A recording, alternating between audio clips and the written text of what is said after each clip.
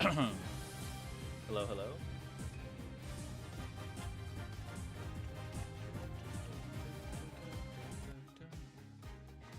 All right. Let me see. Burn. It looks like everything's good. Yeah, Athena time. Hello, hello. Is already the 5th game? Yeah. This I remember playing, but not very well. I definitely remember the first case at least. I don't remember Simon Blackquill very well though. So, Ermi. But yeah, it's already the 5th.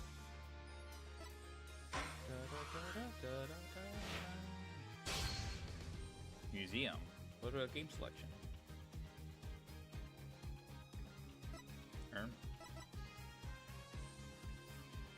Am I missing something? Oh, here we go. It's full screen. Okay, Q and E. Here we go.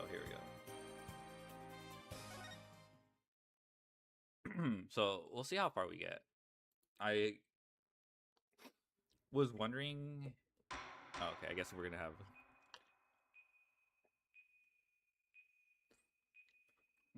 Okay, anime cutscene. Yeah, I remember the detonator. Literal detonator. But yeah, I don't know. I was thinking of not doing this. Mostly because 5.2 is one of the worst I've heard. It is actually better be bad. 2.3 was bad, but not like as bad as people made it out to be. But like the case itself wasn't that bad. It was just like a lot of the characters were unlikable. It's called the Gatinator, I know.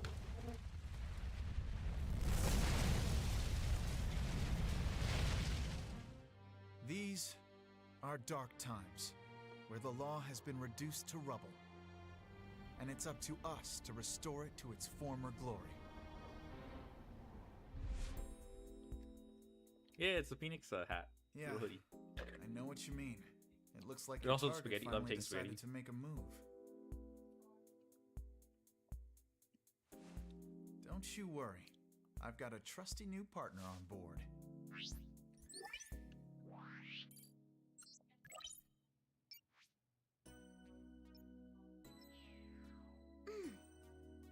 Done.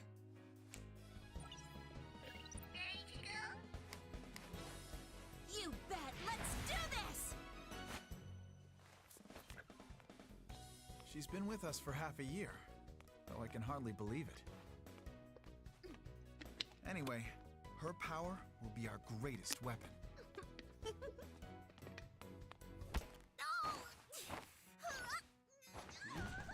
Are you alright, miss?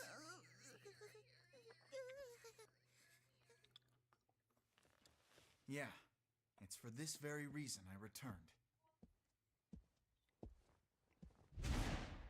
Time to bring it to an end. Oh my god. Da, da, da, da, da, da, da. Oh, the Trucy locket.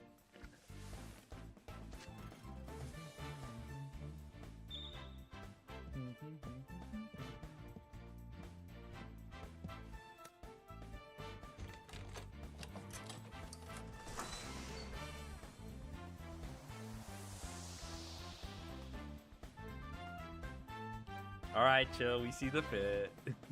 Chill. AA4 had a lot of Phoenix glaze. I'm not gonna lie. Ermi, E.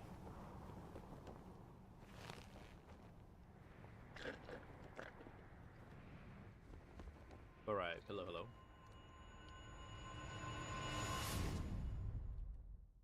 Yeah, so I was thinking of just playing Yu-Gi-Oh, but I'm like, you know what? Today is the anniversary of Phoenix getting hit by a car from case 4-2 or 4-3. I forgot. I think it was 4-2.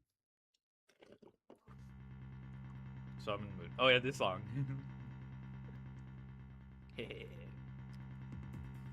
But the best thing about bombs is how they erase and destroy without discretion. Okay, that's not it. That's it.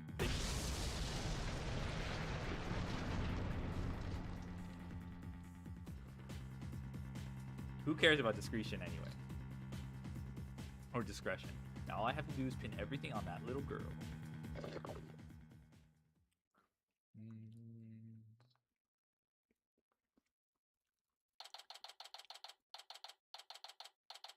Oh, there's a different sound effect for this one.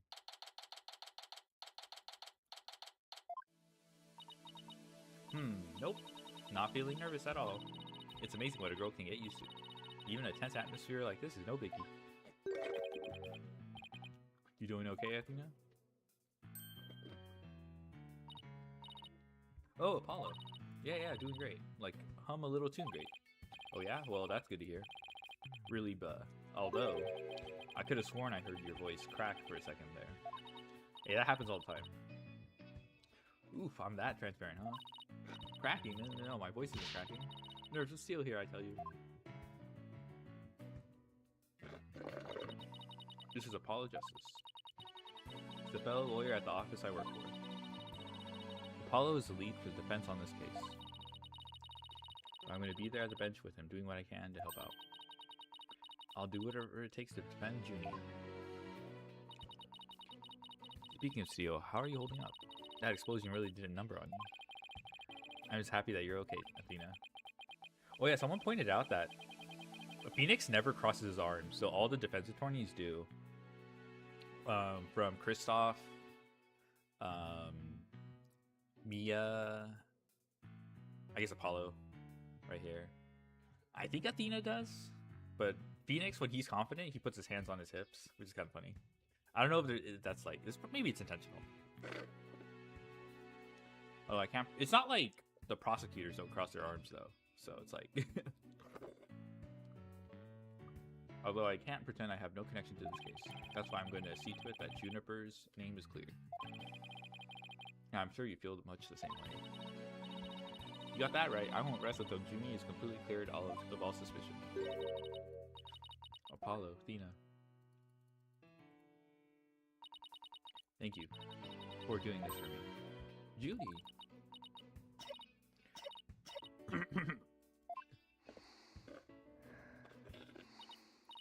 Hey, are you okay? Sorry about that.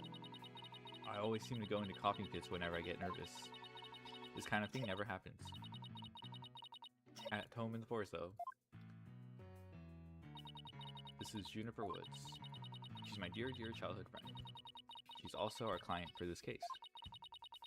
The news keeps repeating that Junie is the alleged bomber. That's ridiculous. There's no way Junie would do anything like that. I brought you a little snack. Let's go, Athena. Just a little something from my garden. Yeah, I wasn't planning on doing this, but I heard 5-2 was bad, and I was like, you know what? Might as well get it over with. Just rip the band-aid while I have time. I'll just get over 5-2. Hey, thanks. So, is this an orange or a tangerine? I just spilled some boba on me. It's an orange, my grandma says. That orange is the color of strength and endurance. Oh, I get it. Strength for the trial, right? Tutorials 3 hours? What's the issue with 5-2? I don't know exactly. It's not for the same reasons for 2-3 though. I think it's like it just drags. Like the answer's right there, but there's like plot contrivances. 5-2 is also the longest? Bruh. Yeah. God damn it. Yeah. I feel like 2-3 people only like a lot of the hate comes from the weird Diddy disciple behavior, which like is fair, but plot wise it was okay. I mean, I think the villain of 2-3 was like, you know, I don't know, I did like Acro at the end. And the reveal of like where he was hiding everything, hiding the bust. This is going to be ass.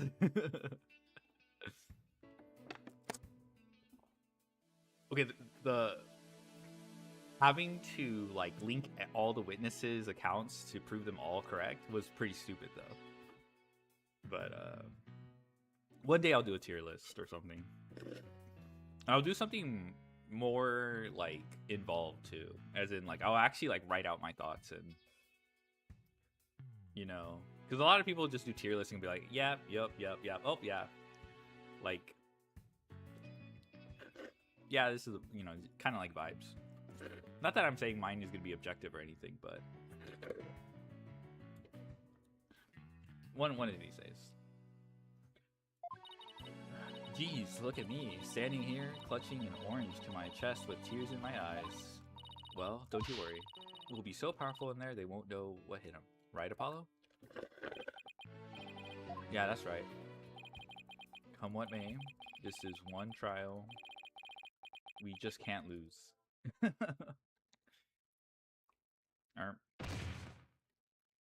This guy was R farming the whole time, even though Apollo,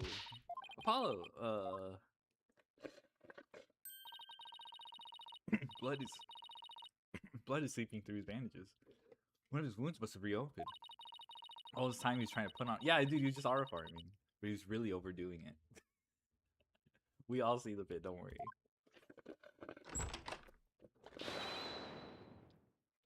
Mr. Justice. Huh? The trial is about to start, sir. Please proceed to the courtroom. What now? After doing all of A, can you make a tier list for each character with F tier being Data Disciples? Your S tier being goaded and C tier being LARPer? LARPer. I'll think about it. Those aren't terrible. Honestly, they don't even need an F tier. They just get their own. They just get their own category.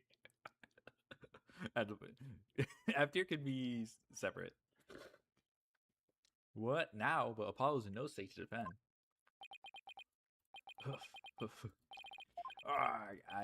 I have to defend Juniper.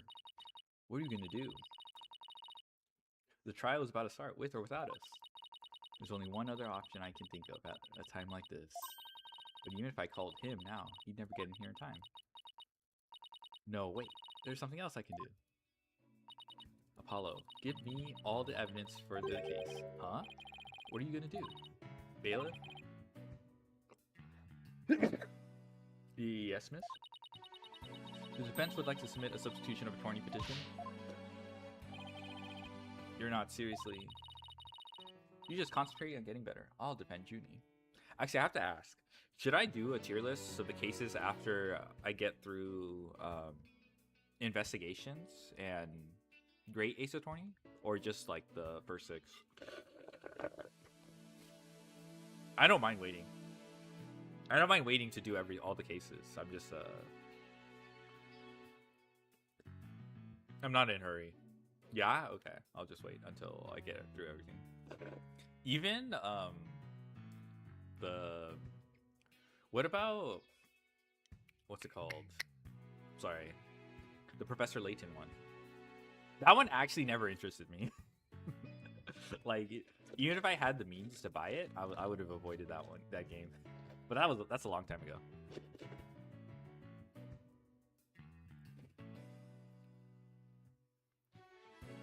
IDK?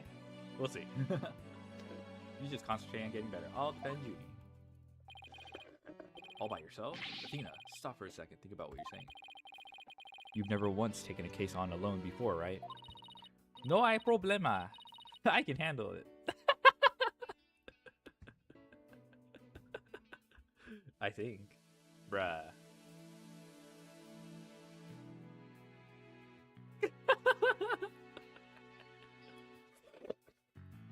Okay. She's speaking Reggie-lish. But I guess it's really up to you, Junie. Would you be okay with me taking over? Sure. I believe in you, Dina, and that's enough for me. Let's go. The client believes in us. It's only up to us to believe in our client. You're worried for me, aren't you? To be honest, I'm pretty nervous too. I think my heart might just burst out of my chest. But you're in no shape to stand at the bench now, so you just have to leave it to me. Alright, I can see your mind's made up anyway. I hate it that I can't be there. But I know you'll give your utmost to defend Juniper. You bet I will, rest assured of that.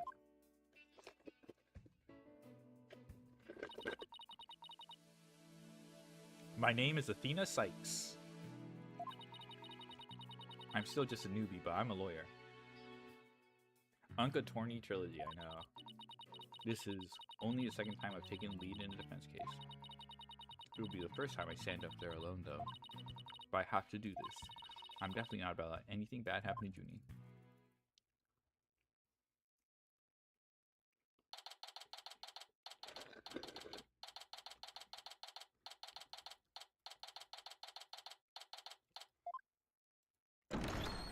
Let's go. I like how they're trying to be immersive with the 3DS. Court is now in session for the trial of Juniper Woods. The defense is ready, Your Honor. The prosecution's also ready, Your Honor. Uh-huh. And what is the meaning of this? I was under the impression that Mr. Red Monkey would be my opponent today. What did he mean by this? Yes, well, a substitution of a Tory petition was submitted just a few moments ago. Due to an explosion in the courthouse yesterday, Mr. Justice is unable to continue. I see. Not at all surprised. He used that as an excuse to run away. Oh my god. This guy only talks shit when he's not in the room. With me as an adversary, who wouldn't want to feign illness in order to escape? What? The nerve of that guy. I'm going to give him a piece of my mind. Well, I would if I wasn't so nervous. This is an arrogant jerk. You arrogant jerk. No, Widget. Is my hearing getting worse? I could have sworn I heard the defense say something just now. No, you didn't hear anything at all, especially not from me. How odd. I could have sworn I also heard something. Oh, that would be my indispensable partner, Widget. Why did certified fraud get a full head of hair? You know, he just took a trip. Got a few transplants. He sometimes blurt out what I'm thinking. Hey, well then. If that's the case, then it's a clear contradiction to what you just stated. Uh-oh. A contradiction? You just stated you said nothing. However, that device of yours says what you're thinking. And you indeed said I was. What was it? Elegance at work? Bruh. Actually, it was arrogant jerk. At any rate, what does it matter if it's a red monkey or a yellow monkey? Facing me. No fresh out of law school rookie can defend this witness. Mr. Payne, I believe that's enough. Let us get back to the case. Of course, Your Honor. I'm more than ready to show this little girl why they call me the rookie humiliator. Bruh. I knew it. He really is an arrogant jerk. Arrogant jerk! Roku Go? 6-5. 2 away. Thank you for the stream. Miss Sykes, if you continue to insult the prosecution, I'll remove you from this court. I'm very sorry. It was just a knee-jerk reaction. Now then, Mr. Payne, your opening statement, if you please. Thank you, Your Honor. Now then, the incident occurred yesterday here at this very courthouse in courtroom number 4. At that time, the trial for a search and bombing was being held in courtroom number 4. Ah yes, I was presiding over that trial as well. And Mr. Justice was there as a lawyer for the defense. A bomb that was being presented as evidence suddenly went off during the trial. Bruh. It was a terrible incident, and courtroom number 4 was completely destroyed. Fortunately, we were able to start evacuation procedures before the explosion occurred. Just a few seconds more and it would have turned into a horrific loss of human life. But there was, in fact, 1 death, was there not? That is correct, Your Honor. When courtroom number 4 was examined after the blast, the body of Detective Candace Arm was discovered. She should take the stand as a witness later in the trial. I suppose she wasn't able to evacuate in time. What a terrible tragedy. I must admit, I stumbled at least 10 times myself before I was able to escape.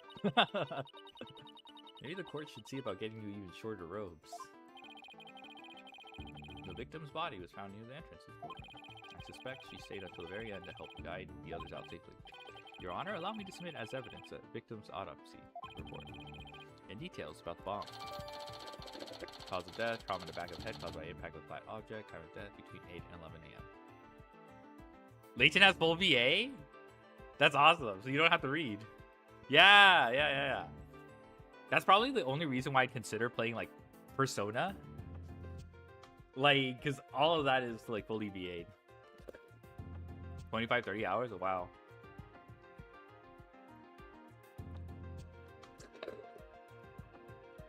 That's awesome. Actually, you have to submit evidence before court. True. What the heck is... Time on to destroy the courtroom is hidden inside a stuffed animal. What does that mean? Okay, I know how this works. All evidence for the trial is filled in the courtroom. We don't have that in JP Fornia. My bad. When I want to check something, I just use E. No examination, bruh. Oh.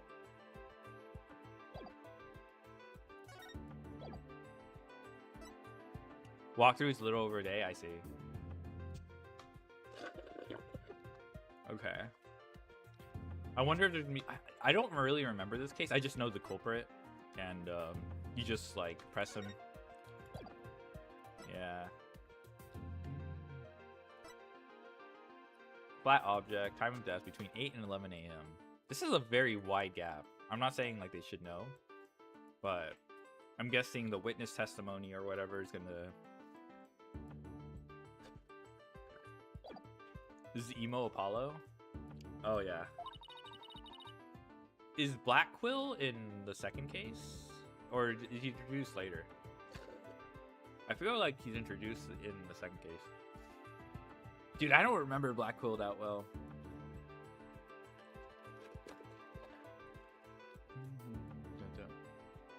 I'd better take a peek later. Now then, please call the accused to the witness stand.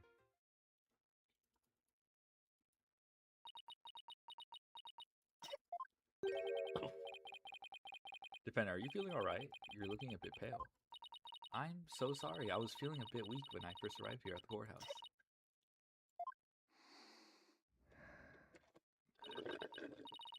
But I'm alright. Junie's really giving it her all. I'd better make sure I do the same. Heh. Will you please proceed? Your name and occupation, defendant. Juniper Woods. I'm a high school student. Miss Woods, can you confirm you were in the courthouse on the day in question? Yes, I came to know Apollo Justice through my friend Dina. Huh. And so, I was there yesterday to watch his trial and lend my support. Something's wrong. Junie's really scared. Hehehe, do you know I'm also known as the defendant humiliator? Bruh. Who asked? It looks like I have yet another chance to show everyone how I earned that moniker. Does this arrogance know no bounds? I have to protect Junie no matter what. Hey, you arrogant Prosecutor Payne? What is it? You want me to demonstrate why I'm known as the Rookie Humiliator instead? Deep breaths, Cecilia. Don't let him get to you. Prosecutor Payne, Junie's telling the truth. There's justice also backed up her claim when he saw him in the defendant lobby. And Junie said that he was glad to get the lotus fruit you gave him too. He was? My grandma says lotus fruit is good for your eyes. She said they can even help you see into the future. Oh, of course Apollo gets the eye the eye enhancement. They can? Then that's the perfect present for a lawyer. And if that's true, I guess he must not have eaten them. A sweet, neat girl like this, blowing a courtroom to bits? I must say it's very hard to believe. Now, Your Honor.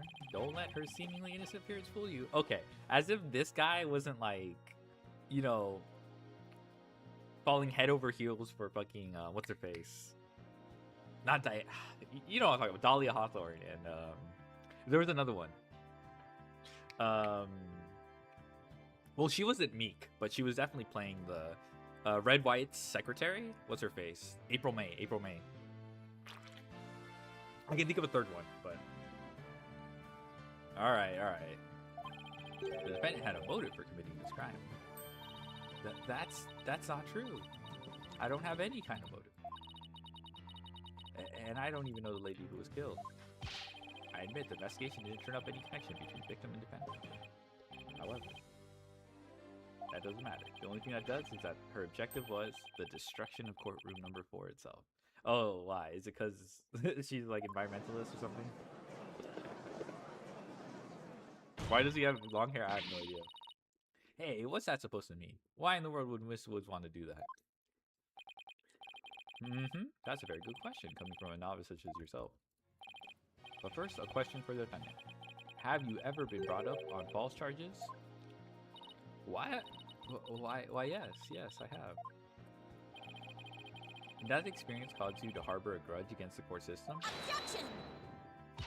Now wait just 1 minute. If that kind of thing was a motive for blowing things up, then every one of our clients would turn into bombers. That's a valid point. We wouldn't have a single courthouse left standing in the land. It's just a funny way of entertaining these. I can see the accused isn't the only one who might bear resentment against courts, but Miss Woods is the only person who could have committed this crime. Why? Because we have found some decisive evidence. Yes, decisive evidence that proves the defendant's guilt. Decisive, huh? I'll believe it when I see it. It involves a very unique aspect of the bomb itself, Your Honor. What exactly was so unique about it? Oh, it has some of her paraphernalia, I guess. Why don't we have Miss Sykes answer that question? Huh, Moni? Oh, is she called Sykes because of, like, her power has to do with psychology? That's pretty funny. I noticed that you appear to be very nervous. And well, gentleman that I am, I'd like to offer you the chance to gain some confidence with such an easy question. Okay, dude. Oh, this is so cringe, bruh.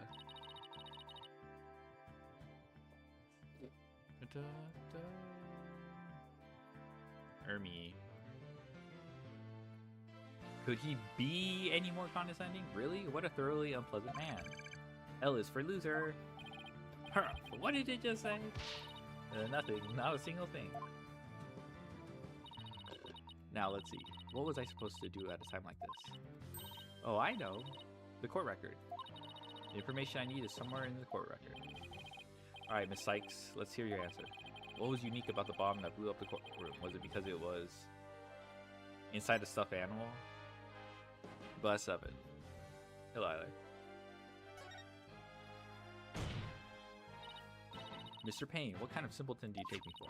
It was stuffed inside a stuffed animal. Okay, this is... I know where Payne's going with this. Its evil intentions covered up by a cute exterior. Yeah. Hey, very good. Have a cookie. The bomb that went off in the courtroom was hidden inside of a stuffed animal. You're gonna profile her, you know, like, oh, she might be cute, but she might harbor an evil grudge or something. There, how do you like that? Not bad, huh? I am fine, just like I said from the start. I can do this. Yes, as I recall, the bomb was inside a stuffed animal the whole time. I never even got to take a look at it. But what connection does this impish elephant have with the defendant? The answer to that question lies in another piece of evidence. Oh, which I have here. What, pray tell, is this? It appears to be a little singed. It's a tail, Your Honor. The tail of a poor victim of the explosion. This is incredible. Are you saying it's Detective Arm's tail?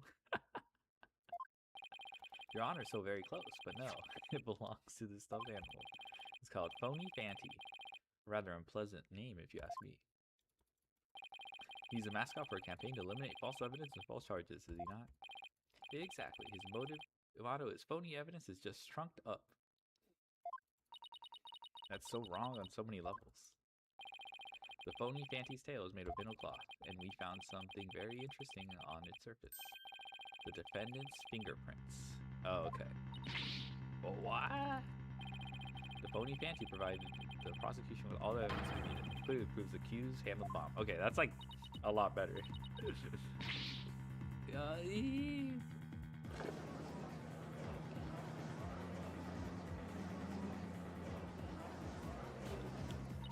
But that doesn't make any sense. Why would Junie's fingerprints be on it? That does appear to be pretty irrefutable evidence. The court accepts it as evidence. Miss Woods, do you have an explanation for this? I don't understand. How about you, Miss Hikes? Do you have any plausible explanation to refute this decisive piece of evidence? Well, cross-examination. I can't do it. I can't think of a single thing. There's sunflower, yeah. I better come up with something for Junie's sake. If you can't produce an answer, you could always go straight to the ruling, if you prefer. Ah, no, I have to say something fast. Oh no, I can't get my voice to work. Why, now of all times? Uh-oh. I thought I overcame this already. Maybe I'm still not ready to stand in court.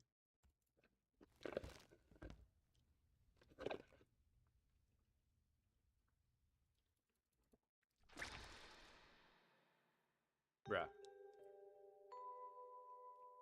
Oh, I remember this. Okay. Okay. I mean, I won't say much, but like...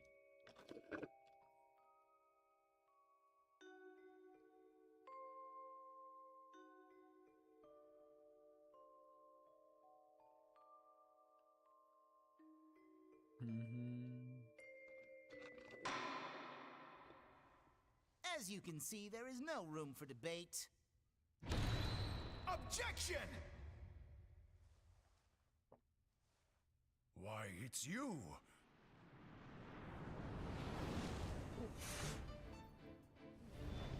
Oh my god.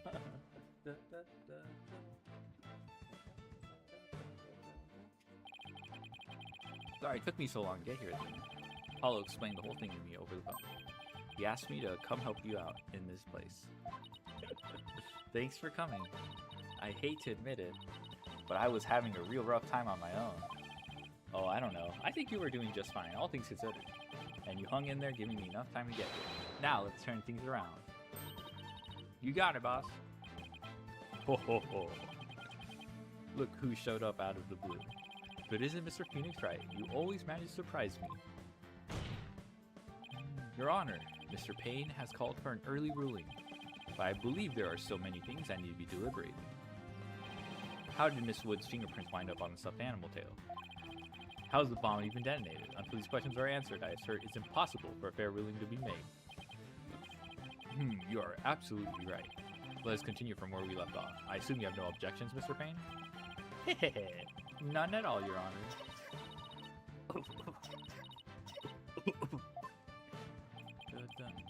Miss Woods really looks like she's having a hard time. Junie's really struggling, Mr. Wright. I get the sense she's afraid of the courtroom itself. News of yesterday? Yeah, it was understandably very traumatic for her. Poor thing. Here she is back at the courthouse again, being so brave. I'd like to make a request, Your Honor. If at all possible, I'd like to have Miss Woods rest in the lobby. Given the defendant's condition? Very well, I grant special permission. You go get some rest, Junie, and leave the rest to us. Okay. Thank you. Sorry about this.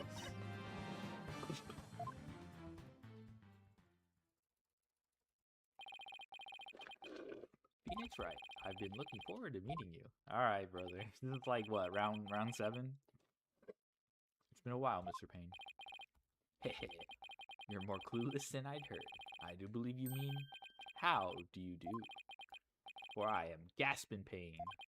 I am the younger brother of your long-standing rival, Winston Payne. Bruh. What? Long-standing rival? When were we ever rival, let alone long-standing? You'll see, Mr. Wright. I'll cleanse Winston of the disgrace he met with you at your hands. Okay. Ugh, looks like this royal pain is going to be as thoroughly unpleasant as the other. Hehehe, Your Honor. Prosecution would like to call a decisive witness. This witness will testify as to how the accused detonated the bomb in the courtroom. Very well. Please call your witness, Mr. Payne. Okay, brother.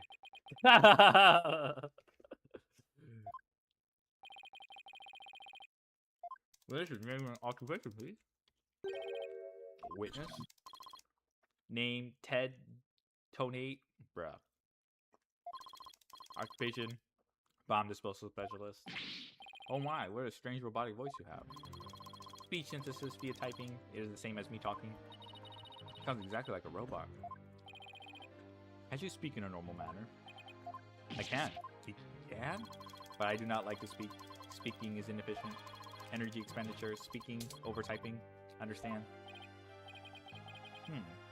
What an odd witness. Mr. Tonate was in charge of the bomb for that trial and was there when it went off. Being a bomb squad specialist, do you have any relation to the victim? Negative. I first met the girl while on this job. Many people are employed by the police. I know only a fraction of them. However, I was shocked when I first discovered the body of the victim. Shocked?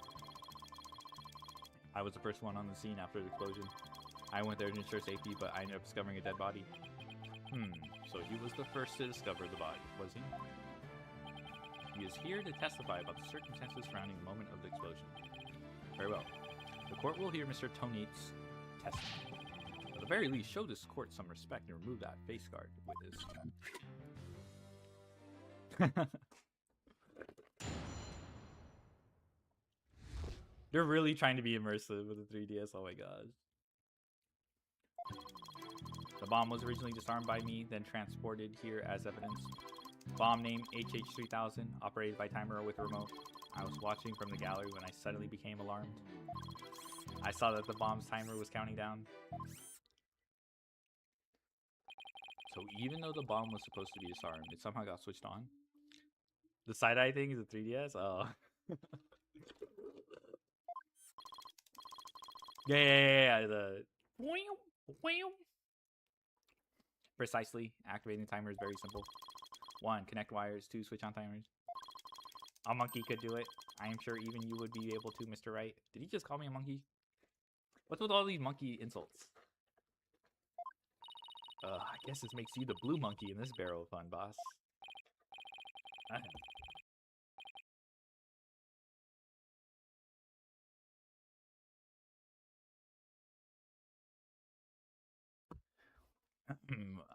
I'd now like to begin my cross-examination. Huh?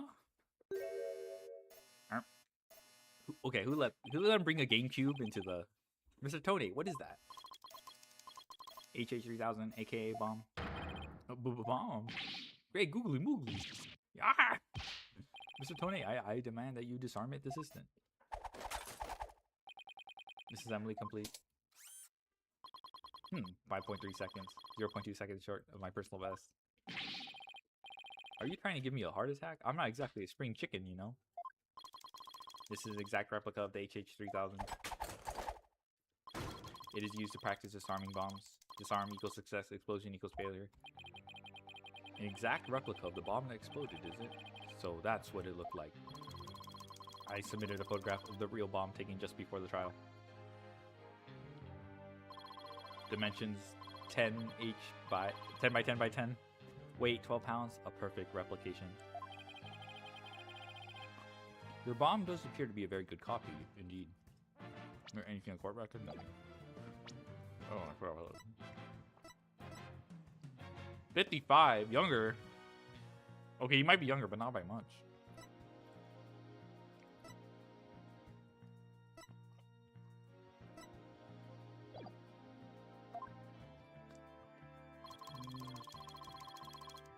Yes, however, I could not replicate the detonate mechanism. It was a very puzzling wiring setup. It is regrettable I cannot replicate it. Witness, that's enough. There's no need to replicate anything.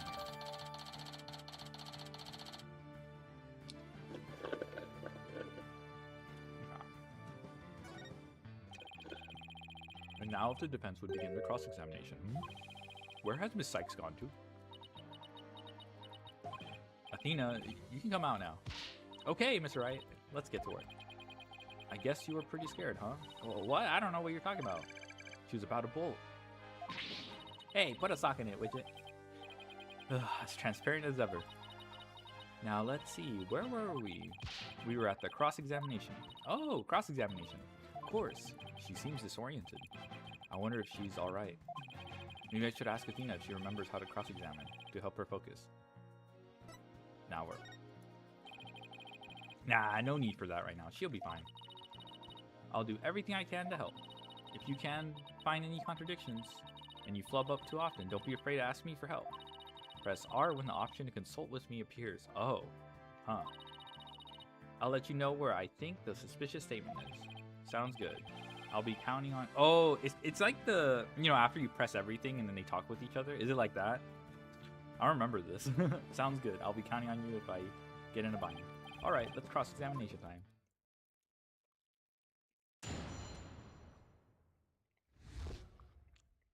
Yeah, okay. Okay. Transported here as evidence. Bomb name, HH3000. Operated by a timer or with a remote.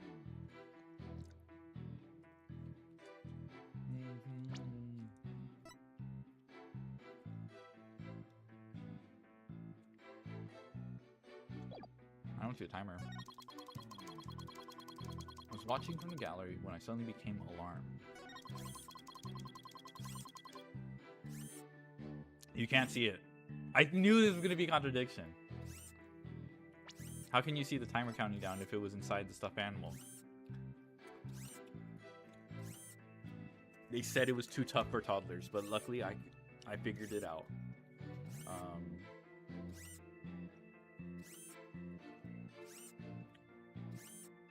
Give me a second. Gotta respond to this. Da, da, da. Da, da. Da. Da, da. Oh my gosh, give me a second.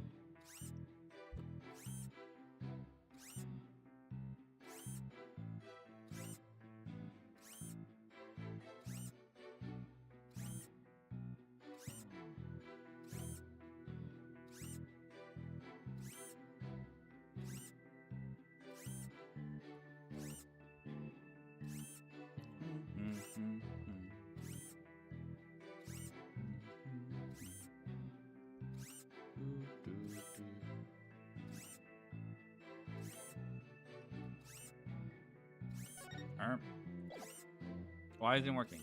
Objection! Okay, that was too easy. So you say it's the bomb's countdown, is that right?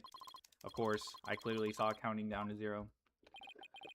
And I say that you are clearly lying. What are you talking about? There is no way you could have seen the bomb's timer. After all, the bomb was concealed inside a stuffed animal. Mr. Tony, how can you claim to know the bomb was about to go off when you couldn't even see the timer? Ah, but that what? No! That does seem like a glaring inconsistency indeed. Witness, how do you explain this? Well, Ooh, that was great, Mr. Wright. You found a contradiction right off the bat. Always remember, Athena, when you find any inconsistency in witness testimony, there's always reason behind it. It could be a lie, a hidden meaning, a secret. Whatever it is, it's up to us to dig it out. And pointing out every contradiction you find is the best way to do it, right, balls? Now the question is, what can we dig out of Mr. Tony? Well, let me see. No. There must be some mistake. Oh, yes, of course. I remember now. The sound. I knew because of the sound. Sound? What sound? When the timer of this type of bomb is switched on, it beeps softly. Beep, beep, beep.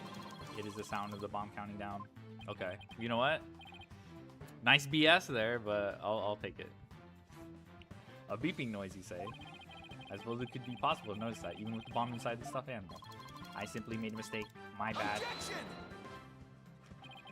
How in the world did you hear such a tiny little sound all the way from the gallery? Listening for the sound of a bomb's timer is an integral part of my work. I constantly undergo training so that I will never miss it. I hardly think training would help you hear something so soft from so far away. What now? Are you making light of the fine science of disarming bombs? It is a solemn mission that I put my life on the line to perform. What kind of specialist would I be if I could not hear a bomb timer? It's not like disassembling a toaster, you know. Now he's just showing off. You keep asserting that the sound was too tiny to hear, but the only tiny thing here is your skill as a lawyer. Being mistrustful is not an attractive quality, you know. And you're just overflowing with attractive qualities, are you?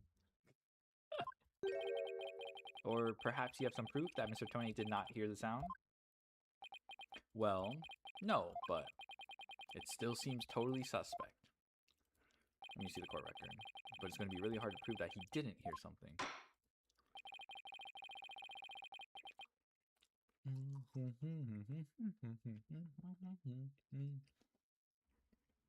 If I have this correct, the prosecution argument is that someone reactivated the bomb before it was brought into the courtroom. What I don't understand, Mr. Payne, is why you believe that person to be Miss Woods. And that's simple, Your Honor. Mr. Tony happened to be there when it happened. He was there when the defendant rearmed the bomb. What is this now? It happened before the trial started. It was when Detective Arm and I were transporting the bomb. Wait, didn't he say he had no connection to this person?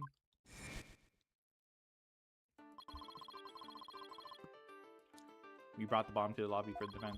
Bomb equals evidence. The lawyer wanted to see it before the start of the trial. Looking for a chance to get the bomb? Miss Woods was already there in the lobby. Her goal was surely to rearm the bomb and steal the remote switch. The remote switch? Yes, the switch that controls the bomb remotely. Duh. It has been missing ever since the incident. Missing remote. Okay. I am partially to blame. I left the bomb and remote on top of the transport case. And they were rearmed and stolen while I was talking with the lawyer. The defendant then used the remote from inside the courtroom to start the trial. Objection! How can you assert so unequivocally that the bomb was rearmed in the lobby? Objection! The bomb was safely secured in the transport case. The only time it was outside of the case was in that lobby. Therefore, that was the one and only opportunity anyone had to meddle with it. Only if we accept that she's the culprit. It's, you know, far-fetched right now, but as far as Ace of 20 goes,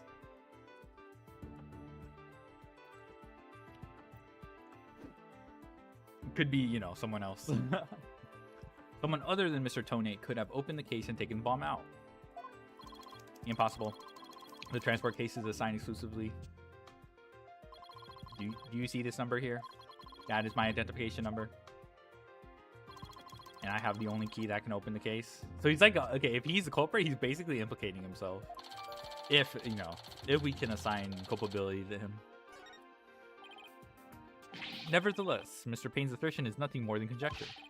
You have no proof that it was Miss Woods who stole the remote switch. And by the same token, you have no proof that it wasn't her. But what I do have is a piece of evidence that proves the defendant handled the bomb. Yeah, the fingerprints. Ah, the tail. 5 minutes, 24 seconds, 2.3 deciseconds. The defense's advantage lasted a mere 5 minutes. Talk about a rotten hand. As long as they have her fingerprints as their trump card, I'm at a big disadvantage. It appears we will have to hear from the defendant herself once more. I wholeheartedly agree, Your Honor. I would like to recall Miss Woods to the stand. I trust you have no objections, Miss Wright? I'm worried about her condition, but we do need her testimony. On the other hand, I'm not sure I want to make Athena mad. I can read your feelings, you know, boss. Guess there's no hiding from her, huh? Don't worry, I know we need her testimony. But if anybody picks on her again, they'll pay. Guess she's already at anger level 1. Don't worry, I'll stop the proceedings before I let anything bad happen to her. Defense has no objections, Your Honor. In that case, I will take my leave. Before I do, there is just one more thing, Mr. Wright. Is it? Me? Yes. Dismantling bombs is my job. Dismantling the case is yours. Do you think you can handle it? I look forward to seeing you try. This guy is hiding something. I just know it. Now, if you'll excuse me. Bailiff, please go out to the lobby and bring back this defendant. Okay. Junie. Hi, Athena. He looks even more soft than before. Don't worry, Junie. We're here for you. Thanks, Tina, and I'll do my best to. You blew up the courtroom because you bear resentment against the courts, correct? No, of course not. What's that you say? I can barely hear you. I haven't done anything wrong. This prosecutor's scary. Objection!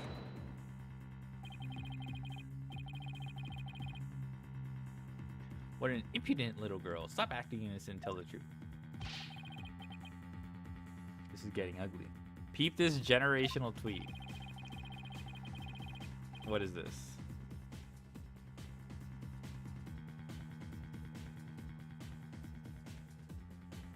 LARP detective opinion rejected.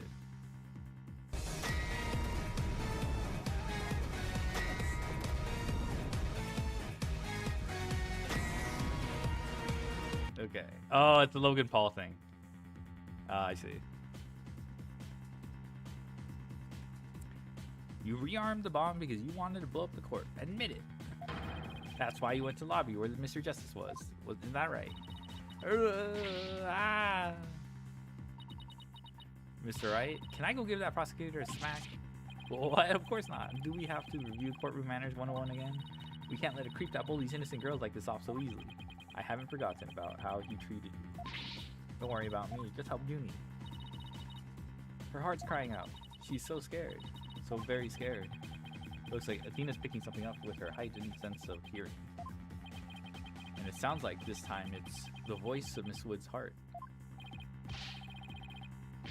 Don't deny it. You stole the remote switch and used it in the courtroom, didn't you? Objection! Your Honor, please put a stop to this. Mr. Payne is badgering the defendant. Yes, Miss Woods does seem quite frightened. Mr. Payne, I ask that you behave more like a gentleman. Ah, but don't you know, Your Honor? There is no more a gentleman in this world than I. As if gentleman or even a gentleman would behave like he does. Don't let that rude ruffian win. Dina! How dare you call a gentleman such as I a rude ruffian? I'll have you know I attend manners class every Saturday. I'm more than just a mere gentleman. I'm a genteel man. Right. Not when you're terrorizing a young lady, you're not. I demand my money back from that manners class if I were you. Alright. I should probably be the adult here and stop the two of them, but... Mr. Payne, that will be enough. Certainly, Your Honor. No further questions. Let's move on to the defendant's testimony. Miss Woods, please share with the courtroom what you were doing when the bomb went off.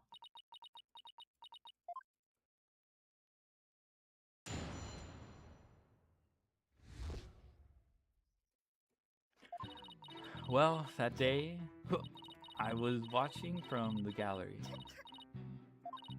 The bomb went off. And rubble started falling. It fell on top of me. Junie's clearly in pain being forced to recall the bombing like this. She can't even get her words out. This isn't gonna work, so what now? Hey, wait a minute. Even if she can't vocalize what she wants to say, we can listen to what's inside her heart. Yes, now's the perfect time to use Athena's power.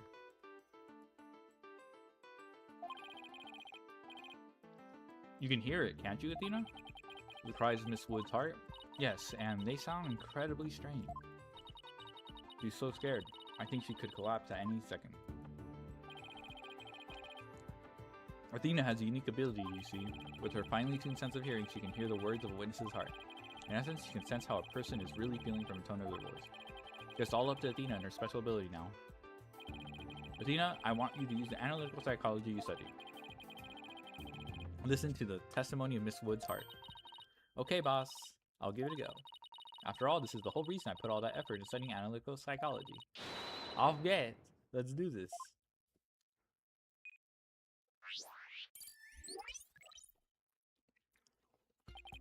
So your holographic thingamabob can show us how Miss Wood is feeling, right? In a nutshell, yes. The motions and images I picked up on just now while listening to her testimony.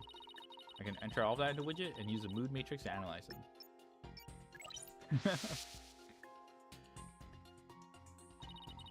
These mood markers here reflect fluctuations in Junie's emotions. When she feels happy or is enjoying the memory, the happy marker will light up. she feels angry or frustrated, the angry marker will react. Okay. When she feels sadness or is frightened by memory, the sad marker will blink. And when she feels surprised or confused, the surprise marker will let us know. So with your special ability in Widget's Mood Matrix program, you can track how Miss Woods is feeling as she testifies. Talk about the wonders of technology. Yep, now let's give it a shot. I'm picking up on some kind of discord, or noise, in June's heart. See here, this is what noise looks like in Mood Matrix. The result of inconsistencies between her testimony and her feelings. We can pinpoint these inconsistencies, the noise level should drop.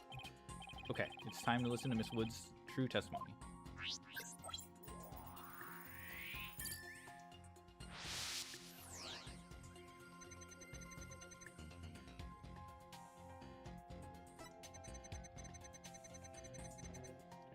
Okay, watching from the gallery, alright. Okay. The surprise. Rubble started falling.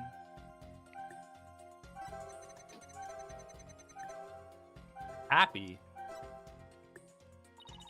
Not sure how I feel about 3D Model Phoenix? Yeah. You have a good grasp on Junie's emotional state now. This power of Athena's is incredible. And I'm seeing an unexpected emotion that's inconsistent with the content of her testimony. What? Already? Yeah, why is she happy? Look at this. When she says it fell on top of me, the happy marker is reacting. Well, look at that. That is odd. There must be a reason for this contradictory emotion. We just need to do some digging. When you find an unexpected emotion, you will first need to pinpoint, cue it, and then select the unexpected emotion or reaction from the 4 mood markers with space. Alright. Cue. Widget is registering joy when Miss Woods recalls a rubble falling on her. There must be a reason for this unexpected emotion. Miss Woods, as the rubble was falling, was there also something that made you feel happy? What? That's right, the feeling of happiness is spreading throughout Junie's heart. Keep going on to this point. I bet Junie will start to calm down. Great, let's hear what she has to say. Just as I was about to escape this courtroom, the bomb went off. I was so startled. I tripped. And then rubble started falling on top of me. I really thought I was done for. But just then, Apollo came and rescued me. Oh my god, this ship. Apollo. He used his own body to shield me from the rubble. So that's when he sustained those injuries. Do people ship Apollo and Clavier? My body's a shield? Yeah, my body is a shield. Unironically, my body is a shield. Pay 1,500. I thought someone said Apollo's god of sun. Yes. Yeah, yeah. That's why she likes him? Because sunflower? Oh, that's so cute. Oh, it could be like one-sided, I guess. Like Junie really likes him. Ah, that makes sense. Yes. How do you feel, Junie? You're talking about Apollo give you some... Yes, Apollo is just like the sun. Strong and bright and warm.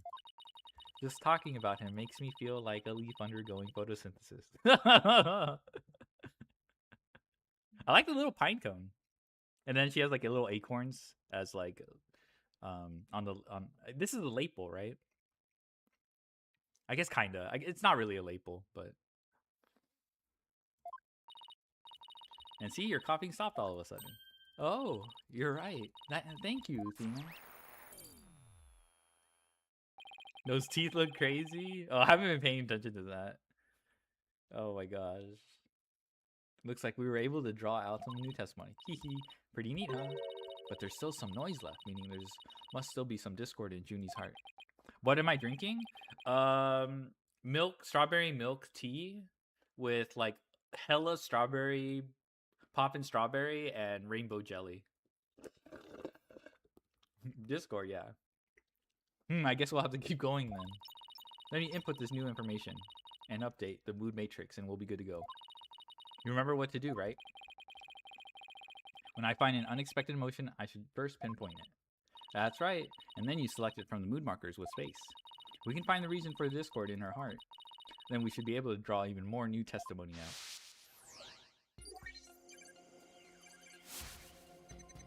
Okay, tried to run, but I was too slow. Before I could get away, the bomb went off. Okay, I imagine you'd be afraid of a bomb, or I forgot what this one act. I think this is afraid and sad. I was so startled, and I tripped, and rubble started falling on top of me. I thought I was done for. But Apollo came and rescued me. I guess we pinpoint the You find her Discord post, you should be able to expose her. You were happy when Mr. Justice rescued you, weren't you? Yes, I was really happy. But was there also something you felt sad about at the same time? This is so weird because like you're just getting this from nothing. Like I'm sure the court is aware that you're doing the little software thing to figure out her emotions, or but it just like it feels out of context. Sad. The reason I ask is when you were describing how you were rescued, we sensed a little sadness too. Oh, I think it's probably because of Bum Rap Riney. Bum Rap Riney. Bum Rap Riney? Well... Oh! Does this tale belong to a different... A different stuffed animal? That's right. I brought my stuffed animal, Bum Rap Riney, to watch the trial with me. Bum Rap Riney and Phony Fanty are brothers. Who knew that legal world could inspire a whole new line of merchandise? Hey, we have Blue Badger, alright? I had Bum Rap Riney with me while I was watching the trial, but it wasn't until Apollo saved me that I realized I lost him as I was running away. My poor Riney, a victim of that terrible bomb. Oh, I know! You can see what he looks like in this poster. No more bum rap. It's for the campaign to eradicate fake evidence and false charges. Oh yeah, there's Pony Panty right here. Pony Panty and Bum Rap Riney, huh? Nothing against the campaign, but why an elephant and a rhinoceros? Mr. Wright, I don't sense any discord in Junie's heart anymore.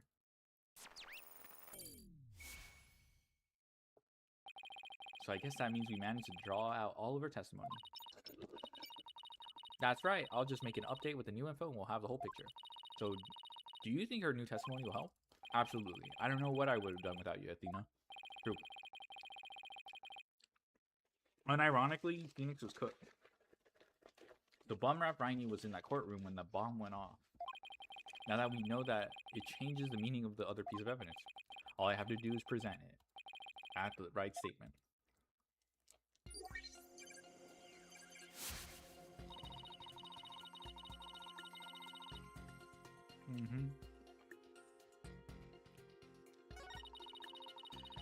I could get out of the courtroom, bomb went off.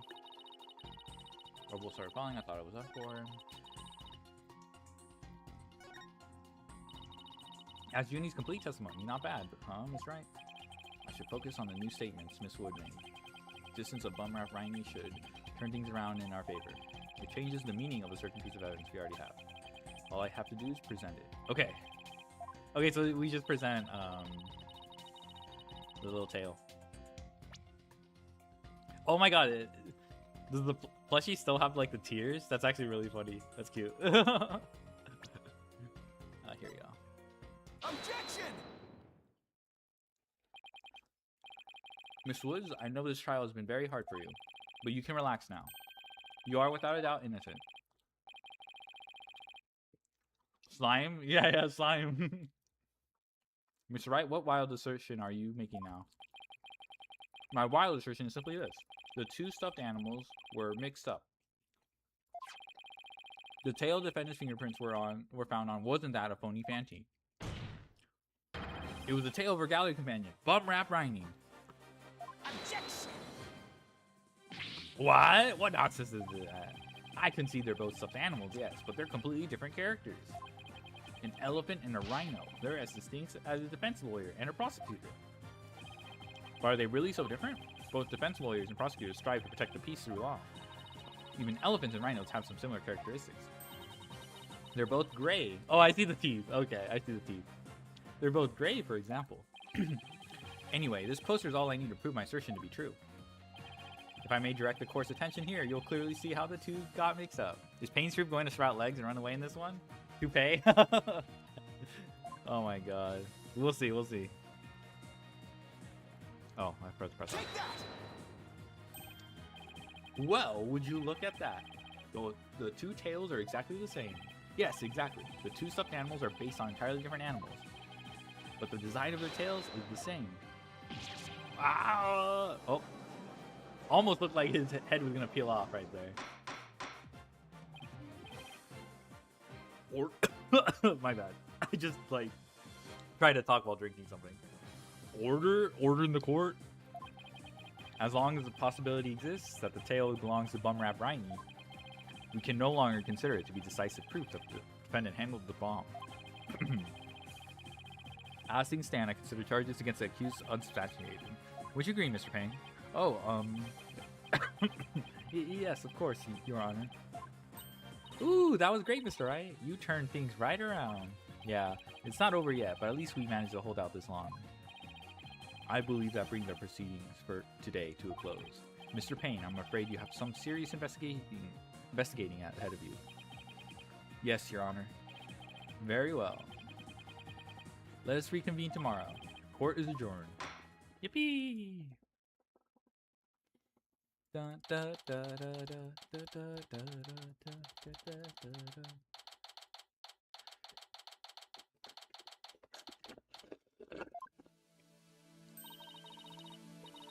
That was so exciting, boss. We did it. True to form, you managed to just barely pull it off at the very last moment. True to form? Gee, I never knew you had such a glowing opinion of me. Thank you for everything you're doing. You did great, Miss Woods. You really stuck it out. And you got really brave at the end. Just what we needed you most, Junie. Thanks to you, we were able to turn things around. Well, you were the one who gave me the courage, Athena. Really? Thanks.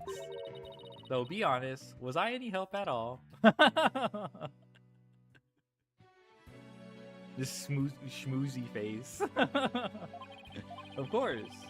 Without you, we've never gotten out of that tight spot. True. Both Juniper and...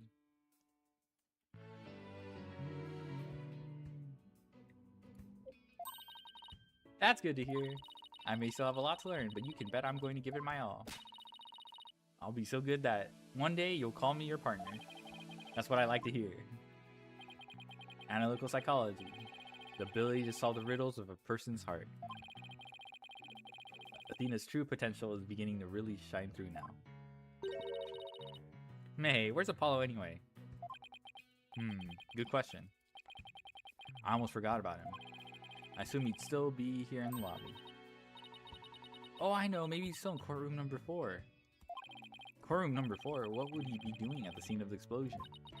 When I came out to the lobby to rest, I told Apollo about Bumrap Riney. I told him I dropped Riney in the courtroom, and as I was trying to escape before the blast. And then, Apollo said he had an idea where Riney might be, so we went to take a look together. My body's in the courtroom, go solve it? True, I will. Huh, I guess Apollo can be pretty nice when he wants to be. What the? So you went looking for Riney together before you were called back into courtroom number 5? Yes. I'd had some time to rest, so I was able to go and look for him. But then, they called me into courtroom number 5 to testify. Apollo insisted on staying there, though. With all those injuries, I wonder how he's managing. I think Apollo might have figured something out. Well, courtroom 6-7? True. Maybe this courtroom isn't big enough. Can't handle all that. Wonder what it was. He told me, I'm going to look for evidence to clear your name, Juniper. Just maybe found some new piece of evidence. Anyway, we'd better go and get him. Good idea.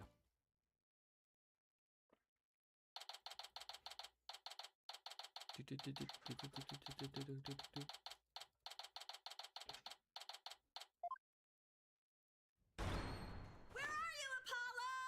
Trial's over for today. on, I know you're...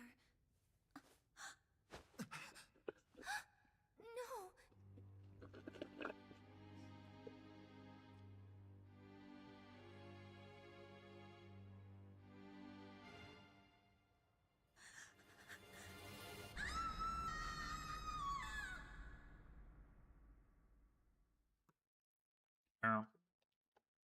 You just got hit in the head with a rock?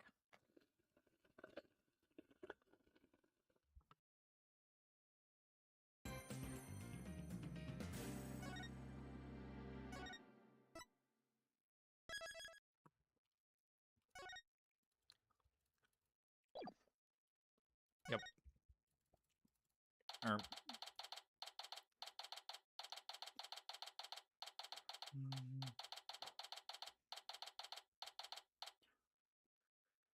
Ermi. This isn't exactly how I envisioned the second day of this trial to start. But given how things ended yesterday... Good morning. I need to do something really quick.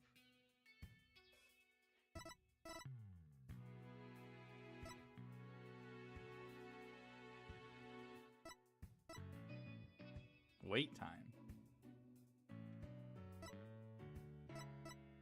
You know what? I give up. The mood sure is tense. Not that that's any surprise.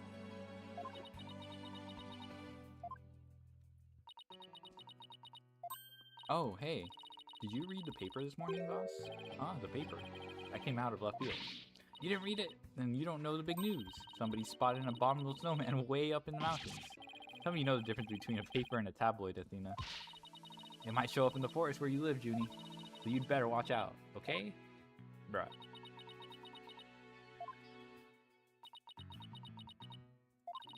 You really should read the story for yourself. I couldn't even begin to do it justice. Justice. Neuron activated. Huh? Oh, poor Apollo. And it's all my fault. Tina! Oh, Junie, what was I thinking? I'm so sorry. What we found yesterday. It was not Apollo's dead body, thank goodness. He'd been assaulted by someone with a blow to his head and was lying unconscious. We rushed him to the hospital right away and looks like he's going to be pulled through. Yeah, saddies, yeah. But it was still quite a shock to stumble into a scene like that.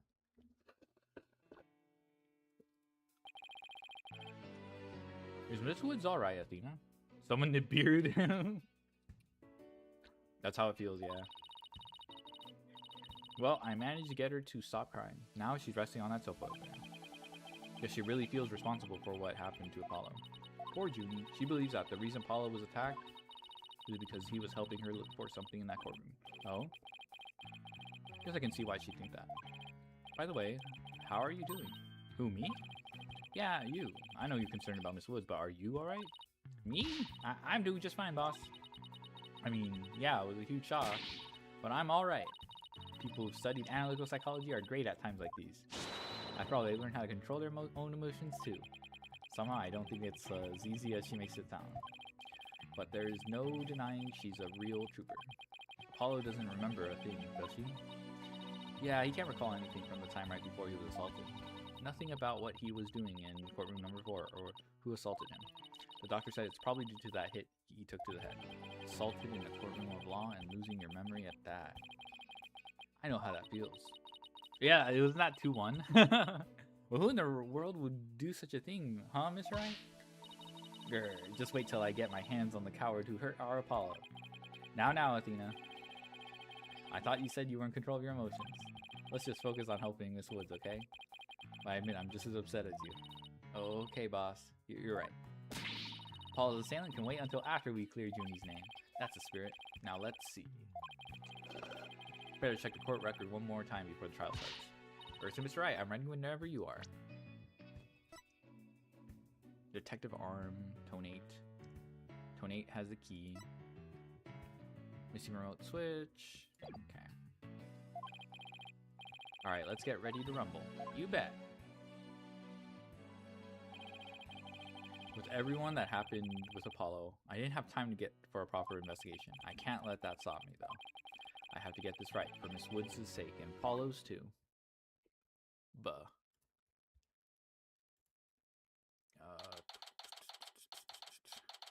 Yippee, yippee.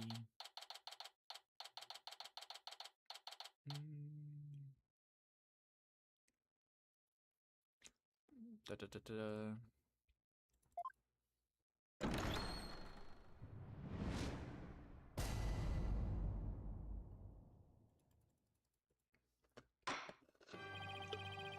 Court will now reconvene for the trial of Juniper Woods.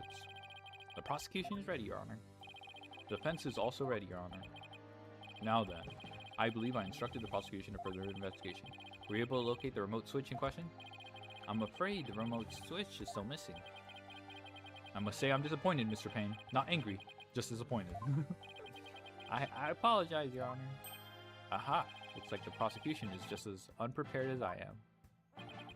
There's a separate matter, however, that I would like to bring up during this trial.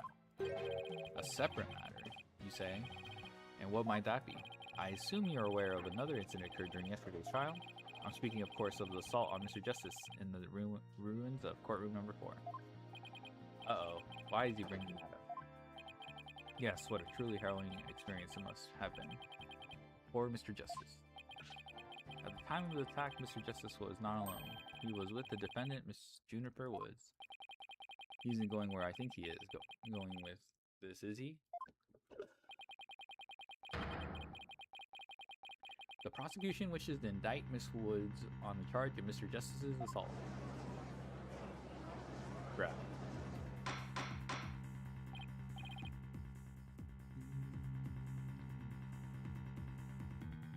Order in the court. Mr. Payne, the incident under deliberation is the courtroom bombing. The assault on Mr. Justice has nothing to do with this trial. Ah, but I believe there is a connection between this case and Mr. Justice's assault. Please take a moment to consider these facts. Both events occurred in courtroom number 4. This is the location in courtroom number 4.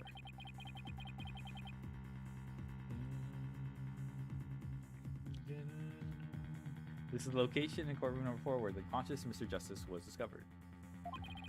As you see, it's quite close to where Detective Arm's body was found.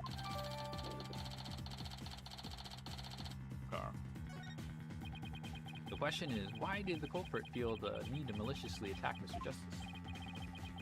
Mr. Justice? Yeah, Mr. Justice.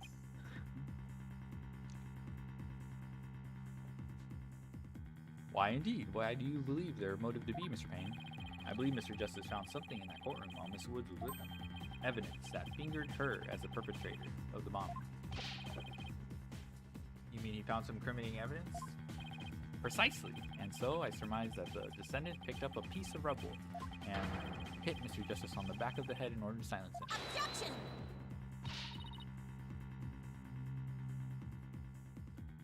Junie would never do such a thing. Payne should never be allowed to say fingered. I don't think anyone should. There was like a low-hanging fruit joke I could make, but I'm not gonna do it.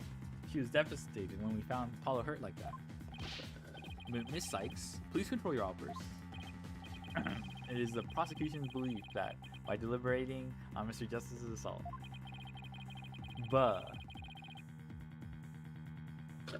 It's low-hanging fruit for a reason. You can probably figure out what I would have said. We will draw ever closer to the truth of the courtroom bombing itself. Very well. Miss Woods is hereby officially indicted on the charge of assaulting Mr. Justice. What? Why are you listening to Mr. Toupee over there? Although, considering our conversation yesterday, I think Apollo might have figured something out. Wonder what it was. He told me, I'm going to look for evidence to clear your name, Juniper.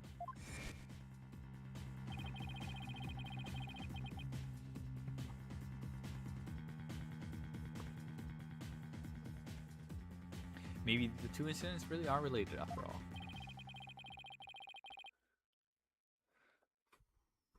I would like to start by hearing from the defendant herself.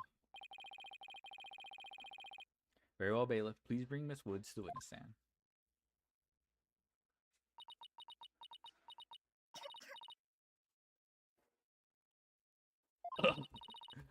I'm sorry. I can't seem to stop.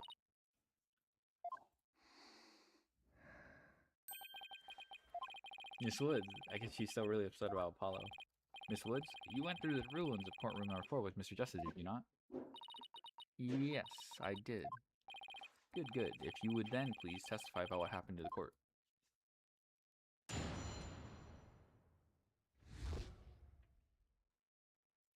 Hola, hombre. Hello, aim lagging. During the trial yesterday, I was overcome by a fit of coughing. Apollo stayed with me and we went to the courtroom ruins together. How are you doing? I'm doing good. Hope you're doing well. But then I was called back to this courtroom to give testimony. Apollo insisted on staying behind in courtroom number 4. I swear I didn't attack Apollo. Why would I ever hurt such a kind person? Da, da, da, da. This card game looking weird? Yeah.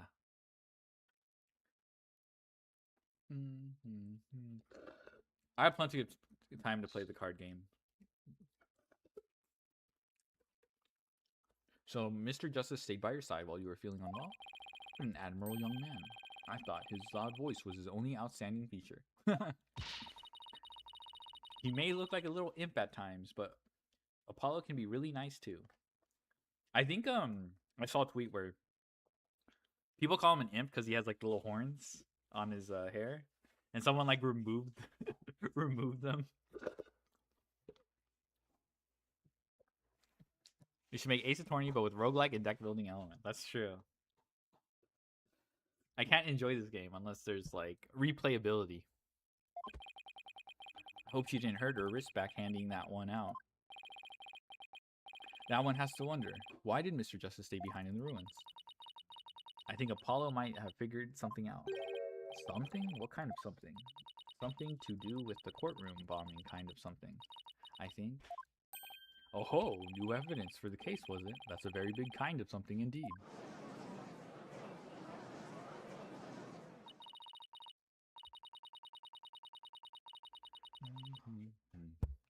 I believe so. He mentioned looking for some evidence when I was called away. Objection!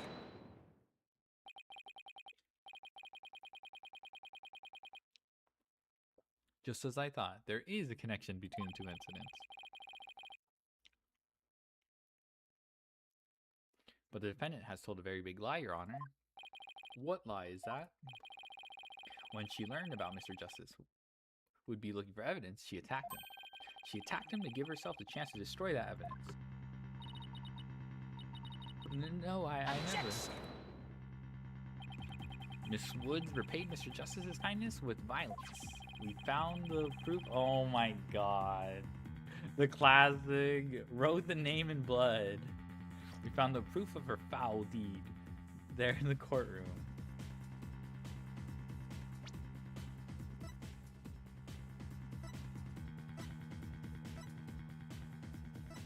You know, I wonder if it maybe it has something to do with this.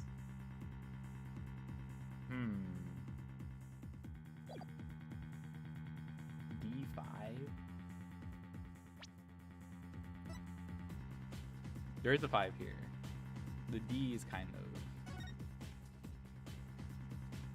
of. I mean, there's 2 O's. Technically, you.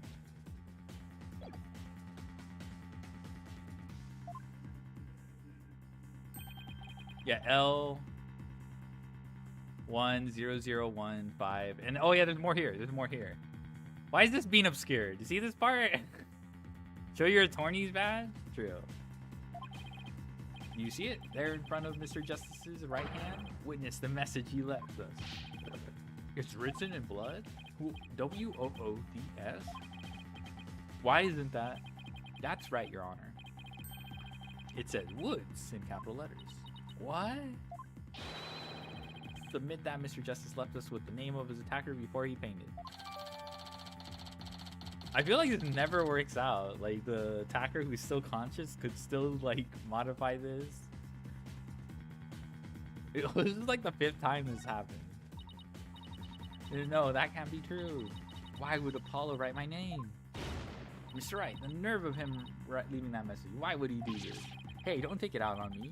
I don't understand it any more than you do. That's right, Your Honor. He spoiled today's Wordle. Yes, get his ass, brother. When we discovered Apollo yesterday. Apollo? No, We didn't even have a chance to rush over to him. As soon as security heard Athena's scream, they ran in and cordoned off the area. After that, they were in the courtroom or with Apollo the whole time. We couldn't investigate anything ourselves, so we had to leave everything to the police. Still, I never thought they would find some bloody writing there. Now then, please begin your cross-examination, Mr. Wright.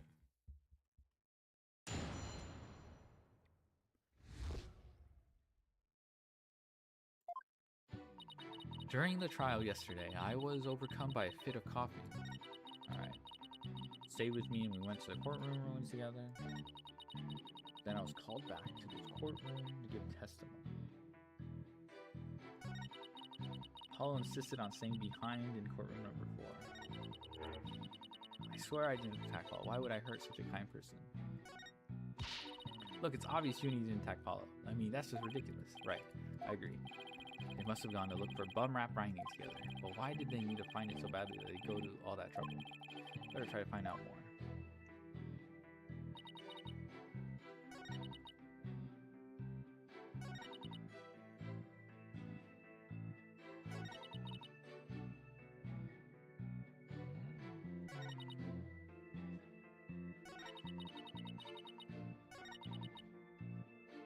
Hold it! That was when you were called to the stand after Mr. Tonate's testimony, right? Yes. The bailiff came to courtroom number 4. Brought me back to this courtroom. And what about Mr. Justice? Did he come with you or did he stay behind? Oh, okay. This is not staying behind.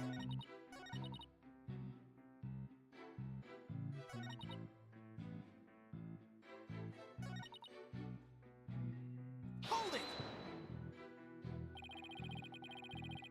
Why exactly did you go to the courtroom ruins? We went to look for my medicine to stop my coughing. Your medicine? Oh, that's bum rap rhyming. I dropped it in the heat of the moment. Bum rap rhyming. He was keeping my medicine safe for me. He has a little compartment that I can put things in, you see.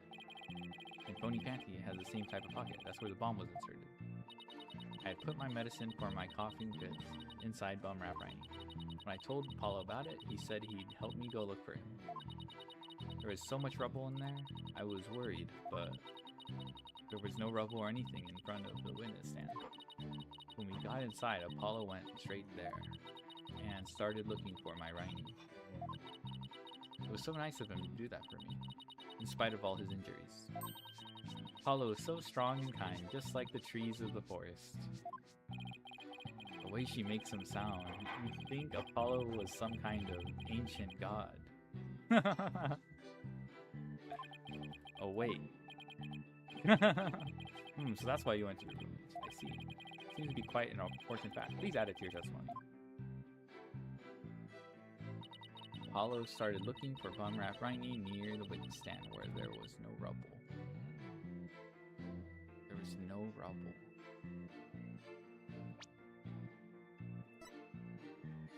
Yeah, some kind of ancient god, yeah. Da, da, da, da. We finished planning on playing the other ones? Don't worry. The trilogy is very good. I think, yeah, I know. No spoilers. I hope you had fun with the first one. Hold it! The area around the witness stand. Are you sure about that? I'm sorry. Did I say something wrong? It was silly fun? Nice. No, of course not. I was just testing my hearing. Must not upset her. Must not upset her. Yes, I'm sure that's where we searched first.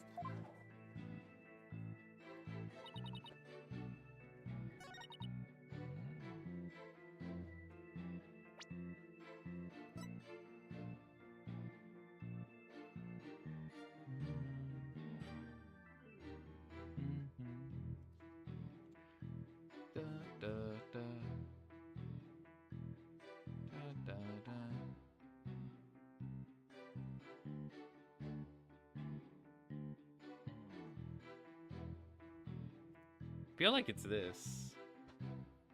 Like the only thing that's related to the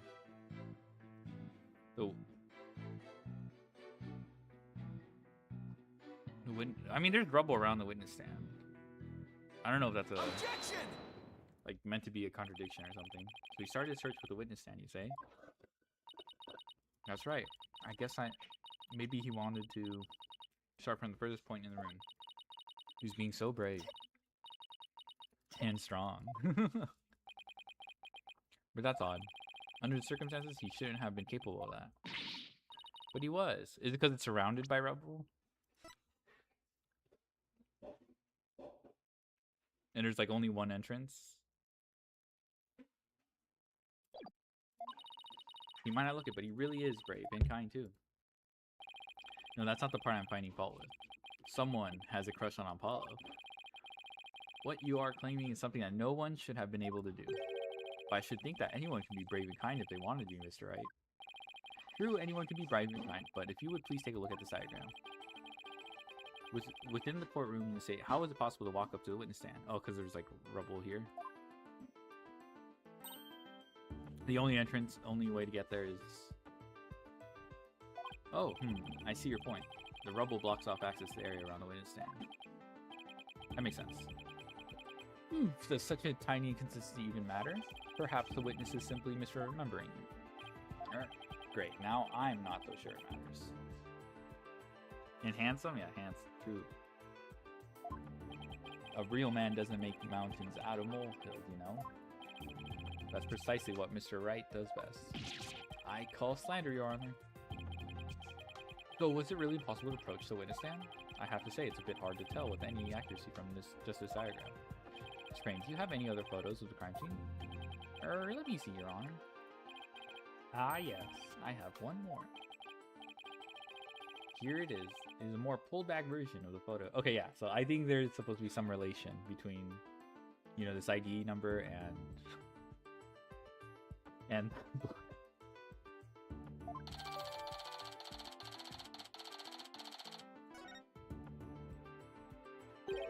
huh? What's that hunk of metal on the wheel? This paint is a metallic object in that photo of Mr. Tony's bomb transport case. That's right. Is there some problem? Yes, that transport case was there in courtroom number 4 when the bomb went off. Must have been there ever since. Oh, that's it. Miss Woods, have you remembered something? Yes, I just realized. Its position. It's different from before. Its position? The position of what?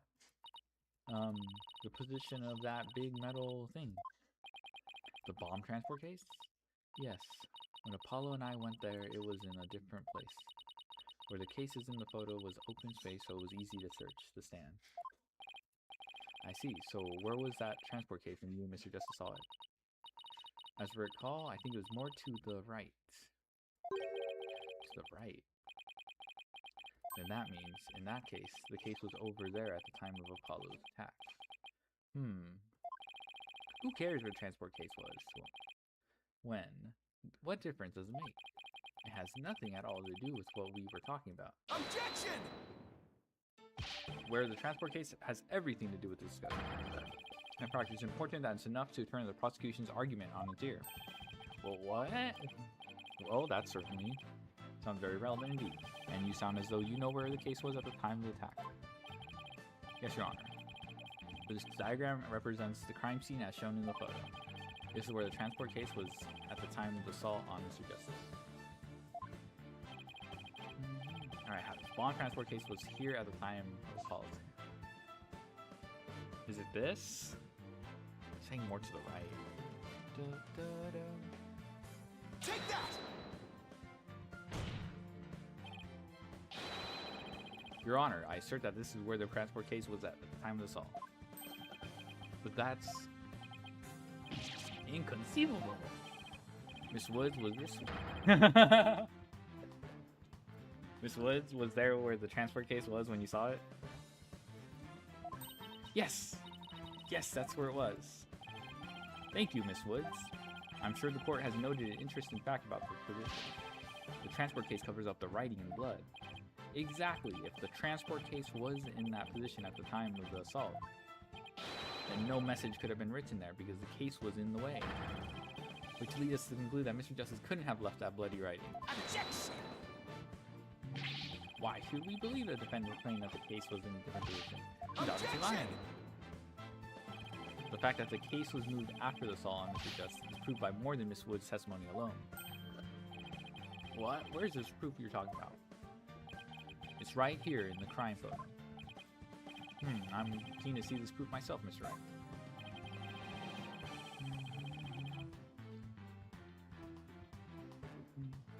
What in the photo indicates the transport case was moved from the assault?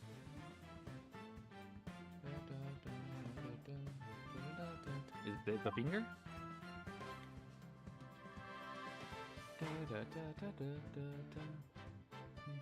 Oh, I see. Look. There's because if he got assaulted, fell down, the bandages would be on the floor, and you can see like the smudge. It wouldn't be rolled over. In order for this to be rolled over, okay, yeah. That's tricky. Please take a look at the mark that runs over Mr. Justice's bandages here. I see it, but what is it? This mark was made by one of the casters from the transport case carrying the bomb. As the case was moved, it ran over his bandages. In other words, the transport case was originally to the right of Mr. Justice. Then, after Mr. Justice was assaulted, the transport case was moved. Wow. This is Miss Woods said the case was covering the writing at the time of the assault. Therefore, it was impossible for Mr. Justice to have left that message. No! You did it, boss. It was a real nail-biter, but you pulled it off. Yup, that should bring down the prosecution's claim like a house of cards.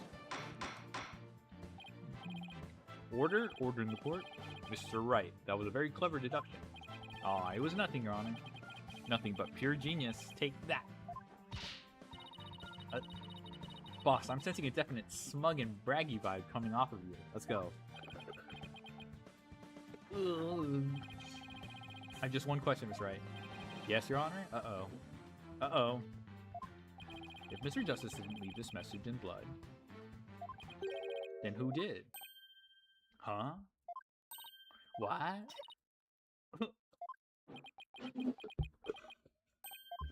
Oh, well. Looks like I should have taken that train of thought through to the last station. Well, I've heard a lot about this. So this is Mr. Wright's famous bluffing technique, is it? Ah, this feeling, it brings back memories of the old days. Back when you carved out a name for yourself by bluffing your way through thick and thin. Gee, Mr. Wright, the judge kind of makes you sound no better than a 2-bit con man. Dang, BS attorney. You made your argument with such confidence, Mr. Wright. Now I'd like to hear your answer with just as much confidence. Hey, until the judge asked the question, you didn't catch on either, Buster. Oh, what now, boss?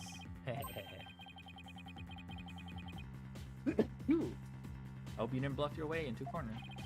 Think, Phoenix, think. There must be a way through this. I have to dig my way to the truth somehow. Who could have written that message in blood?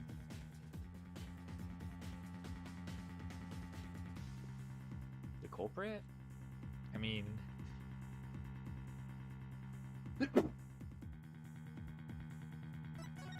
Watch it be a fourth person, just like in 1-4-1. If it wasn't Apollo, who could have left the bloody message?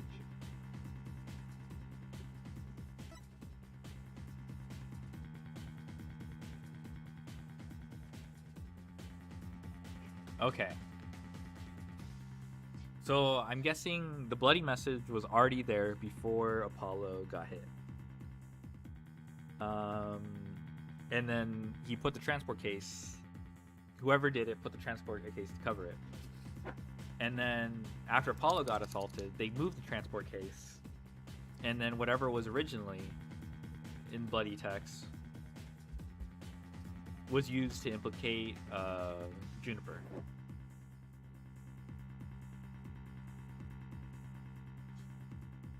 Okay, I'm gonna go with this guy. But if it was someone else who died,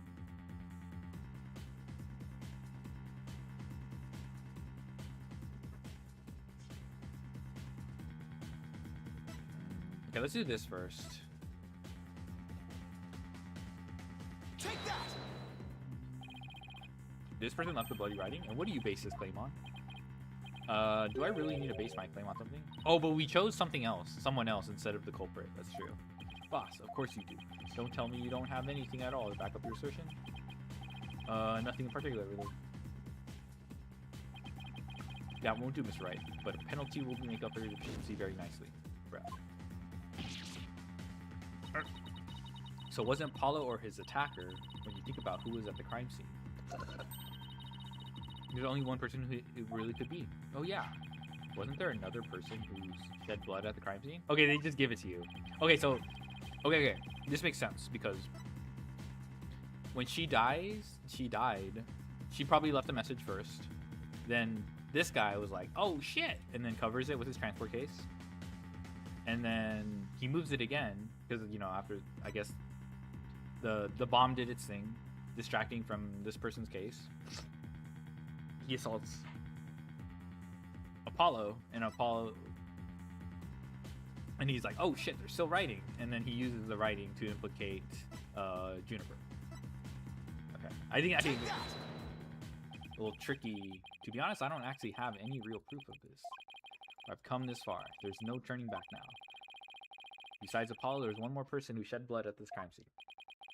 A person who shed blood? You don't mean? Oh, but I do. I believe it was Candace Arm who left behind that message in blood. What?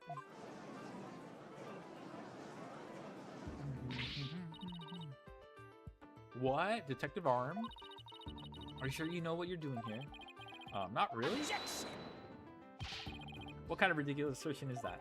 If you had said the attacker left the message or to throw people off, it might have made sense. Well, I think he did leave the message. Only to implicate Woods, though. At first glance, that would seem to be the most reasonable explanation. However, Apollo didn't shed enough blood to write such an extensive message. Uh-oh. Ah, I see. Even the photo makes it clear there wasn't enough blood to write all of those letters. And Mr. Justice did survive. I suppose he didn't bleed very extensively in that case. But why would Detective Arm write the defendant's name? There's no connection between the two whatsoever.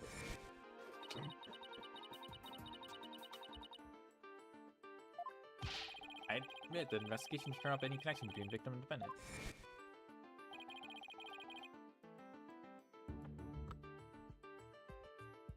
They had never even met each other. That's very true. Well then, let's see. Maybe the intended meaning of the message is not what it appears to be. The intended meaning? Not what it appears to be. Maybe the message was not intended to be Woods. Coming from you, that's quite the bold statement, Mr. Wright. You wish to start this bloody writing that could have some other meaning? Yes, Your Honor. For something I pulled out of a wormhole. More like your ass, bruh. It could turn out to be a true, right? Objection! It clearly said Woods, as anyone would plainly see. What other meaning could it possibly have? Objection! But Candace Arm was a detective. Maybe Woods only means something to the police. Like a police kind of code. For example. I didn't think of that. You may have tricked his honor, but you'll never get the best of me. I have a thing for studying on the weekends, as you may have already guessed. And there is no such radio code as Woods in this state, dear Mr. Wright. Buh. Is that a fact? Don't look at me, I know as much as you do about police code. Enough of this. I was taken quite with the defense's new theory. But if they can't substantiate it with anything, then I must end things there. No, please wait, Your Honor. Very well, but before we discuss this theory any further, I demand a plausible explanation. So, Mr. Wright, what is the true meaning of the bloody writing? Well, I believe it's... no stalling. If you didn't come up with an answer quickly, I will declare this discussion officially over. I'm in trouble now. What other meaning could it have besides the obvious one? They mean something in another language? Or maybe it's a code? Think, Phoenix. You can do this. Which piece of evidence will tell us what the word Woods really means? Okay, yeah, it's the transport code. I guess you can also... No, I'll just do the transport code. Take that! The bomb transport case. I've had it about here with your shenanigans, right? Take a look at the numbers on this case, Your Honor. L10015R. Doesn't this string look vaguely familiar? L100. What does that have to do with anything? What could those numbers possibly have to do with the case at hand? Now please take a look at the bloody writing shown in the crime photo. Oh, I think I see it. That a girl.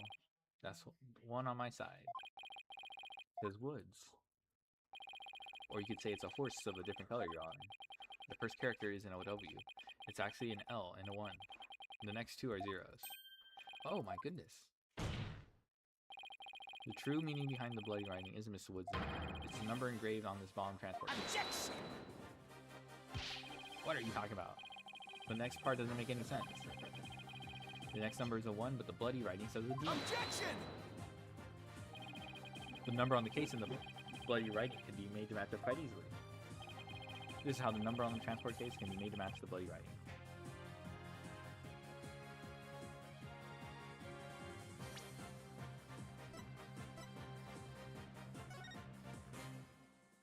Yeah, if you erase this, you have L100. If you erase this curve, you have 1, and then 5, and then whatever the fuck this is. Oh, there's no R here because it's obscured by this rock. I see. So whatever, I guess, do we have to produce this piece of rubble? That's why. Okay. This is like, this is still kind of BS, but I think if you can also prove that this used to be an R, then you'd actually have that. So erase 2 lines. Please erase the third downward stroke of the W and the curved part of the D. L10015. Well, would you look at that? LIOS? No, Your Honor. It was meant to be read as a word. It's the number L10015, which if you take away the final R, is the exact same number that's on the bomb transport. Objection! Erase 2 lines and they match up, you say. Well, I can change anything to anything else simply by erasing 2 lines. What if we erase 2 lines from your name? Would you be happy as Mr. Rye? Well, would you, Mr. Rye? I love how he just like... he just plays along. He's so... Oh my god. The only right spelling is right. Okay, I'm doing pretty well here, and I think I've drawn the right conclusion. Detective Arm's real message to us is the bomb transport case number. Your Honor, the 2 lines were added by the real culprit to intentionally mislead people. What? The original message Detective Arm left behind was a transport case number. Whoever assaulted Apollo changed the message. If you're right, boss, then what do you suppose Detective Arm was trying to tell us? Good question. What does this number represent? Do you see this number here? That is my identification number. Uh-oh. Candace Arm lost her life in a courtroom bomb. The dying message could only have had one purpose. No. To tell us the name of the one responsible for the bomb.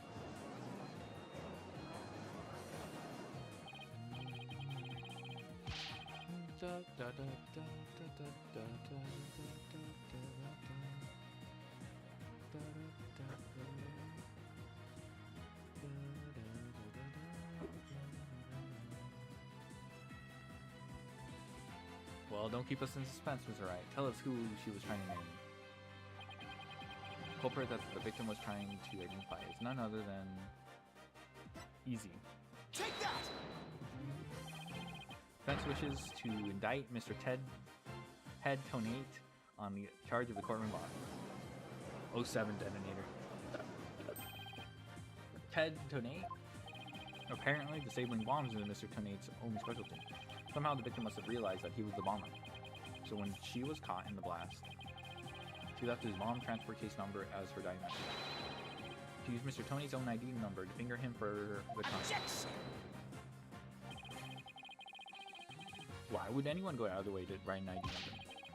Wouldn't they simply write the person's name? He's got a good point there. What do you have to say to that, Mr. Wright? That only Detective Arm would know the answer to that, but allow me to offer a theory. Perhaps Detective Arm couldn't recall Mr. Tony's name in the heat of the moment. As recall, this was her first meeting between the two. Entirely possible they wouldn't have been familiar with each other. Or maybe using the ID number was a way to hide its true meaning from the real culprit, thus lowering the odds that they would erase the bloody writing. But no matter what the reason, the important thing is the meaning behind her message. The fact remains she wrote Mr. Tony with the ID number. Objection! Now, just one moment here. There hasn't been any proof yet that it was indeed Detective Arm who wrote it. The bloody writing wasn't found during the investigation after the blast. Oh, but yeah, the case was covering. Okay, but like, why didn't you move it? Or like, look underneath. Detective Arm had left a message. It should have been found. Objection! Naturally, Mr. Tony hid it before anyone could discover it. And there's a simple explanation for how he was able to do so. Oh, what? Tony was able to cover the message up because he's the first to find the body, yes. The first person to discover the bloody writing was Mr. Tony himself. I was the first one on the scene after the explosion. I went there to ensure safety, but I ended up discovering a dead body. When Mr. Tony saw that the victim had written his ID number, he used the bomb transport case to cover up the bloody writing as a stopgap.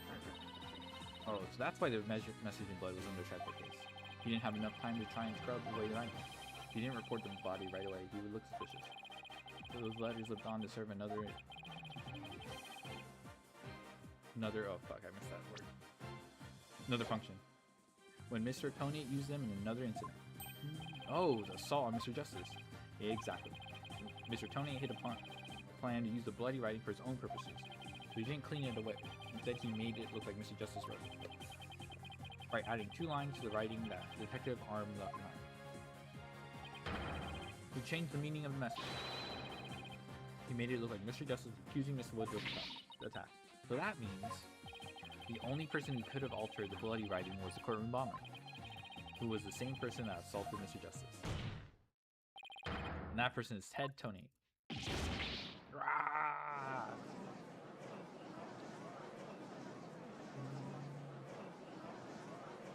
07. Order in the court. Order, I say. It looks like we will have to hear from the bomb specialist himself. Really, Mr. Payne, please have Mr. Tony take the witness stand. Yes, Your Honor. That was great, Mr. Wright. Just doing what I do best, which is flying by the seat of my pants. Dismantling the case of yours. Do you think you can handle it? I look forward to seeing you try. I finally drawn Mr. Tony back onto the witness stand. Looks like you will get your wish, Goggle Man. Now watch me take your lies apart.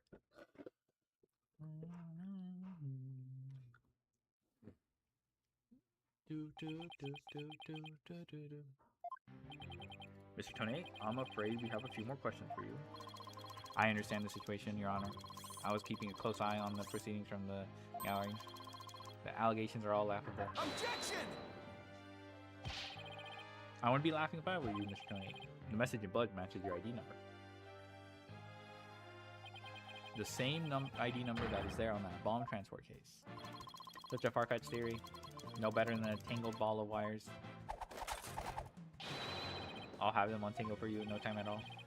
You were the first person on the scene after Detective Arm left her message in blood. You were the only one who could have hidden the writing and then used it again later. I see, ×2. But then, let me ask you. Do you have any proof of that Detective Arm wrote that message? That's true. We haven't actually linked that yet. That's a very good question. Well, do you, Mr. Wright? The best way to prove that Detective Arm wrote that message is to analyze the handwriting? Analyze the DNA. I guess if you're under duress, the handwriting doesn't really count for much. Your Honor, I request a DNA test be performed on the blood itself. Once you know whose it is, it will be obvious as to who wrote the message. Very well. Bailiff, please put in a request for a DNA test with the forensics team. Yes, Your Honor. It will be some time before we have the results of analysis. Until then, let's hear more from the witness. I would like nothing more, Your Honor. I want the courtroom to hear how ridiculous the defense theory is.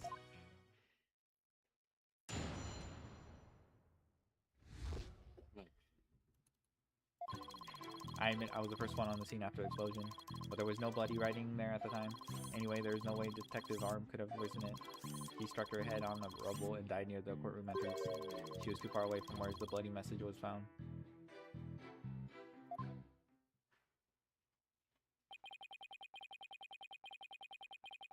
So you're saying that the victim's body was nowhere near the writing, where the writing was. Precisely. It is as plain as day that she could not have written it. It's true that the body was discovered near the entrance to the courtroom. Please have a look at the crime scene photo. As you can see, there's blood on the rubble near the victim's body. She must have died after hitting her head there.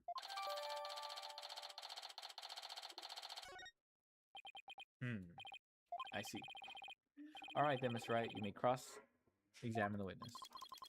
You have what it takes to take my infallible testimony apart.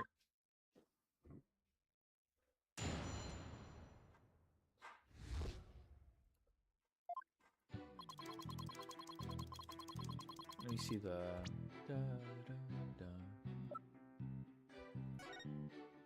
What do we have here?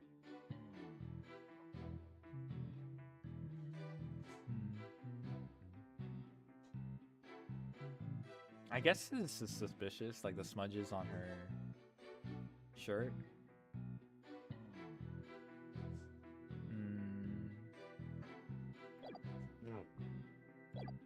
Okay, so I don't think this is worth, but there was no bloody writing there at the time. Okay.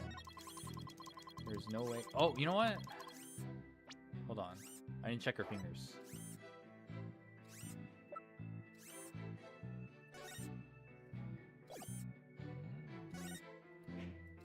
Okay, this is obscured. So is this.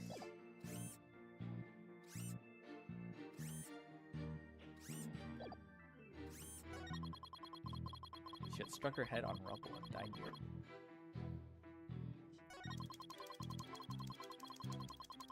Too far away from where the bloody message was found.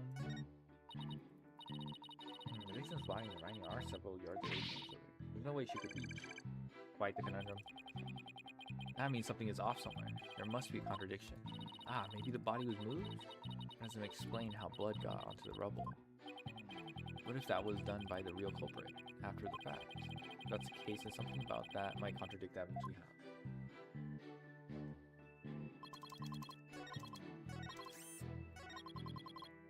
Yeah, I don't know. There's blood here. Like all the smudged blood.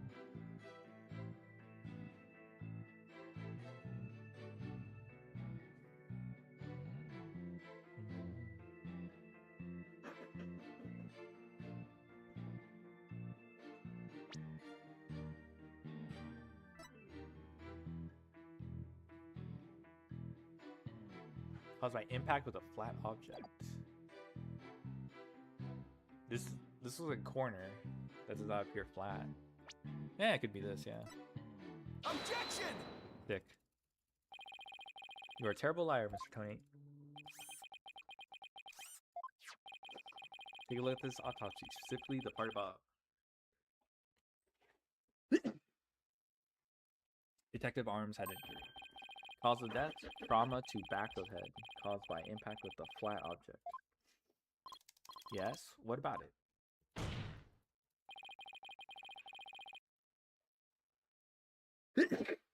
Now take a good look at the bloody piece of rubber. It's sharp and pointed. Hey, you're right, it is pointy. Just like your hair. That is odd, isn't it? What could be the meaning of this contradiction? I believe it means the victim did not hit her head on this piece of rubble. That bloodstain you see is just another fabrication. Its purpose is to mislead us into thinking the victim died near the courtroom entrance. Are you complaining? Are you claiming the culprit moved the victim's body? That's exactly what I'm claiming. The victim hit her head at some other location, most likely on the floor or some other flat surface. And this location was somewhere near where the bloody writing was found. In that case, she definitely could have written this. Your Honor, I have the results of the bloodstain analysis. That was quick. Ah, very good timing. Take a look. According to this report, the message was written in Detective Arms' blood. And as the defense claimed, only the parts of the message that were added afterwards were written in Mr. Justice's blood. It appeared that the defense's assertion is correct after all.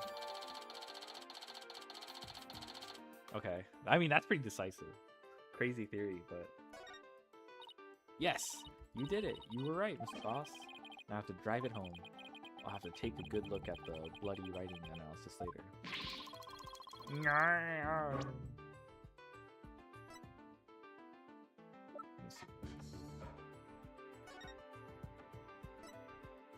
DNA analysis definitively proved the blood on the writing to be that of the victim, Kenneth Arm, age 27. However, the lines that were added later were found written in the blood of Paul Justice, age 23. Mr. Tony, it is now apparent that you have told several lies to this court. I hope you have some sort of explanation for yourself. Fine, I will confess. You will? But then why are you so calm? This time I will tell the truth. Okay.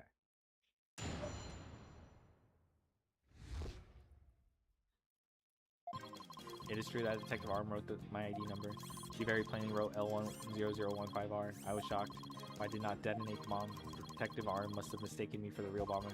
Not wanting to be accused, I moved the body and covered the writing. My bad. Bruh. That's so suspicious. Actually, so is your assertion that you merely moved the body? Is that it? That is correct. I did not kill Detective Arm. Oh, well, if that's all you did, then... Wait a minute. That in itself was a criminal act. I see you finally crossed that finish line, Your Honor. Trying to pull a tee? I know. I was like, what the heck? Very well done. Your cross-examination, please, Mr. Wright. Oh my god.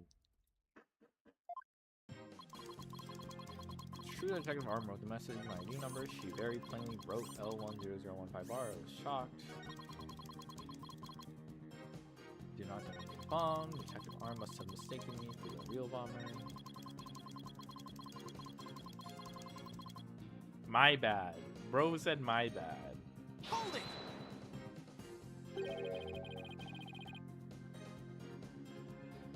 You didn't think to clean away the bloody writing? I didn't have time.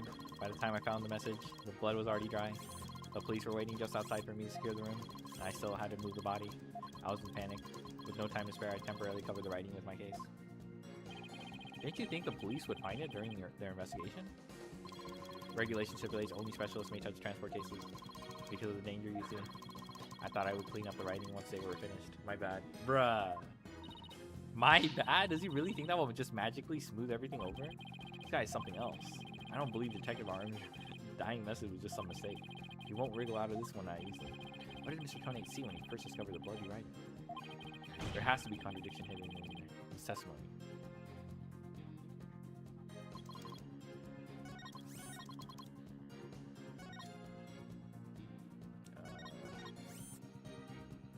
He very plainly wrote, I was shocked. Hold it! L10015R, and it was written after the bomb went off in the courtroom? Correct, I didn't know why she would write it, so that sent me into a panic. Felt like you were in a quiet and busy. If I were in his shoes, I guess, it would have psyched me out too. Can't imagine coming across a message, Sykes! Written in blood. If I saw gasp in pain written in blood, it'd certainly make me gasp. Rest assured, Mr. Tony, I understand how you... What is this, bro? And so you discovered your ID number written in blood at the scene, and... That is right. I saw it with my own eyes.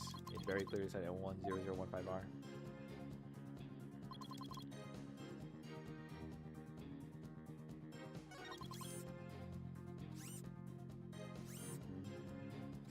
Okay, it seems like they want me to look at this one. Like, what did he actually see?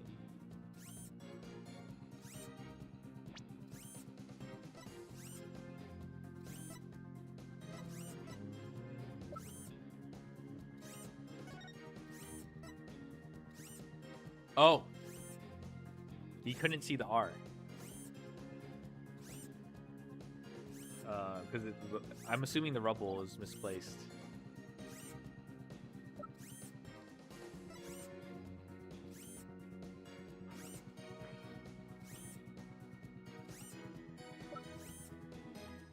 Objection! So you didn't see the R. That's what he... I just want to make doubly sure that L10015R is really what you saw written in blood. Yes, it very clearly said L10015R, but that's odd because that's not what I said. Objection! What on earth are you babbling on about, man? Was it you who claimed that the bloody writing was his ID number in his first place? Take a good look at the photo in the... Oh, I guess it's trying to implicate that he saw it first, but in order to produce the same photo, he had to have removed some piece of the R from the photo, from the rubble or whatever. So there... Take a good look at the photo in the bloody writing on us. Now tell me, does it really say L10015R? Oh. Eep. Something is missing, isn't it? And that something is the final R. Where's the meaning of this, Mr. Tonate? Oh, right, now I remember. There was no R on the end. It was just a slip of the finger. My bad. Come back, my beautiful contradiction. Mr. Wright, I'm not so sure it was just a simple slip of the finger. You have something for me yet, Tina? I sense that he's extremely agitated, almost panicked. He does look pretty flustered. Well, Mr. Wright, it appears it was nothing more than a mere mistake. I don't know. Did he really just make a typo? What about that R? Did Mr. Tonate really see it? No, he saw it, but he just... We can say, like, he modified the crime scene. Maybe Mr. Tonate really did see that, but there's no R anywhere in the bloody writing. What's going on here, huh? Now that I take another good look at the photo. I think maybe that's it. What is it now, Mr. Wright? Are you trying to imitate Paulo and his cords of steel? I've got it. So that's what happened. A slip of the finger. Is that really all it was? Because I don't think so. I propose that Mr. Tonate really did see the letter R. But the photo clearly showed that there is no R. No, Your Honor, actually just the opposite is true. The photo shows that Mr. Tonate actually could have seen the R. If you're going to make that claim, then you better be able to point out what you mean. What part of the photo shows that Mr. Tonate could have seen the R?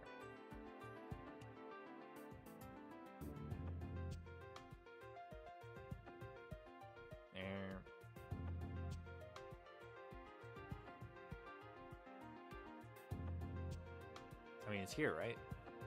Take that! Please look here to the right of the 5. Do you see a little bit of red? Oh, I see it. Just on the edge of where the floor is broken up.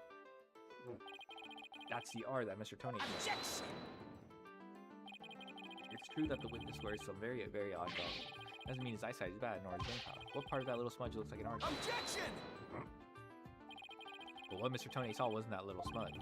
There was a whole and complete R written there, before the floor was damaged by the explosion. Oh, well, that explains it. Huh? Oh, that's actually interesting. I didn't expect them to assert that this was before the explosion. Care to explain what you mean? Because you just proposed that everything happened in the exact opposite order. Yep, because that's the way it really went down. The timing of when the R was written turns everything about this case was around.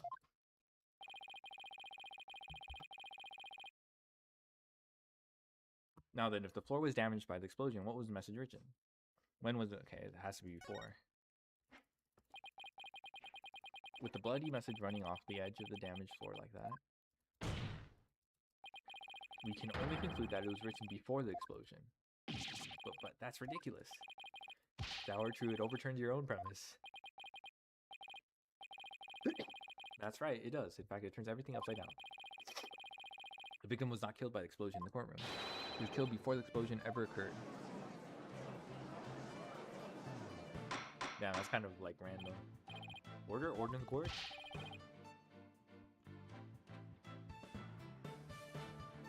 What was that? Have you forgotten the victim's body was found at the scene of the explosion? Objection! True, but consider this scenario.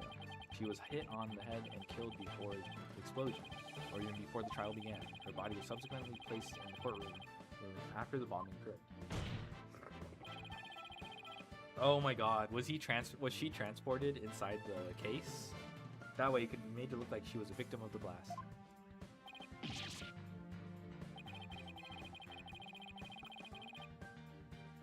What? It sounds like we had better look into what the victim was doing before the trial. Mr. Payne, did anyone see Detective Arm before the trial? Let's see. According to the police report, here it is. One person. One person saw the victim before the trial. That person was Ted Tony. Wait, what?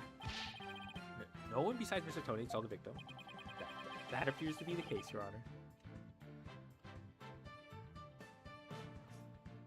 Okay, I'll be right back. I need to...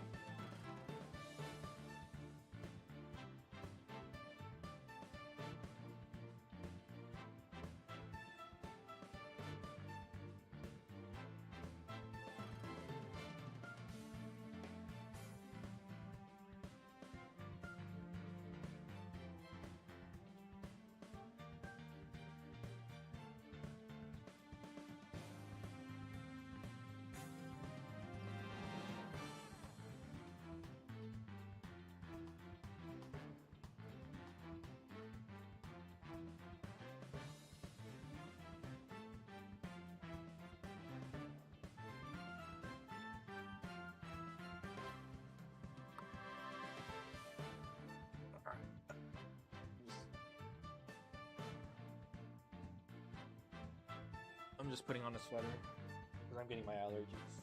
I'm really cold.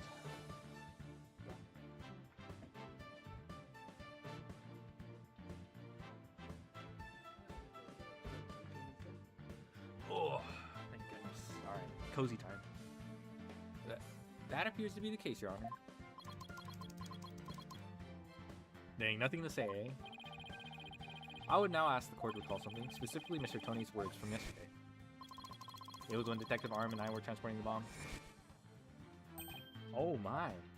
Mr. Tony, just before the trial, you were with the victim. Two of you were together at the scene of crime, courtroom number 4.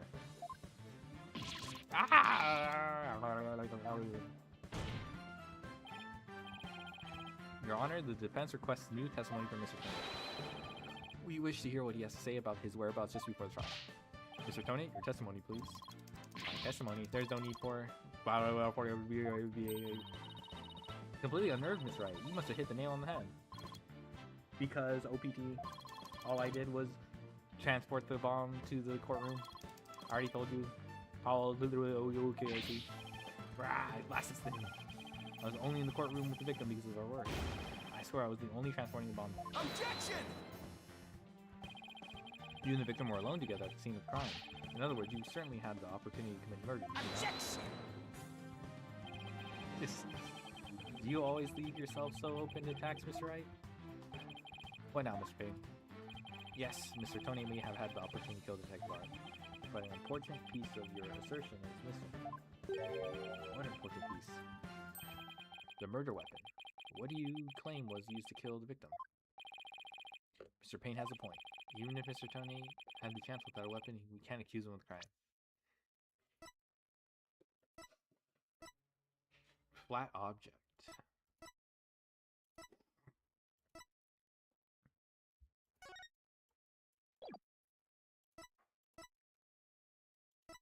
I mean, this is flat and it's missing. But I don't know, it's kind of hard to say. Well, Mr. Tony? Oh, yes. That's right. I didn't have any sort of thing that could be used as a murder weapon on me. I couldn't possibly have killed Detective Arm. Did he really have nothing he could use as a murder weapon? What is it, Athena? Just looking over the victim's autopsy report. I'm hoping there's something in here that can point us in the right direction. Well, let's say that she died from trauma to the back of the head with a flat object. Yeah, and to inflict that specific kind of injury, all you would need is a flat surface, right? A heavy, blunt object with a flat surface could definitely be our murder weapon. Well, Mr. Wright, can you indicate for the court what was used to kill Detective Arm? I believe I can. Believe being the key word here. You can. Then please do so now. What did Mr. Tony have that could have been used as a murder weapon? I wonder if this could be flat.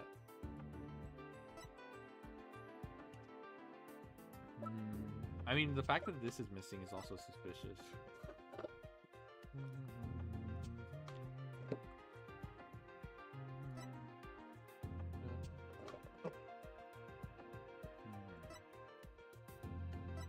Is this 12 pounds? That is kind of heavy. Hmm.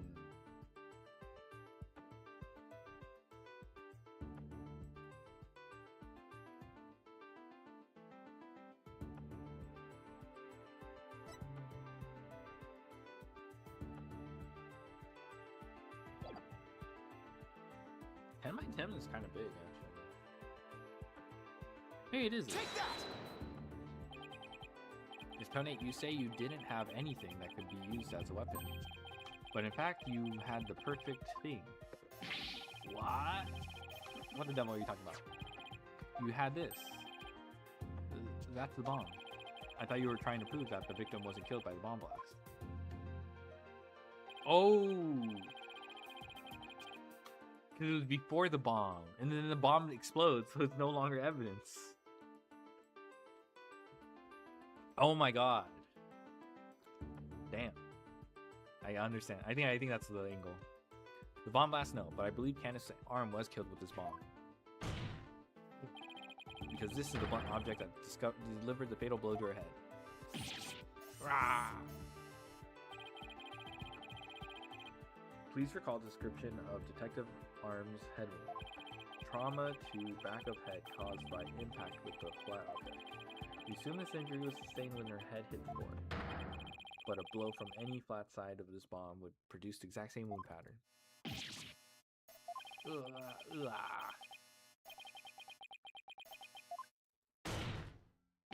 Ha ha ha ha.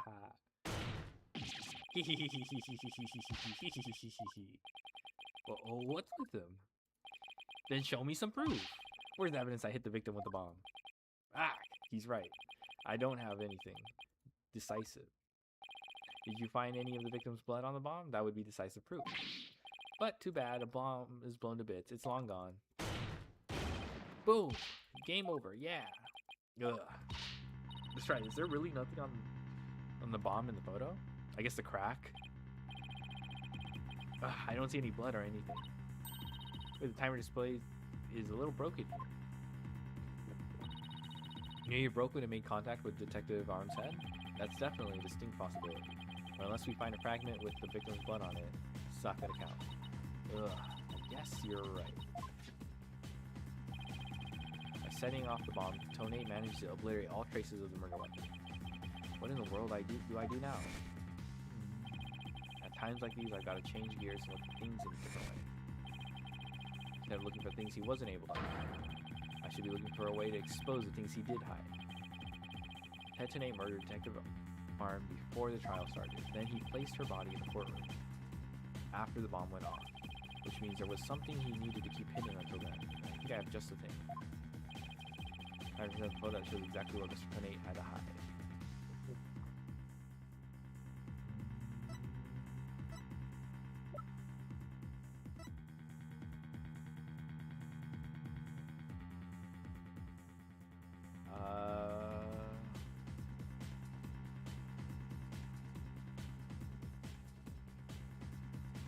I imagine okay, so he had the case. I think that's how he transported her. Looks like someone could fit in here. Photo that Mr. Tonate had to hide. Oh, I guess hiding the way she died too.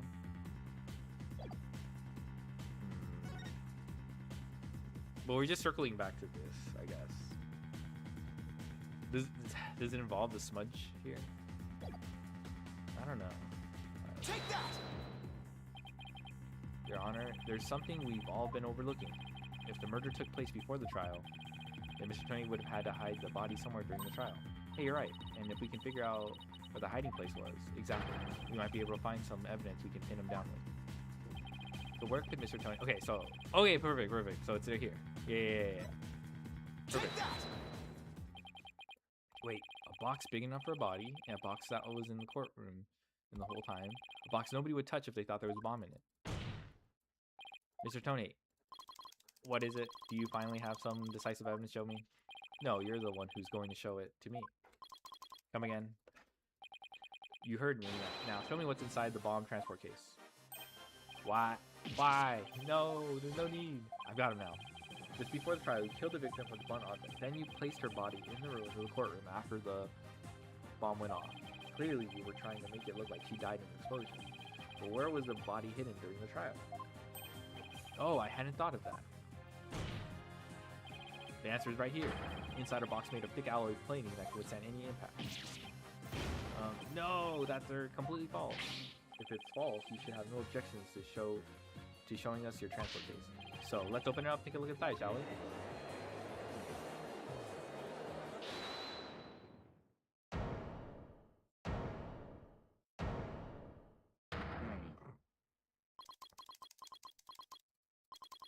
Let's not. Not if you value your life.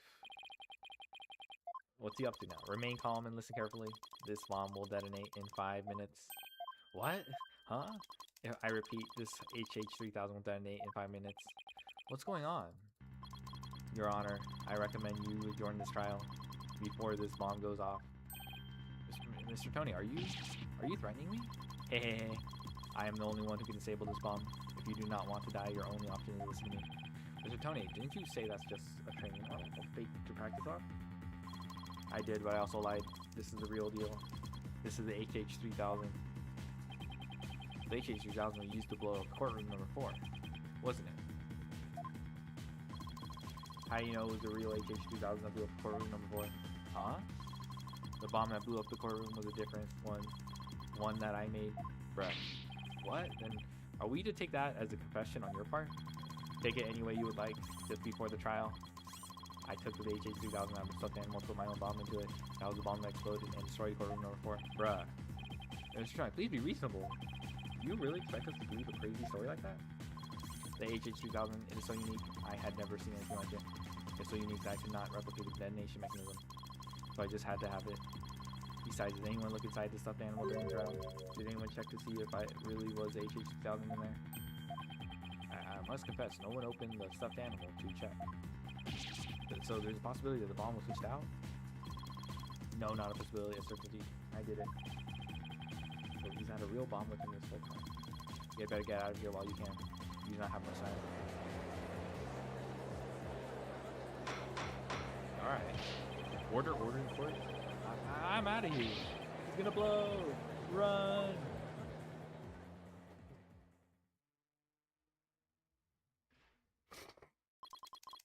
You four are still here. Well, aren't you brave? It just wouldn't do for the judge presiding over this court to run. But that horrible explosion the other day. The judge looks like he's about to book it for the nearest exit any second. As for Mr. Payne, that is...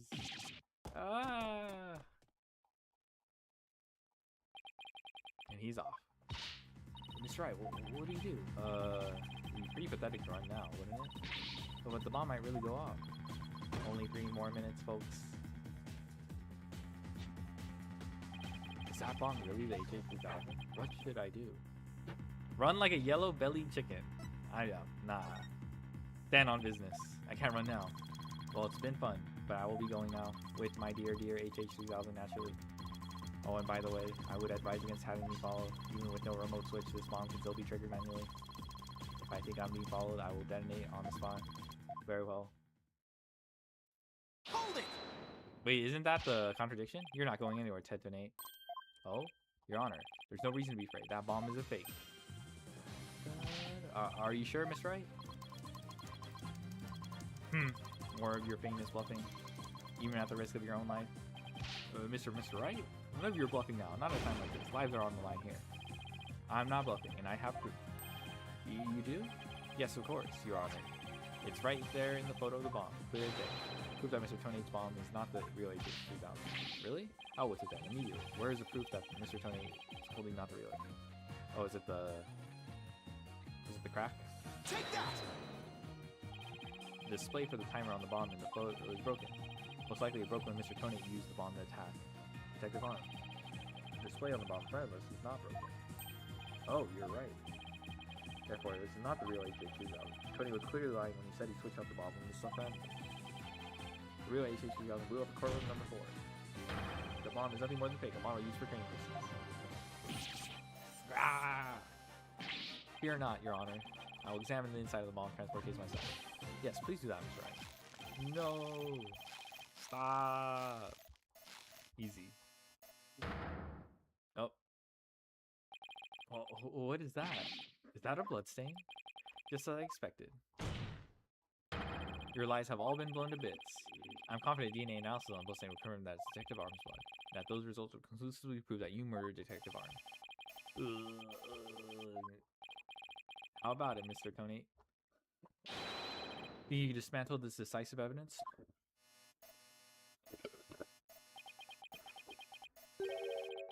Dismantle it. Ha ha ha ha ha. You're too late. You missed your chance to run, so now you're out of time. This HH-2000 is about to explode. Don't try to threaten us, Mr. Conate. I've already proved that your bomb is fake. It's real. This bomb is a real thing, I tell you. It's real. Ha ha ha ha ha ha ha. Hee hee hee hee. Ha ha ha ha ha ha ha. Mad Bomber, Party 1. There's no time left. It's going to blow. I have to disarm it. I have to take it apart. I can dismantle anything. I can take apart evidence. I can take apart bombs. I can dismantle it all. Dismantle, dismantle, dismantle, dismantle, dismantle, dismantle, dismantle, dismantle, dismantle, dismantle, dismantle. I'm not gonna make it. Only one thing left to do. Stop.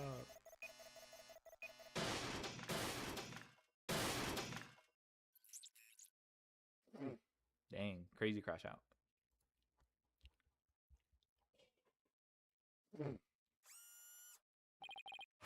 Make it.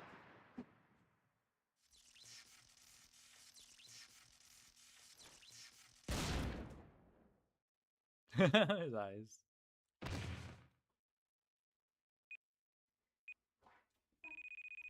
Bye. Game over. Dismantle attempt failed.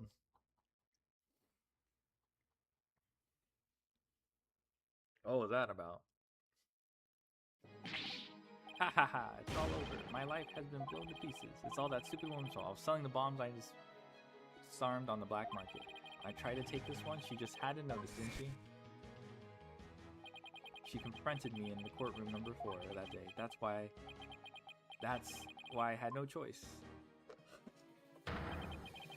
Before I knew what I was doing, I hit her. It's all her fault, bruh. Well, I was looking for a place to hide her body. She left a message in her own blood.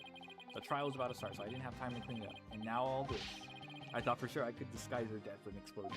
Then that stupid defense attorney started sticking his nose into my business. After my testimony yesterday, I went to courtroom number 4 and I found that kid all up in my transport case. That's when I snuck up behind him. Bam! And when that idiot police arrested that little girl, I thought for sure I could pin it all on her.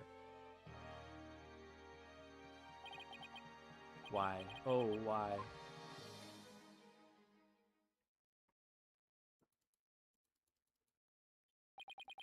Tetonate, you are hereby under arrest on suspicion of the courtroom bombing and the assault on Mr. Justice. Your innocence or guilt will be determined at a later trial. Now then, I see that members of the public have returned to the gallery. One person, however, seems to still be running far, far away. Be that as it may, I will now announce Miss Juniper Wood's verdict. Yippee! Not guilty. Damn.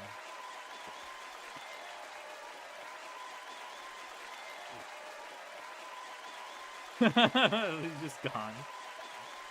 Now comes hell? I know. Court is adjourned. Can we survive the 7 circles of hell?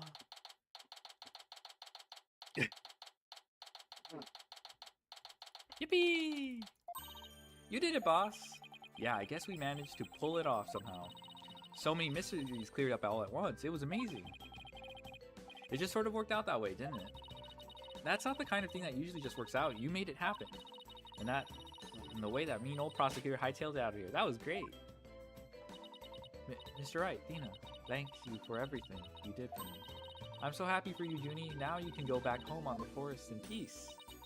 I hope the both of you will come and visit me there sometime. That would be nice. Thank you for the invitation. I don't know, Mr. Wright. I'm not so sure you can make it all the way up to Junie's house. How high up do you live again, Junie? Around 3,000 feet, I think. What? That's no forest. That's a mountain. I mean, she did mention the Yeti. But you know, boss, there's something that still bothers me about the case. Our one little mystery we never got around to solving. Oh, that? Yeah. I was wondering about that too. Is this unsolved mystery you're thinking of? This? Oh, this. Yeah, we never. Yeah, what's up with it? Okay, does this come up another time? Yeah, we didn't even. Take that! The remote switch, right? Yeah, I wonder where it disappeared to. Maybe Mr. Tony just got rid of it somewhere. Yeah, it is a pretty big thing to leave unsolved, though. Well, let's leave it up to the police to find. Now we should be celebrating. That is kind of like. I would assume Ted Tonate would have it, but we should be celebrating our not guilty verdict. I guess you're right. Hey, I know. Junie, shall we go inside? Hold on. Junie, shall we go report the good news? You know, to that certain someone? Okay. Huh? Her grandmother? No, silly, it's Apollo. Alright. Well, why don't we all go to the hospital together to see him? Great idea. I bet he's bored out of his mind. Okay. And so the courtroom bombing case came to a close. But the next trial was just over the horizon. There's never a dull moment with so many lawyers in the office. That's for sure. Apollo Justice, Athena Sykes, and me, Phoenix Wright. Between the three of us, there's no case we can't solve. When our powers combine, we're an unstoppable team. At least, that's what I believed. Yeah. Classic. Yeah, classic. Oh, or so I thought. But all of that changed with what Apollo said to us that day. It was something that would put my faith in us to the ultimate test.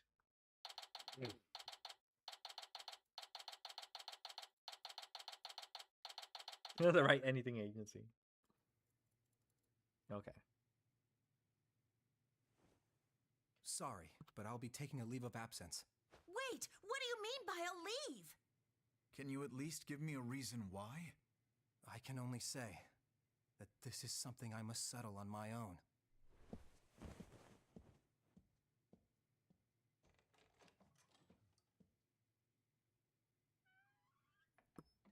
Bye-bye.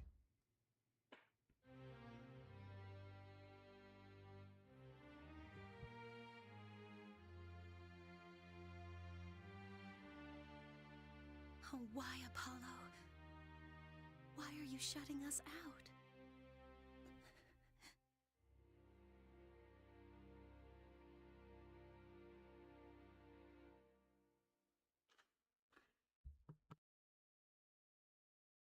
Emo face? Yeah.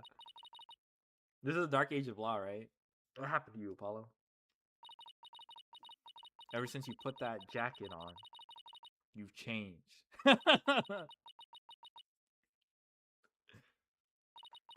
And now, for whatever reason, all my mind keeps doing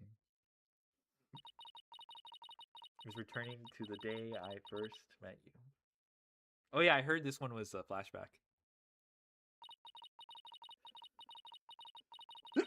Oh my gosh.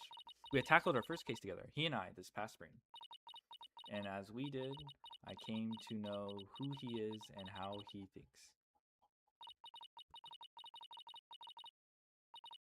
It was a very peculiar case, one in which the victim was killed by a mystical creature. Yes, the yokai. Let's go, yokai.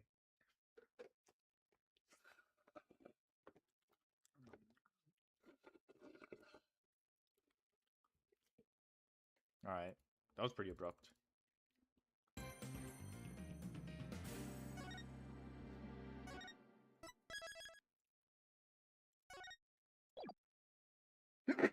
Oh my gosh. Alright. So this is the reason why I wanted to stream this. Not because I wanted this case so badly, but I wanted to get... Since apparently this is the worst case in the history of the series, I might as well get rid of it. Might as well get this over with.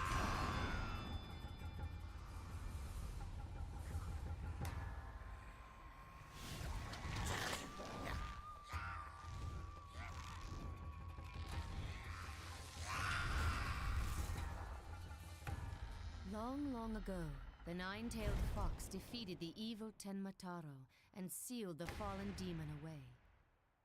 To this day, it is said that he slumbers even still within the forbidden chamber.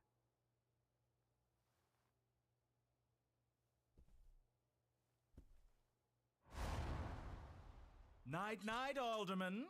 Sweet dreams.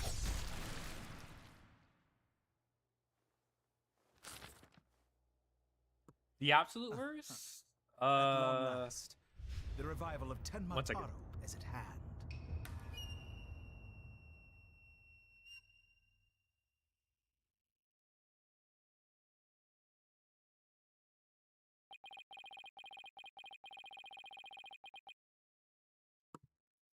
This villain was nice with a case inside the mansion.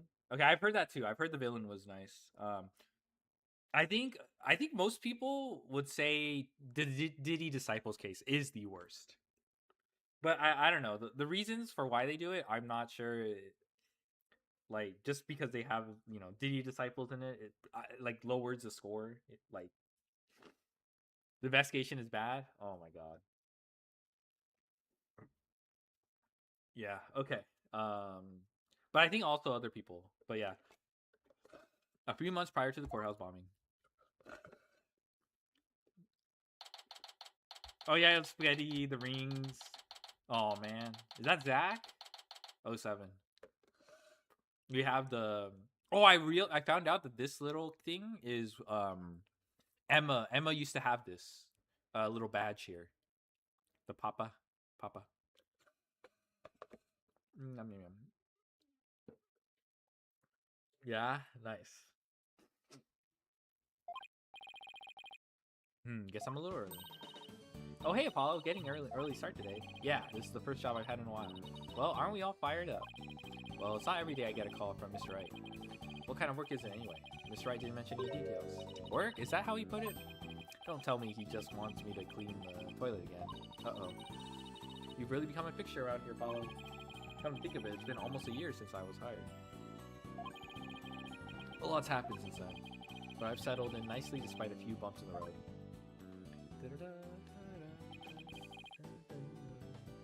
My name is Apollo Justice. I've been practicing law for about a year, but I still have a lot to learn. This is the Right Anything Agency. It's where I work. Don't let the name fool you. It's definitely a law agency. But don't forget that this place is a talent agency too, Polly. It's the law agency part of this office that's usually forgotten. This is Trucy Wright, a budding magician, and adopted daughter of the agency's owner, Phoenix Wright. She sometimes makes me help with her magic tricks. And what's wrong with that? You're one of those agency's talents as well. I was under the impression that I was a lawyer. Oh, we better hurry. Doesn't look like Daddy's gonna make it, so let's get going. Huh? Where are we going? What about the job he mentioned? This is the job, Polly. You're supposed to keep me in company today. Now, come on. Another day of not being a lawyer. I should have seen this coming. Oh, this is the Right Anything Agency. Well, there's no law-related work at the moment, so... Tell me again why I chose to work here? Where's Miss Wright anyway? Daddy said something about going to meet an acquaintance. But don't worry, just focus on your job, and I'll tell you exactly what you need to know. Well, let's go. We don't have all day. Wait a second. And another day of anything goes begins at the Right Anything Agency.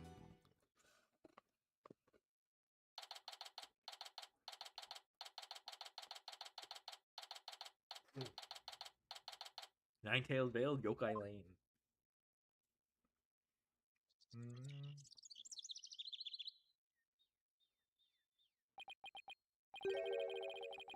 So what are we doing way up here in the mountains? This is Nine-Tailed Vale. Everyone's been talking about the yokai craze here. Yokai? Oh, you mean Japanese monsters? Yes, that explains all these weird things. Speaking of which, wasn't Nine-Tailed Vale founded by Japanese immigrants? Yeah, they're holding a festival to boost tourism over at the Alderman's Manor. What's Alderman? What does that mean? Alderman.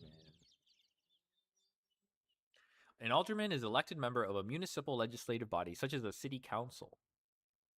They represent a specific district or ward within a city or town and are responsible for voting on local laws. Okay. My friend who works there invited us. That's why we're here. In other words, I'm your chaperone because your dad was too busy. Daddy said that with those horns of yours, you'd make a great addition to their festival. Are they just gonna call Apollo an Oni? I mean, you look like a Japanese demon. Wasn't that so thoughtful of him, Polly? I could do without thoughtfulness like that. Oh, it's almost time. Come on, Polly. The festival grounds this way. Alright, guess it's time to move to QB Manor Garden.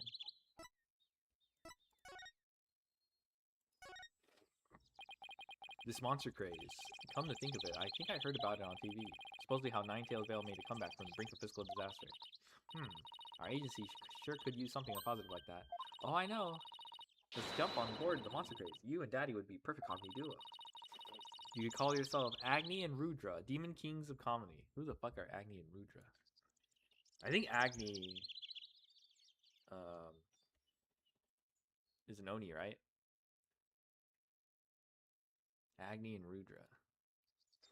Oh, Hindu mythology, okay. Fire and wind, I see. Daddy sets him up and you knock him down. Hey, I think we hit the jackpots with this idea. Sorry, but I plan on staying a lawyer. You do? You don't have to act so surprised by that. Let's just move. Oh, this is weird. What is this? I'm guessing it's telling us to examine stuff here, and then we have to talk to people here. Oh, that's convenient.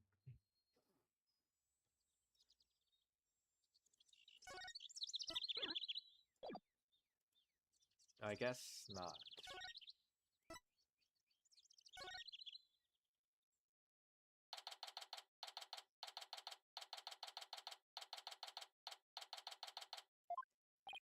Wow, this place is really something. It definitely feels like a different world here. Trucy. Jinxie! And this is? My friend Jinxie Tenma. She's the one who invited us. She just happens to be the maid here. Two horns. A love of red. Are you a demon? Okay, yeah, they're gonna call Apollo an Oni. No, haha, I'm Apollo Justice. Eek! He is a demon! What the? Be gone. Foul beast. You look great, Polly. Fills in some of that space on your forehead, bruh. Ah, what is this thing? It's a warding charm. Jinxie puts them on all monsters she finds. But I'm not a monster. Maybe I should have told her you're a good demon. Or you could just say I'm a human. The red demon. Emissary of the underworld. I got up early to do my hair for this. Can I take this off now? You can eat me? I'm not gonna eat you. Eee, forgive me, oh terrible one. Tone down your cords of steel, Apollo. You're scaring her out of her wits. Don't worry. I'm already full. Please stay that way. Great. Now I'm playing along too.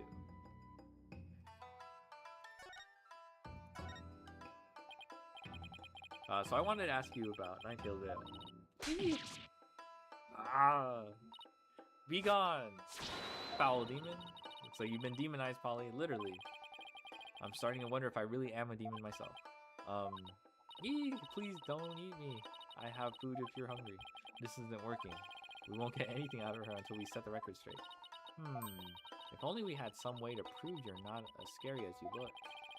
Ouch, unnecessary roughness. Looks like I have to present some proof. Proof I'm 100% human. I guess this.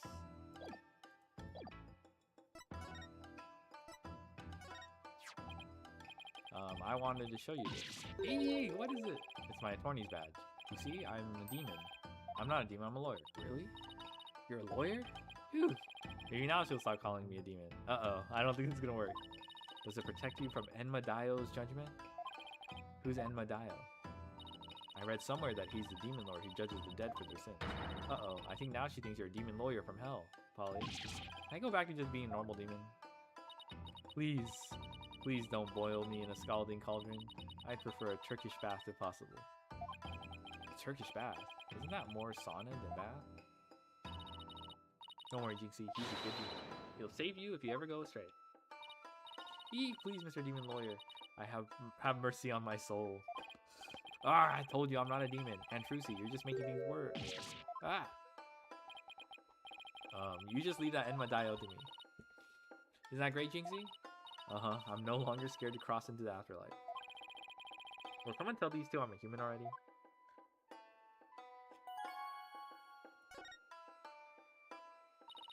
So, Jinxie, I hear this village is the epicenter of the monster craze.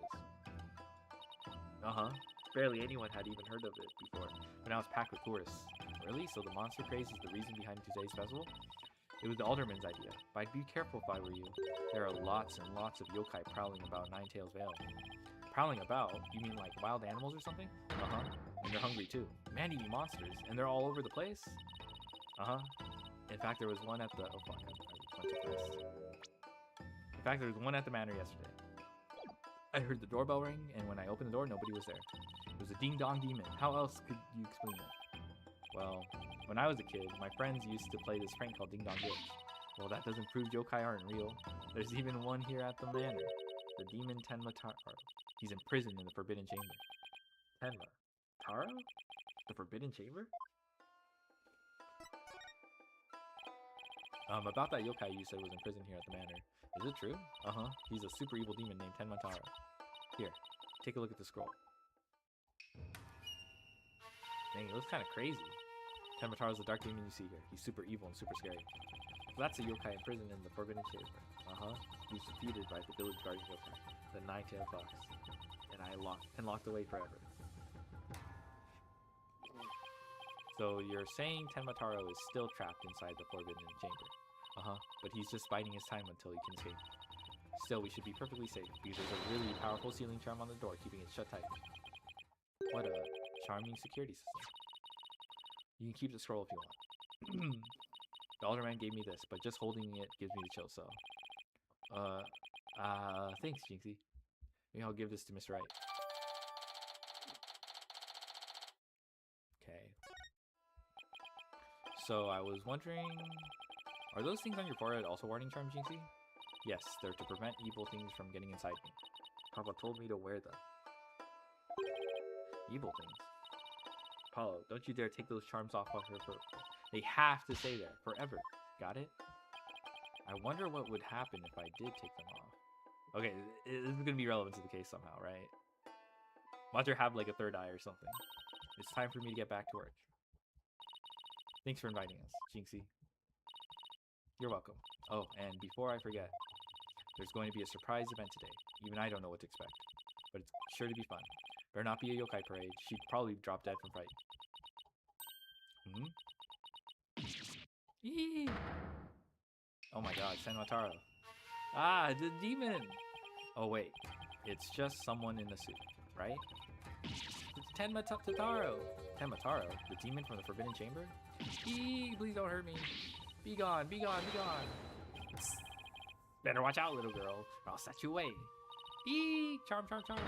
Where's that die and go to heaven charm? Oh, she put it on her own forehead this time.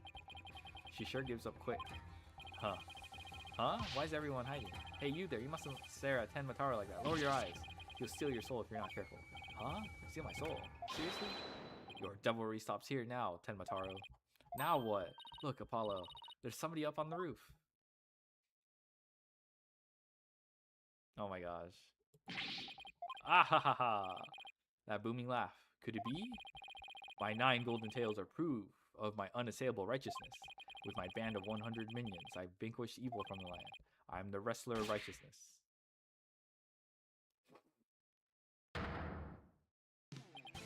The Golden Lord of Yokai, the amazing 9 tails, is here.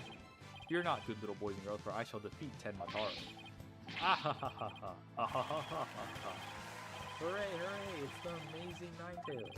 Up to your no-good tricks again, eh, Tenma Taro? Well, not on my watch. Ah! Ah ha ha ha ha. There's nothing to fear now, my child.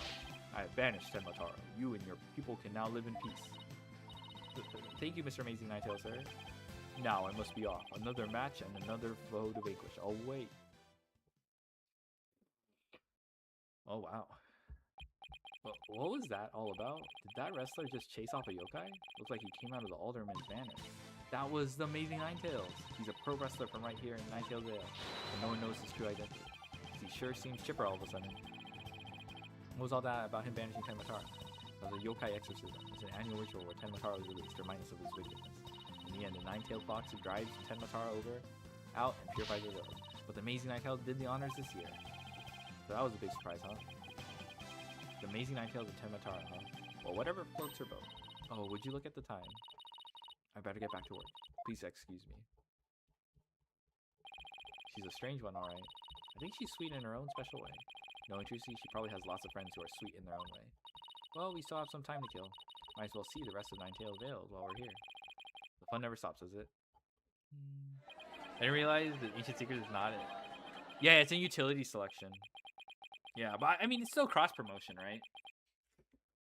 But yeah. They announced it as utility selection. I don't know how many new cards we're getting, but it looks like we're getting game originals. That card is pretty strong. Like, they gave it enough, like, it's not just unexpected die copies 3 to 4 or 4 through 6. Like, they gave it enough, like, buffs. I don't know how to describe it. They made it pretty unique.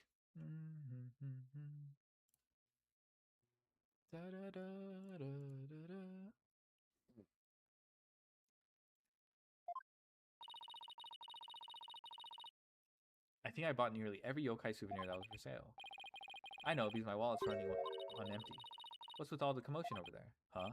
Hey, isn't that your friend Jinxie? Hope everything's okay. It's terrible. Calm down, Jinxie. Tell us what happened. The demon Tenmataro. He killed Alderman Subi. What? Wait, killed as in dead? Oh, that was fast. Yes, and Tenmataro did it. Tenmataro? You stay here while I go have a look. Please wait. Huh? Ah! It's a Tenmataro warding charm. It should protect you, but please, be careful. The Alderman's in the Fox Chamber at the top of the main staircase. Okay, got it. Okay.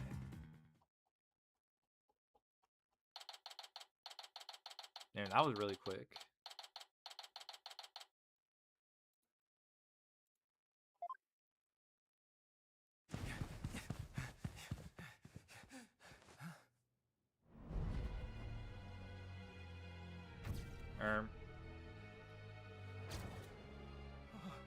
Orm.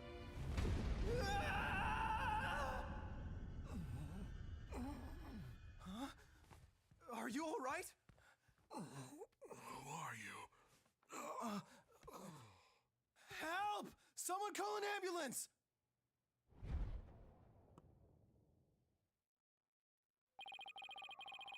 The police arrived soon after that, at which point I returned to the festival grounds. Apparently the man impaled by the sphere was already dead, but there was one other person there and he was immediately rushed to the hospital.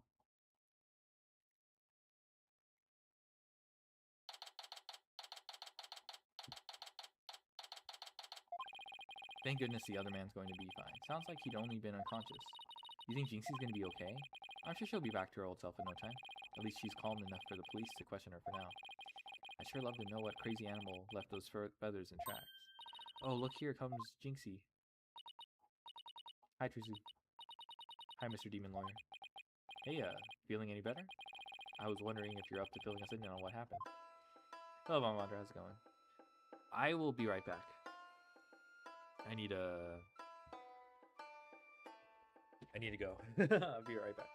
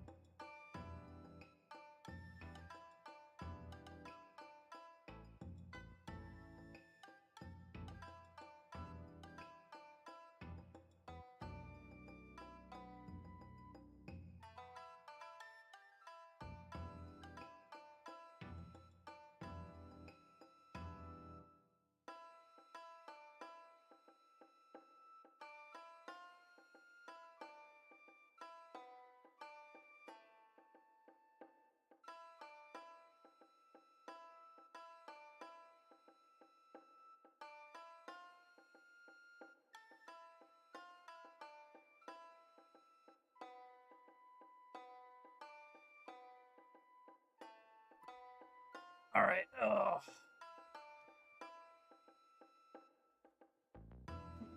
Dot arrived. True.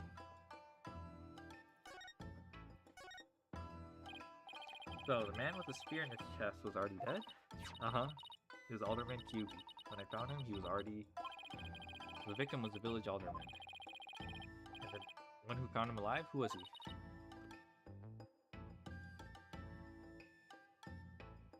Damien Tenma. He was the mayor of the neighboring city, Tenma Town. Tenma Town. They arrested him. Ugh. So he's the killer?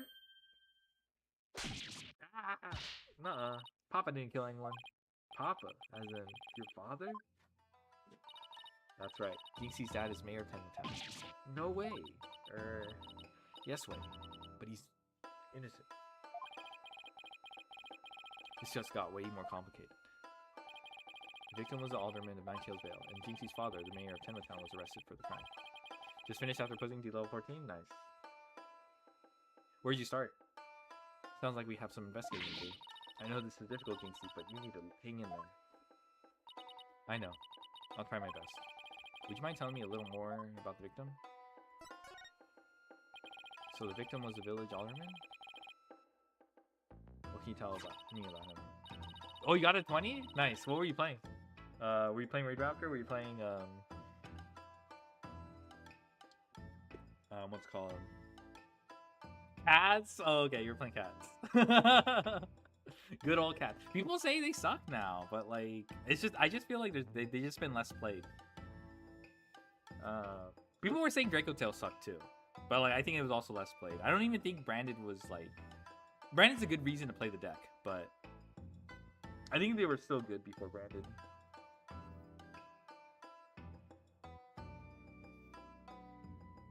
Are you gonna do Branded Elf Note?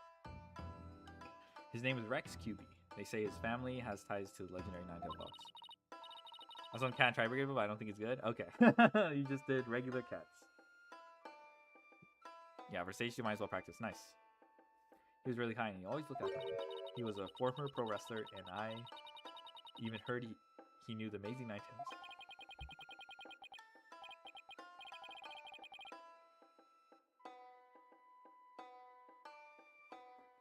Former pro wrestler, huh? That's something to keep in mind. With your father being mayor and all, I guess you're originally from Tenma Town, huh? So then why did you come work here?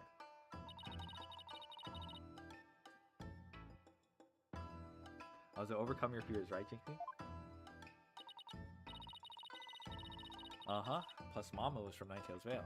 But she's no longer with us. Dang, a whole Romeo and Juliet story. He loved these flowers.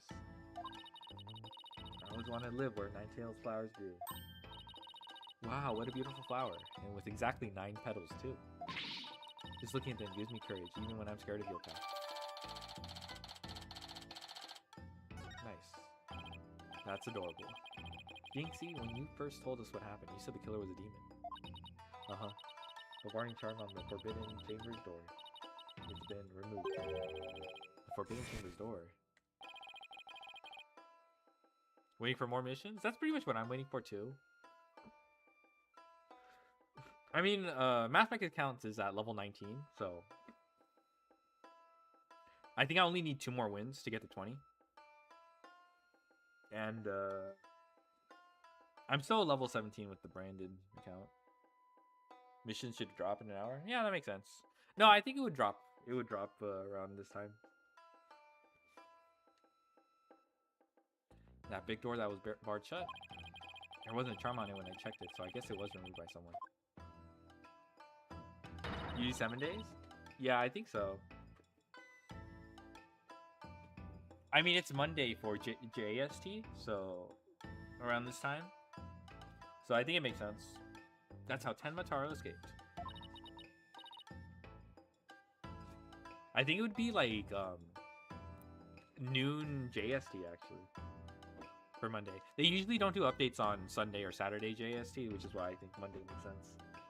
Or at least like Monday JST makes sense, which is, for me, it's Sunday. Uh-oh. But when I try to remember what happened, it all goes fuzzy. Dixie, you should go get some rest. You've been through a lot today. This happened really quick, actually. Like, we just met her, and all of a sudden we have to deal with like a murder. Between the warding charm being removed and the black feathers and weird tracks, I could see how a superstitious person might think a demon was a killer. It does look super, like, something supernatural happened. Apollo, maybe this is your chance. Chance for what? To do the right thing and defend Jinxie's dad in court. Who, me? Wouldn't a man like Mayor Tenma have access to more experienced lawyers? You want to know what the detectives said? They doubted there was a lawyer who could get a not guilty. Everyone says that. We just gotta BS our way. Sounds like they're expecting an open and shut case. Don't worry, Jinxie. If anyone can prove your dad's innocent, it's Polly. What? You accept the case, won't you, Polly? Oh, it's all over, isn't it? I'll be all Jinxie. What you got against Jinxie, bruh? Were you watching an earlier playthrough and she did something you didn't like? That's messed up. If I miss a stream and successfully maintain a streak by watching on, will the streak or still the same? It should go increase. You missed the stream yesterday? It should increase. If you watch the bot or whatever. It'll tell you if it's maintained if you do it. I'll be all alone for the rest of my life. Oh, right. Jinxie already lost here. Her mother. Alright. Jinxie, leave your father's defense to me. Attaboy, Polly. I just gotta hear the eyebrows are the best. Okay. So you like Jinxie. Okay. I assume you watched someone's earlier playthrough and determined this. You're going to help Papa, Mr. Demon Lawyer? Yep, because that's what lawyers do. Plus no toilet cleaning for a while. I'll do whatever it takes to make sure your father walks away free. Thank you, Mr. Demon Lawyer. I can tell you one of the good ones. I got a notification like you can miss, you can watch before it's gone. Yeah. That'll happen. I get those all the time. I'm like, I'm not a huge fan of the stream streaks. Like, okay, there's one that I'm maintaining, but that one is that one's not hard for me to maintain. But like stuff like Ray's, I think I broke my stream streak with Ray, and now I just like gave up on maintaining it. Sometimes the OG tweets not giving notice when you miss the stream. Yeah, maybe you just have to open up the app.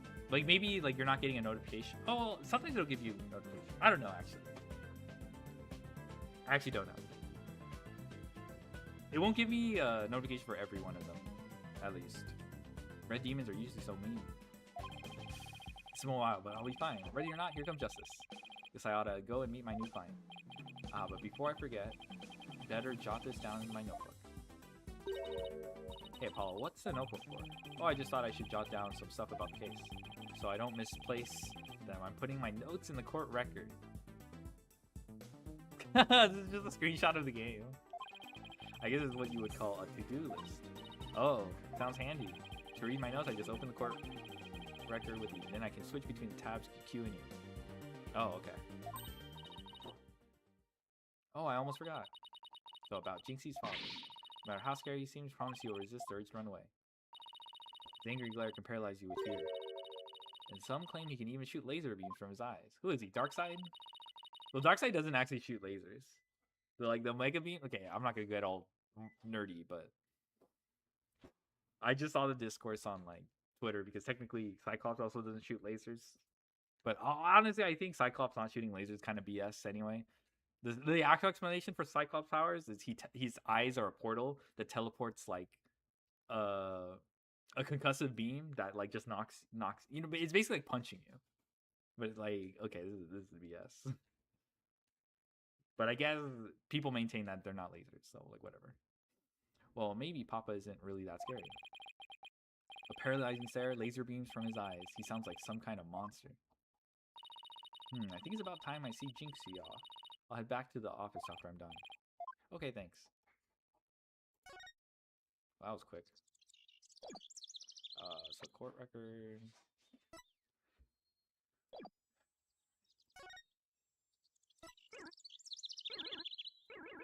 Oh, I'm already here. Oh, he's at the detention center, I see.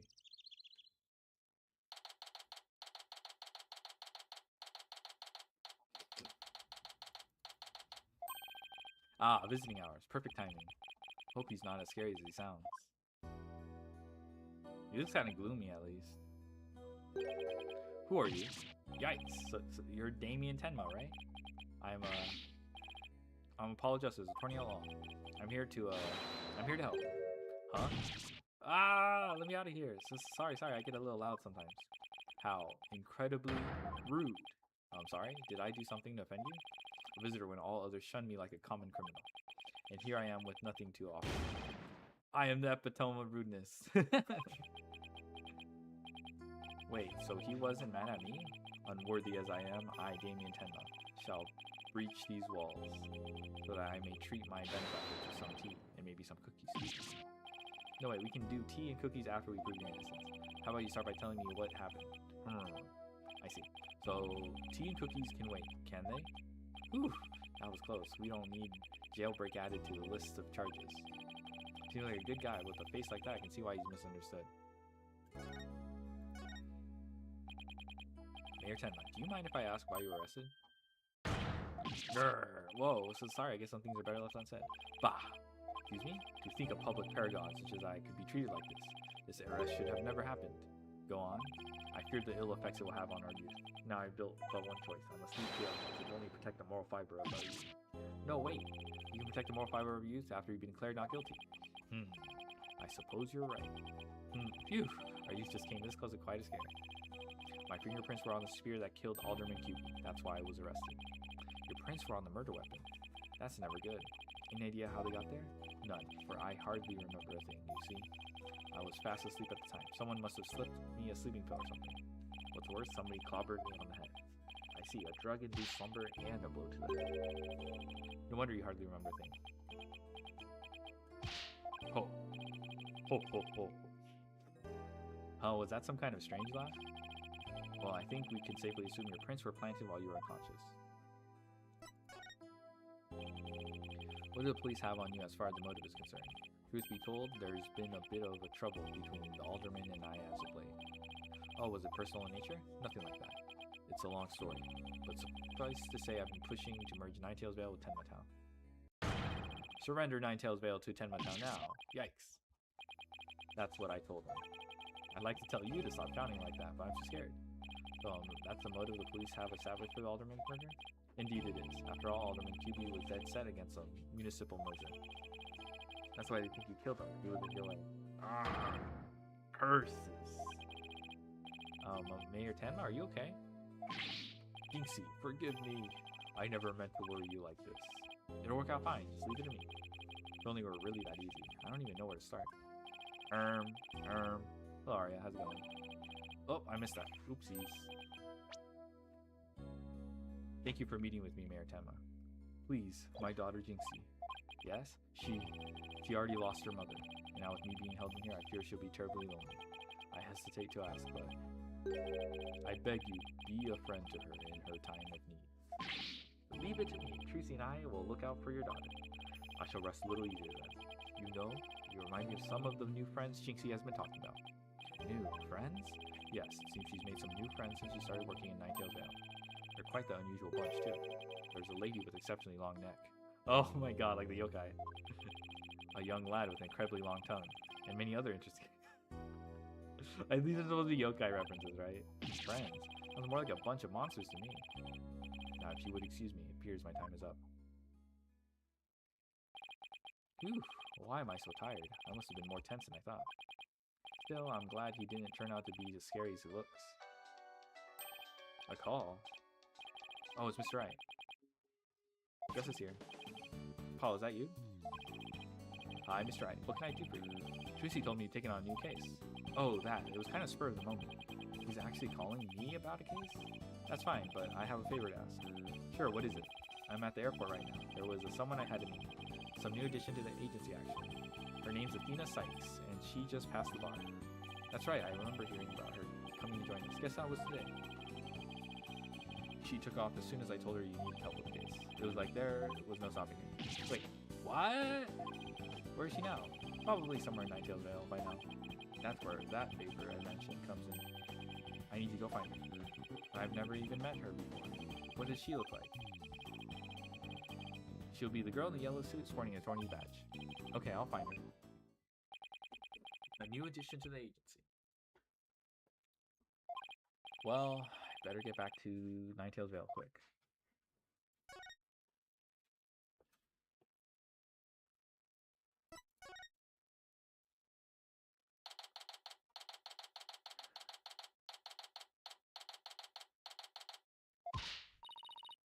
Alrighty, told you. I'm a lawyer assigned to the case. I need to study the crime scene, so if you would please tell me where QB Manor is. You can't fool me. You're just some delinquent high school student playing hooky. You stupid pig-headed... This attorney's badge isn't just for show, you know? Looks like I just found Miss Athena Sykes. Why won't you believe me? Don't expect me to defend you in court if you ever get arrested. Well, I'm the one who usually does the arresting, so... Say, shouldn't you be getting back to school? I already told you I'm a lawyer, not a student. That's it. Enough of your lies. You're coming with me. Ah! Get your hands off me.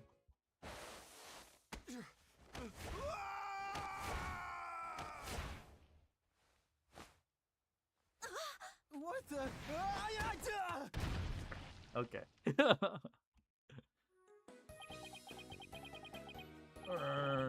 Think you can watch out for the bystanders next time? Whoops, are you okay? I think so, but a police officer's out cold.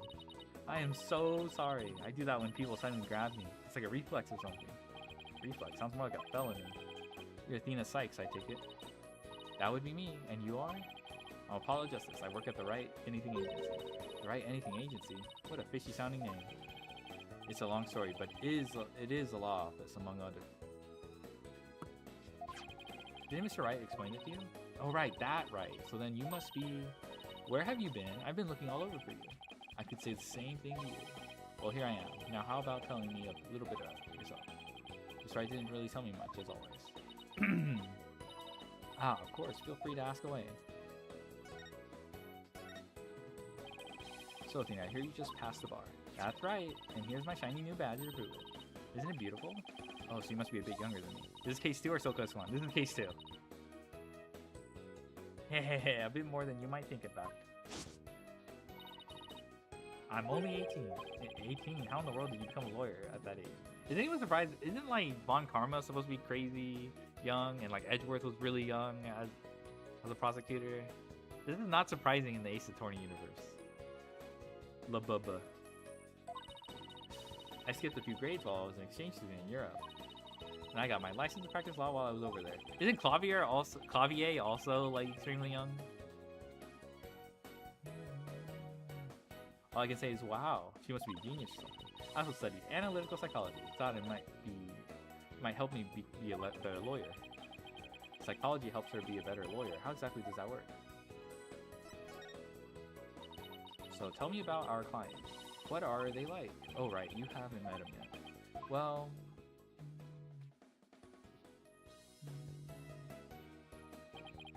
And that about sums it up. He's more worried about his daughter than himself. What a wonderful father. Wait, are you crying? I'm not crying. There was something in my eye. They're called tears. Moving right along. Let's get down to business. Helping our client is priority number 1. So Athena, you mentioned studying psychology. That's right. I've always wanted to bring analytical psychology into the book. The power of psychology will bring a breath of fresh air to the legal system. Oh really? How do you plan on using it to defend our client? Well, for example, I can try to listen in on a witness in her voice, and then analyze her psychological state with the help of my trusty partner, Widget. Widget. This device around my neck here. Say hi, Widget. Hi, Widget. It talks. Whoa, you need a volume knob. Anyway, the little guy will sometimes say what I'm doing. Awkward. Don't worry, you'll get used to it. Now that I seriously doubt. Oh, I almost forgot. I have something you might be interested in. I got it on my way here. I think it might have something to do with our case. A special edition covering our case. That was quick. That's the whole point of special editions, isn't it? To be the first to get the scoop? Rapido. Right. Well, let's see what it says here. What's the deal with the Spanish? What's wrong with the Spanish? Well, she also uses German randomly, too, so... Tenmataro was seen. What? He was seen flying through the sky? Yeah, somebody happened to snap that photo near Ninetales Vale. Article goes on to say it might be connected to our case. Apparently that photo was shot right after the murder occurred. Well, there were black feathers and strange tracks at the crime scene. I'm not surprised locals think a yokai was involved. Wait a second. Yokai as in one of those Japanese monsters? My god! You don't actually think it was a... Yeah, see, there's some German right here. Think it was a supernatural murder, do you? Ha ha ha. No, of course not. Now, German? Why not plain old English? Alright, chill, bro. Why don't they localize? Why don't they localize? No one's gonna know what the fuck I'm talking about. Let me see what I can find.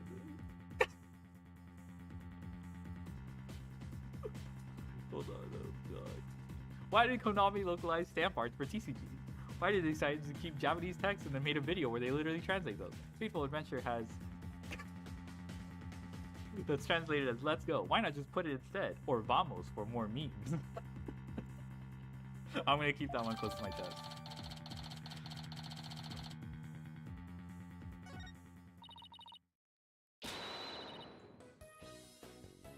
Andale, Apollo. Let's get cracking on that crime scene already. Almost made you say Apollo. Which I don't think actually means anything. Actually, does it mean to stick up for someone? But was that spelled with a... I'm pretty sure that's spelled with a Y though.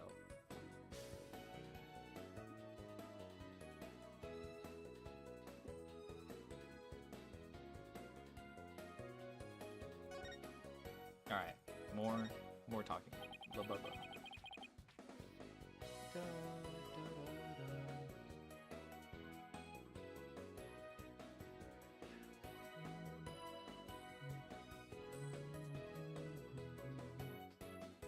Okay, what's next on the list? Investigating crime scene, what else?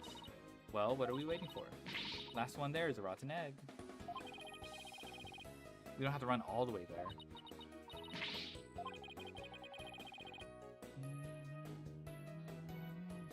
Why does it have to be a competition at all? No!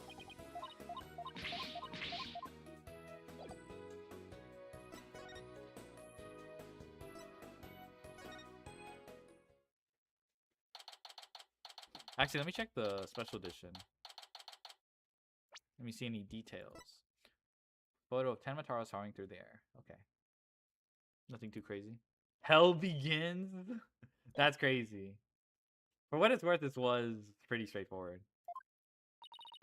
Do you hear that? It sounds like a TV or something. Oh look, there's a TV in that little room in the corner. In other news, the mysterious masked wrestler, the Amazing Ninetales, has been confirmed missing according to the sources close to the wrestler. Appears he disappeared sometime after a special event held in Ninetales Vale today. He also failed to appear at a match today where he's scheduled to defend his title. Local villagers say his disappearance may be connected with Ten Mataro's recent escape. So that wrestler's gone missing. Hey, you two, you don't belong here. Eee. Don't worry, there's nothing suspicious. What about them their horns of yours? They look mighty suspicious if you ask me. Horns? That's my hair. Anyway, we're lawyers and we're here to... hear them lawyers come to defend Mayor Tenma, ain't ya? Better reckon with that expensive looking bracelet you got there. That name's Phineas Filch. Oh my god. I'm the caretaker here. Pleased to meet ya. Same here. Wow, talk about a quick change of heart. So tell me, demon lawyer, you bet you use them demonic horns of yours to scare the bejeebers out of witnesses, huh? Come here, you little horn demon, you. Youch! These horns are, my hair isn't meant to threaten anyone. They ain't. Seems a mighty big waist, so perfectly good horns if you ask me.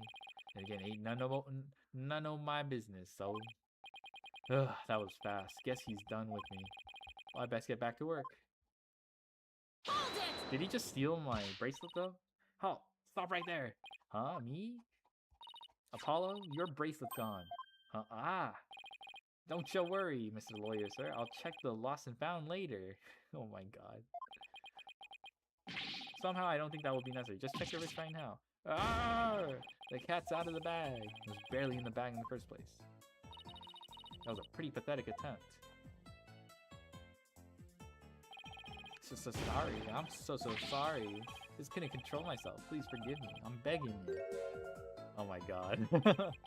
Yeesh, I almost feel sorry for him now. What should we do about him, Apollo? Well, I got my bracelet back and he seems sorry enough, so... I knew you'd understand, Mrs. Lawyer, sir. Yeah, obviously got a big heart. As big as the big white old cash in your wallet, I hope. You leave my wallet out of this. Ho ho! Hey, didn't you just finish apologizing for stealing from us? Run away! Run away! Head for the hills! Bruh. Get back here, you! Talk about a quick escape. Looks like he dropped a few things. Looks like a pair of diagrams. This one's of the crime scene and this one's of the foyer. He left the shoes behind too. The guy's the living definition of a bumbling thief. Let's hang on to his shoes. We can give them back next time we see him. And for the diagrams, I say we keep them. They look like something the police might draw. Wonder where the caretaker got them. Okay, let's see. Security camera. Now then, as I recall, okay, let me check these out.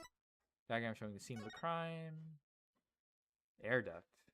Air duct makes sense, actually. That's probably where all the feathers came from. They drop vertically from the air duct. Forbidden chamber.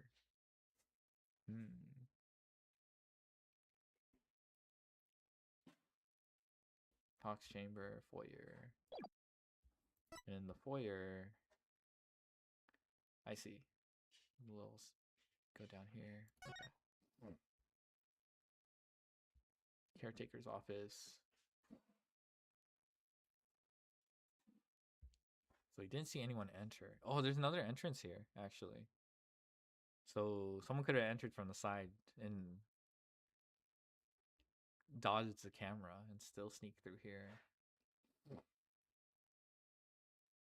I'm assuming the caretaker is going to be the witness or whatever. And then you'll be like, actually, you can't enter. You don't, that's not the only entrance or something like that. Okay. Alright, so far it doesn't seem... I don't know how it connects to the Tenmataro flying, but... maybe it's too straightforward. Now then, as I recall... the fox chamber should be at the top of the stairs. Damn. Whoa. Where'd all those black feathers and weird tracks come from? The popular opinion seems to be that they're from Tenmataro. You mean the great evil has returned? And if he did, I'd be laughed out of the courthouse trying to indict him. Hey, who are you and what are you doing here? This is a crime scene. And who are you? Are you with the police? I asked first, who are you and what are you doing here? On a second thought, I'm placing you under arrest for disturbing crime scene. Under arrest, blah blah blah. Save it for the boys back at HQ. Now come quietly or else. I don't want to be late for lunch. But please, wait, we're Mayor Tenma's lawyers. Well, why did you say so? So you're the lawyers I heard about. Ha ha ha ha. I almost took you to it. You two sure were suspicious though. I don't know how many more times I can take being called suspicious in one day. Sorry, we didn't catch your name. My name? I'm Bobby Fulbright, the heroic detective who defends our good citizens from evil. The champion of justice who comes running whenever you're in need. And my catchphrase? It's in justice we trust. Ooh boy, this guy's a story and a half. So what can I do for you? So would it be okay if we had to look around? Certainly not. No unauthorized personnel allowed. Could you make an exception? Cease and desist at once or you'll have to deal with my little friend here. Ah, yikes, is he reaching for his injustice we trust? Ooh, it's just his badge. You may be Mayor Tenma's attorney, but you still need authorization to cross police line. Apollo, let's see if we can't change his mind. Good luck. Let me know how it goes. But he says, densest heroes come. You're wasting your time and mine. Nobody's crossing this line without authorization. I'm a wall of justice keeping... Oh. Okay. I will handle it. Thank you. Oh, is this a dough? Nice. Thank you so much. I missed that part. Oops. I know. That would be you, I bet. Ugh, I knew it. Look, there's just us and you. here, right? Why is this highlighted? Justice and me, you say? That's right. Are you trying to say that Justice and I aren't enough to keep you out? What? No, silly. We're saying that you're an inspiration in our quest for justice. No, it can't be. You have him on the roads now, Athena. If we were on the side of justice, would you let us through? But guarding the crime scene is a part of justice too. Sure. But only a bad guy would stand in the way of justice, right? Whose justice is the most just here? Oh, we can't have a fair and just trial without a thorough investigation, so... Oh, Lady Justice, what would you have me do? I think we really got him. Yeah, he seems pretty neurotic as far as championing for justice go. Our pleas for justice must have had a huge impact. It's tying him up in knots. Now's our chance to start looking around. After all that, authorized personnel is surprisingly easy. Should I stop them or let them through? Whose justice is more just? Well, let's get to work. We're supposed to be finding clues related to the crime scene, right? Right. A search of the crime scene should turn up some evidence we can use at the trial. We'll try viewing the crime scene from different angles. You never know what's hiding just around the corner, right? So move the cursor with WASD. Change your perspective with B and M. What the? There's a particular spot you want to examine, just give it a tap.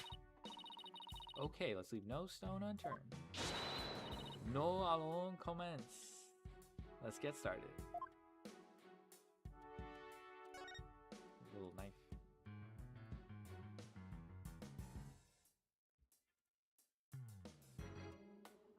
This is weird. Are we not gonna... Really? Or nothing weird about this? So this is where Alderman QB's body was found. Apparently the murder weapon, a spear, had Mayor Tenma's prints on it.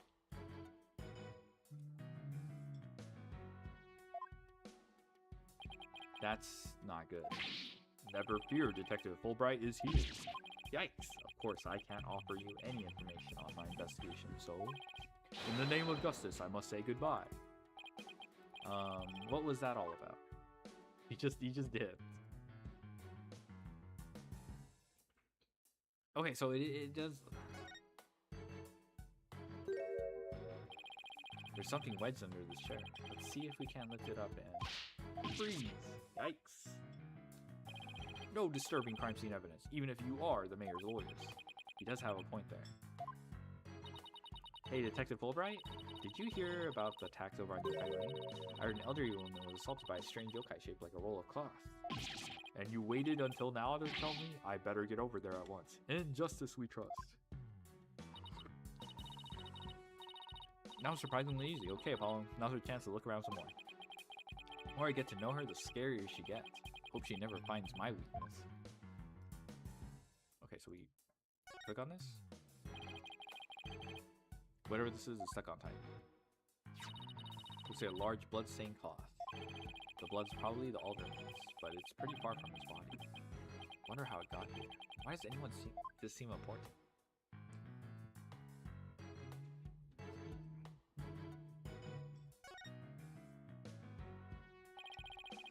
The Forbidden Chamber. They say the demon Tenmataro was imprisoned in there before his escape. Think we should get this door open? It's worth a try. No good, it's shut tight.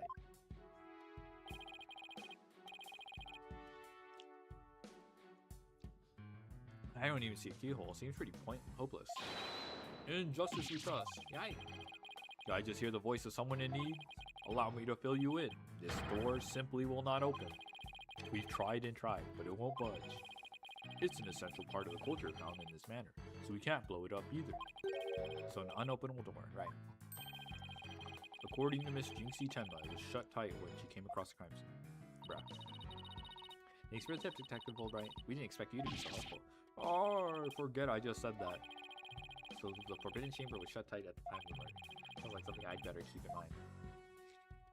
I might as well put the notes here. Okay, we just gathered information. This looks suspicious. Really? Oh my god. Alright, chair. Wow, this is a pricey looking chair. Apparently the mayor was found drugged and unconscious. Really? You have to move? Okay. Really? Okay, that's so annoying. I see, I see. Yeah, and when he came to, he was arrested for murder. Talk about your rude awakenings. So he's the prime suspect in a crime he knows nothing about? That stinks. Oh, poor Mr. Tenma. He must be feeling so scared and confused. Apollo, it's up to us to save him. It's like she's on her own emotional roller coaster. Oh, I see. Alright, it's trying really hard. Oh, what's this? What do we have here? Looks like a statue of the nine-tailed fox. And Tenmataro bottle. It's also bloody as fuck. Eesh. Careful, Apollo, it's got blood on it. Really? Hey, you're right. Wonder if it's the alderman's blood. How can you remain so calm after seeing all this blood? Well, this isn't the first time I've seen something like this, so... You're no fun at all. At least act surprised or grossed out or something for my first case. I'm already a lawyer. You want me to be an actor too?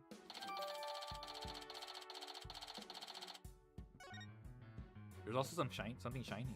Yeah, there's something shining right here. No! No! Why is it shiny? Nothing in particular here.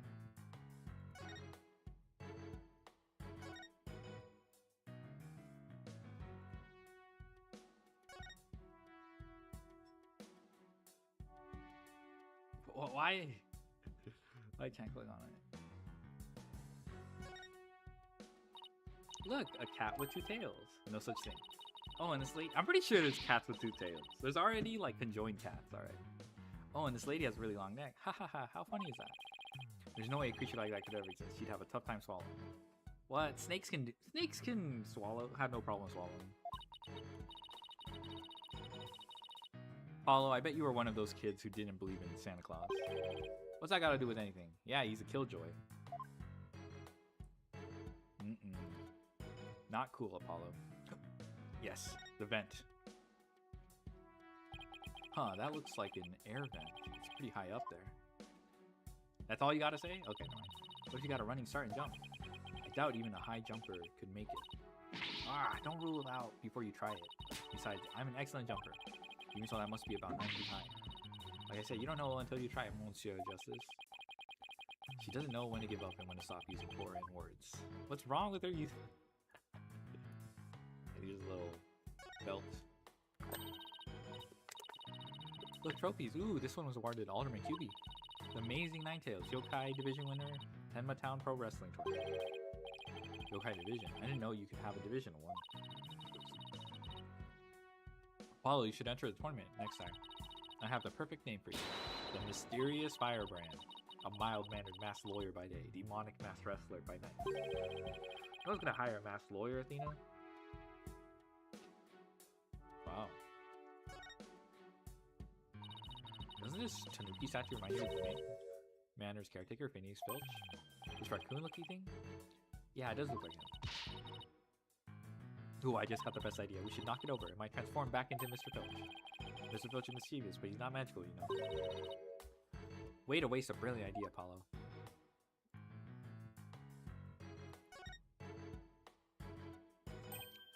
Hey, this window opens. And outside, we have ourselves a steep cliff. The window only opens about 6 inches, not wide enough for anyone to get in or out. Look, Apollo, there's something caught in the window frame. I'm still working on this. Yeah, I might be fine, but if are you just gonna put away the rest? Okay. No, it's still caught. That's why I haven't like. Maybe I'll get some more. Thank you though. It looks like gold 4. What a pretty color. It must be from some kind of animal. Wonder what it's doing here. Did Alderman and QB have a pet fox? Oh my god. I guess it's from the costume.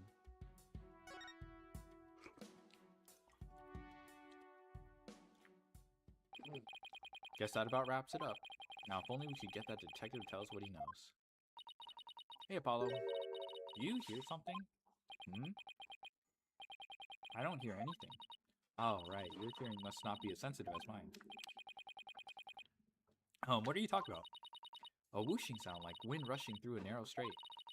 An echo of someone's voice. In justice we trust. Ah! Ha ha ha, someone's got a sharp set of ears.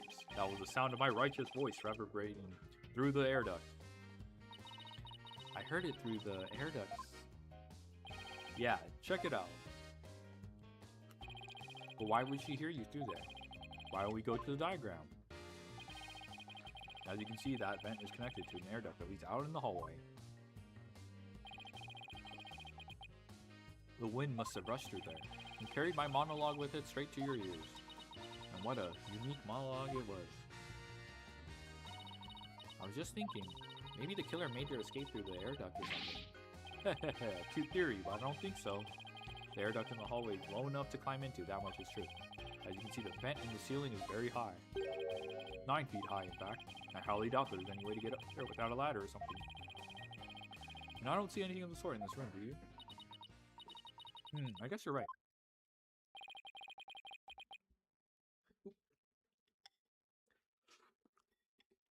Speaking of things in this room, yeah? Can you tell us what you guys turned up? Not on my watch, buddy. In the name of justice, I cannot reveal facts pertaining to the prosecution's case. Aw, come on, throw us a bone here. Excuse me, Detective Fulbright, but I recall you saying earlier that you would come running whenever we were in need. Yerg, I suppose I did say that. Helping those in need is what justice is all about, but keeping information out of enemy hands is also a form of justice. Which justice is the most just? Why is this always so hard? Well, how about this? Let's do a little give and take. I mean, serving the public is part of justice too, right? You know, like the police motto, to serve and protect. I doubt leaking information to the defense team falls under that motto. Yes, of course, I must serve as well as protect. Okay, I will share some information. In the name of justice. We did it, Apollo? Yeah, we did alright. I'm not sure that was entirely ethical. Damn. Yeah, she just like... Was it Miss Jinxie Tenma who first discovered the crime scene? That's right, and this photo shows what she saw when she opened the door. Miss Tenma had a key, allowing her... No shit, I missed that. Miss Tenma had a key, allowing her immediate access. A key? If so, then the box chamber was locked? Yes, and Miss Tenma had the only key to the door. Really? So Alderman QB didn't have a key to the box chamber? Actually, he had a master key for most of the doors in there. But it disappeared after his murder. Disappeared? You think the killer took it? It could very well be connected to the murder. We're looking into the possibility now. But it's the timing of Miss Tenma's discovery that I think is most important. Of course, I'm not going to share that information with you. Ha ha ha. You think you're some kind of champion of justice, but you're just a plain old man. I won't fall for that, you shameless rascal. I only help good little boys and girls. Shameless rascal? Who even says that? Well, I wouldn't exactly call you a good little girl either. Alright, what do we got here? Oh, I must see. I want to give it a look. Look-see. Box chamber. Man, you got hit on the head.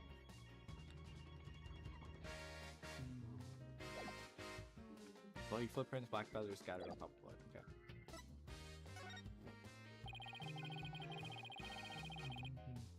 Those feathers and tracks look like something a yokai might leave behind. You don't actually think the murderer was some sort of monster, do you? What's the name of that creature in the Forbidden Chamber? Something? Because from the black feathers and big tracks, it looks like that creature did it. Our prime suspect would, no doubt, love to pin the blame on some imaginary creature. Can Tenma, whatchamacallit, even be made a victim of slander?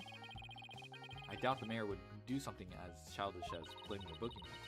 So the most likely scenario so far is that Tenma guy left the feathers and tracks behind to make it look like the yokai Tenma was the killer. Wait, what? Now I'm as confused as you. At any rate, I doubt Mayor Tenma would plant evidence like that. So Mayor Tenma is your only suspect? That's right. Even his name, Damien Tenma, makes him sound like a villain. And he's really scary looking too. Wait, are you telling me that's why he was arrested? Ha ha ha ha, don't be ridiculous. He was the only one without an alibi. Oh, is that so? Yep, other than the victim, the suspect, and Miss Tenma. The only others around were Mr. Filch and Mayor Tenma's aide, and the two of them were together at the time. Filch. The guy who tried to steal my bracelet. Just living up to his name, I guess. I'm guessing he's like the first witness we dismantle. But he's not going to be the culprit, is he? We should go talk to him again when we have a chance. What about Jinxie? She's not being suspected at all. She may have no alibi whatsoever, but she has no motive. It's unfathomable that she would murder the alderman and pin the crime on her father. Besides, do you really think a little girl could lift this huge sphere? True enough, that sphere looks even bigger than her.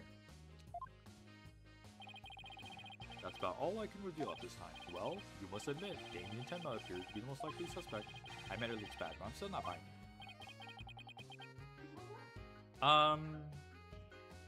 I'm good for now. I'm still, I'm not close to finishing. Oh, and one more thing. I must warn you about the prosecutor. Prosecutor assigned to Mayor Tenma's trial. That's the one. He's, how shall I put it, not what you'd expect. That is unless you face the convicted killer serving hard time as a prosecutor before. What the? Is this some kind of joke? Okay, so this is Blackwell. Let's go. Can I ask why a man in prison for murder is serving as prosecutor? Because he's mastered the use of psychology in courtroom. Everyone's talking about how this murder was the work of some strange creature. But yokai are nothing more than a figment of the imagination. They're baloney. Who better to prove this than a master of psychology? He's the best man for the job. He's a convicted murderer, no matter how you look at it. That's just insane. Well, the chief prosecutor personally assigned him, so none of us are in position to question the matter. Ha ha ha. This really is the dark age of the law. Oh my god. This prosecutor. He wouldn't happen to go by the name Blackwell, would he? Bingo! Simon Blackwell, so you have heard of him. You could say that. What's that supposed to mean? Well, I bet you don't know his unofficial title. Ever heard of the Twisted Samurai? That's Prosecutor Blackwell. The Twisted Samurai? Is that because he's a criminal? Well, yes and no. You could also say it also has to do with the effect his crime had on people. How so? His conviction is what twisted and warped the legal world into this dark age of the law. What? And he of all people is going to stand in court tomorrow? Ha ha ha ha. Never fear. I myself will be there to protect you. That's reassuring, I guess. Well, you kids knock yourself out. Can't wait to see how you do tomorrow.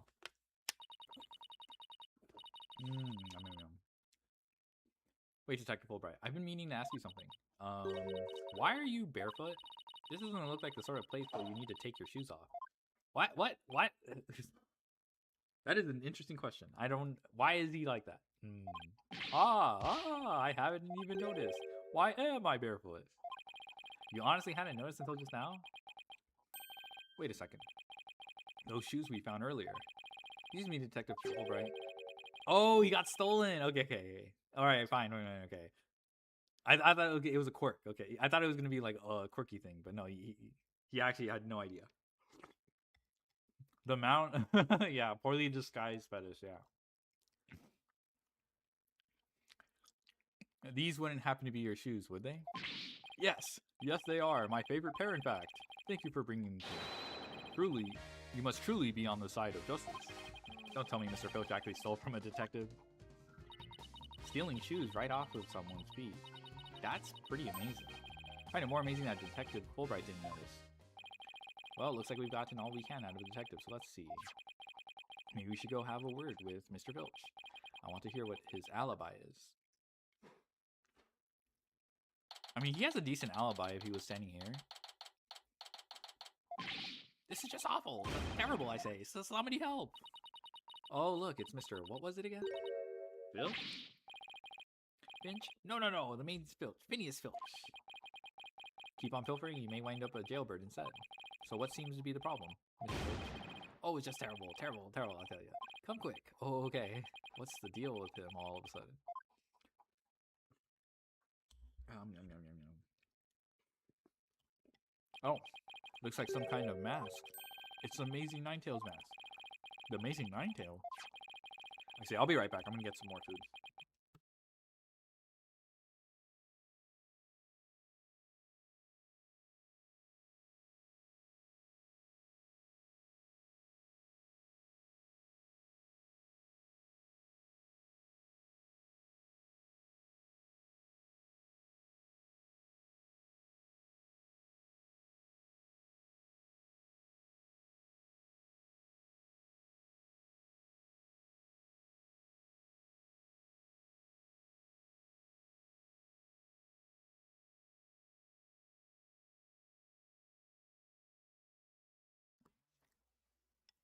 Oh right, the wrestler appeared during the festival special event.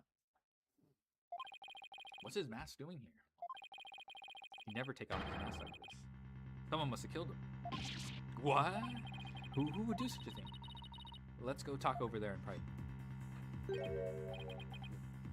Look, there's some white hair caught up inside this mask.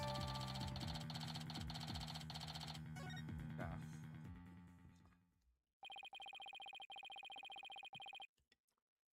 So what makes you believe that the Amazing Ninetales has been murdered? Ya really want to know, eh? You're a studious one, ain't ya? Yes, I mean no, alright? Just tell me, please.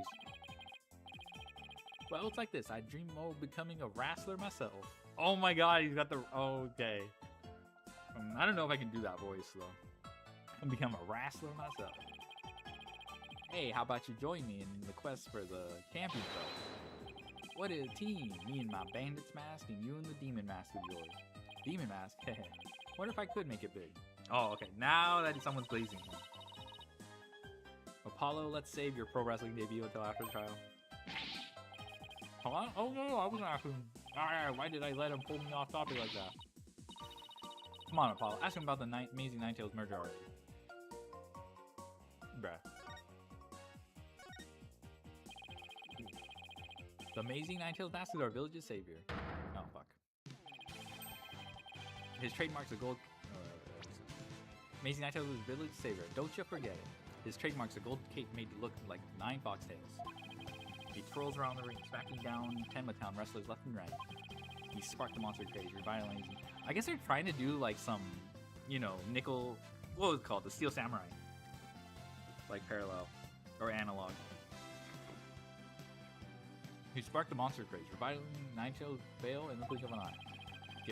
Yep, saved our village from becoming Ghost Town, now to Yokai Town. Oh, the Amazing Ninetales really does sound, well, amazing. Yeah, pretty amazing, huh? That's why he's worshipped like a hero around here. I'm proud to be from the same village as him. Come to think of it, you look kind of monster-like to yourself, Mr. Bill. Guess it makes sense you're from the same village as the Amazing Ninetales. I know, a lot of people have told me I look like a yokai. None was that a compliment? Ouch! What's the big idea? Check your pocket. Hey, how'd you do that? Keep it. I got lots more. Check your pocket. Vote up the heroes sparked the veil from becoming Ghost Town. Okay. Let me check this out. I mean, are we supposed to match this belt with something? We did see a belt in the room.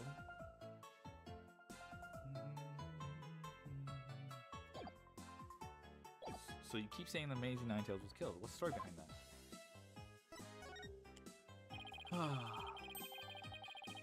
Are you saying he was murdered because his mask was washed up along the river outside? Actually, where is the river in relation? Last game, I was confused about where there was a river being... I'm not going to let that happen again. Okay, we don't have any geometry of, like, the whole area, so whatever. Are you saying he was murdered because his mask washed up along the river outside? That's only part of it. The main reason is no one's seen him since the special event. The world-round Ninetales Vale is he was killed by Tenma-taro. New villagers are really superstitious, aren't you? Yeah, we are. We love conspiracy theories, too, like the mayor's diabolical plot. The mayor of Tenma-town? What is he plotting? Rumor has it that he's planning on releasing Tenma-taro. That's why he wants the merger. He'll open the Forbidden Chamber once he's in control. That's quite a tale. He ain't finished yet. There was only one person who could stop the mayor. Our heroes, the Amazing Ninetales. You vowed to battle the mayor of Tenma Town and stop the municipal merger. I couldn't make this stuff up if I tried. Apollo, we still have to ask him about the Alderman's merger, remember? Mr. Filch, would you mind telling us what you were doing at the time of the murder? I was in the caretaker's office guarding, the entrance. Like Mr. QB said. Okay. Figures. And I made double sure no one could come in. I have a clear view of the foyer from where I work. He must be talking about this small room in the upper right. Yep. The new missions are added, duel 20 times? Nice. Maybe I could play tomorrow or something like that, but sounds good. Must be talking about the small room in the upper right. Definitely looks like you can keep track of the comings and goings from there. Do you have an alibi to back your statement up, Mr. Pope? I do indeed. I was with Mayor... Oh, I was with Mayor Tenma's aide. Warrant LaBelle is his name. Uh-oh. So the two of you were together. That's a pretty sound alibi, alright. Nobody came in and out of the manor around the time of the murder? Kept watch here the whole time. Didn't see a soul pass by. If anyone did, that their security camera would have spotted them.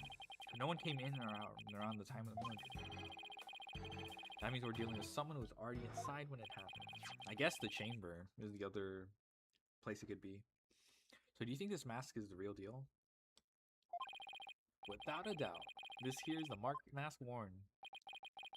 Oop. Mask worn by the Amazing Ninetales. What about white hair I found inside the mask? Wait, I just thought of something.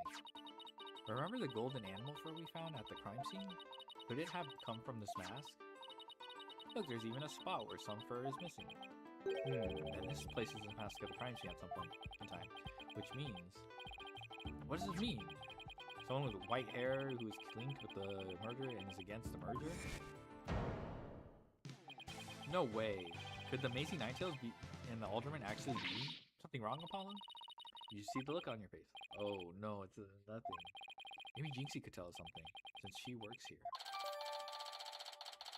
Golden fur reattached. That's it? Alright, I guess that's it. Alright. Where do we go?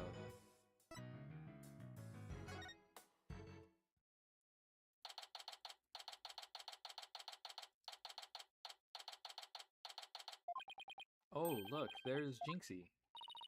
Milk, cheese, yogurt, ice cream, and...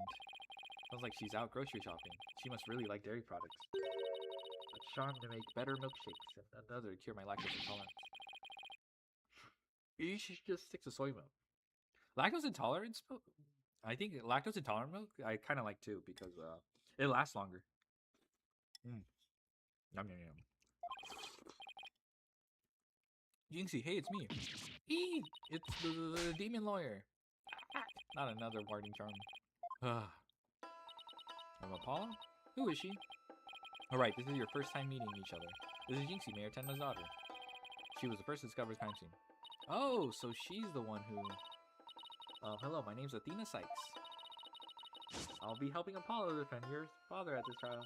Pleased to meet you. We're pleased to meet you too. Where's Trucy? She went back to the office ahead of us. But don't worry, Athena and I are on the case. Well, wait, how do I know you didn't? That you didn't gobble her up alive? Bruh. Relax, I didn't eat her up. And I wouldn't do such a thing. Oh, poor little Trucy. I'm about ready for some tears of frustration myself. He's quite an interesting character, huh, Apollo?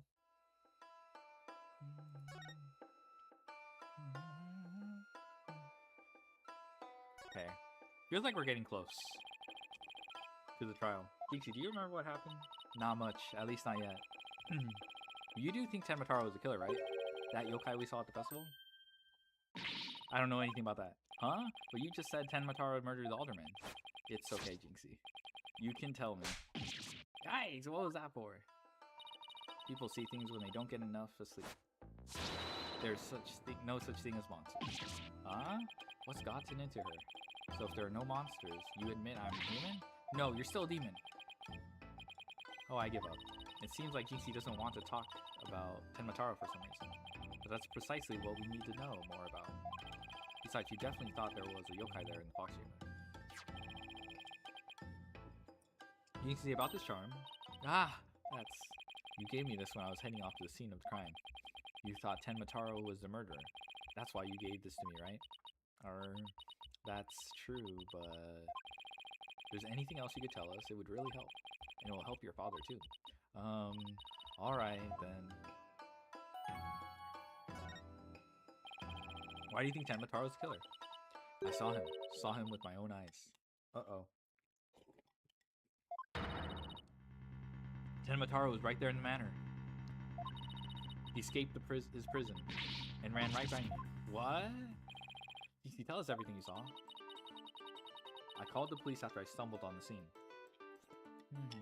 Oh, okay, I see. So she had the chance to... Oh.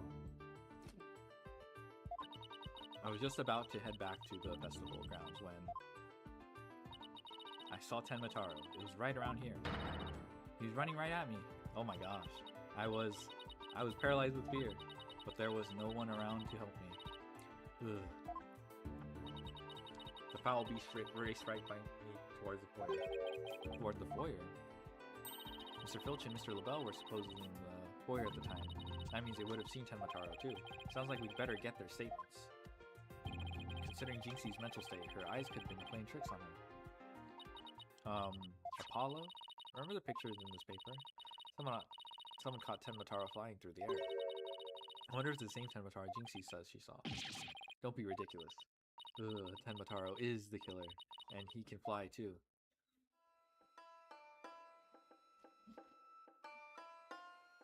Uh-oh. Not my goat, Stream Boo.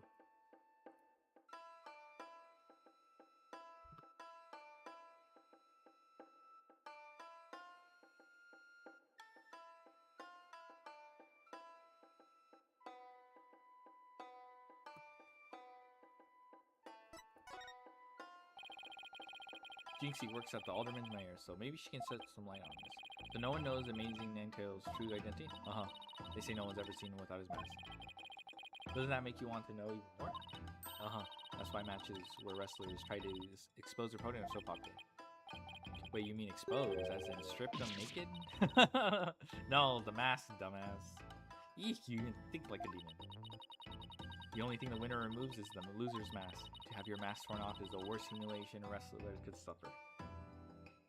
Alright, give me a second. I'm going to... I think Unk is on. I just saw his ass open up, Bro probably saw the missions. We're gonna go online pretty soon. To have your mask torn off is the worst humiliation a wrestler could suffer. That's why their masks are more important to them than life itself. But you see, these unmasked matches are life and death battles for wrestlers. That means this mask didn't just happen to wash up along the riverbank. There's gotta be a story behind it. No one can stop the Amazing Ninetales. Bet you'd be shocked to find out he's really the Alderman.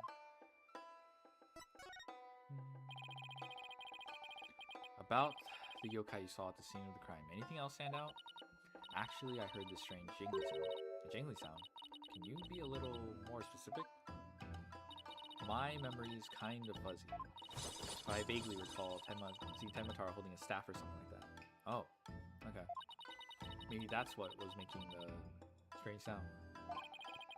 Does Tenmataro usually carry a staff? Good question. I've never heard anything like it. It's shown on the scroll. How about in other documents? Any of them show Tenmataro with a spear? Staff? This is the only known document depicting Tenmataro. After all, those who needlessly depict the demon are forever cursed. And what's the deal with Tenmataro, you saw just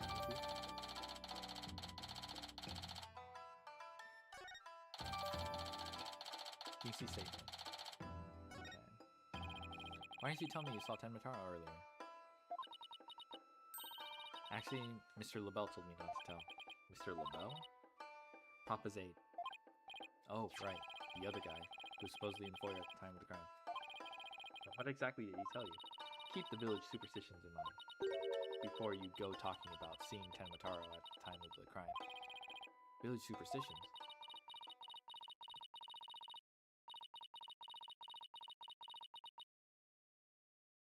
They say you must not gaze upon Tenmataro, but in the event that you do look,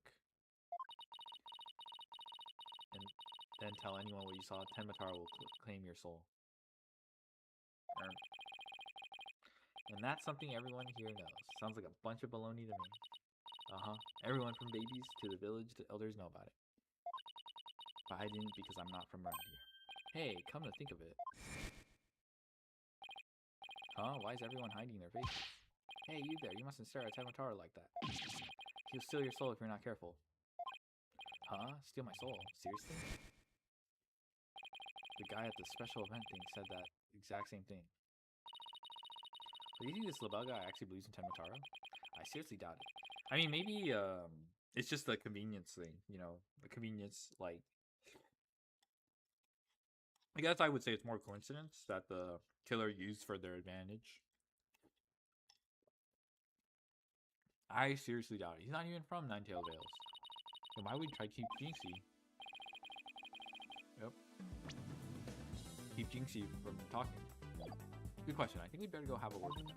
Time to unmask this monster of a mystery. The last time I saw Mr. Labelle, he was relaxing in the foyer. Bueno. Next stop, the mayor foyer. With any luck, he'll be there waiting for us.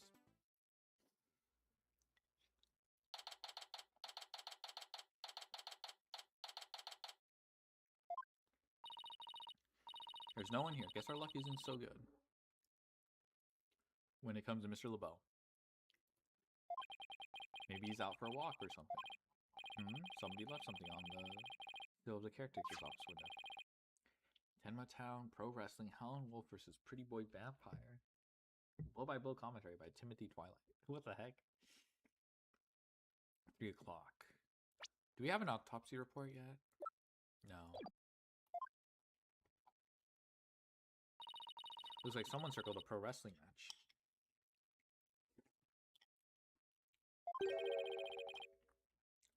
Hey, what do you think you're doing? Oh, Mr. Filch, what can we do for you? But she was going to scream monster, which really isn't much of a stretch. Ain't nothing I need you to do for me, but what business you got with my TV listings? Oh no, it just caught my eye. Can I ask if you watched this pro wrestling program today? Yep, it was a match between a couple of rank amateurs though. It was a complete disaster. I reckon even I could have done better than that. Seriously, doubt that.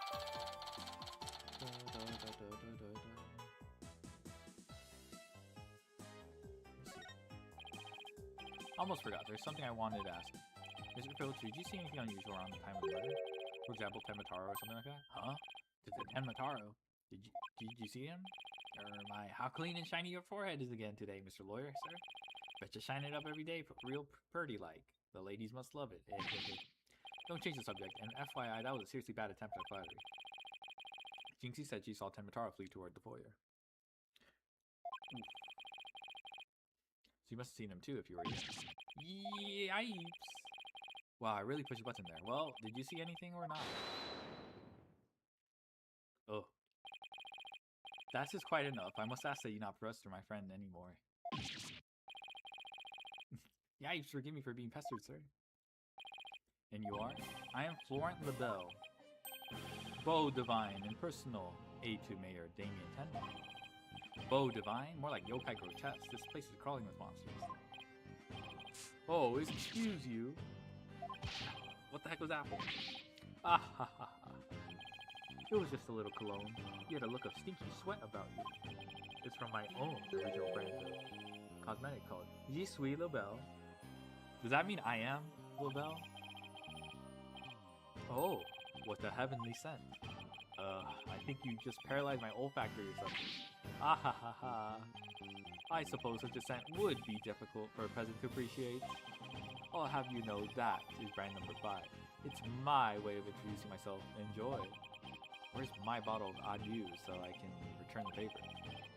Enough about the cologne. Please tell us what you saw around the time of the murder. I heard you're the one who told Jinxie not to mention that she saw Tenmataro. Why, that little... So, she told you she saw the demon, did she? Mr. Labelle, do you mind if I ask whether you believe in the village superstition? Ah ha ha ha. Oh, please. It was merely trying to keep with tradition. Nevertheless, I will say this. I wouldn't stick my nose into this whole Tenmataro business if I were you. Bad things happen to those who do. That much is true. He is one Scary monsters. That's crazy. You really expect me to believe that monsters are real? Ha ha ha ha. Well, you're real, and you sure look like a monster. Look who's talking. So, Mr. Lavelle, you didn't see Tenmataro?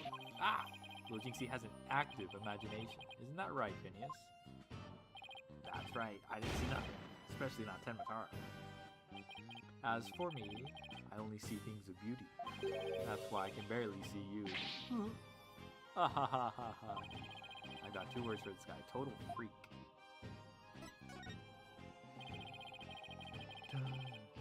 Could I ask you what you were doing at the time of the crime?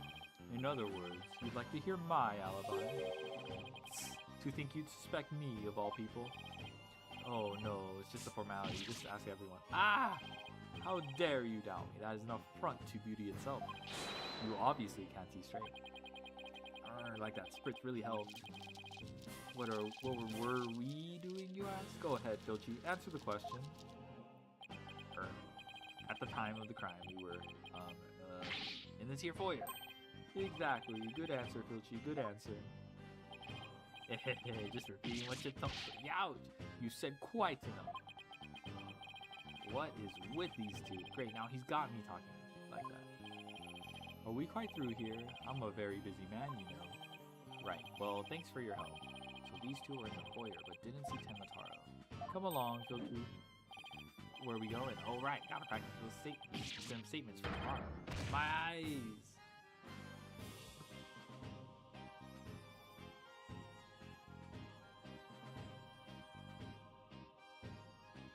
Okay, that was not suspicious at all. You're going to dig your own grave with that big mouth of yours someday. What does he mean by practice statements? Because they're witnesses now. Now, if you would excuse me, it's time to touch up my makeup. Apollo, I know this sounds strange, but Mr. Lavelle seems unusually preoccupied with Tenmataro. Really, how can you tell? Well, it's kind of hard to explain. You see, I can read people's emotions from the tone of their voice. You mean you have good ears? Something like that. People's emotions are expressed in the tone of their voice, and my ears can pick up on even the subtlest of tones for some reason. That's an interesting skill. But what do you mean he's preoccupied with Tenmataro? I'm not exactly sure, but it was like he was obsessed with the thought of Tenmataro. That's what I picked up from his voice anyway. Everywhere we turn, Tenmataro this, Tenmataro that. We should go talk to the mayor too. Sounds like a plan. We need to get to the bottom of that rumor about him wanting to release Tenmataro.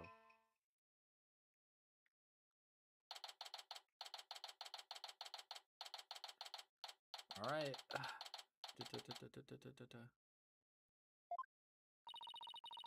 Something wrong, Apollo? Where did your enthusiasm go? What am I doing asking the mayor if he has never thought about releasing Tenmataro? At best, he'll think I'm an idiot. At worst, oh, he's here. It's so nice to finally meet you. I'm Mr. Jess's partner, Athena Sykes. I'm looking forward to working with you, Mr. Tenma. Tara. Oh, yes. I look forward to working with you too. Eek, glad he didn't mind Athena calling me by a completely wrong name. Apollo, he's just as kind and gentle looking as I'd imagined. Lucky for you after that blunder you just made. There was something I wanted to talk to you about. There are rumors going around about how you wanted to or did set Tenmataro free. What utter nonsense, yikes. They always assume the worst of me because of the way I look. But those rumors don't have a shred of truth, I tell you. A little touchy about his appearance, isn't he? What he really needs to work on are his people skills.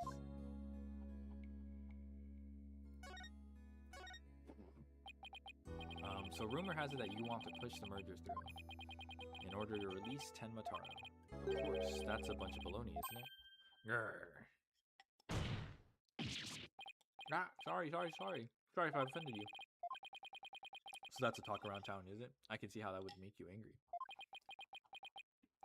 What if Jinxie's schoolmates start teasing her about this? Huh? I must break out of here at once. Her tormentors must be taught a lesson. No, wait, first we have to get you a not guilty verdict. Don't try to stop me. This is about a father's duty to his darling daughter. Hold tight, Jinxie. Daddy's coming to save you. Relax, we'll look out for your daughter until we can get you free. Is that so? You don't need me to? Go straighten things out myself. Ooh boy, they'd probably call in the SWAT team if you showed up at her school. Oh, right. I ought to ask about the reason behind the merger. It seems like you were rather forceful in pushing for the municipal merger. Did you really want Ninetales Vale that bad? Yes, well, it's quite an attractive price in terms of tourism. Oh shit, is it the bracelet? Wait, am I feeling what I think I'm feeling? Let's go, bracelet. Sure, I helped play a bit of hardball, but only when I deemed it necessary. I knew it, my bracelet's reacting. What is it, Apollo? Mayor Tenma may not be telling the whole truth. Really? How can you tell? People invariably tense up when they lie. That's where my bracelet here comes in. I can sense when the person I'm talking to is feeling tense, because it begins to feel tight on my arm. No way! You can do that? Wait, so you believe me? Just like that? Sure, each of us has our own special gifts. Oh yeah, Athena has a gift too, her special sense of hearing. So what do you think the mayor is lying about? I don't know, but it's our job to find out. It's been a while since my bracelet last reacted like this. Let's see if I still remember how to do this. First I touch my bracelet. Right, now let's give it a whirl. Let's go, bracelet.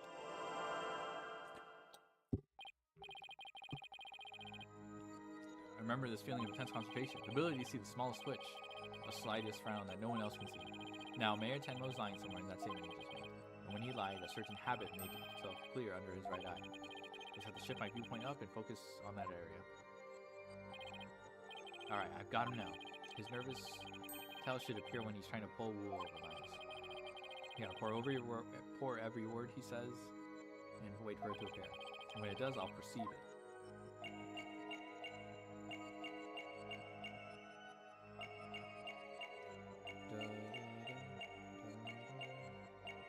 I guess he's lying about the tourism part.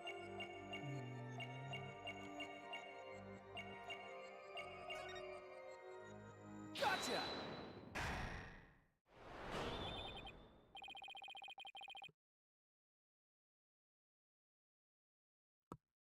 Mr. Mayor, please, you can trust us with the truth. The truth? I don't understand. When you mentioned tourism, the bottom of your right eye started twitching. What nonsense is this? So what if I did? Please tell us more about your merger bid. What more is there to tell? Why were you really seeking to merge with Ninetales Vale? I already told you. Tourism. The monster craze really revitalized the village, making it quite the prize. You really don't trust us, do you? What are you talking about? The village has been hot property ever since the monster craze started, has it not? I think you've yet to realize that what you're saying contradicts the facts. You say that the monster craze really revitalized Ninetales Vale, so you felt it would be an attractive prize for its tourism, but that would contradict this.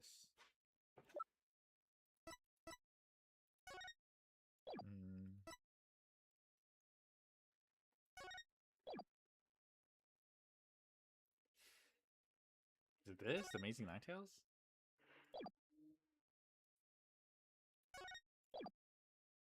Take that! The monster craze in Ninetales Vale is a very recent phenomenon. It was sparked when the Amazing Ninetales rose up against the municipal merger. The village was practically a ghost town before.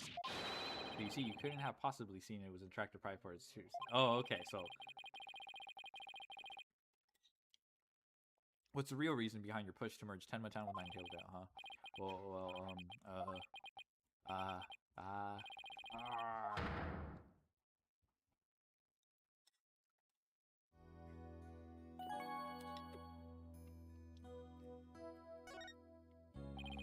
Are you ready to tell me the truth now?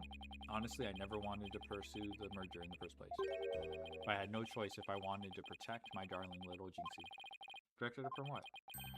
I received a threat. It said either I go through with the merger or my Jinxie dies. What? How awful. Who would do such a thing? I don't know. But whoever blackmailed me must be connected to the murder. Wait, so you think the blackmailer and the killer could be one and the same? Alderman QE was immensely popular, so you have to ask who would want him dead. The blackmailer who wanted the merger at all costs had all the motive in the world. Why go from blackmail to murder? The merger protest will disappear just because the alderman was killed. Ah, could it be? What if there was another reason for the murder? Like what? Maybe the blackmailer discovered Alderman's QB's secret identity, and his secret identity was a threat to the blackmailer's merger scheme. What does secret identity have to do with anything, Apollo? I have evidence revealing the Alderman's secret identity. Maybe it's time to use it. Is it this?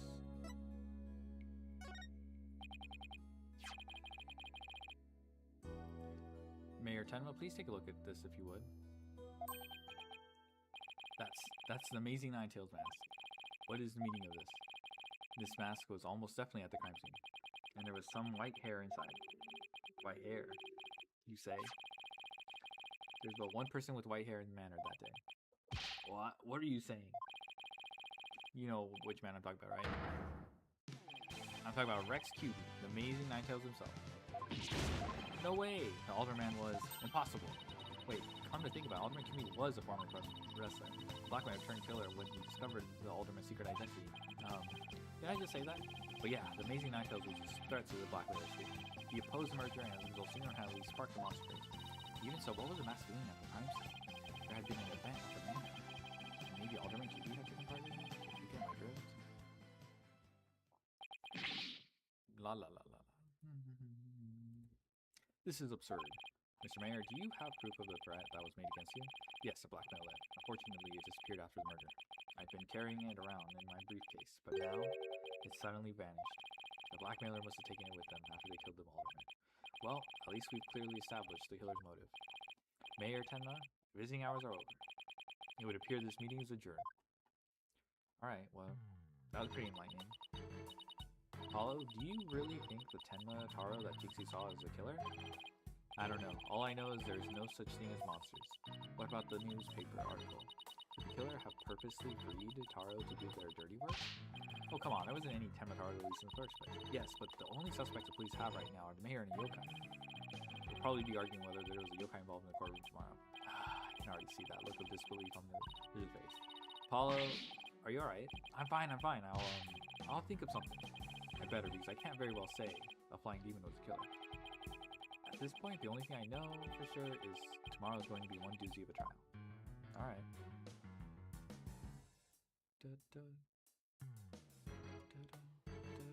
Alright, to be continued.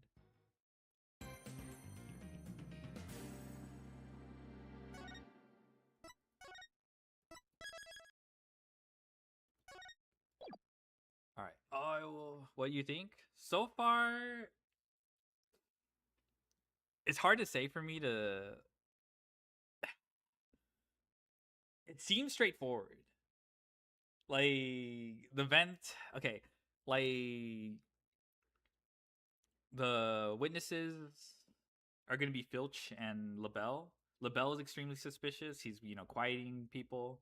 So I have a feeling he might have something to do with, like, the crime. We're going to have to disprove the witnesses or whatever. You know, so they're not going to be reliable witnesses. I don't know. Okay, so far, not so bad yet. But, it feels too obvious right now. Especially connecting the mayor that just died, the Nine-Tail guy, with the wrestler. I don't know if I'm ready for the bullshit. If there's bullshit coming. I need to go right back. I have to put away my dishes.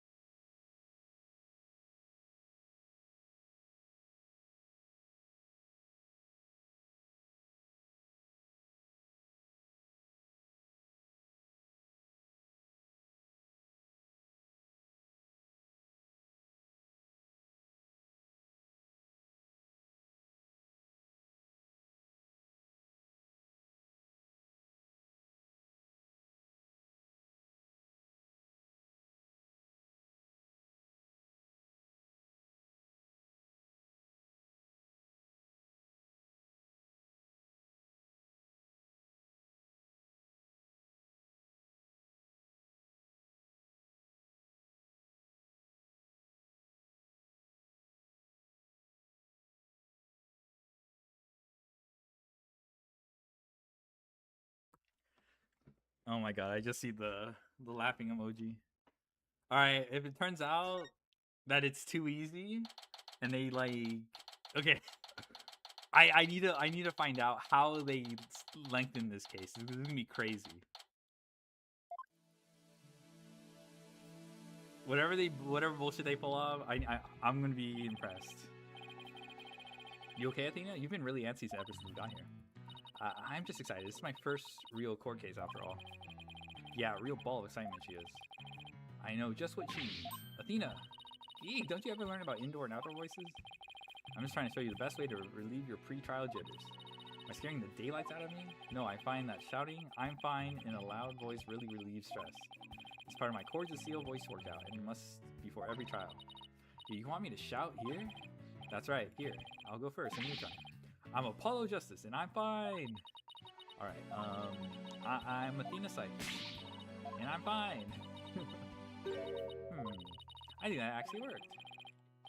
I thought it might help, and it always works for me. An old friend of mine from junior high and I say it all the time. Who? I see a proven remedy that will calm the soul. I like it. Hey, how about we finish off with a race around the courthouse? The point is to relieve stress, not get totally exhausted. What's with all the racket, you two?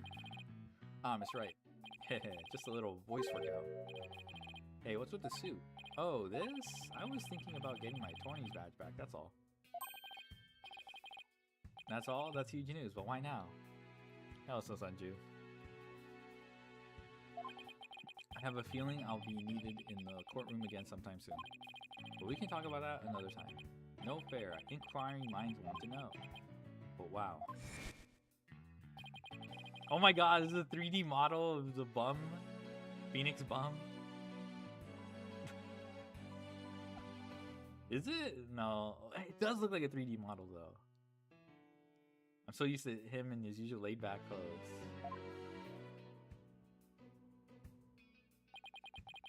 Or maybe it's like 2D that makes it look 3D. That's who makes him look like $1 million. By the way, have you heard about the prosecutor assigned to this case? Yeah, he's serving time, but before that, he was a prosecutor. He also uses psychology. That's right. I've heard the rumors about how he was back before his conviction. The beanie is fire? I know. My bad for dissing the fit. Use the power of suggestion, he could make even the most sour defendants confess. Psychology in the courtroom. Been hearing a lot about that lately. So he must be a pretty scary guy considering he's a prison inmate and all. So they say. They also say he'll cut you down if you talk too much. Ah, I knew he was going to be bad news. Ha ha ha ha. It's probably just hyperbole. At least I hope for your sake. You know what was interesting about AA4? Like, the prosecutor Clavier that they introduced, he wasn't as antagonistic, you know? Like, you didn't have, like... Okay, I mean, Edgeworth was kind of antagonistic, but eventually he mellows out. But you didn't have, like, Von Karma whipping you, or, like... Manfred Von Karma, like, interjecting every time you try to talk. So that was kind of nice. Clavier was kind of chill. It was kind of interesting that they're introducing another prosecutor. Like Simon. That seems to be antagonistic. Yeah, Clavier is not. Clavier was a lot more interesting than I expected, or not interesting, more like unique. Clavier. Haha, it's probably just hyperbole. At least I hope for your sake. Wait, so is it true or not? Let's just say you should be concise and choose your words carefully. If you'd like to keep that head of yours attached to the rest of your body, that is. Yikes! Better tone down my Chords of Steel too. So, are you all ready? It might be a good idea to check the court record again before stepping into the ring. Right, Mr. Wright, but I'm fine. I'll be watching from the gallery. Good luck. Thanks. Okay, let's do this. The odds of pulling this off are ridiculously low, but that's nothing new. Believe in our client. Seek the truth. That's all we can do. Hang in there, Mayor Tenma. Here comes justice.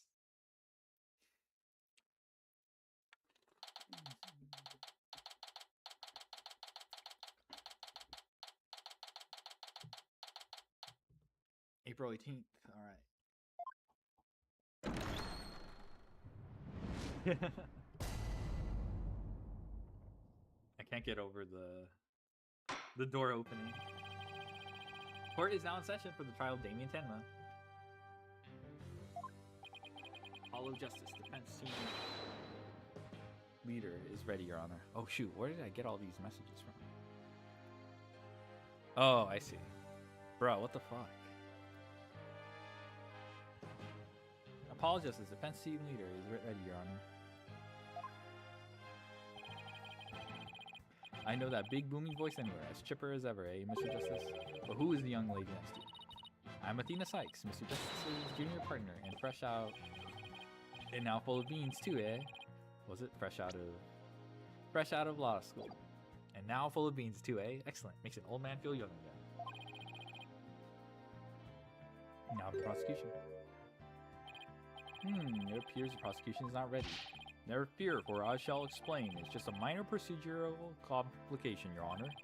The prosecutor for this case is being escorted from prison as we speak. Prison? Oh, yes, of course. I almost forgot about that. He is currently serving time.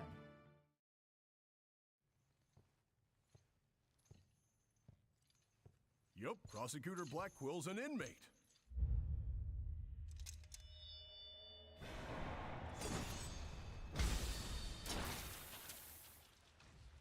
Bruh.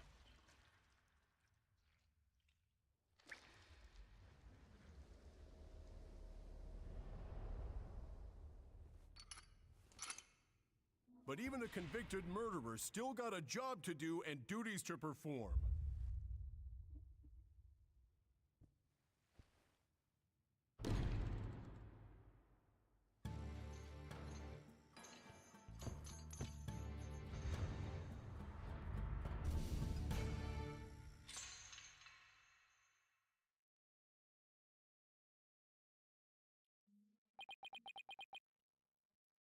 Alright.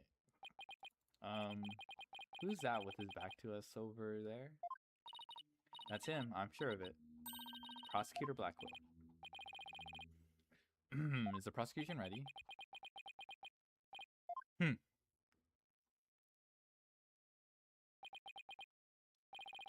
Enough jabbering. Get on with it already. Ah, of course, forgive me. Why are all the people related to this case so scary? Well, Prosecutor Blackwell, your opening statement, if you please. Ah, what was the matter? Must we continue to fritter away time like this? It is all right there. An indictment, an opening statement. It would be pointless.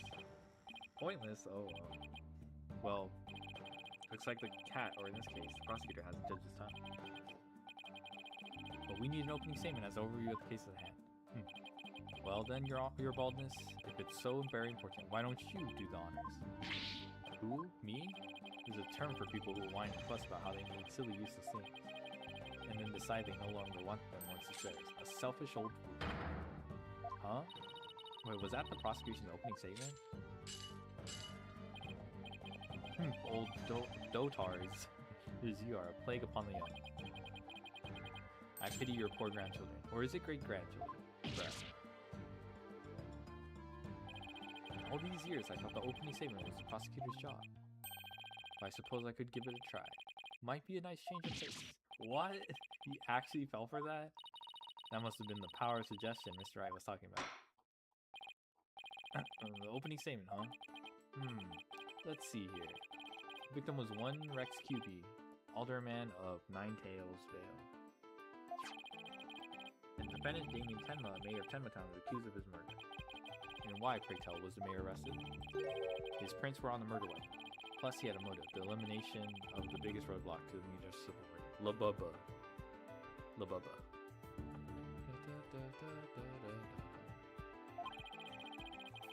The caretaker and the secretary, other potential suspects, both have alibis. And his daughter, who was also in the city at the time of the incident, has no motive. So in a nutshell, I'd have to say the charges against the defendant are incontrovertible. Bravo, your baldness. Your years of experience shine bright like your head. Ho ho ho. Flattery will get you everywhere. He's playing Simon Says with the judge. Move right along now. Let's hear from our first witness for today, Detective Fulbright. Witness, please state your name and occupation. I am the detective assigned to this case. Bobby Fulbright. Oh, and I'll also be keeping tabs on old Black Quill here. I also heard you would provide protection if it ever came to that. It would seem that I have been sorely underestimated. Wait, who's protecting who from what? Still, I truly believe anyone could turn their life around, even Black Quill. Fulbright, savior of platitudes for funerals. Get on with your statement. Ha ha ha ha, that's the spirit. Justice must be swift and true. I see it in your eyes. There is hope for your rehab and return to society. I'll never give up on you. Prosecutor Blackwell doesn't seem to intimidate Detective Fulbright. Well, you know what they say, ignorance is bliss. Oh, so that's why Detective Fulbright was assigned to Blackwell. He's so oblivious. Now let's have your statement, Detective Fulbright. You got it. But first, I'd like to say to the defense that justice will ultimately prevail.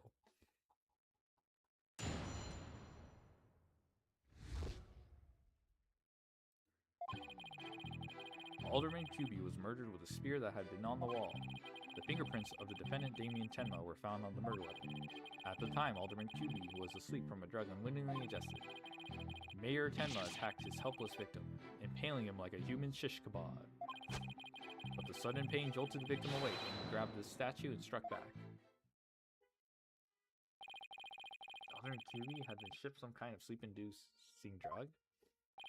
That's right. The accused was scared because the alderman was a former pro wrestler, so he slipped him the drug to make sure he'd be out cold and defenseless. Here's the autopsy report to prove it. Stabbed with a spear. Estimate time around 3:20. Okay, 3:20 established, and there's a 3 o'clock. Okay. Victim had drug-induced slumber. And the victim managed to attack his attacker despite being impaled by a spear. Like, actually, let me check something. What about Jinxie's statement? Maybe you should pass each other a bed. He was carrying a staff-like implement. He called for help because there was no one else in the hall. That sounds almost superhuman. Is it even possible? Well, he was a former pro wrestler after all. That spear was probably nothing more than a mosquito bite. Not so fast. Don't try to brush it all off by saying the other man had been a pro wrestler. You really expect us to believe he could fight back after being skewered by a spear? Never heard of the incredible feats of which man is capable in a pinch, have you? Like the samurai of yore, wrestlers can battle through intense pain. It sharpens their senses. I used to talk about it with a former wrestler I met in the clink. I don't know. It still sounds a little far-fetched. Does it now? Then perhaps we should test the theory on you with the edge of my blade. I didn't sign up for this.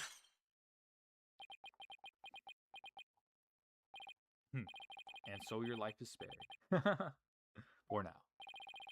Please let those shackles be made of titanium. I don't want to die.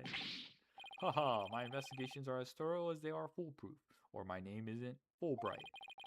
I vow to resign immediately if I ever make a false arrest. The accused prints were on the weapon. He's the one person without an alibi. Quite decisive evidence, wouldn't you agree? Your baldness? Defendant is sounding guiltier by the minute. He has the judge leaning toward the guilty verdict, and the trial has barely begun. What's more, a curious rumor about the accused is making the rounds. They say he seeks the merger for the purpose of freeing Tenma Taro from the prison. Truth be told, I can think of no real reason to show interest in that backwoods bird. Perhaps he's a complete nutter who really does seek to release an imaginary demon. Either way, he is raving mad and more than capable of murdering the alderman. That mayor's a strange one, alright. I heard he went to a blood drive, but instead of donating, he tried to make a withdrawal. Oh my god. Order, there will be no gossiping in my court. Your baldness, please take a gander at those charms plastered across his cranium. I hear they're meant to keep him safe from the possession by the demon Tenma Taro. Then again,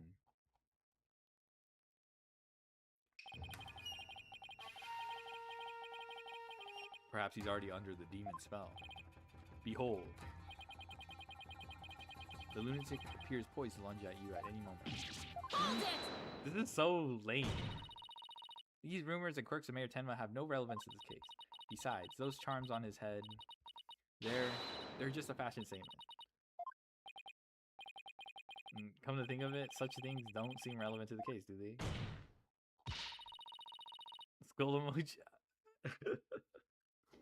Oh my god. Prosecution will refrain from dragging out our client's reputation through the mud. Oh, what a dreadfully fearsome lass we have here. Ooh, thanks for that lifeline, Athena. Careful, Apollo, he has the judge dancing in the palm of his hand. Power suggestion is one of the more powerful tools inside Black Hole's arsenal. He's trying to manipulate everyone's impressions to suit his objectives. This guy really is bad news. Oh my god. It seems the victim didn't manage to defend himself despite being killed. What sort of weapon did he use against his attacker? None other than this statue right here. It appears to be a statue of two strange creatures. The two yokai, to be exact. On one side is the nine-tailed fox, and on the other, Tenmatara. Quite interesting if you think about it. It's as though this very case were rendered in art. No prints could be lifted.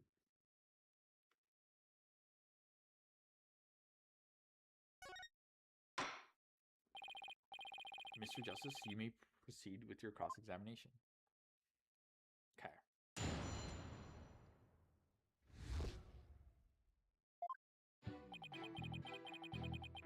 It's a sphere that had been on the wall. Hold it!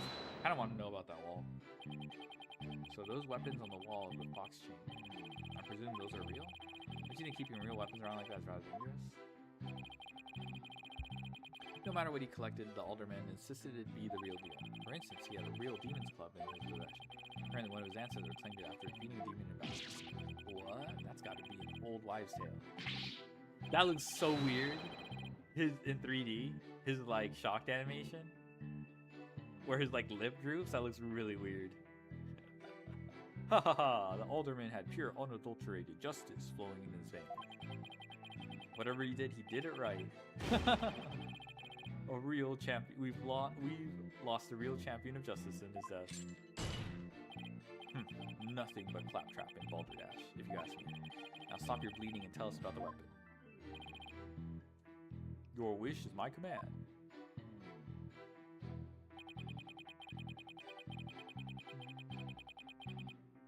Fingerprints of defendant Damien were found on the murder weapon. Anything else? At the time, Alderman Cubic was asleep from a drug he unwittingly ingested. Hold it!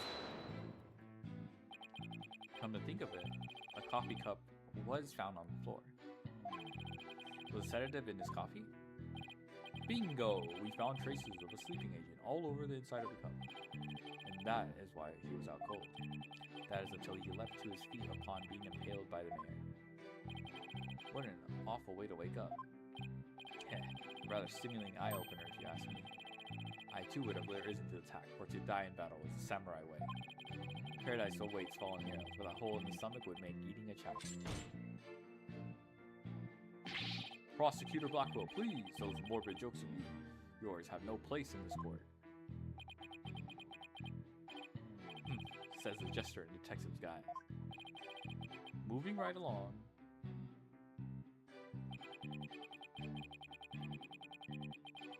Attacked his helpless. Okay, let me see something.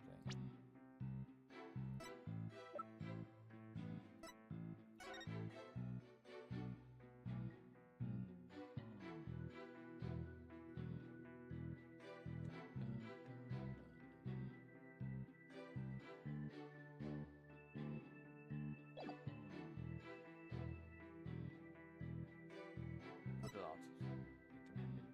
Drug induced sap with the sphere, around 220.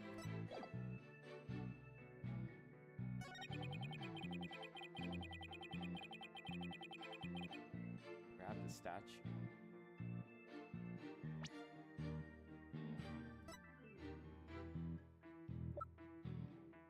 Da, da, da.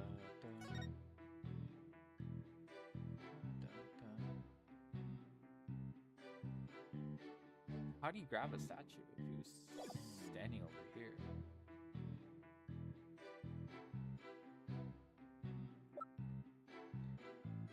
Honestly, how did he know he grabbed it though?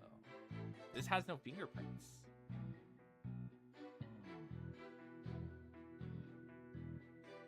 Objection! Did the alderman really strike the mayor? What? Are you questioning my sense of justice?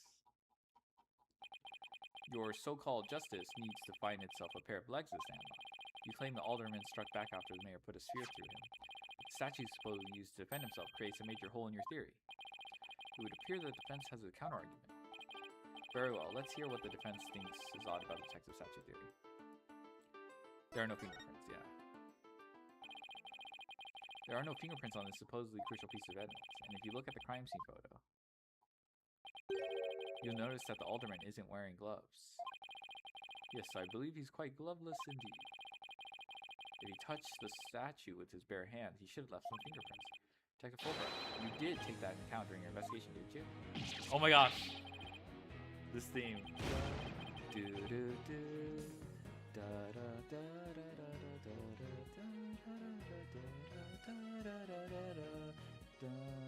I do like his theme a lot.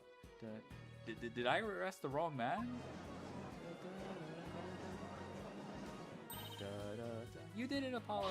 You knocked Detective Fulbright off his high horse. Well, it's just 1 point in our favor. Who do you suppose clubbed the mayor if it wasn't the alderman? Well, if it wasn't the alderman. Main page BGM? Yeah. That means someone else must have clubbed the mayor. You mean there's a third party there in the Fox chamber? Exactly, and this could be the big break we've been looking for.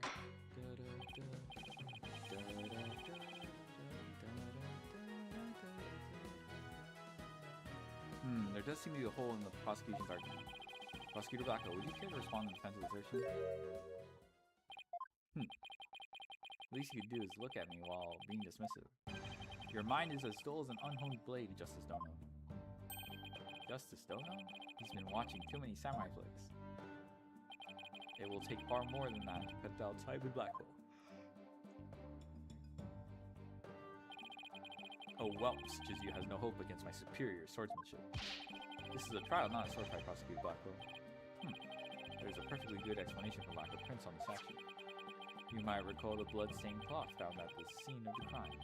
Well, it just so happens the blood was the mayor's. So, what are you getting at? Oh, so you just used the cloth to grab it? Hone your mind, boy. Why was there blood on that cloth? Solve that riddle, you shall see that the hole you thought you found is but an illusion. Now let's see. How was that cloth used? Was it used to wrap the statue?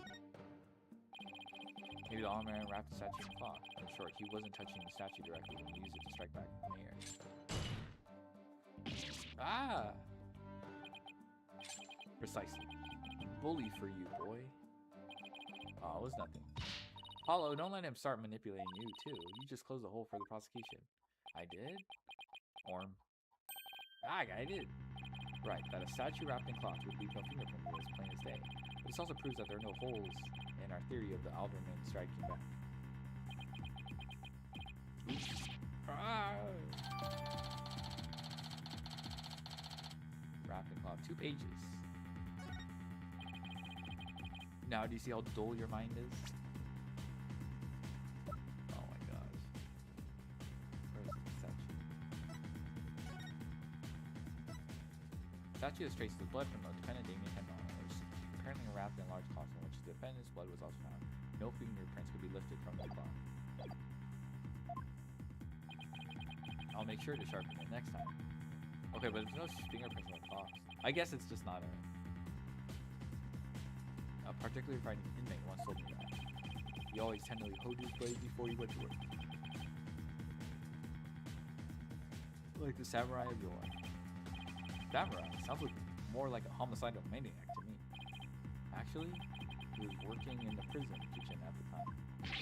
Wait, so the inmate was murdering samurai prison chef? It would seem that the victim and his killer were only ones there after all. I was kinda attached to that hole. Now what? Apollo, I just thought of something. If they didn't find anyone's fingerprints on the statue, who's to say someone other than the alderman didn't hit the mayor with it? Why didn't I think of that? Anybody could have not left prints.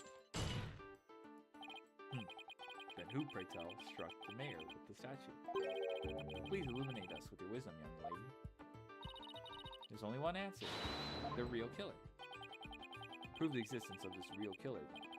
What evidence have you? Oh, I'll give you evidence, alright. Athena, are you sure about this? To borrow your words, Apollo, I'm fine.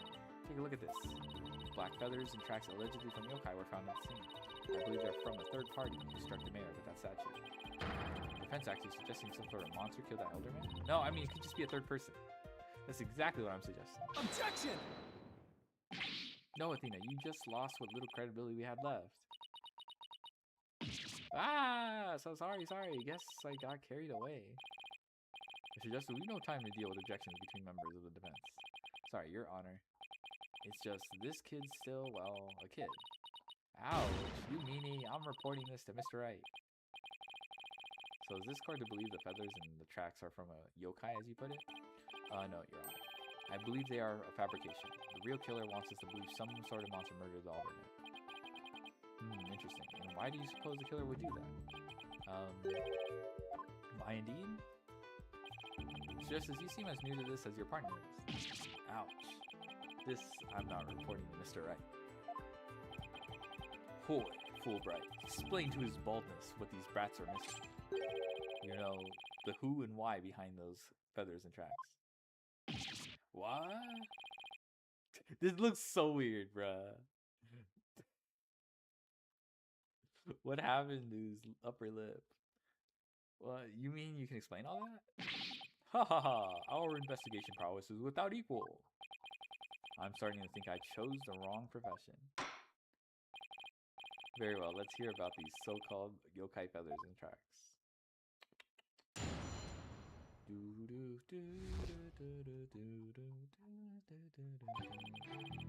This entire case centers on one man's attempt to crush opposition to the municipal merger. Mayor Tenma panicked when the amazing Ninetales help embolden the protesters. So he stoked the village's fear by fabricating a monster. The strange feathers and tracks he planted made it look like a yokai was the killer. Those feathers and tracks stoked the villagers' fears. Absolutely, he knew exactly how to prey on their superstitious minds. Those feathers only gave weight to the idea that Alderman was slain by a demon. The cursed demon Tenmatara, that is. Tenma who? Tenmatara, the legendary demon locked away in the village's forbidden chamber. From a young age, the villagers were taught to fear the great black feather demon, and thus were they blinded to other more plausible explanations. Hold it! Hold on for a second. Before we start letting our imaginations run wild, isn't there something else that could be considered a suspect? I suggest please explain yourself. On the day of the incident, there was a special event held at QB Manor. And as part of this event, there was someone dressed in the likeness of Ted Mataro. Obviously, this person is a much more likely suspect than Eddie Levitter. Objection! Dullard, you are playing right into the killer's mind games. What? Listen here. The feathers and tracks were merely red herrings. The villagers believed the murder to be the work of the real Tenmataro. However, the police believe that the person in the Tenmataro suit is the killer. The defendant sought to sow this confusion in order to deflect blame away from himself. However, he was knocked unconscious by the alderman. Thus, our mentally deficient mayor was caught red-handed at the scene of the crime. Objection! Bro. You honestly believe Mayor Tenma would do something? Objection! The evidence speaks for itself. Fulbright. Right, it was the mayor's last-ditch effort to stop opposition before things got crazy. The Amazing Ninetales was fueling both the yokai craze and the anti-merger movement. Plus, he's one of the better-known masked wrestlers in the hometown theater. That's why the mayor panicked and set out on the path of injustice. But do the people of Ninetales Vale really believe yokai is behind the crime? Yokai sightings are an everyday event there, so I wouldn't be surprised if they did. I must say, a crime that preys upon innocent, impressionable minds. Just so, a particularly silver-tongued inmate once had the following words from me. The innocent of heart are the easiest prey. You don't say? Was this inmate a con artist? No.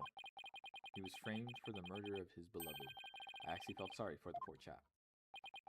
Wait, so he wasn't the predator, but rather the prey? Yes, well, now the defense may proceed with their cross-examination.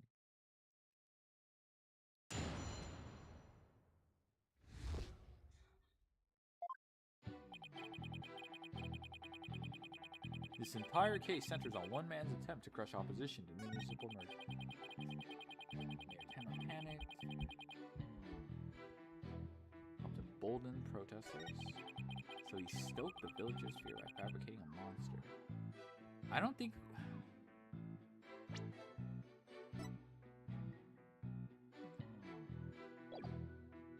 What does he mean by this? Hold it! The murder and yokai evidence... I don't think he's responsible for fabricating it. The murder and yokai evidence really stoked the villagers' fear. Absolutely. It had an immediate effect. The presumed return of the dreaded Tenma Taro has them shaking their boots. Oh my, is it really that bad? That superstitious thought, it's as if Jack the Ripper had been set loose in their village. The mere thought of that demon lurking about is enough to spark a mass exodus. I see. That's a very persuasive argument. The mere thought of his honor buying into Simon the Psycho Slasher's words makes me want to spark my own exodus out of the courtroom right about now, Brett. So you see, there can only be one reason why anyone would plant those feathers and tracks. The strange feathers and tracks you planted made it look like a yokai was a killer. Let me see the crime photo again.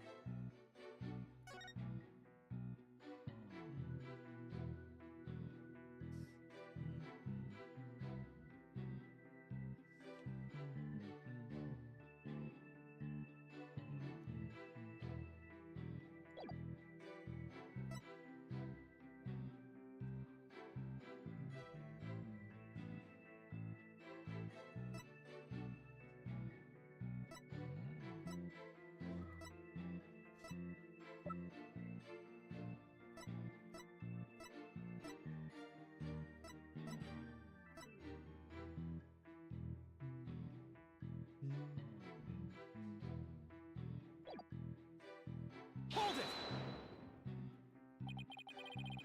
But it doesn't add up. If what you say is true, why top it off with murder? What do you mean? You claim that our client planted yokai evidence to stoke the village's fear. So then why not stop there? Why murder Alderman QB? Excellent point. It is, isn't it? So your honor agrees there was no reason for the murder, correct? Objection! Perhaps the killing was on the spur of the moment. You're saying it wasn't premeditated? From the outset, I had no intention of paying heed to any of your babble. However, the fact is, the mayor made a startling discovery. A startling discovery? Why don't I like the sound of that? Alderman QB's secret identity. Apollo. I think Prosecutor Blackwell has figured out the Alderman's secret identity. But even if he had, why would it be a motive for the mayor to commit murder? This is not good. This patch of fur was discovered at the crime scene. It's from the mask worn by the amazing Ninetales. Therefore, we can conclude that this mask was at the crime scene. Oh my, but why would it have been there? The victim was a former pro wrestler and a member of the anti-merger movement. Need I say more? Well, could it really be? Your boldness has had an epiphany, I see. Our victim rescued was a mayor. The mayor's discovery of this fact is a motive for his murder. Okay. No.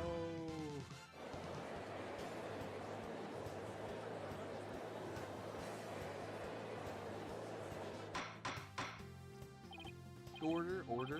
What a shocking development. A motive clearer than crystal clear. What do we do now, Apollo? I didn't think they tied the alderman's secret identity to the mayor's motive for murder. I like to reach my real point. Why did the alderman have to forge a secret identity? Does it not pique your interest, your baldness? I admit it does. It is odd that he had to create this other persona, just to secretly participate in the anti-merger movement. Very astute of you and your baldness. Right, now take a look at this. Blackmail letter. What the? If you value your dearest life, you will merge Ninetales veiled. Do not tell anyone about this threat. If you do, consider your dearest as good as dead. Oh. This is so vague. Oh my god. I can see how they extend the... This blackmail letter was found in Alderman QB's pocket.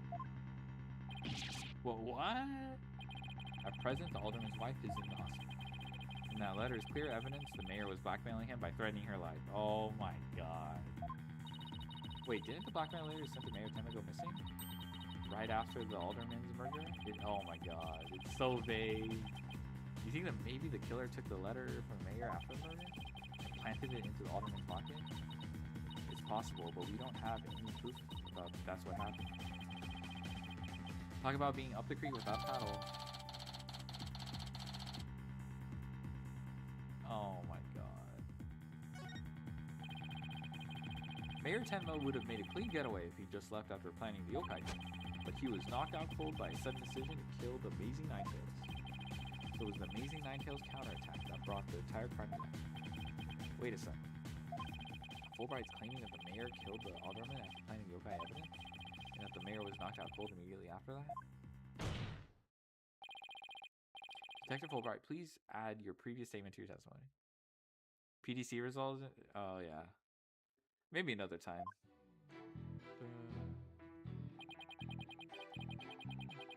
Forgot about the PDC.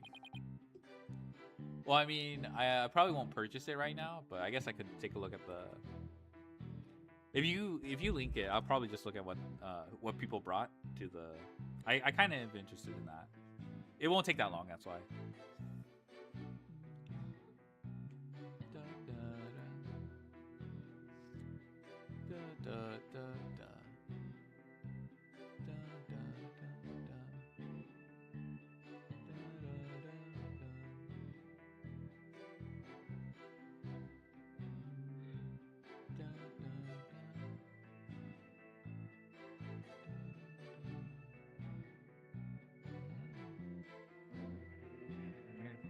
Sleeping alderman after planning his... Hold it! So, let me get this straight. You believe the mayor planted the yokai evidence before the murder, not after? Absolutely, and then he was knocked out cold by the alderman's last punch. He wouldn't have had a chance to plant the evidence after that. So something's not right here. It was 21 hours ago? I see.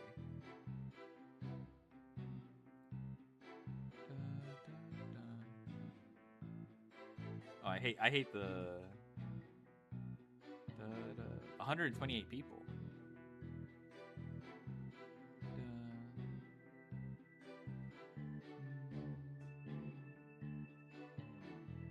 Cool Tune, Brandon,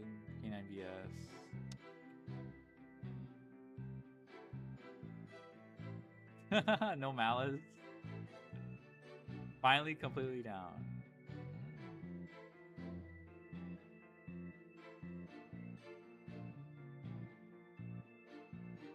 I can't really... I don't like the translations on from Firefox, so I'm not really like... The root of all evil.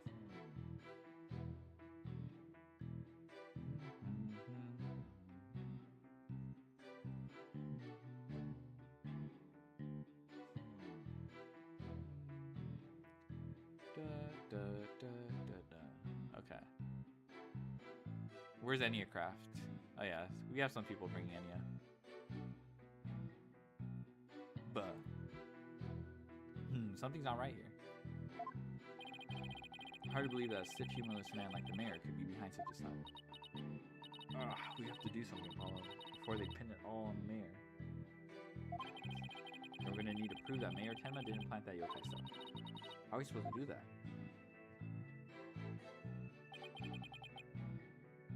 Okay.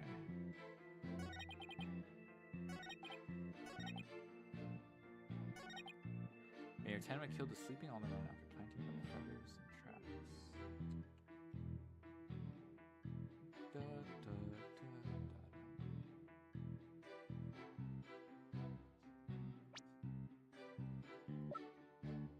After planting, maybe the sequence doesn't make sense.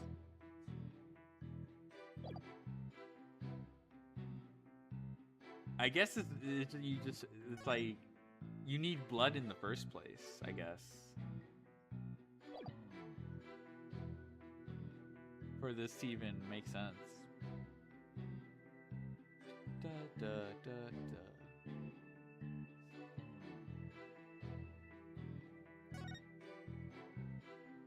Like you would expect. Okay, my thinking is, for to make these tracks, he has to be like, you know, you're planting the feathers on the tracks. I guess there'd be blood on top of the feathers if the sequence was feathers first, then tracks, and then he got stabbed. Mayor, yeah, Mayor.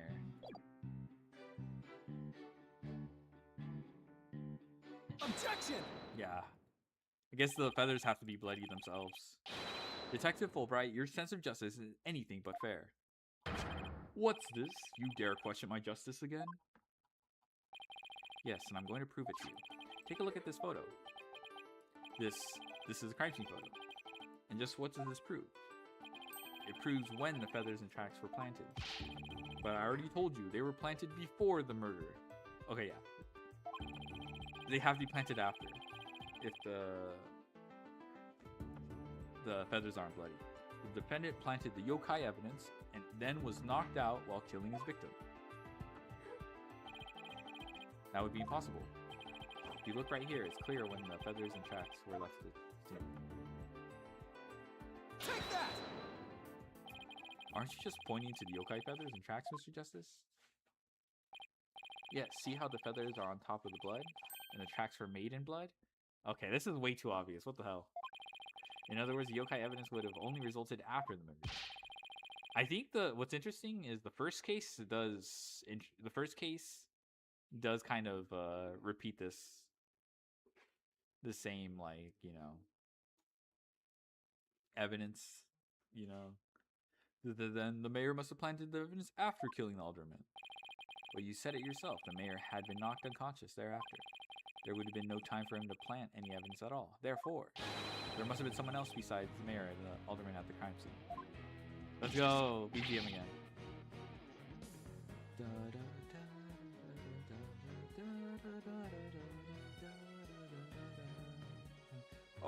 There must be some mistake.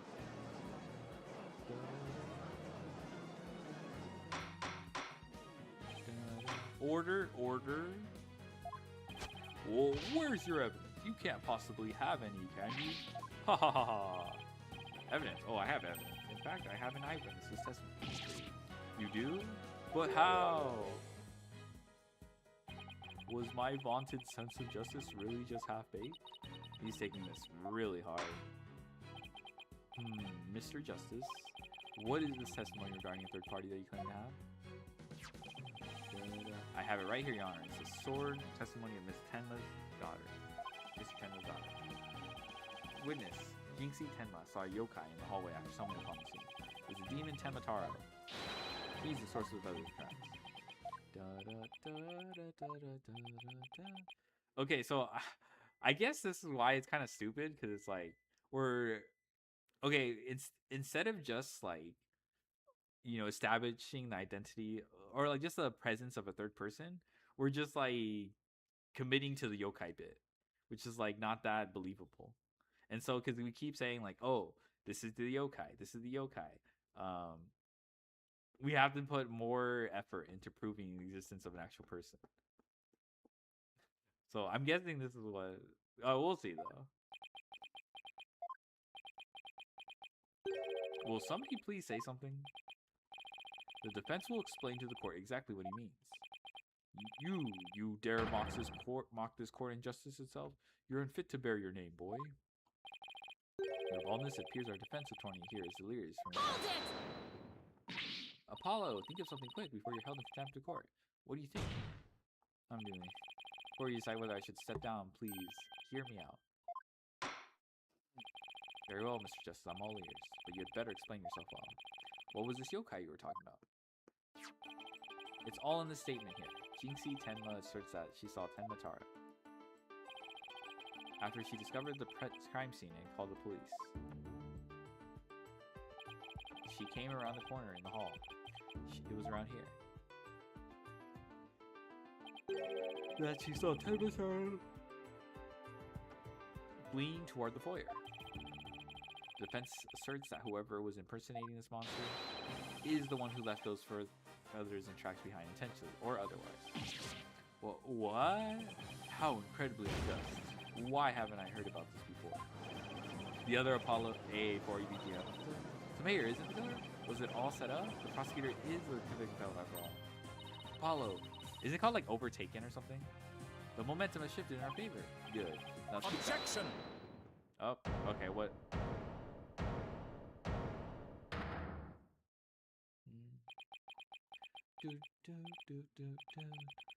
Little do you realize that though you are in the midst of a fray, your sword is broken. Okay. My sword? I didn't know I had one to break. Are you implying there's a problem with my claim? Consider this. If that yokai impersonator had indeed fled toward the foyer. Oh yeah, no one witnessed him. That fool and that fop would have seen him. Fool and fop. Oh, you mean Filch and Lavelle. Now that you mention it. I mean, they were pretty catty about what happened.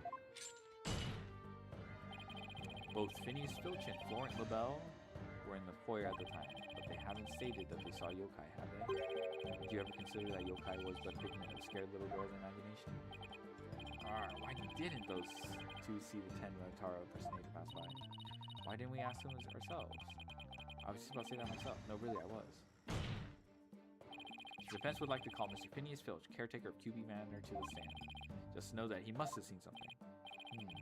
I suppose we can't ignore the fact that the little girl believes she saw a monster. I trust you have no objection to Mr. Justice Request Prosecutor Blackwell? I understand that Mr. Filch is enjoying a nap out in the lobby. I knew that Tanuki was a rare find, but when captured him, I didn't think he'd end up a witness. Do with him as you will. Did he just say captured? No way, I don't want to know. Very well then. Bailiff, please go wake Mr. Filch and escort him to the witness stand.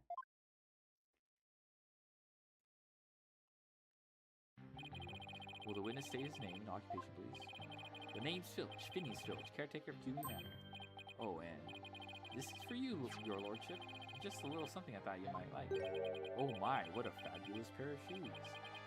And your honor will do just fine, Mr. Filch. Ah, it's those shoes again. Don't they belong to Detective Fulbright? Don't tell me Filch stole them again.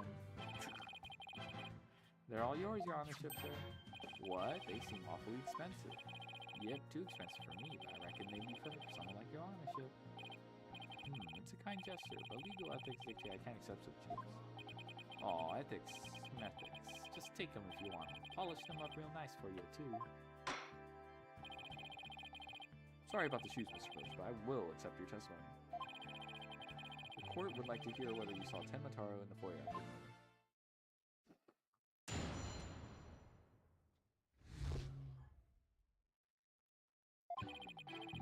At the time of the murder, I was on guard duty in the foyer, just like Mr. QB asked.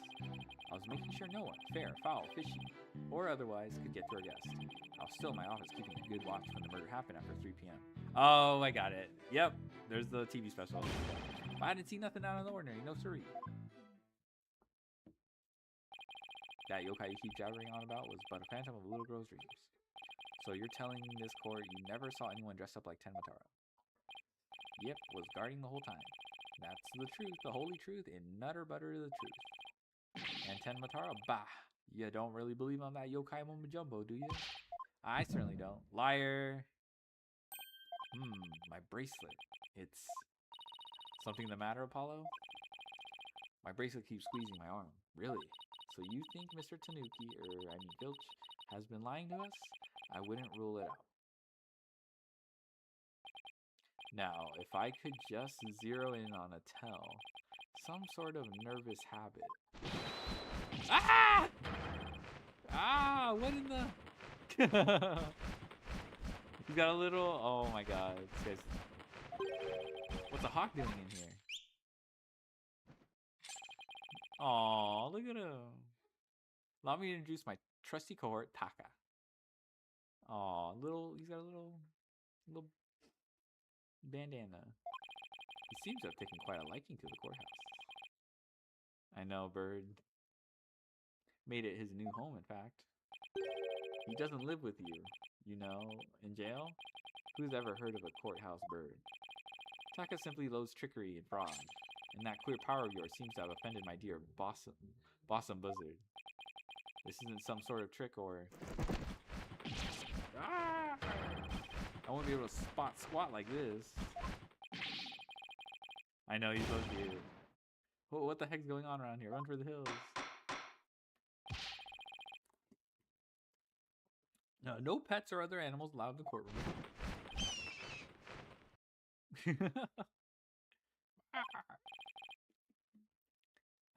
Somebody help. Oh, he's really having a bit of sport. He won't harm you, save when truly famished. Oh my god, that was a dog, bruh. In that case, Prosecutor Blacko, you will ensure your feathered friend is properly fed. Looks like we have to do this old-fashioned way. We'll be fine. I think there's someone dressed as Ten with it. Taro there. Filch should have seen him. We'll just have to put our faith in Jinxie's statement for now. Mr. Justice, please proceed with your cross-examination. Well, I mean, at least there's some indication that it's, like, suspicious, so we don't really need...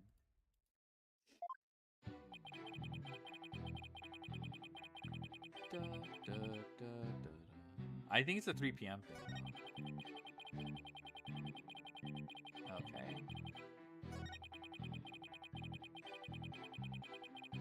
I mean, he looks really suspicious like this anyway. Maybe it's coincidence.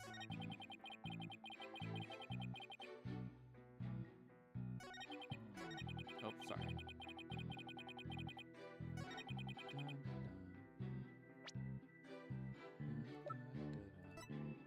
Objection! Okay, that was too easy. Don't lie to the court like that, Mr. Filch. Hey, it ain't right to bushwhack a fellow like that. Fortunately for you, I have evidence that proves you're lying. If you look at this TV listing here, you'll see that at the time of the crime. There was a pro wrestling match scheduled, something you'd never miss. Ah! I didn't watch that one. No, sirree. I was doing my job like I was supposed to. This guy doesn't know when to give up. Mr. Filch, someone even circled the match. It was you, right? Yikes. Not only that, you even told me you watched it. You said, and I quote, it was a complete disaster. So, do you admit to slacking off? You can't trick me with your Rudy Poo lawyer talk. I'm one of the professional types too. I can do double duty, watching TV and the foyer at the same time. The only thing Filch can claim to be a professional of is professional thief.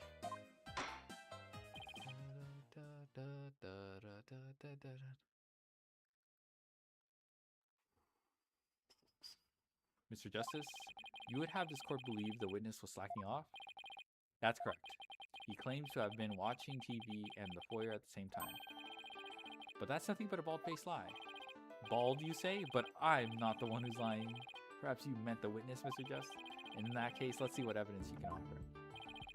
Claim Mr. Filch is lying about watching TV in the foyer simultaneously. See if you can prove it.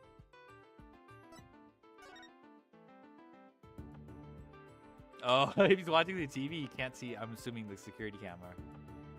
That's so simple. Take that! Please take a look at the direction the TV is facing in the diagram. Why doesn't he have a TV on this side? Now, unless Mr. Filch has eyes where his right ear should be, I think it would be impossible to watch the foyer entrance at the same time. Why, yes, someone watching TV there couldn't possibly see the entrance. Exactly, and that means, Mr. Filch, you were slacking off and were not watching foyer as you claim. Yikes, the bag's out of the cat, or I mean, the other way around.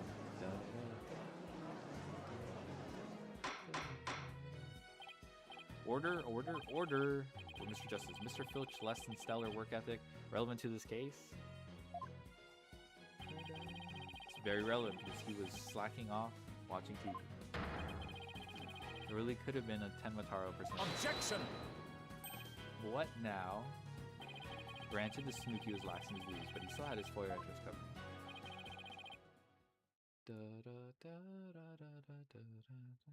What are you talking about? This. I'm not a mind reader. Ah! Auditory sense. His eyes may have been slacking off, but his ears were so hard at work, right, Tanuki? They were? I mean, yes. Yes, they were. Oh my god, are you serious? You already admitted to slacking off. Now you say you weren't? My eyes might be lazy, but my ears ain't. I would have heard anyone in the foyer, hey? You see, the foyer floor and stairway get all squeaky squeaky when someone walks on them. Creak, creak, creak. Loud enough to wake the dead, I reckon. Bruh. Are you serious? So you're saying you didn't hear anybody walk by? Yep, my ears working full time. So who's the liar now, you no good shyster? A lying thief calling me a shyster. This has to be the low point of my fledgling career. Gotta hand you it, Mr. Blackwell, sir. You really are something else. I mean, you don't miss a thing. And then bags under your eyes, they're darker than mine. Fair warning, Mr. Filch. Taka is particularly fond of tanuki. Should you lie to this court again, you may suddenly find yourself on the menu. Whee! Yeah, please don't eat me, Mr. Taka, sir. The witness will henceforth testify truthfully under penalty of painful bird attacks. And with that in mind, the court requests that the witness revise his testimony accordingly.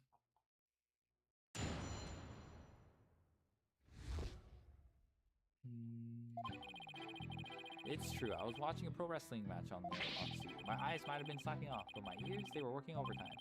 The floor, there's all creaky squeaky like. No way I would have missed something while walking by. So you see, there weren't no Tenmataro in the foyer. Okay. Superstition is the religion of feeble minds. Understand? A simple, rational explanation is best. Forget yokai demons and such. You must use common sense for lacking that. Our entire world would be but upside down. Says the convict prosecutor is totally a sign of the end times for the legal world. And besides, if there were any yokai roaming around, I'd nab them and sell them to the zoo. In other words, Jinxie was just seeing things. That seems to be the general consensus, but I'm sticking to my guns. But if we can't prove she saw Tenmataro, then the mayor's sure to be convicted. And we better hope my guns fire bullets, not BBs. The defense may cross-examine the witness. Hey, BB guns can be kind of... What's wrong with BB guns? I was watching a pro wrestling. Okay, I don't think we can press that. I've been signing off with my ears, or I think I need to press this. Yeah. Hold it! So you have pretty good ears, Mr. Filch. As good as they come, I'd say. Ain't nothing to hear a creaky form. Plus, that Tenmataro makes a sound when he goes by. It's like a jingle jangle. How does he know about that? Jingle jangle. How does he do that? It's that staff of his. That's what jingle jangles. What's he talking about, Paulo? Excuse me, I guess Tenmataro has a staff that makes noise. When you think of it, didn't Jinxie mention something like that too? She said she saw Tenmataro holding a staff-like object. I mean, jingling sound. I guess that's the source of the noise then. Well, Mr. Justice, this record says Tenmataro jingle jangles. Would you consider that vital information? Oh, yes. Extremely vital. I request that it be added to his testimony. Tenmataro was to pass by, his staff would have gone jingle jangle. How does he know about that, though?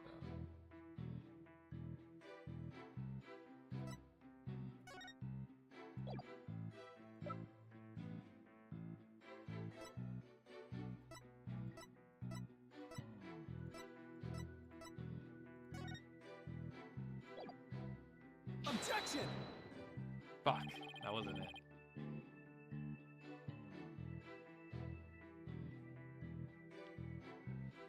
The evidence is at complete odds with the witness's testimony.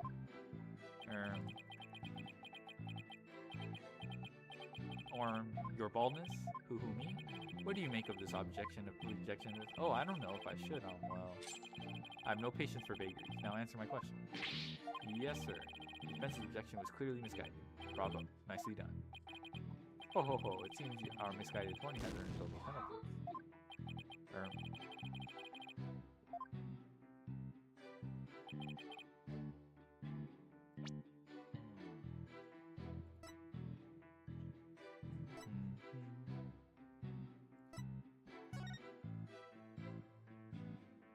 I guess he doesn't have a staff in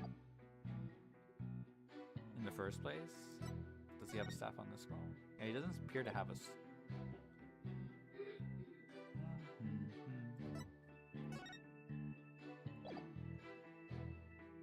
Objection! No. Oh my god.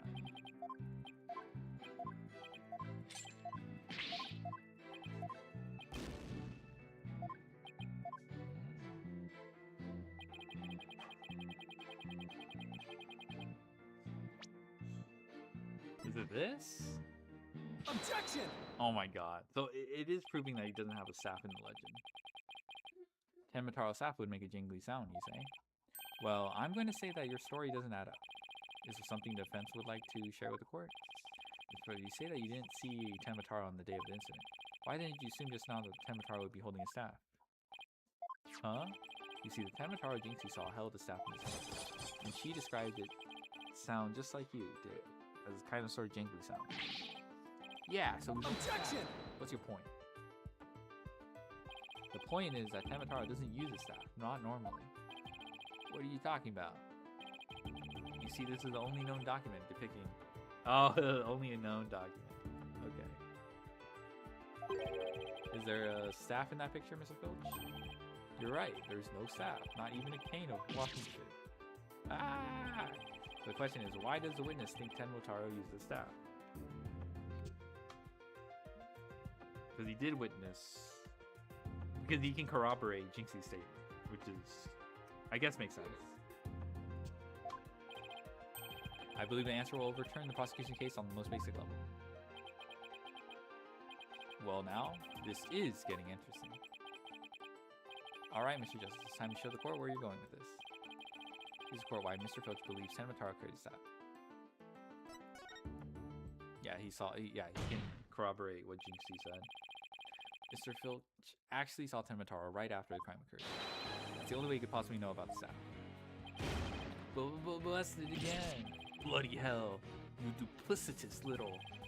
Yes, how'd that feel, Black Quill? Not so fun when you're on the receiving end of the blade, is it? Admit it, Mr. Filch, you did see Tenmataro that day, didn't you? Well, I'm begging ya, please don't make me say it. But clearly you did see Tenmataro. Stop stalling and testify to that fact. No can do, no way, no how. You ain't got no idea how terrifying he can be. He? Mr. Filch still won't admit to seeing Tenmataro, even though everyone knows he did. The question now is why? Mr. Filch is scared to death. Is that why he can't admit to the truth? Come to think of it, they say you must not gaze upon Tenmataro, but in the event that you do look, and then tell anyone what you saw, Tenmataro will claim your soul. Jinxie would admit to seeing Tenmataro after hearing about the village superstitions, so she said that if she told anyone that she had seen Tenmataro, he'd claim her soul. Wait, you think Filch believes that too? Ah, so Mr. Big Time City Slicker Lawyer has heard about him? Them old village superstitions? Well, the defense, please explain what the witness is talking about. The people in Ninetales Vale believe some pretty strange things, and the superstitions may be the reason our witness here can't admit the truth. The truth that he really did see Tenmataro. They're darn straight, that's why. It's all right here. Village superstitions. Do not gaze upon Tenmataro. Do not tell others if you see him. Ignoring the superstitions will cost you your soul. There is, however, one way to save it. Your immediate departure from the village. Freeing him will bring ruin upon the village. Who's him? Ignoring the superstitions that will cost you your soul? See, that's why folk in Ninetales Vale can't talk about seeing Tenmataro. Bruh.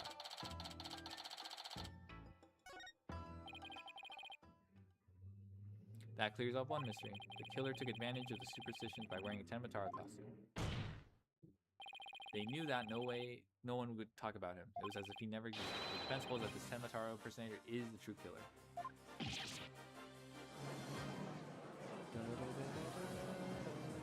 Objection! Superstitions, you say? What kind of fool would actually believe such rubbish? And with that, using some silly fairy tale could so easily expose the culprit. You'll need to come up with a more rational, common sense explanation than that. Objection!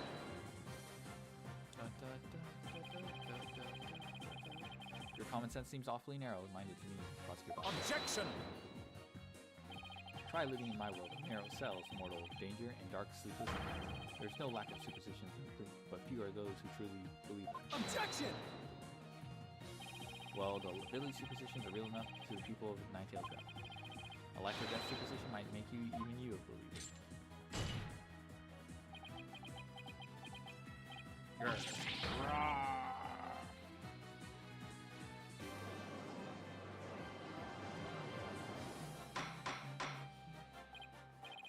Order, I say?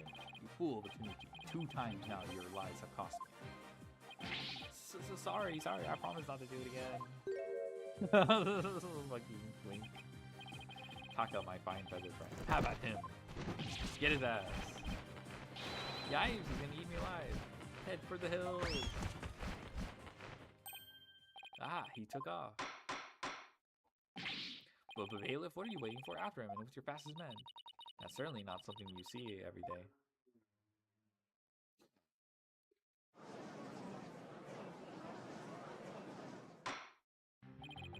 Well, it would seem a new and important fact has come to light. Third party disguised as the yokai Tenmai Taro is at sea. Now we have 2 witnesses who can attest to that fact. Need objection, Prosecutor Akko?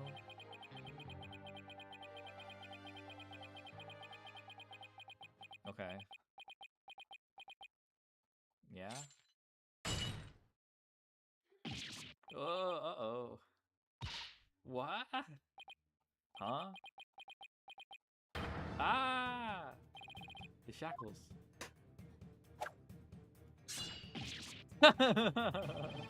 I'm too young to die. Justice Stone. Long has it been since I have been forced to draw my blade. You had best say your prayers. Eesh.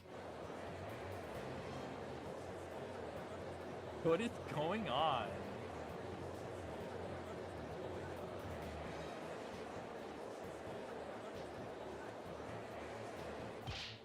The detective, do something.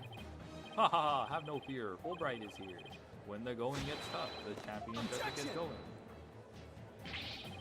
And get going already before he kills us. Oh, but I stand in awe of Simon Blackpool, for it is his sense of justice that set him free. Objection, Detective Fulbright's definition of justice. Silence.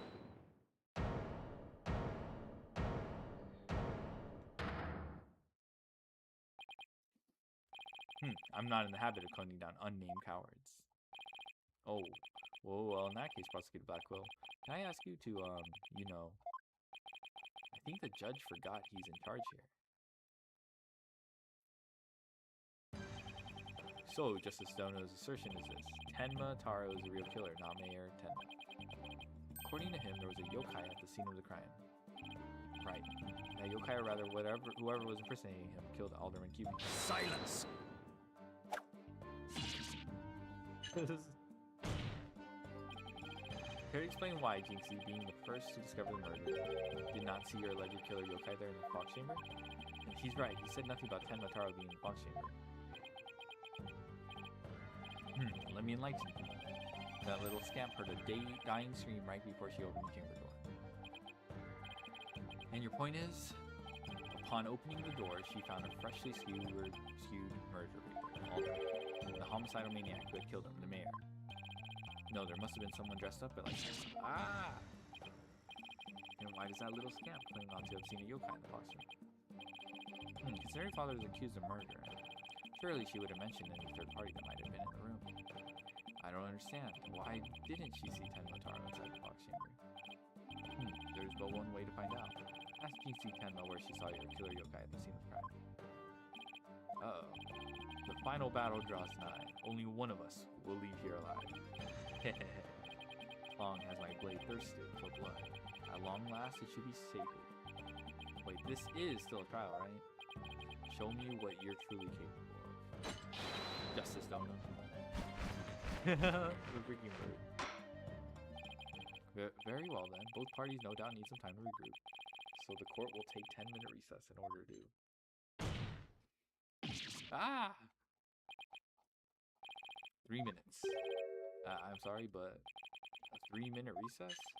Just so. Plenty of time if your destination of intent is the loo. The loo? You mean the bathroom? Sheesh. At least include enough time to wash your hands. See that you take no more than 3 minutes. All latecomers will be punished. Yes, sir. I hereby declare a 3-minute recess before the battle begins. Aww. I declare Prosecutor Blackwell the winner of this round, Simon says. Doesn't bode well for us if the prosecutor is running the show, does it?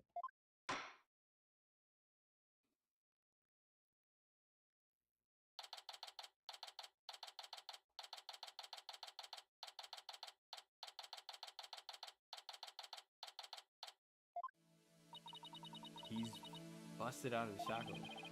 Yeah, what was that all about? Guess they don't make shackles like they used to. Better be careful, Paulo. You've really brought out the samurai in him. Especially after you proved there was a Tenmataro impersonator at the manor. What's with that guy in the whole samurai act anyway? Such fine swordsmanship. That is no mere act. Mr. Justice, it's high time I challenge this jailhouse prosecutor to a duel. No, wait, let's save the dueling until after we prove your innocence. I suppose we could wait till later. Does anyone remember we're conducting a trial here? Athena, I'm gonna go wash up. Remember what Blackwell said, Apollo. Don't be late.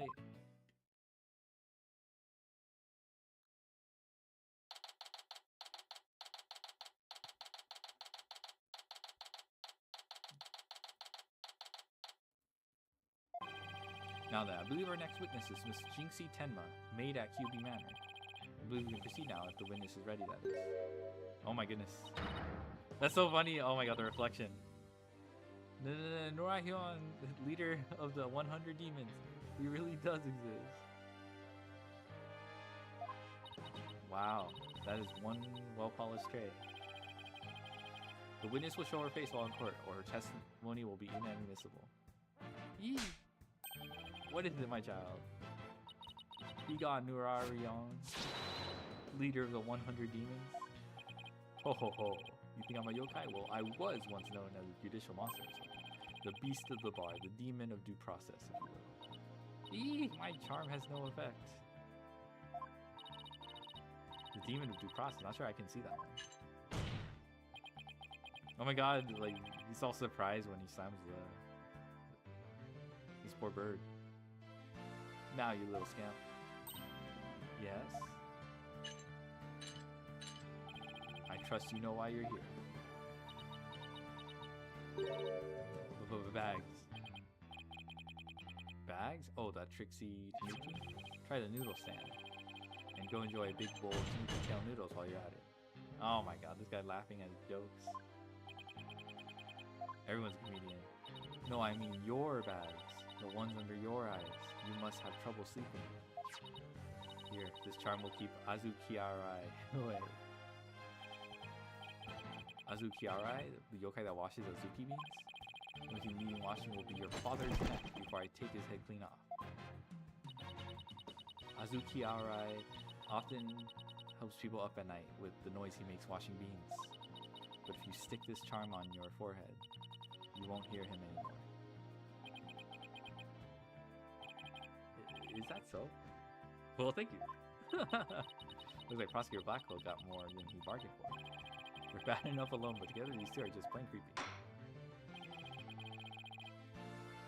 Bruh, just like that. Your testimony, if you please, Miss Tenma. Specifically whether or not you saw Tenmataro when you discovered the crime scene.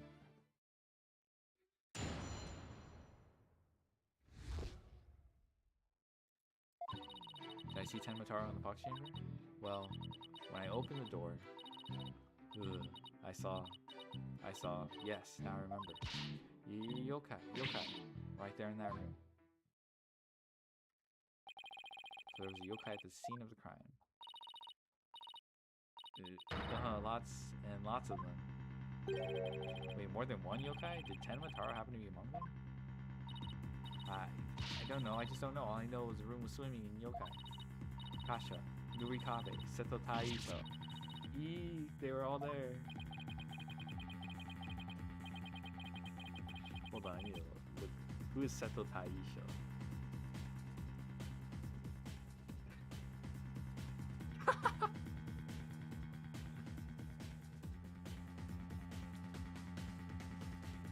Oh, is he the yokai who's made up of he's made up of like dishes, and he's like a warrior or something. Oh my! I've seen this guy before. Behavior: Seto Taisho is highly aggressive. It loves to chase the cooking staff around the kitchen, causing chaos with every attack. The tiny crockery in general occasionally crashes into walls or cabinets, shattering to hundreds of pieces, but it then slowly puts itself back together and resumes its miniature kitchen warren. Okay.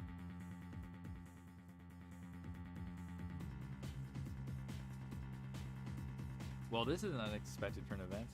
We've gone from no yokai to a flood of them. This is ludicrous. You would have this court listen to this delusional camp testimony? Hold it!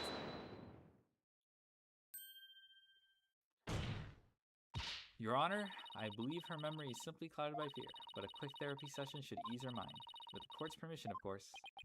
What a fabulous idea. Please proceed, Miss Sykes. You sure you know what you're doing, Athena? She's obviously not herself. The trauma of discovering that crime scene and fear testifying have her dazed and confused. A regular ball of confusion. Well, my analytical psychology-based approach should be able to help. Any objection, Prosecutor Blackwell? Shall we let Miss Sykes proceed? It makes no difference to me. Do as you will, but I doubt we shall get any viable testimony. She'd be better served by wearing witness to the sword skills I forged in the distant land. I'll show you.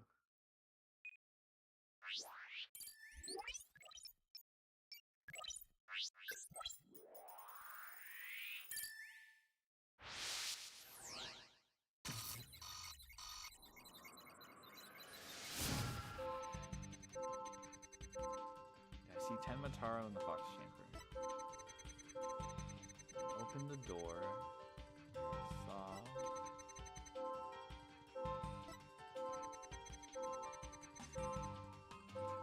Yeah, there's Seto Taisho. There's two of them. There's two Seto Taisho. Oh, maybe this guy's different. They look kind of similar though. Oh my god. Found something, looks like an out of control emotion. Athena, what exactly are we looking at? Oh, this? It's one of Widget's functions. Right here you can see images and emotions extracted from the Widget's voice. Whoa, you mean that little thing can do all this? Pretty cool, huh? Here I thought it was just some kid's toy. Fortunately, all I'm getting is an overflow error right now. See how sad is brightly lit there at the bottom left? She's under an uncontrollable amount of distress, which is masking her other emotions. It seems the sheer terror she experienced has made her a confused mess. So all those yokai she are a product of rampant emotions? Yes, that's right. Her fear has instilled in her hallucinations and false memories.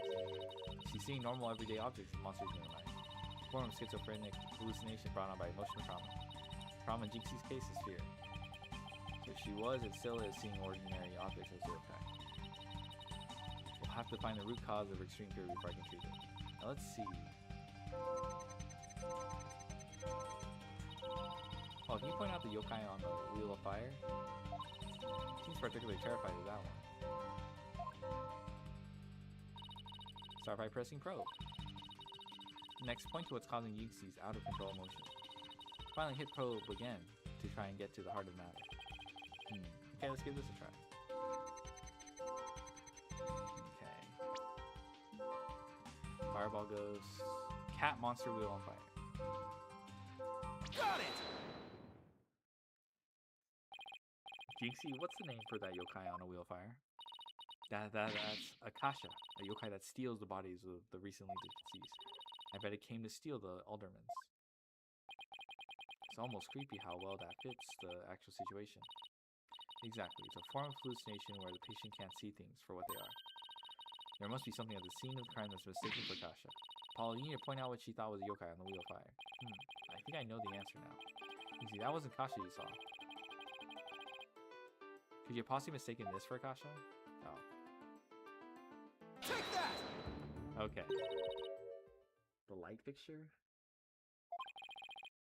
This one right here, as the flame design is up there on the ceiling. There was never a yokai on the wheel of fire. The Akasha you saw was just a light fixture. Yee!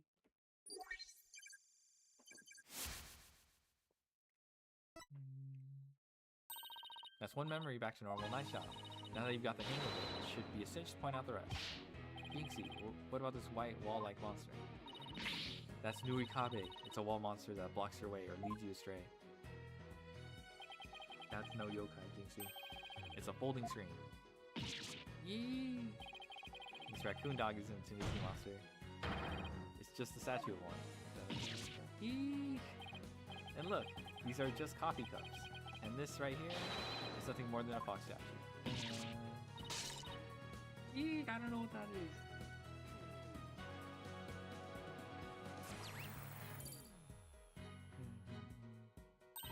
You did it, Apollo. Extreme fear is under control now. It was all just my eyes playing tricks on me. Those weren't any yokai after all. See, a clear-cut statement. That's the power of my psychology and your intuition, Apollo. And just like that, we thought there were never really any yokai in the Fox Chamber. Isn't this bad though? Doesn't this in the Fox Chamber, I guess? But doesn't this like ruin our testimony for Tenmataro? Right, there were never really were any yokai there. So the defense is asserting the exact opposite of the original assertion. Wait, Jinxie? What about Tenmataro? There wasn't anyone there dressed up as Tenmataro or any other yokai either. Or clearly not. Gotta. Joking. What? What do they expect? I mean, they expected Jinxie to corroborate what they were saying, but like the line of thinking they were going was like, order in the court. I think we just dug our own grave. Allow me to push you on in. It's the least I could do. When he does it, it's so funny. Apollo, can I interrupt your freak out for just a minute? I'm still picking up some noise. It's an unexpected emotion. Does that mean Jinxie hasn't remembered everything yet? Exactly. We should be able to get something else out of it. I'll enter the new information we have and run an update.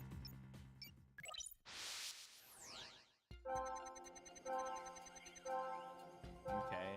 That does not look unexpected.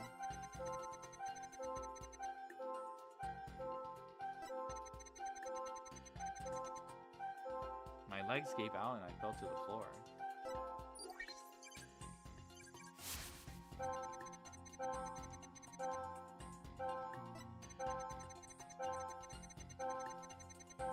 Alderman dead on table, Papa collapsed on the chair.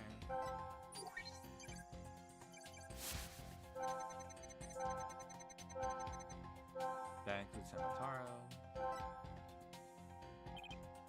Okay, what am I supposed to do? Try to find emotions that contradict their statements. So if I find a contradictory emotion, I should point it out. That's right, but it's not just contradictory emotions you should look out for. You should also keep an eye out for sudden changes in emotion intensity. Your emotions might get stronger or weaker as you move from statement to statement. It's important to compare how the same emotion changes throughout the testimony. Contradictory emotion and changes in intensity. Okay, if changes in intensity is what I'm supposed to look at, that makes sense. Okay, I'll give it a shot. Changes in intensity is not that. Okay, this got more intense. Okay, my legs gave out and I fell to the floor.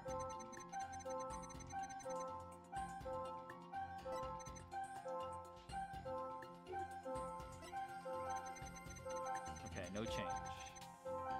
Well, I mean, this got reduced, so it's the middle four statements.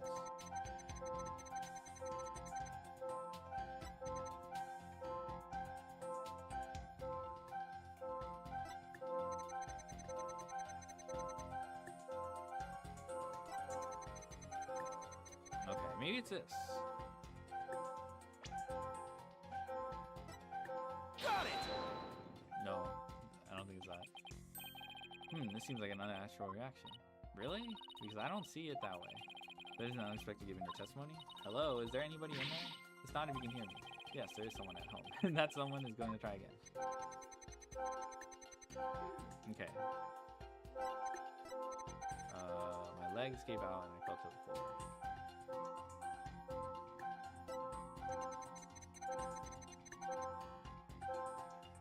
Belmonica won dueling so ECQ? I mean, was that deck bad? That seems... That doesn't sound unsurprising.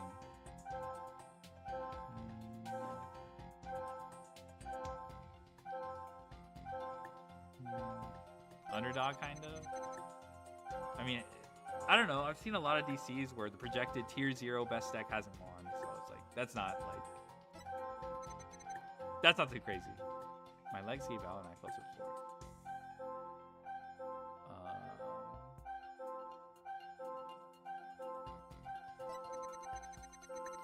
Oh wait, maybe it's the other way around. She's sad here, and then not as sad here. People were expecting, yeah. I mean, that's how these things work. Like, everyone says, okay, we had Raizel Mitsurugi win like 3 DCs, and everyone else was expecting another deck. It's like, I think it's the sadness then. Got it! The amount of fear you felt is rather low despite your legs have giving out from fright. Could something have lessened your fear? Actually, I did experience a sudden burst of courage at that moment.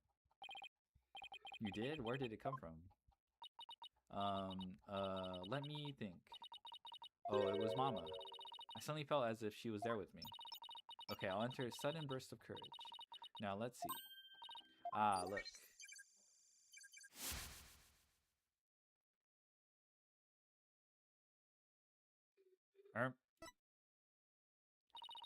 Paul, the noise is all gone. Jinxie seems to have remembered everything now.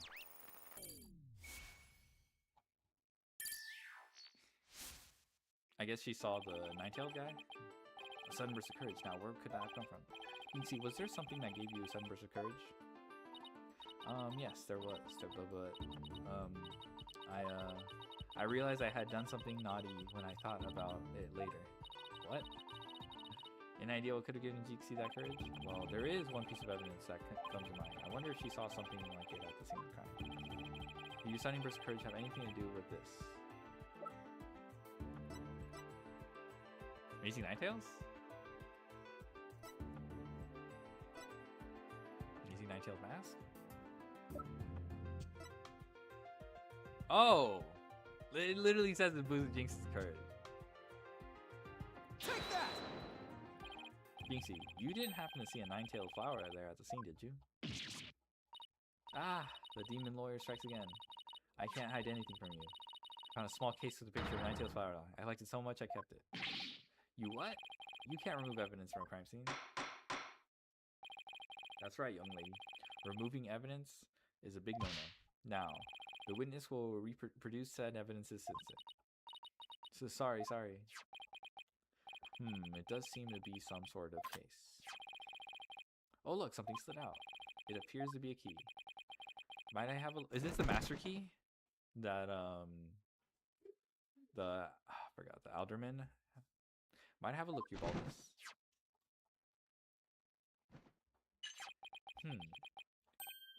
Ah, this is none other than the master key to QB Manor. Are you certain of this? Prosecutor Blackwell? It matches the serial number of the key that went missing after the murder. A master key? That went missing? Why don't I like the sign of that? Our little scamp here has stumbled upon an article of unimaginable consequence. That's a little melodramatic, don't you think? Heed these words, for I shall say them but once. The sole key to the Fox Chamber has been in this little scamp's constant possession. Ergo, she was the sole person who could use it before, during, and after the murder, which leaves the master key as the only other key that could have opened the chamber. This master key was found in a room that had been locked by this girl. And your point is? Until Jinxie Tenma opened the Fox Chamber with her key, the room had been locked tight from the outside world.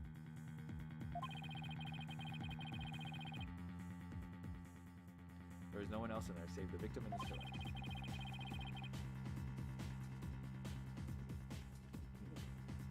I trust you have figured out for yourself by now. A killer other than Mayor Tenma himself would be utterly inconceivable.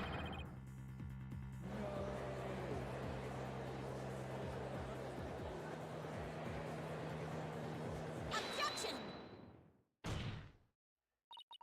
How could this happen? Defense assistant will refrain from growling her frustrations. Athena, are you alright? Ugh, I know Mayor 10 was innocent. But there's nothing we can do. This sucks. Psychzone, allow me to put you out of your misery. Can I decline your offer? Abandon your client and your misplaced faith in him. Let the relief of a clear head and a clean conscience come rushing in. That will make the inevitable guilty verdict far easier to accept. Great, now he's playing Simon Says with us. Well, he's not going to fool us with his stupid mind games. Athena, don't fall for his tricks. Now I'm the one who's dazed and confused. I can't even think straight. Hey, are you alright? She fell right into this trap. Now I suggest you make a mad dash from the courtroom and into the wild beyond. Only by running shall your mind be cleared and your conscience cleansed. Alright, I'll be back. Objection! Stay with me, Athena. Don't let yourself be twisted by that samurai. Apollo? Mr. Justice, I heard the word objection. What is it you object to? Huh. Oh, right. That objection was more of a reflex than anything else. Though I was hoping something would come to me while I was trying to stop Athena. The court is waiting, Mr. Justice, though as it stands now, I'll be forced to declare your client guilty and your legal skill suspect if this is it. Do you have anything that could overturn the prosecution's case? Well, actually, I do. I'm Apollo Justice, and I'm fine. Apollo, do you have something more than your court to seal, don't you? Not really, but we'll be fine. But I've got absolutely nothing, but that's never a problem before. I have to explain how the real killer could have escaped that locker room. It's all over if I don't. Apollo, this calls for a new approach. Try to think outside the box, or in this case, inside the box.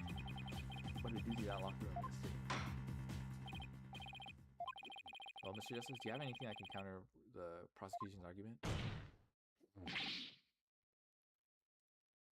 You bet I do. The real killer must have escaped from the locker room one way or another. Is it just the air vent? Being conjecture, they'll only earn you a taste of my blade, Justice Dono. Time to do or die, literally. The defense will now explain how it would be possible to escape the locker room. Are you sure about this, Apollo? Can you really explain what happened? I'm fine. We just need to think this whole escaping a locker room thing over from the beginning. So, let's see. If the killer had escaped, how could they have done so? Choices are pretty limited. The room has a window, but yeah, you can't fit through it. It doesn't open wide enough for anyone to get through, and there's a sheer cliff outside. As for the air vent, it's too high, and there's nothing you can stand on to reach it. These say the forbidden chamber wouldn't open no matter what we do, so that's out. That's why we gotta keep the solution simple, like they say simple is best. We need to rule out all the absolutely impossible escape routes. Whatever's left just might lead us to how the Fox Chamber was compromised. It's still possible to escape through the air duct, right?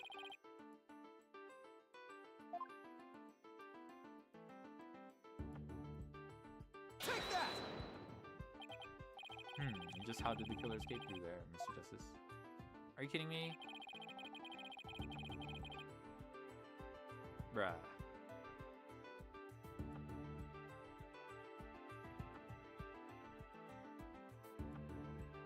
Your reasoning skills seem as questionable as your proposed escape route. Ah, I wish I could escape right now. Afraid there's no escaping a penalty for your random guessing, Mr. Justice. Can I try that one again? I guess this is the only one that's not. Take that! The hallway door? Well, yes, I suppose that would be the only way out. It would appear you've already forgotten. The only available key until Jinxie Tenma came on the scene was within that locker room. How would one exit the Fox Chamber and then lock it without a key?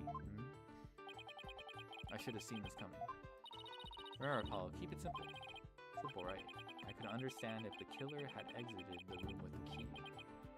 But... well, Mr. Justice? I see. Because they leave the key, he couldn't, like, lock it from...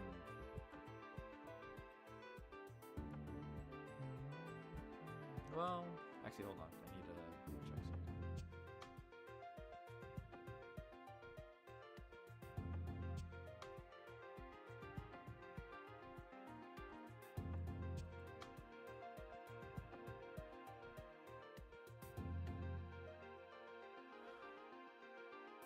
Nice.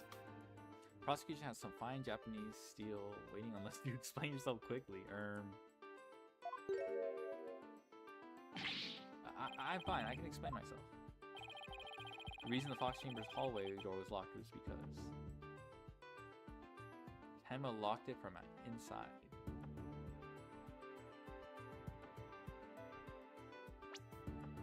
Okay, so I guess if they can't escape through the vent... Oh, this is... Okay, this is so dumb. I think I understand. Where's the vent? How do you access the vent here? So you could have locked... So you could have escaped through the front door, locked it, then went through the air duct, and then dropped the key. Oh, this is so dumb. There's no way. He locked it from... No! Oh, fuck! It was from outside. Just in case the killer decided to return. That would explain why the room was locked. Yes, I see. Then again, wouldn't Mayor Tenma have mentioned that himself? Oh, maybe it slipped from... Oh my fucking god. I did not mean to click on that one. Ah! I've already considered investigating such possibilities. You have? The mayor's fingerprints were not found on the door of the sword. The only fingerprints belonged to the alderman. Ergo, the mayor did not so much as touch the door. Oops. Oh my god.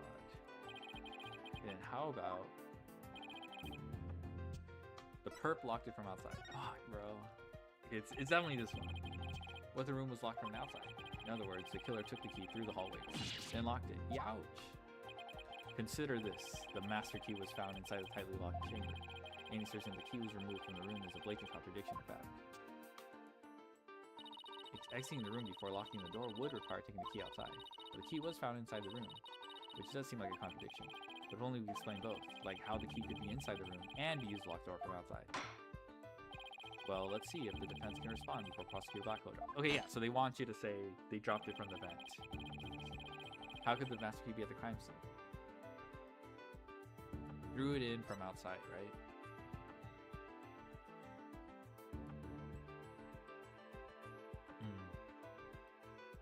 Yeah, through the vent. Oh my god. What if someone threw it into the room from outside? You know, something like go out the hallway door, lock the room, and then toss the key back through the window. That would explain how the master key could be inside the locked room. Where would you throw it from? There is a cliff outside the Fox Chamber's window. Throwing the key in from there is an impossibility. Oh, right. Ah! I wonder if the key could have been tossed in from somewhere other than the window. Somewhere other than the window. Yeah, it's through the vent. Alright, I got it. Okay. Take that! The air vent? Yes. The window may be out of question, but the air vent's not. Oh, that's right. The Fox Chamber's air duct leads out into the hallway. That's right. The real killer entered the air duct from the vent outside the Fox Chamber. Then dropped the key into the room through the vent inside the chamber.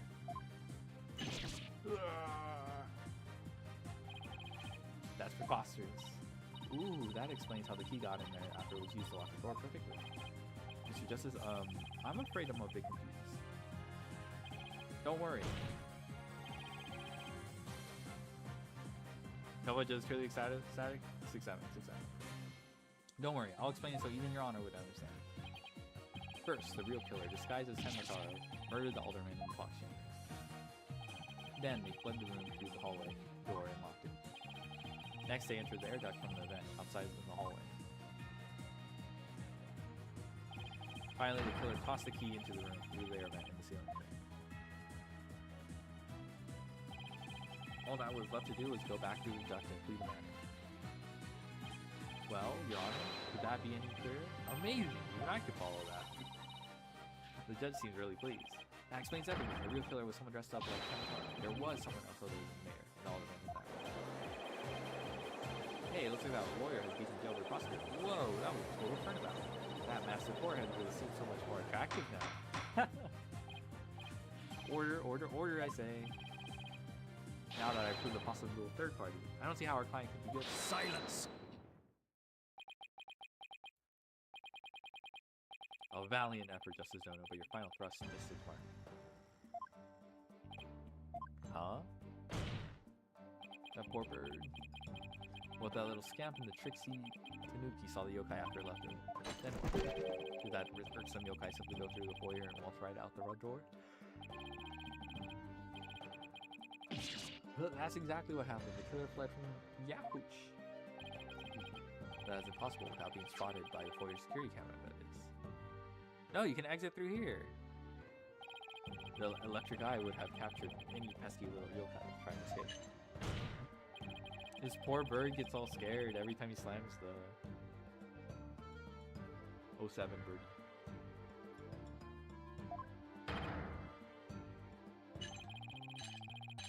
Save for the foyer entrance, there is no other way to flee the manor, is there? I don't think there is. Wait, I believe there is one other way to escape besides the foyer entrance. There's a large window in the foyer. It's possible to escape through there without being seen by security guards. Hey, you're right. Silence! Silence. Oh, Valmandra Scuba. Once I point out every crucial detail to you with that, it means you lack not only brains, but investigative prowess. That is the cliff side of the manor. That is true, that is cliff side. The only killer escaping away would be a dead one. No! Wait, so the killer didn't escape out the foyer window? What the heck, right? Ha! I suppose your next proposal is the killer spread wings and flew off into the sunset? That would mean the killer... Okay, there is that. Are we really going to use this to prove? I mean, I guess it's photo evidence, but... On camera, captured around 3:40 near... No, oh my god, there's actual timestamp. How did they know that? Whatever, I'll take it. I'll take this W. That would mean the killer really was a yokai. If only we had some sort of evidence that could point to a flying killer. Who's saying we don't? As completely far-fetched as it might. IDK working Ash Enya? I think hitting reverse is good. What? You're saying you can prove the killer could fly?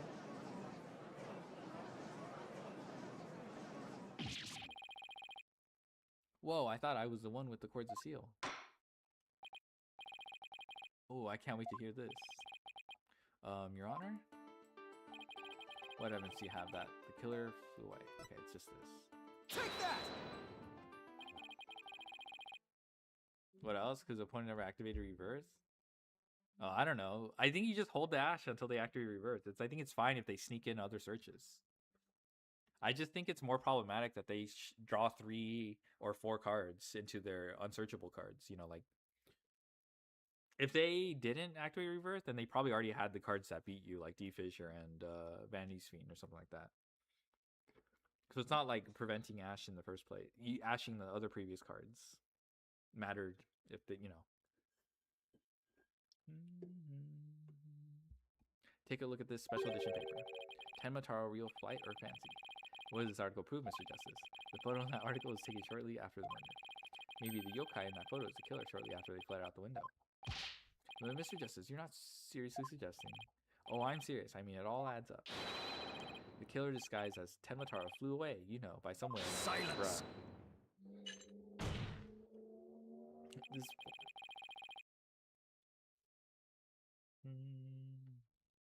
It is your brain that has flown the coop. That image is not but trick photography or some other form of artifice. Okay then, how about the Tenmataro figure of Mr. Filchsaw? I just vanished into thin air? No, there's a rational common sense explanation for that. An infernal yokai or tricksy Tanuki witness never reached the entrance.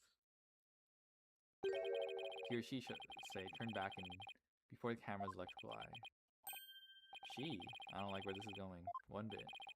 Now the fact that we know the yokai had come from the Fox Chamber means that it was likely either Mayor Damien Tenma or his daughter Jinxie Tenma.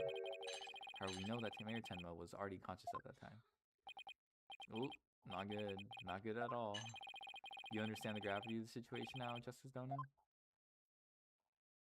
The falsified yokai remnants. And the appearance of Tenmataro were the work of one individual. And that individual is none other than Jinxie Tenma.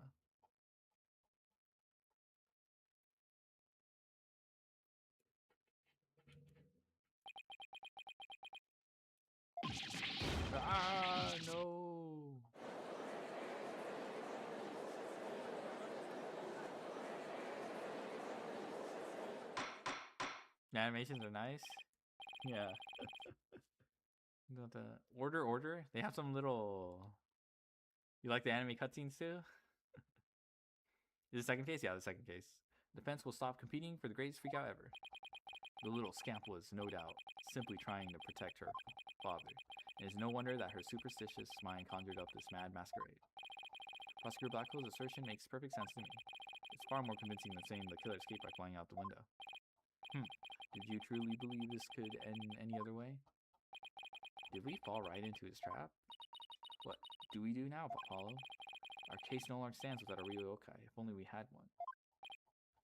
Bailiff Caesar, it is time I interrogated her as a samurai of yore would.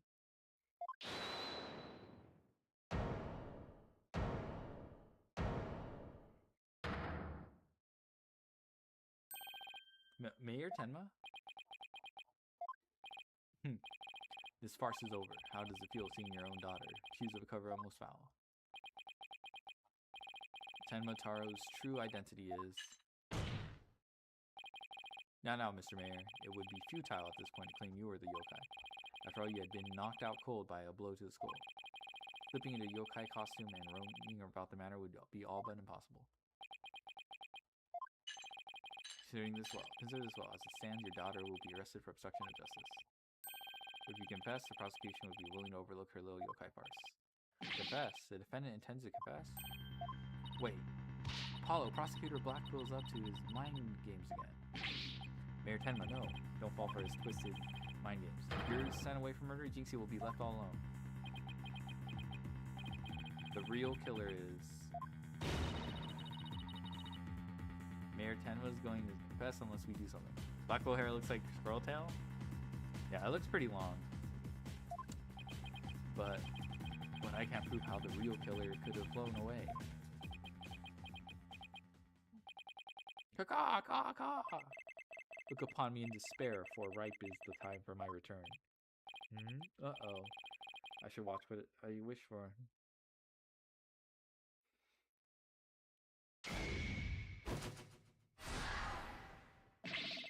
Caw, caw, caw, foolish mortals. I am Tenma Taro, the yokai you see.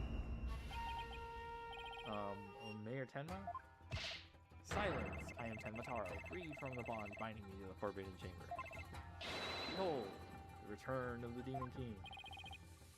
What the? Demon King? Well then, I think it's time for me to take a vacation. Bruh. Yeah, LARPing. The witness will, he will explain himself. Are you saying you're Tenma Taro, the yokai we've been chasing this whole time? Indeed, it is I, Tenma Taro, the one whom you seek, come to reveal the truth. This child is Tenma Taro, you say? Ha! What nonsense. So Mayor Tenma is a yokai now? Bruh, what is going on? Caw, caw, caw, caw. His body is now mine.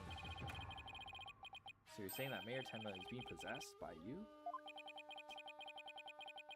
And that the yokai that Jinxie, Tenma, and Phineas Filch saw?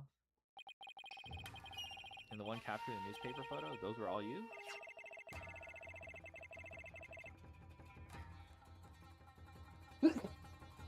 The accursed power of these guardian charms prevent me from revealing my true form. What is going on? Your baldness? Can this not be interpreted as a mission of guilt? Well, a confession by a yokai would be quite impressive.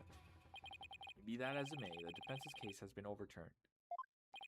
Huh? What? You claim the yokai that little scamp saw was some third party, the true killer. The one who escaped from the locked box chamber, but it was the accused all along. Ah! Ironic, is it not? Your yokai turned out to be real in a manner of speaking. For the alderman's killer is none other than Mayor Tenma. And the yokai at the scene? That too was Mayor Tenma, or should I say, our dear Tenma Taro. The pieces have all fallen into place. How so, Prosecutor Blackwell? It seems I must spell it all out for you.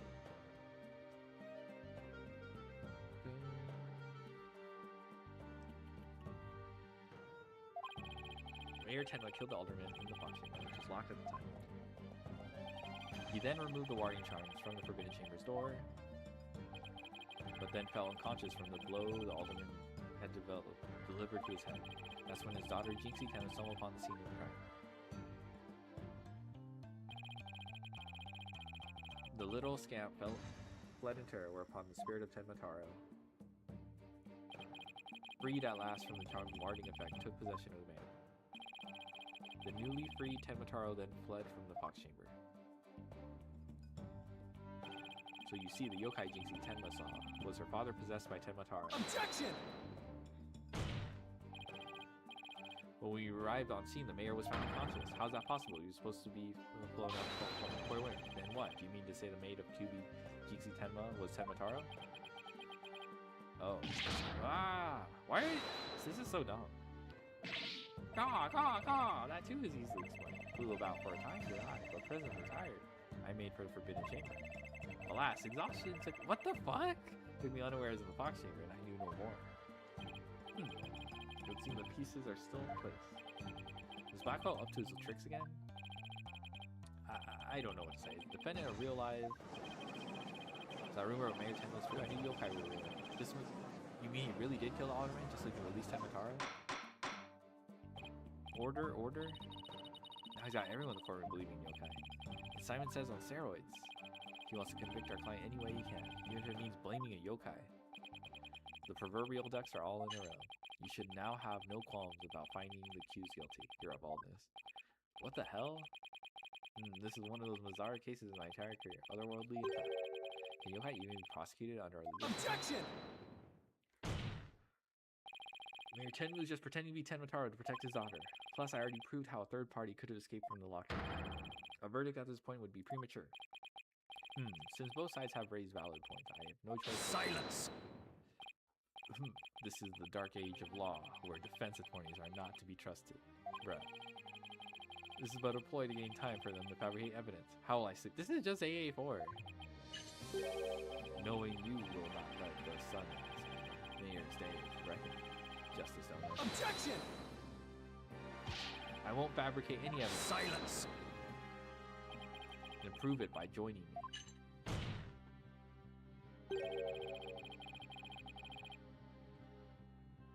A night in the clink will ensure you will not succumb to temptation. How about I just promise not to succumb to anything? We have both evidence and confession. The killer is this yokai before us. It is beyond dispute. A guilty verdict is all but.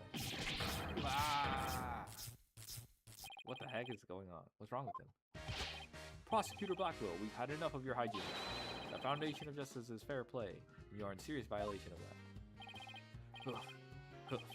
What in the devil was that? Fulbright, have you tampered with my shackles in some manner? Ha ha ha ha! It seems you found that quite shocking. It's my special jolt of justice device. Each press is a shocking reminder to behave. You shall pay for this. I, Simon Blackwell, vowed it. Ah! Your Honor, you need not fear now. I believe Prosecutor Blackwell will remain on his best behavior.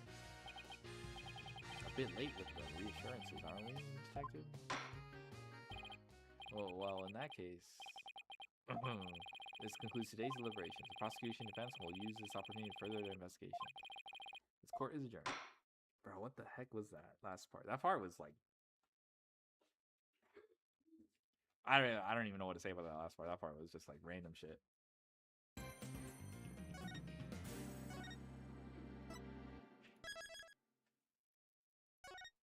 I'll be right back.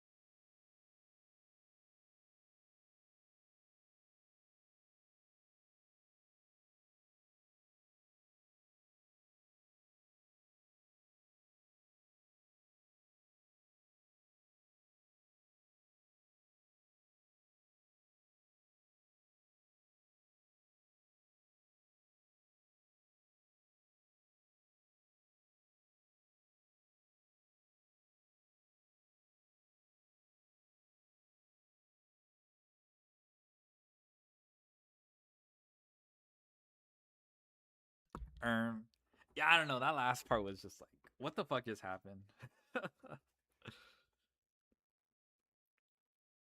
I don't know. Black Hole was like legit pulling some BS like at that last moment too. I was just like, bruh.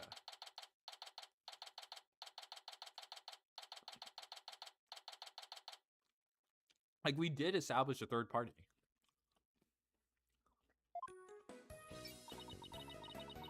So I don't know what Blackwell was talking about. That said, we don't have any explanation for why Tenmataro was pictured flying. I think this is the one part, like, it's just like what the fuck is this? But yeah. Should I run 2 Mind Shuffle or just play Riftbound? What's wrong with running 2 Mind Shuffle? That card's pretty powerful, right?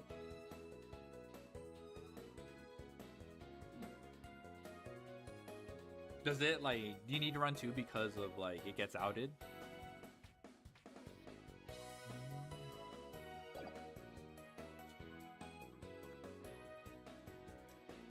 Just play Ripbound 07. Okay, 2 Mind Bug, then people have been banishing them lately. No, I think 2, if that's the case, I feel it makes sense. But I need to play the deck for myself. But it sounds that important if it gets outed. Having yokai testify in court is unprecedented, to say the least. I am Tenmataro, the yokai you see. How could such a straight-laced man like Mr. Tenma-san become a demon? Yeah, I don't know what the hell was that art. Like, I get he was just trying to protect his daughter, I guess. Yeah, it's strange. Even worse, Prosecutor Blackwell is playing along. Well, I can't even think straight anymore. I need to go out for a run. See you in a bit. Wait, what about the investigation? Back! Yee! Whoa, whoa, Trucy, welcome back. Oh, you're in your stage outfit. Back from work? Yep, I really nailed this new magic trick I've been working on. I also heard about the tricks that were conjured up in court earlier. You know, the demon out of nowhere trick and Polly's tightrope style defense trick. I was seriously considering disappearing of my own after all that craziness. Anyway, our next trick is to find a suspect other than the mayor. I know the killer must have used the air duct in their escape. Whoever did that was a Tenmataro that Mr. Filch and Jinxie saw. Right, maybe there's some evidence in the air duct. Oh yeah, yeah. Did no one check that? Are you serious? The real fight starts now. Hey, before you go, let me make the evidence for you. Evidence you no longer need disappear. 3, 2, 1, ta-da! Unnecessary evidence has disappeared into Trucy's magic hands. I wonder where all that stuff goes. Okay, let's get over to the scene of the crime. Vamonos, Apollo. Vamonos!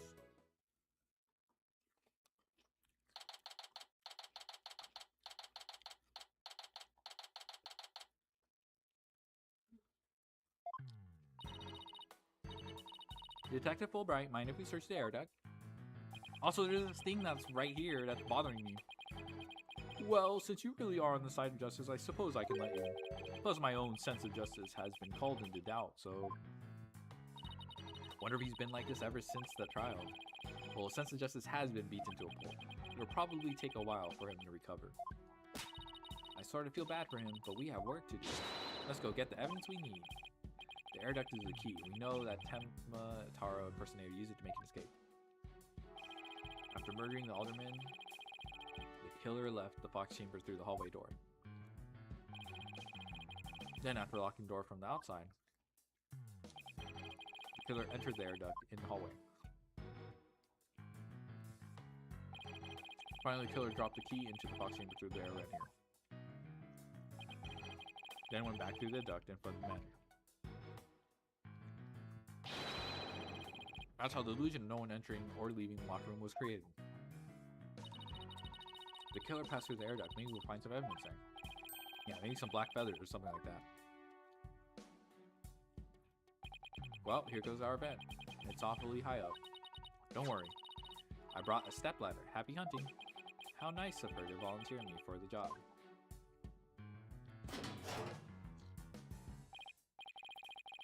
Whoa, it's pitch black. Well, here goes nothing.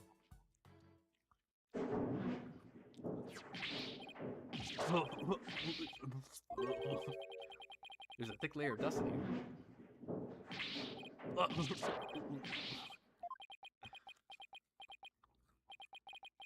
I don't get it. Find anything? Yikes, Apollo, what happened? You're covered in dust. Yeah, dust, lots of dust. Oh, so it wasn't used, I guess. You know how dust collects on something that where nobody uses it for a long time? Yeah, like Mr. Wright's desk back at the office. Right. You think it'd be possible to crawl over that sort of dust without leaving a trail? I seriously doubt it.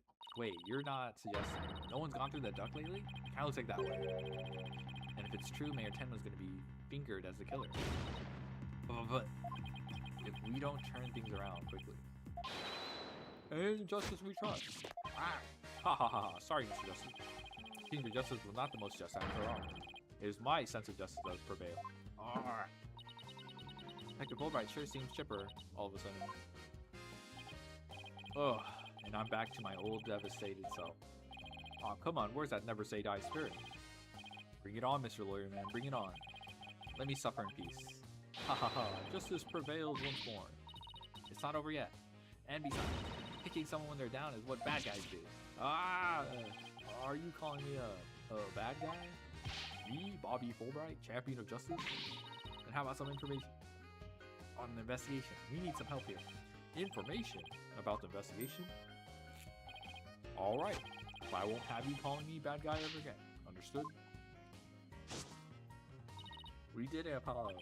Yeah, but how long can we keep this up? What the fuck is this back here? Oh my god. I can't believe Prosecutor Blackwell was stooped that low. Or depending the blame on a yokai, who wanted to win at all costs. She would give a yokai run for its money when she's mad. Yes, well, I have him writing a self-reflective essay as we speak. I highly doubt that'll teach him anything. Yeah, he'll probably just write dotard 1,000 times. That whole yokai business is most likely a ploy to win a convention. Truth is, Prosecutor Blackwell believes Jinxie Tenma planted that yokai cell. Planted in an effort to protect her father. The real killer. Yeah, right, I like to see him prove it. Whoa. Calm down, he doesn't have any direct evidence, but we did find this. It was at the base of the cliff outside QB Manor. Wait, that isn't the staff Tenmatara was supposedly carrying, is it? The one and only. This Tenma no doubt tossed it over the cliff when she was done. No way. Well, what about prints? Nope, no prints, but she was wearing a costume. There wouldn't be any anyway. So prints or no prints, it's not going to work in our favor. Sounds like the staff might have belonged to the mansion. If that's the case, then where in the mansion did Tenmatara get it from?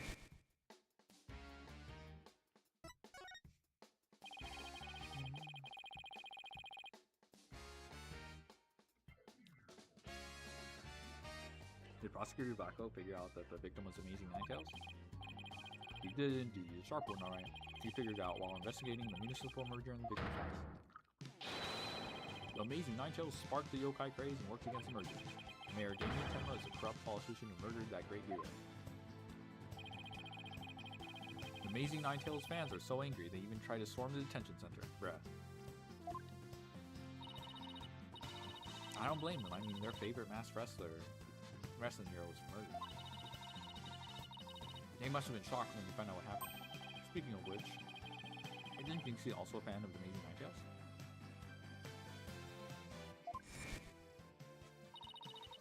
A wrestler's match is more precious than his own life. He'd never unmask himself in front of others. There are matches where wrestlers battle for the right, but there are matches where wrestlers battle for the right to remove each other's masks. To have your mask torn off is the worst humiliation a wrestler could suffer. That's why their masks are more important to them than life itself. He spoke with a passion that only a fan could appreciate. We ought to become fans ourselves and go protest in front of the president. What? No! Did you forget that Mayor Tenma is not only Jinxie's father, but our client? Oh yeah. You be careful now, you're defending the most hated mayor in history. I just hope you don't find yourself on the wrong end of a figure 4 leg lock. Maybe I should wear a mask to hide my identity. Are there any new developments we should know? Now that you mention it. Our suspect is suffering partial memory loss, but he did manage to remember something. He did? What did he say? He said he didn't want to speak with us. His exact words, I am under no obligation to speak with you mortals, and of other things of that nature. I wonder what Mayor Tenma remembered. Too bad you can't go ask him now, because Prosecutor Blackwell's busy questioning him. I know. Why don't you wait down on the playground with the rest of the kids? Haha. What now, Paul? How about regrouping back at the agency? Good idea. We might get some more wisdom out of Mr. Wright while we're there.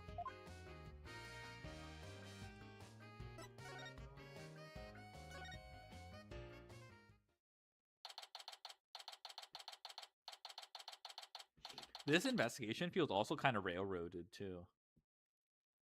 I don't know if that's like a critique, but that might just be like the game itself. But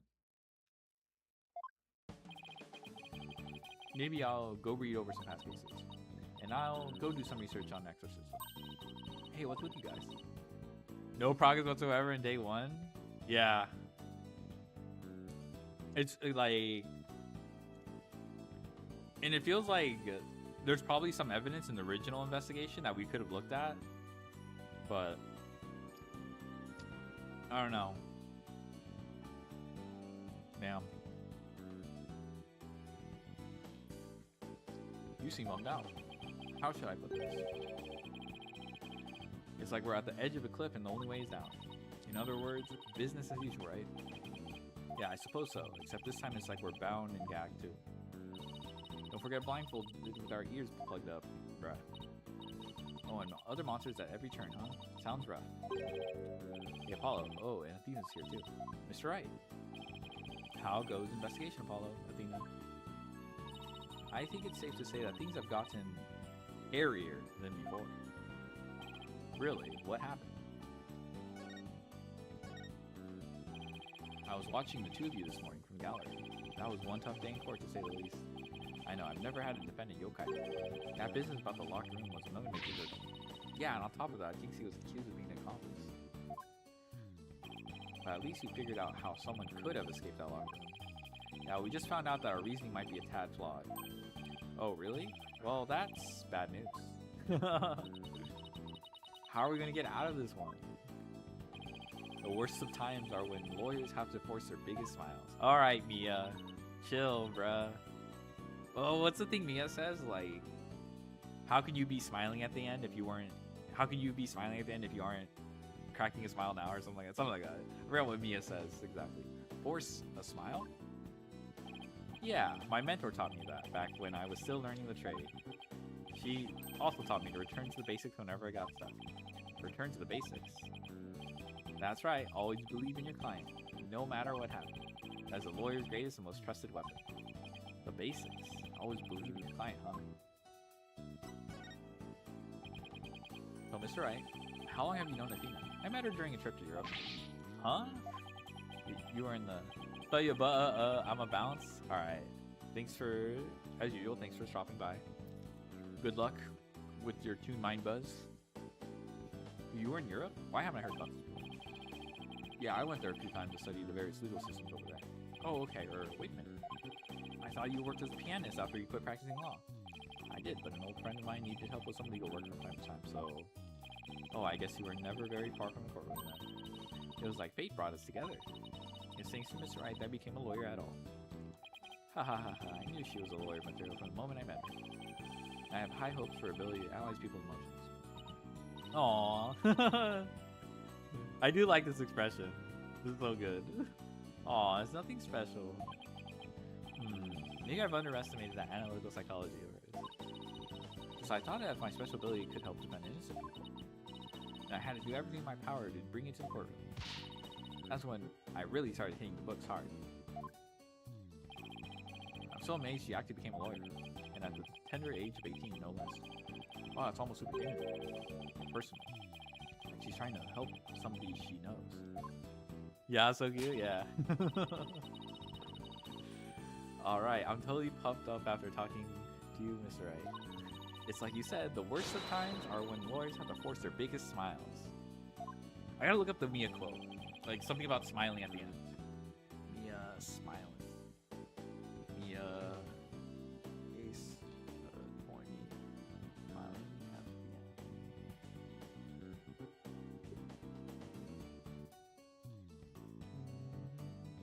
You can't smile at the end if you haven't been smiling the whole way there. That's where it was. That's where it came from. You don't forget to return to the basics whenever you get stuck.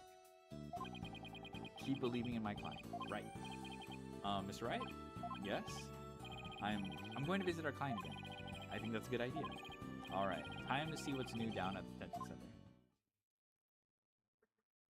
Yeah, dude, this investigation feels very railroaded. Like, I guess it's a good thing because, you know, sometimes you'll get stuck and be like clicking things. You have to click everything. You're just like, what the hell did I forget to click? You know, because there's no progress. So I don't know if I'm really complaining. I'm just like, you know, I'm just yapping. Mayor Tenma, we want to talk to you about something. Pshaw! Eee! So my minions have returned. Apollo, he still thinks he's a yokai. I wonder if you'll ever be able to talk to Mayor Tenma again. Silence, peddler of illegal trade. Free me from these imprisoning walls with great haste. Wow, he's sounding more and more like a real demon with every sentence. Starting to wonder if we should even be helping him win his freedom. Still, we can't let Mayor Tenma stay possessed, you know what I mean? If you can clear me of these charges, I shall help in whatever manner I may. Now, ask of me what you will. I suppose it's worth a shot. What is this, dog? Were those feathers and tracks at the scene of the crime really again? Indeed, the remnants of Tenma Taro, king of the underworld, they be. The day when I once again dominate the mortal world. The prosecution claims the feathers and tracks were planted by Jinxie. What's this? I must breach these walls and go defend my little Jinxie at once. Huh? Mayor Tenma, is that you? Grr, well now, Damien appears to still reside with his body. I should have expected as much from a descendant of mine. Be silent now, Damien. I guess a little thing like demonic possession will stop a father's love for his daughter. You didn't kill Alderman QB, did you? I have killed no one. The remnants of my presence have been misconstrued. The murderer is not I. For if I had slain that mortal, raging hellfire would have consumed him, leaving naught but ash. Yikes. So... You're saying there must have been somebody else there? Come to think of it, the mayor had mentioned that he'd been clubbed with the statue. Better ask about this too.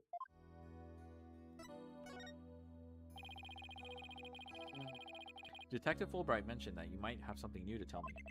Indeed, I have. I regurgitated this key but a short while ago. Behold, the key to the forbidden chamber. Whoa, is regurgitation one of your demonic powers too? What the hell? That actually is fucking annoying. Now we get this key? Bah, I do not waste my powers on such parlor tricks. Take the key from the killer did Damien, whereupon he swallowed it.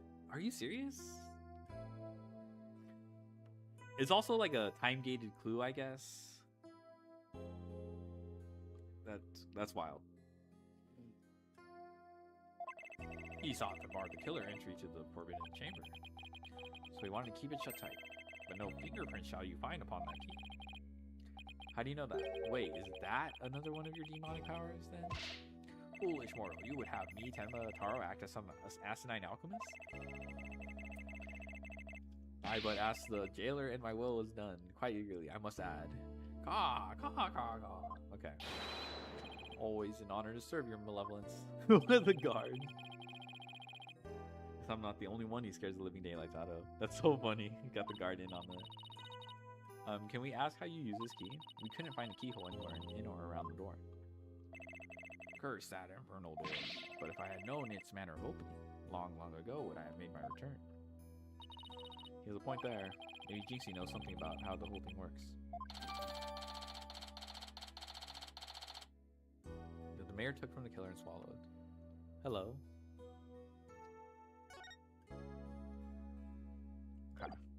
guess we just moved to Jinxie.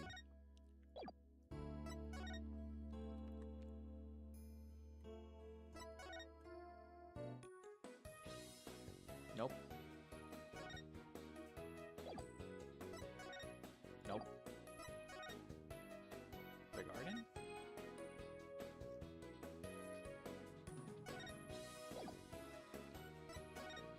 Nope. The foyer? Nope. The box chamber? Alright.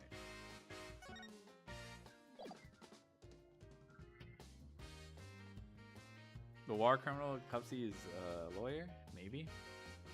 Maybe.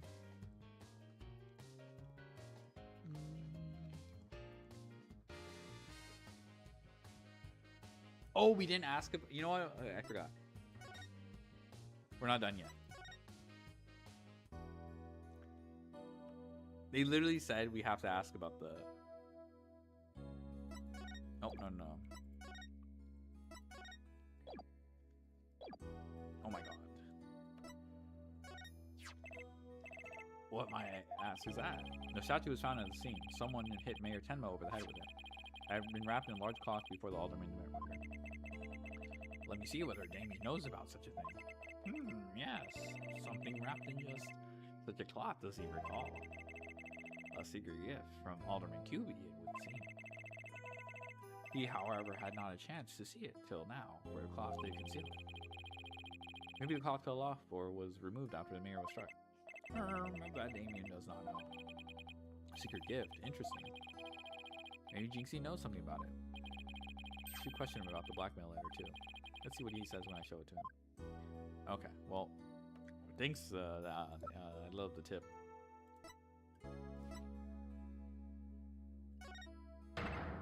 Why this is that accursed blackmail letter that was sent to Damien. Apparently somebody slipped it into the alderman's pocket. We believe someone, probably the killer, stole it from Mayor Tenma's briefcase. You wouldn't happen to know anything about that, would you? Caw. You have questions, do you? Very well, ask away, mortal. Who placed this in the alderman's pocket? Very few were they who knew the letter was in Damien's briefcase. So whoever knew about the blackmail letter being in the mayor's briefcase is a potential suspect in its theft and placement in the alderman's pocket. Could it have been his doing? Mr. Mayor, Mr. Taro, did you just remember something? Indeed, I did. There was but one other who knew of that letter. Damien's aide, Florent Labelle. Full knowledge of that briefcase contents did that aide possess. Maybe the blackmailer and the murder we're looking for. That is preposterous. He is our most trusted advisor. He would never betray Damien. It seems like Mayor Tenma's a bit too trusting of those around him. Still, this is huge. Now we know who might have slipped that blackmail letter in the alderman's pocket. Look out for it, LaBelle. Here comes justice. Let's go find Mr. LaBelle and rake him over the coals. Thanks for the help. You've just given us a major lead. Okay.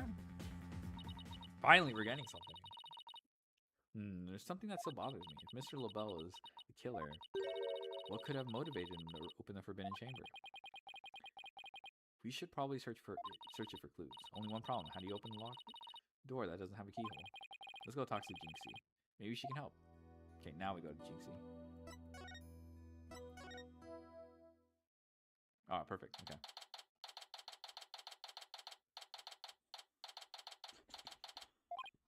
Hey, isn't that... Oh my goodness. Grr, you dare imprison me.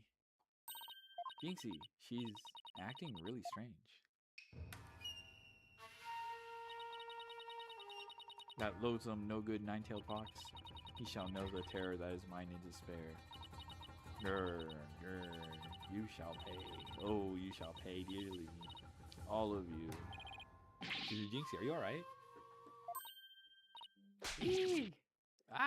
Oh, is that you, Mr. Demon Lawyer? Morning, Jinxie. Morning? Is it already past noon? What am I doing here? Last I remember, I lay down to take a nap back at the manor. Oh no. Must have been the Makurageshi. Makurageshi. Makura Gaeshi? Ever wake after restless night's sleep to find your pillow in an unusual place? Or that you've been sleeping on the floor or in the hallway? It's that yokai's fault. The Makura Gaeshi preys on people while they're asleep. It sounds like you just need to be tucked in really tight, or maybe just my sleeping bag.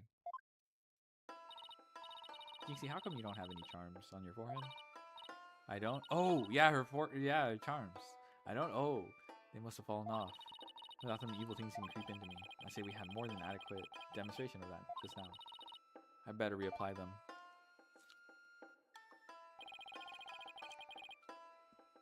Jinxie, there's something we wanted to ask you. Ah, there's something I wanted to tell you too. I remembered something else. Really? Oh my gosh. You did? What was it? I kind of want to present the key. What's this? A Sukomogami? Isn't this like a spider? A yokai that inhabits objects that have been used for a really long time. The redeeming is Sukumogami. That's strange. Is everything there some supernatural? Maybe I'm just thinking Kumo is spider, but I could just be like. Jinxie, can you tell us what you remember? Well, after the trial, I remember lots of. There was one thing I thought was really weird. I'm almost afraid to ask, but here goes. Really? What? It's about the yokai feathers and tracks. They weren't there when I first opened the door. Wait, what? Are you sure? Uh-huh. My memory is crystal clear now. So you're saying they were left at the crime scene after you found it? This could spell major trouble, Apollo. Why? Because Jinxie is already accused of leaving the feathers and tracks at the scene. If they weren't there when she discovered the crime scene, people totally feel the claim that she fabricated evidence later on. Ah! Jinxie's fuzzy memory of the whole incident is really working against us. Prosecution will probably say she doesn't remember planting the evidence. Good luck rebutting that. Oh man, this is not good. I sure hope she didn't plant the evidence while she was sleepwalking or something. Jinxie, you wouldn't happen to know how to open the forbidden chamber, would you? That door doesn't even have a keyhole. Well, it's supposed to have a secret mechanism.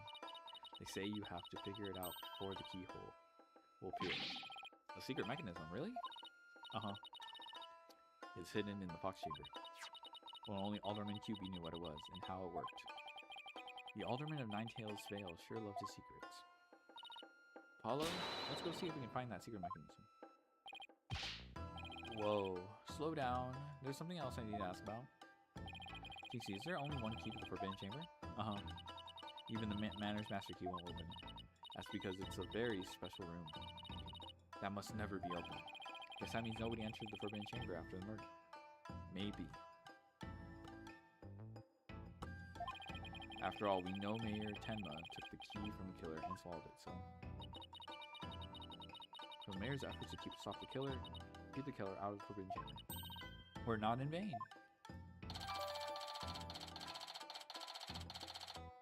There's only one of its kind.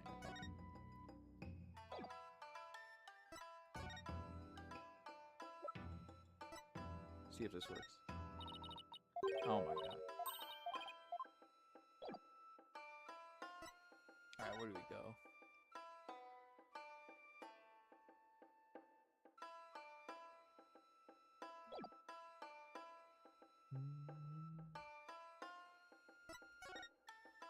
Feels like we're not done yet.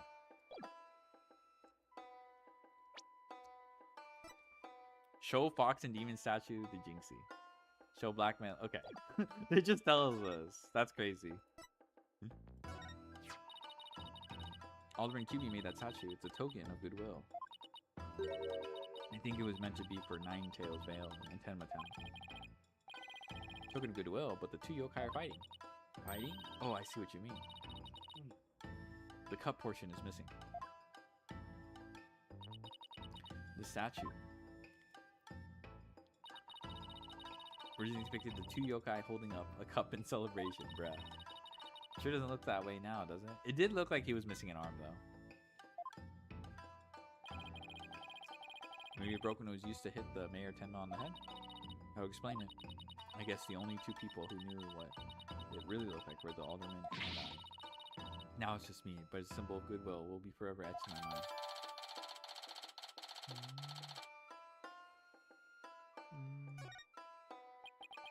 So is there anything else we should know about Jinxie? No. That's about it.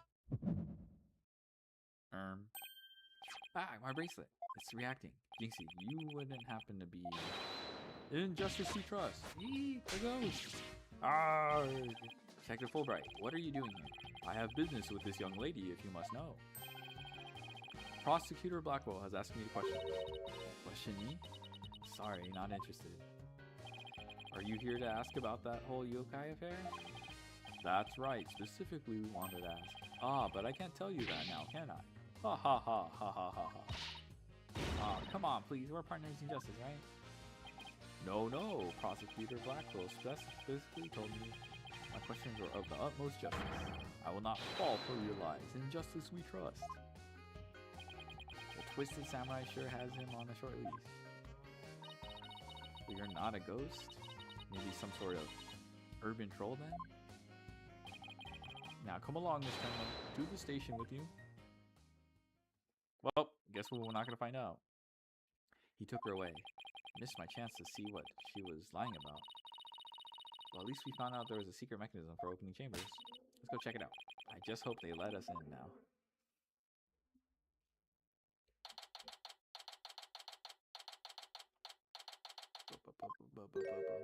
Oh, hell nah. Not the Joker. Oh, what an absolutely fabulous scent. I'm so glad I had these carnations imported from England. Nothing but the finest will do. Perhaps I should place one aside for our dearly departed alderman. Hey, it's Mr. LaBelle. Apollo, let's ask him about you-know-what. Oh yeah, before we search the box chambers, we should ask about the blackmail letter. Why, if it isn't the mayor's little lawyers, what do you want with me? Oh, there's something we wanted to ask. What the fuck is that? Where's that ringing coming from? You'll have to excuse me. Hello, LaBelle here. What the? Those things on his shoulders are cell phones? Yes, about that. You must forgive me. This whole matter with Mayor Tenma has been a complete nightmare. Where do you buy clothes like that? Ah ha ha ha ha. Surprise, this is my own special design. It's the ultimate in functional beauty. Functional beauty? Are you sure about that? Looks a bit unwieldy to me. Ah ha ha ha ha. You simply don't have an eye for beauty. I mean, eye for beauty means looking like this guy rather be blind. So, what do you want with me?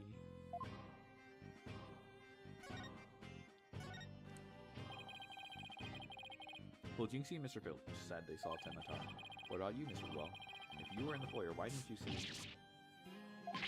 Ah ha ha ha. Very well, I admit it. That's right, I, Foreign LaBelle, saw the demon Tenma. You did see something. Then why did you lie about not seeing her? I was simply trying to protect your little Jinxie. Protect Jinxie? What do you mean? Why, don't tell me you haven't heard of that strange little habit of hers. Which one are we talking about? The one where she wanders around making mischief without knowing what she's doing. Oh, does she have like sleepwalking? Rumor has it she's possessed by Tenma. That one's new. Ah ha ha ha. Well, there you have it. Anytime you hear about a Tenma sighting, little Jinxie should be your prime suspect. Tell us more about that rumor. So, what was that rumor about Jinxie? They say she's possessed. Not all the time, of course. It hits suddenly. Then she starts wandering around doing strange things. Is that so? Although, come to think of it. That lows on no good thank you fox. Shall know the terror that is mine in despair.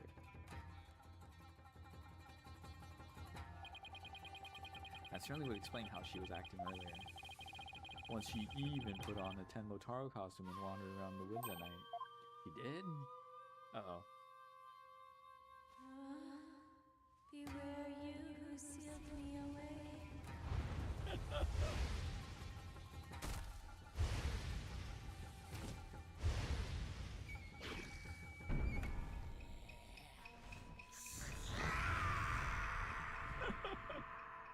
Oh my god.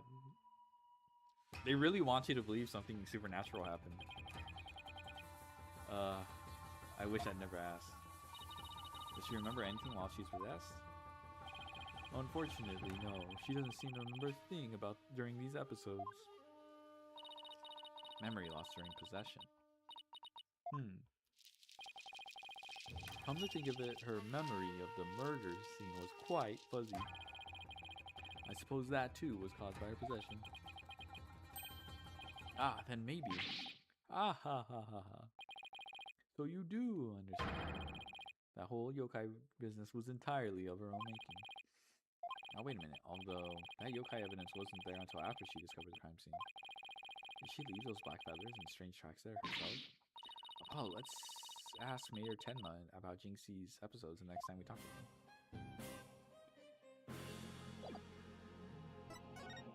Alright, what do you got about the blackmail? What is that? It's the blackmail letter, but it wasn't sent to Alderman Hubie. It was sent to Mayor Tenma. And your point being, someone took the letter from the mayor's briefcase and then placed it in Alderman's pocket after he was murdered. Oh, you don't say. You wouldn't happen to be the one who made the switch, would you? After all, you're the only one who knew that blackmail letter was in his briefcase. So naturally, you perhaps that shot of color will make those scales fall from your eye. Or my eyes fall from the sockets. Is it possible that you would like to frame me as a potential suspect? What would make you raise such an outrageous allegation in the first place? My only crime is being born as beautiful as you see here. In other words, you have nothing. Now, let me show you what to do with this garbage. You can't destroy evidence like that. What do you mean I can? I just did. Feel a little lighter now? You've just won a one-way trip to the top of my most annoying people ever list. Are we done with your silly questions now? I'm a very busy man, you know. I guess that's it for now. That was dumb. Guess we lost some evidence. Hello, LaBelle speaking. Really? You wish to carry my new product at your store? Oh, but I'm afraid it's my own private brand. It's not available to the public. What? Then I shouldn't advertise it on TV. But I don't understand. As the embodiment of beauty, it is my duty to announce my good looks to the world. Stop the bus. I'm getting off. Everyone wants my exclusive Je suis LaBelle brand products. It's the crown jewel of my collection, born of my long, relentless pursuit of beauty. Now that it's become so popular, it's been an absolute nightmare. You don't say. Well, they can't have it. It's just for me. Not meant for you peasants. Peasants? This is my latest product. I'm calling it Color Me LaBelle. A dazzling hair color that you can wash out with just water. Guess that means you can't sweat. I have 7 colors in all. You can find out more in my commercial and magazine ads. Yet it's not available to the public. Great sales strategy there, genius. Come to think of it, Mr. LaBelle. Your hair color has changed since the last time we met. The little lady has quite the discerning eye. Here's a little sample. Consider it a gift for who truly appreciates beauty. Oh, Apollo, what should I do? Gotta take it before you get a face full of corn. Good point. Wow, thanks, Mr. LaBelle. Hair color that washes out with water. Okay, let's head over to the box chamber. We still gotta find the secret mechanism for opening the forbidden chamber.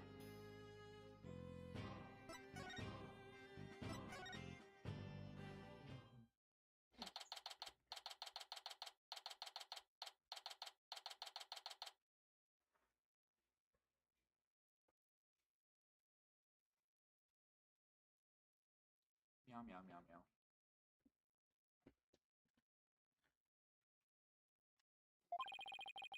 Okay, let's find that secret mechanism for opening Forbidden Chamber. Oh, this is so exciting. I can't wait to see how it works. Do you really think the killer entered the Forbidden Chamber?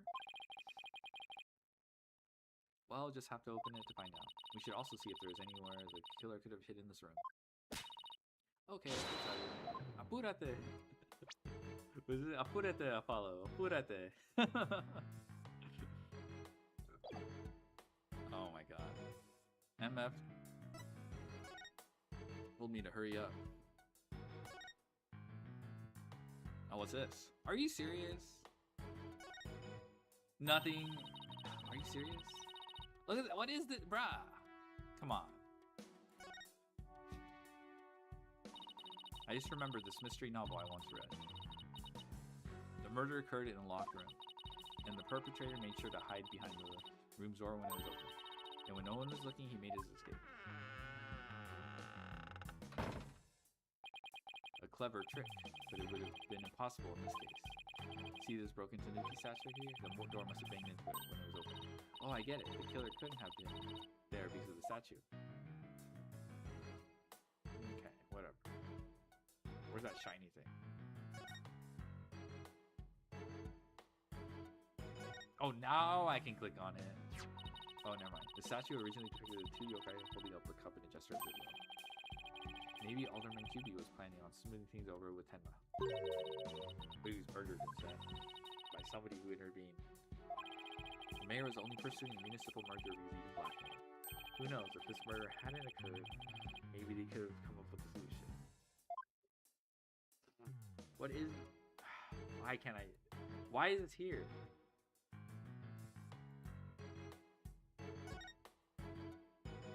Oh.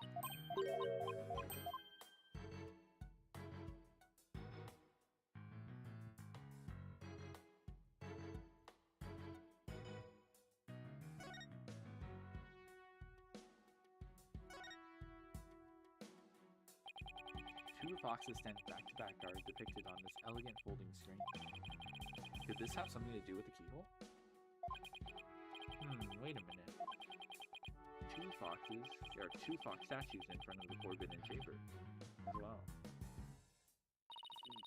Maybe the keyhole will appear if we do something to this folding screen. But I don't see anything unusual about it. Well, it does have two foxes on it, and there are two fox statues in front of the door.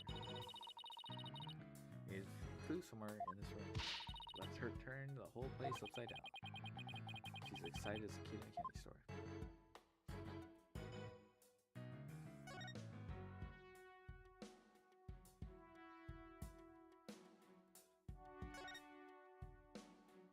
Can I click on this? Nothing.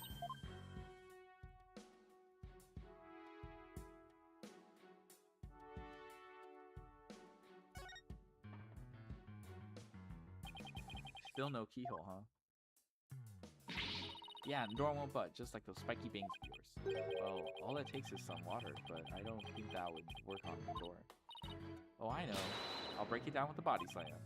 Ha ha ha ha. Seriously doubt you can do that. How do you know if I haven't even tried? No, wait, don't. Ah! As much as you hate losing, Athena, I think the door would win this match.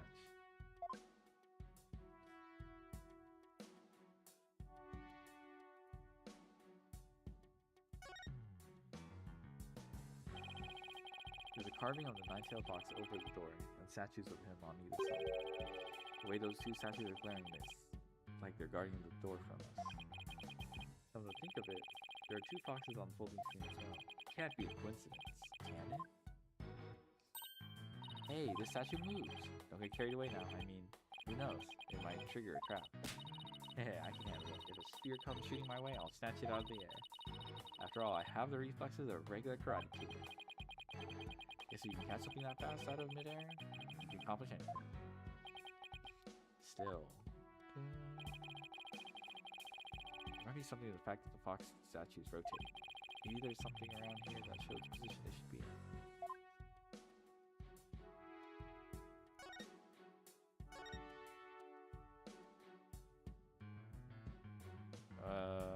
Oh! The doors. You can see the door here. Ah.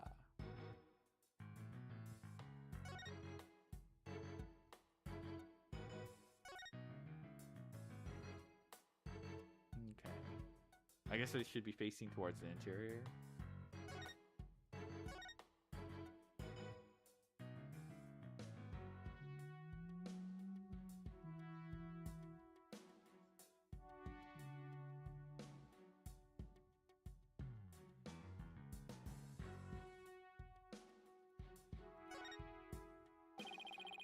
don't think we'll find anything else on this chair.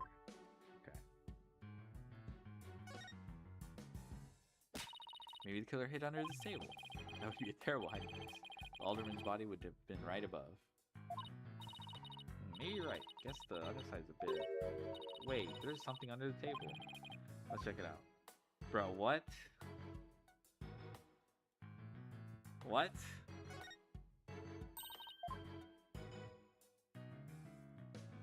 What?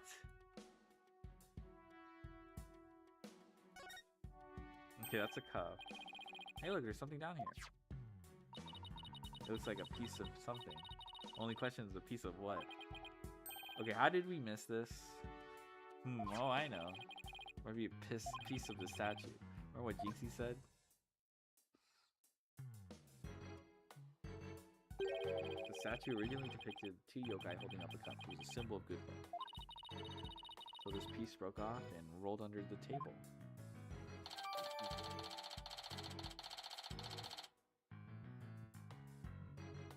Okay, Fox and Demon statue updated.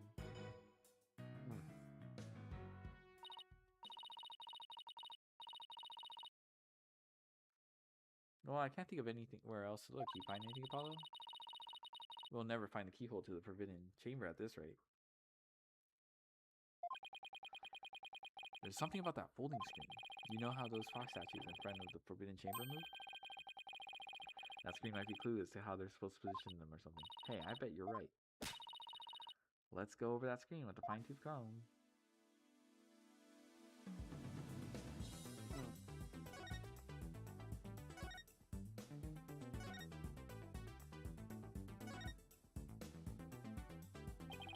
On close inspection, I think there's more to the screen than meets the eye. Let's check every last inch of it. Rotate the folding screen where if I suspect anything of interest, I can press space on it, inspect it further. Also zoom in and out with the navigator. Now let's check every last inch.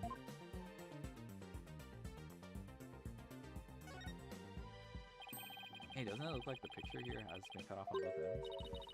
Now that you mention it, looks like there are supposed to be doors on both ends and they're cut in half. Maybe these doors symbolize the forbidden chambers door. Yeah, definitely feels like something significant, but the question is what? Oh, there's a keyhole. What's this? Looks like a keyhole or something. I think it could be the keyhole to the forbidden chamber? No, it's just a picture. Still, you know what they say. A picture's worth 1,000 words. And there's this too. It's a picture of a key. That shape looks awfully familiar. It's shaped like a forbidden chamber key. Wait, what about that keyhole drawn on the center of the screen? Do you think the two are related? Key and a keyhole. Oh, I just got an idea. If we folded the screen up just right, the key and keyhole should overlap. Hey, I think you're right. Let's give it a try.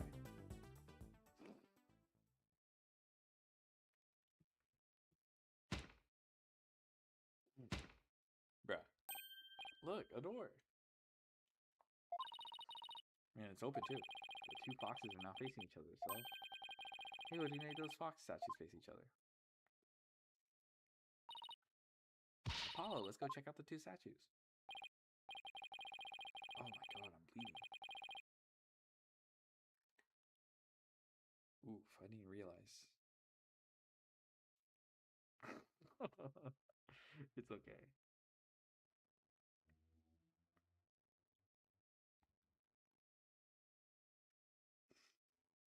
Okay, I think it's gone now, but I cut myself with a razor earlier this morning, and it was pretty deep. Ugh, okay. I think it's fine now. Okay, help me move the statues so they face each other, just like on screen.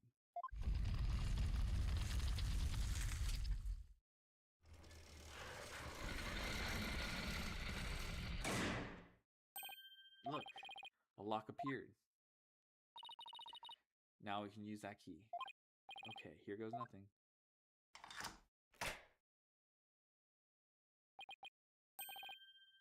It worked. Time to see why this chamber is so forbidden. What secrets could it hold, I wonder?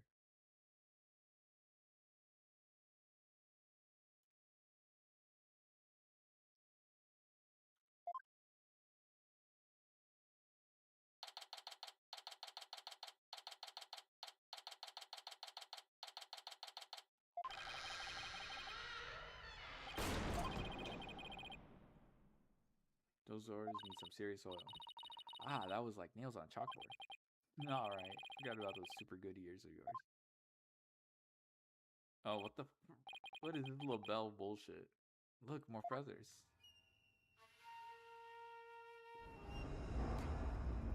Oh, that's scary. That's some that would look crazy in 3D. What the heck is that? Is that a Tenmatara statue? But there's something odd about it. Ugh, all I know is I don't like it. But I can explain why. You okay? I think you look kind of pale. You're not scared, are you? Whatever. For this thing, don't make me laugh. Hey, really? Hey, look. What? What is it? Over there on the left. There's a bunch of staves on that rack. Oh yeah, there's a missing staff here. They kind of look like the staff we saw earlier. You mean the one Jinxie said she saw Tenmataro carrying? Yeah, I read our Tenmataro person here really did come here at one point. Well, what are we waiting for? Let's search the place. Okay, this scroll looks... Okay, let's look at this scroll. Whoa, that's one big statue. It must be something like 15 feet tall. And look, this Tenmataro has a staff. But Tenmataro in the scroll didn't have one. I wonder why. I feel like this could be significant, but why? Let's take a closer look. First, to go around this table. Paul, are you sure that's a good idea? Hey, looks like there's some sort of compartment in the base of the statue. Don't open it. Who knows what might be in there? It's just a big empty compartment. From all the dust and cobwebs, I'd say it hasn't been opened in a really long time. That's enough, Apollo. Let's shut it and... Wait, there is something in here. Oh, that's scary. Looks like some sort of figure. But it's so dusty. Can't tell what it's supposed to be. Wonder what it's doing here.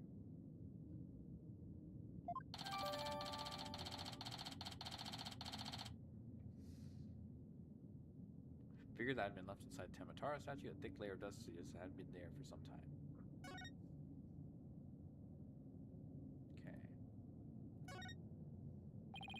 Looks like an old scroll, and there's something drawn on it.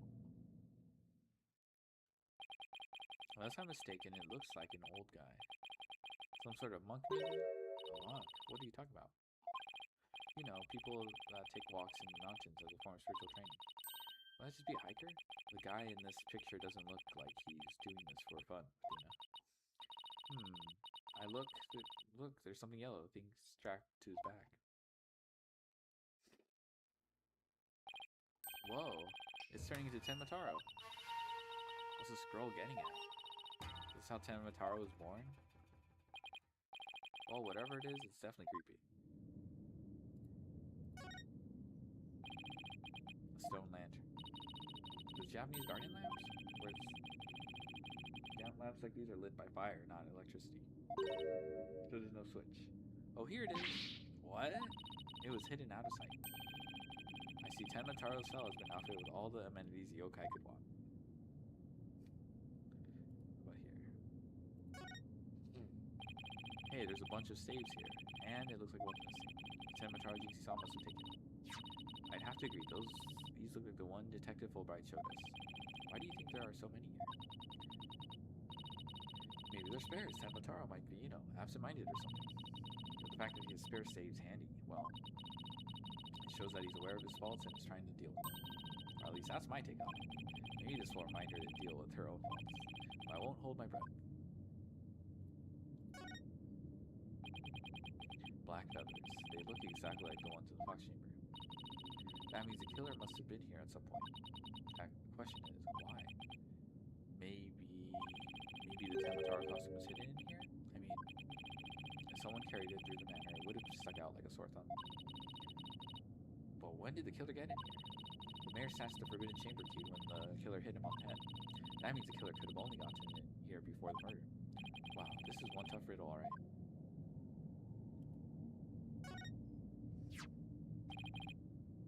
What's this? Whatever it is, the packaging is really gaudy. And the fact that there's no dust on it means it hasn't been here very long. Oh, it's hand cream. Let's see what brand it is. Yes, we Labelle. Labelle. But then, would that mean Mr. Labelle is here? Oh, I think we've already established the Labelle doesn't give anything to the public. So this is his own personal brand. He's already established that. So this should implicate him that he was the killer. I guess so, but why? Well, whatever was dressed up like Ken Mataro must have taken a staff from him before the change. That same person probably dropped his hand at that time. In other words, the Ken Mataro impersonator we're looking for is none other than Florent Labelle.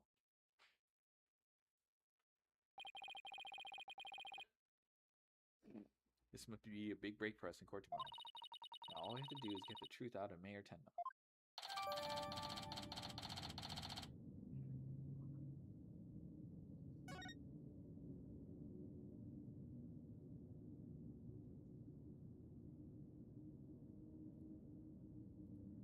Yeah, this thing is kind of scary. Oh, what's this? Oh look, there's an air vent here too. Guess even forbidden chambers need proper ventilation. I don't think anyone could reach this one either. There's nothing to stand on around here either. I wonder where this vent is. Well, Fox Chambers vent didn't branch this way, so it doesn't have anything to do with the case after all. Guess about wraps it up. What now? We should probably talk to some of the witnesses again. You like Mr. Filch and Jinxie? Yeah, I really want to ask Mr. Filch about the village superstitions in Tenmataro. Okay, we're done. Oh. Okay. There's two sandals here. It's the curse of Tenmataro. Yee. You outsiders are ignoring them superstitions at our peril. Mind your own business, will ya? Ah. Youch. What's all this about a curse? Tenmataro's gonna curse law unless you stop sticking your nose where it don't belong. Stop the investigation and listen to what them superstitions say. Right, how about obeying the law before you go obeying the superstitions? Huh? Hey, what are you doing with Widget around your neck? He's mine. You know better than go around stealing people's stuff like that. Same goes for you, mister. Sorry, I promise I won't do it again. He didn't do the wink. Just, he almost kidnapped my sweet little Widget. The big jerk. I'm sorry. I guess you can't teach an old raccoon dog new tricks. As long as we have him here, I guess we could ask him about what happened. I can't believe you did that. It's one thing to steal parachutes, but steal roses? Grrr. Yeah, I can't seem to control myself. It's that thieving blood running in my veins. Thieving blood. What's that supposed to mean? Glad you asked. Infamous bandit Azuki Kozo was my grandparent. Pappy, the big gander at this. What exactly am I looking at? Oh my god, it's the figure. Looks like another one of those yokai names. It's none other than the Azuki Kozo. Robbed from the rich to give to the poor, he did. He'd leave one of those figures at the scene of the crime. What's more, I'm his grandson, because he was my grandparent. Wow, you don't say. Thieves' honor, it's the honest truth.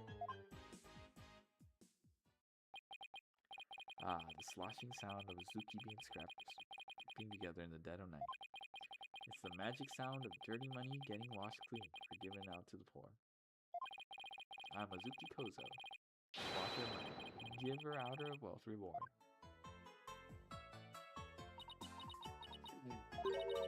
Forget the money, you should be washing yourself out of this nasty habit. Wait a second, this figure looks familiar. Yes, it looks just like that old dusty figure found in the Forbidden Chamber.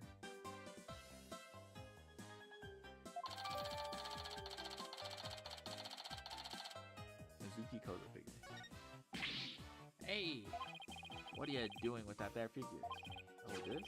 We found it in the Forbidden Chamber. Looks like it'd been there practically forever. Could it mean my grandpa be broken in the Forbidden Chamber way back? Hey, that reminds me, you once told me there's treasure in that third chamber. Treasure? Da, da, da, da, da, da. What What do you know about the treasure in the Forbidden Chamber? Oh, let me double check. Investigate Jinxie's alleged possession. Find out what Jinxie is lying about. Okay. Only that is. It's the greatest get-rich-quick chance in the universe. Grandpappy told me all about it. Said there's an amazing treasure in there. There's something amazing in there. Didn't see anything like that, though. Your grandfather didn't by any chance already steal it, did he? Seeing how there's only one of his figures in there, there just might be. That's Grandpappy for you. Bet he washed that treasure up real good before handing it out to the poor. Oh, of course, because he was so righteous. In court, you mentioned seeing Tenmataro near the scene of the crime.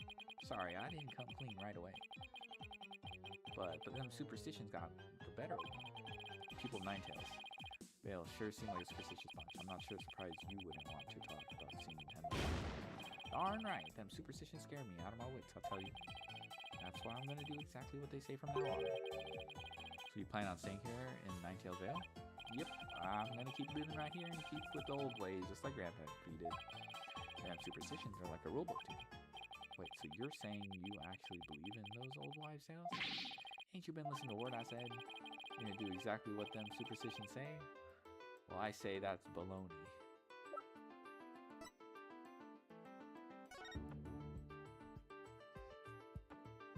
Oh, because he told me about Tenmataro? Take that! It's clear it's right here. Ignoring the superstitions will cost you your soul. There's, however, one way to save it. Your immediate departure from the village. Ah. According to this, you shouldn't even be here, let alone talking with us. You said you plan on staying right here in Ninetales Vale. But if you really believed in the superstitions, you would have been long gone by now. Ooh, I know you've been lying to me. Time to come in, Mr. Roach.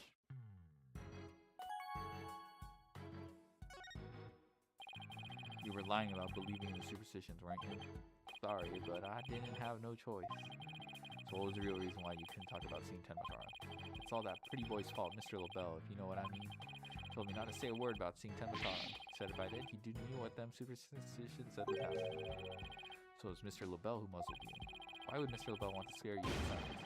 Mr. LaBelle was trying to protect that little maid gal. It was on account of that rumor, the one about her being possessed. The rumor again. I guess we really do have to talk to Mayor Tenma about the possession rumor. Ouch, hey, watch it. Village superstition stolen by Phineas Filch. Bruh.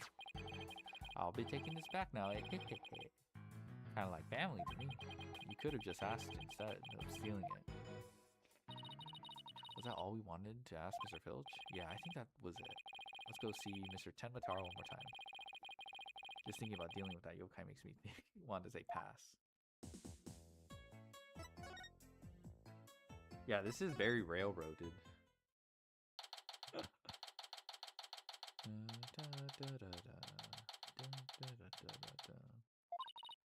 Lord Tenma, your 20s are here to see you, your malevolence.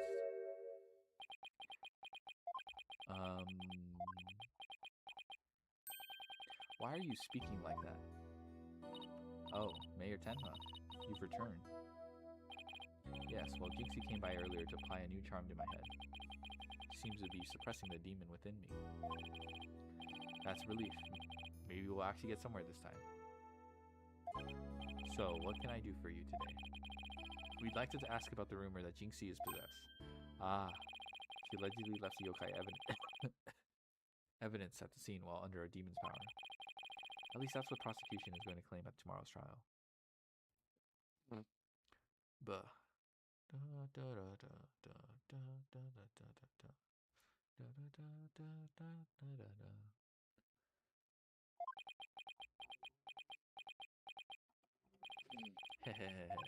Huh? No match is this warding charm for me. Ah, the charm. Tenmataro's back. Those foolish mortals, they will regret blaming that child for my doings. Ah, Blue, that question brought that yokai back. And he probably won't drop the act until Jinxie's name is cleared either. We'd like to ask you about something your aide Florent LaBelle mentioned. Did you know Jinxie is rumored to be possessed? I know not of what you speak. You're not trying to protect Jinxie, are you? I, Tenmataro, Demon Lord of the Yokai, protecting mere mortal?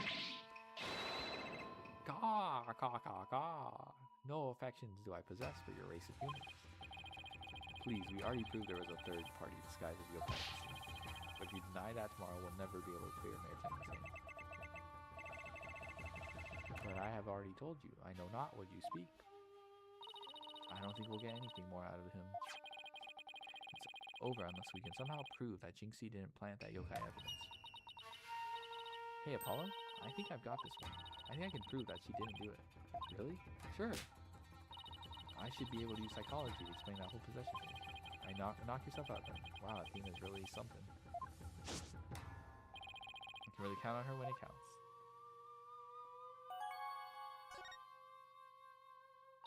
Mayor Tenma, Jinxie isn't possessed. I believe her so-called possession episodes are a form of somnambulism.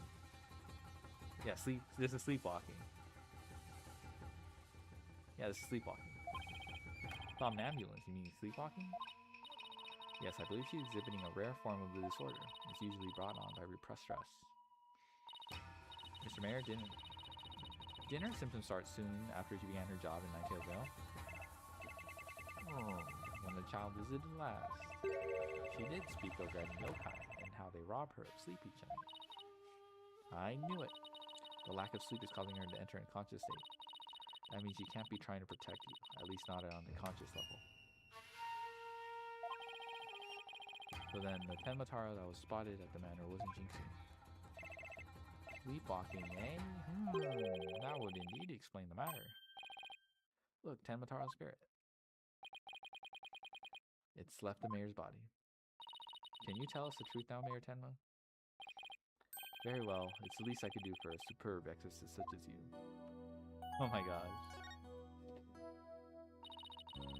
Mayor Tenma, you didn't leave those feathers and tracks at the scene, did you? I did not.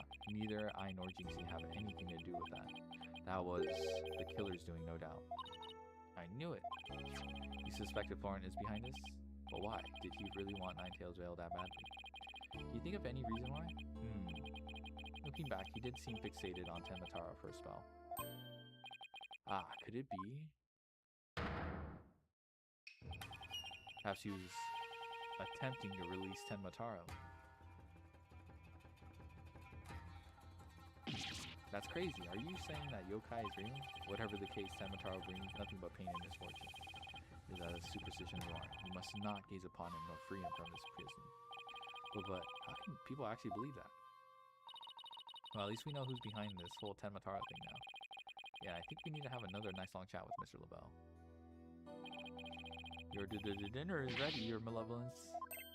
Ah, an offering to the Demon King. You may place it right there. The kitchen crew poured their heart and soul into making it. Did they now? Souls happen to be a favorite of mine. Just hold the hearts next time. Caw, caw, caw, caw. Yes, your malevolence. I'll remember that. How long do you plan to keep up this yokai charade? Well, we've already talked to Mr. Filch and Mayor Tenma, so why don't we go see Florent LaBelle next? Now that we know the truth. He won't be able to claim that the Tenmataro was Jinxie or the mayor anymore. But the real question is, how are we going to get him to admit it was him?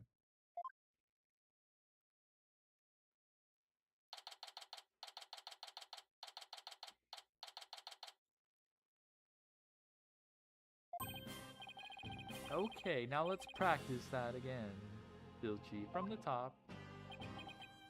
Mr. LaBelle was in the foyer at the time of the crime. And when we heard a scream, heck, what was the next part again?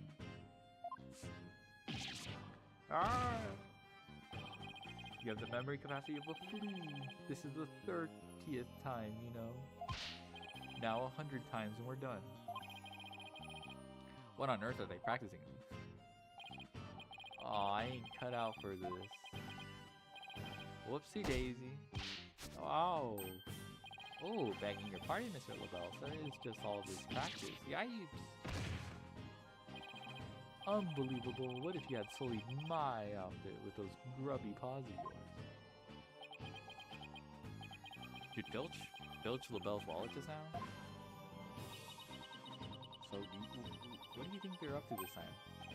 Oh, it's you two. Eavesdropping, are we? You peasants are so tacky. Well, what do you want with me? Your confession to being the Ten Mataro Imposter would be nice right about now. Mr. Filch filled me in on a conversation you two had about how you told him not to say a word about being Ten Mataro. Filch, you fool! Yikes! I told you nothing good would come of you running with your mouth. So why did you want to keep Mr. Filch quiet like that? Ah ha ha ha. Why? To protect, drawing little Jinxie, of course. The Jinxie was never really possessed. She was sleepwalking. Being asleep at the time, she couldn't have been consciously trying to protect the mayor. That also means she couldn't have possibly been Ten Mataro. Interesting. But where are you going with this? Did you ask so politely? I believe you have a different reason for trying to keep Mr. Filch quiet. That reason would be to deflect doubt away from the one who was really Ten Mataro. Ah ha ha ha ha ha ha. Now this is getting interesting. Are you insinuating that I'm Ten Mataro? I'm sorry to disappoint, but I'm nothing of the sort. That's right. Mr. LaBelle even told me Yow! I said Ten Mataro was Jinxie, you fool. Honestly, you have the memory capacity to practice it 100 more times. Yikes. So, have you been called to testify tomorrow? Yes, and I'm so looking forward to my courtroom debut. But you'll just have to wait until then. Ah ha ha ha. Well, I'll be waiting with a special piece of evidence I've been saving just for you. Filchy, wake up, you lazy bones. Huh? What? Was I sleeping? Yawn. Must have been that sweet cologne of yours, Miss LaBelle. Made you right sleepy, it did. I guess that's a clue too. How that's like the reagent that made everybody asleep. Well, it's time for your lesson on what to do and say tomorrow. Oh, I'm begging ya, not another lesson. I ain't cut out for the stinking remembrance stuff. Ah, right up the schnozola. Keep quiet and do exactly as I say. No, please, anything but another lesson. Okay, I guess that's it.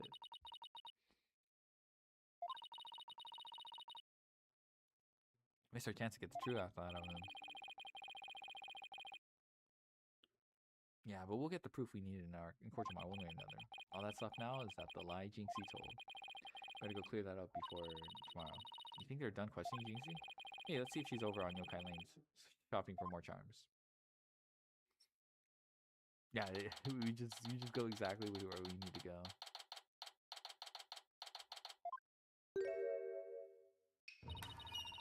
Accursed nine-tailed fox, the time for settling the score is nigh. My grudge has but festered over time. At last, vengeance will be mine. Since you possess or sleepwalking again. Maybe if I speak softly, I won't startle her and get a charm plastered on my forehead. Psst, Jinxie. Huh? Oh, hello, Mr. Demon Lawyer. Ah, my charms must have fallen off again. Phew, guess I can avoid a charm slap by toning down my cords of steel. Are they done questioning you, Jinxie? Uh-huh. And on the way back, I stopped here to buy a new charm that was just released. Yeah, which one? Oh, the one with the nine-tailed fox and Ten Mataro. It shows them dancing together. Really? Two bitter rivals dancing together? Uh-huh. It's a charm for rebuilding burnt bridges. Oh, right, for the municipal merger issue. No, it's for the demon lawyer and the insomniac prosecutor. It'll stop you two from fighting like you did in court this morning. We weren't fighting, it was just a spirited debate. It's supposed to be noise. Ah! No fighting. Charm slapped again. Apollo, if you're done playing around, let's find out what she was lying about.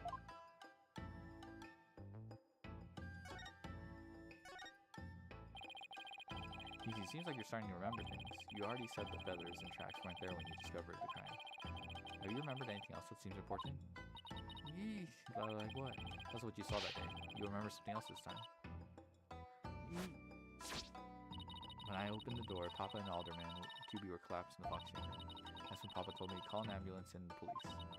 That's all he said before he passed out in the chair. I knew it. She's holding something back.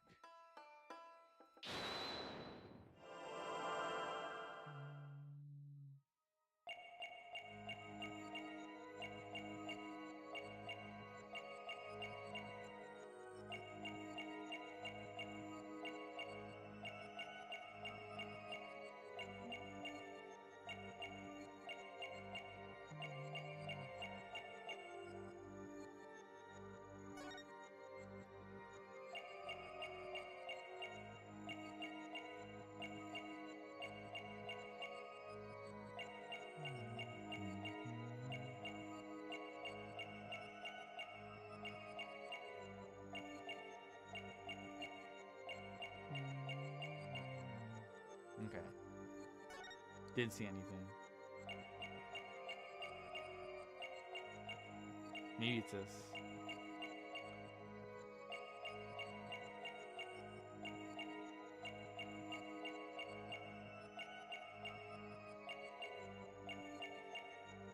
Bruh.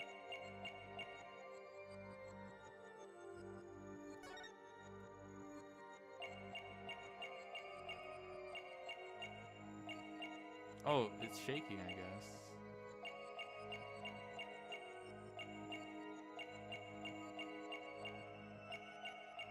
Okay, I did see it shake. So I guess I'll replay it and then...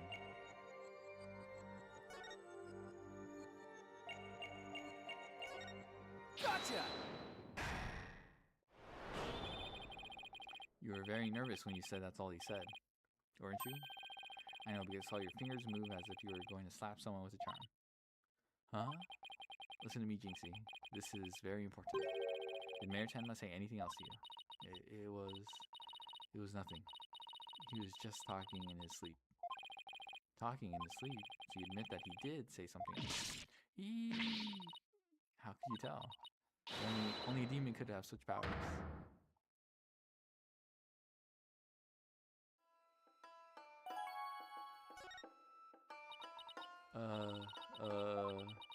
Like I said, he was just talking in his sleep. And why else would Papa say something like that? Could you be a little more specific? Before he fainted, he said, "Forgive me, Jinxie. I killed Alderman Jinxie." He said, what? Mayor actually confessed to the crime? But he didn't mean it. He couldn't possibly have known what he was saying. It probably possessed her. Maybe he was in the middle of a nightmare. A nightmare? No, this is a nightmare. This is one statement I wish I'd never heard. What in the world are we going to do now? Return to the basics? That's right. Always believe in your client, no matter what happens. That's a lawyer's greatest and most trusted weapon. Right. Just believe in my client, even if all I can see ahead is darkness and despair. Jinxie, does Prosecutor Blackwell know about your father's confession? I didn't mention it when he was questioning. I mean, there's no way Papa's the killer. Why would the mayor confess like that? Could he really have been dreaming or simply delirious? Who knows, but I sure feel like I'm in a living nightmare right now. Apollo, what are we going to do about tomorrow's trial? The crime scene was locked tight until Jinxie arrived. Our clients even confessed. Not only that, Jinxie has been accused of painting the yokai evidence. Both the mayor and Jinxie are going to prison if we don't do something. I know. Well, let's see here. Our lack of a third party in the locker room is a major problem. Jinxie has testified that when she first opened the door, Alderman QB and Mayor Tenma, hello. QB and Mayor Tenma were the only people he saw in the gas chamber. But the real killer must have been hiding in there as well. Considering the room was locked tight, that's the only logical explanation. Our mystery person must have fled the box changer when it was open. That's when Jinxie saw what she thought was Tenmataro. But Papa and the Alderman were the only people there. I didn't see anyone else. What's going on here? Labelle's extremely pale, but he's far from transparent. Just how did he hide himself at the scene of crime? Well, I mean, I guess he could have hid himself in the Forbidden Chamber now. Whatever it takes in court tomorrow, Apollo, we have to take down that dirty bastard, Ten Mataro Florent LaBelle. Right, we'll get him with the legal exorcism, just a style.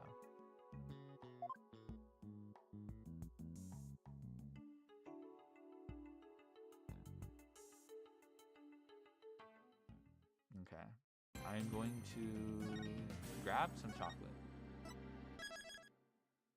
Ugh, that was kind of long. So far, I don't know how I feel.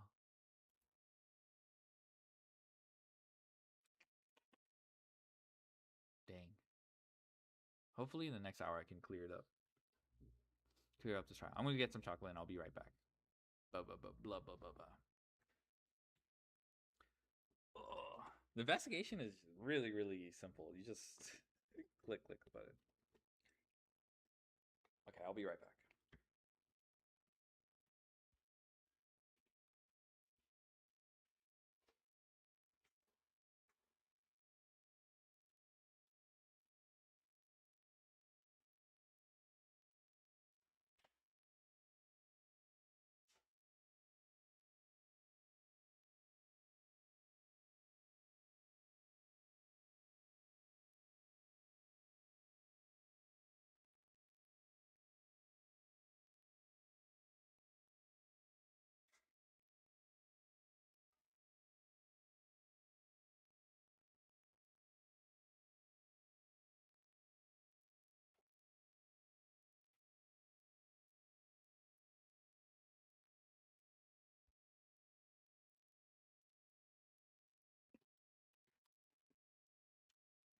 Okay. Back. How am I doing good?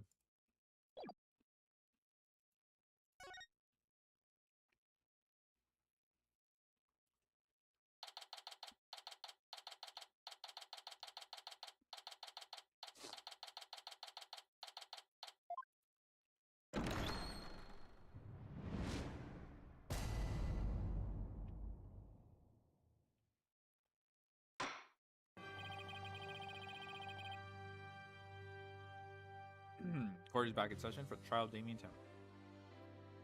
Soul. Dead guy. Apollo Justice, defense team leader is ready, Your Honor. Athena Sykes, assistant defender, is ready too, Your Honor. Yes, what'd you say? Jesse Pratt. What does that mean?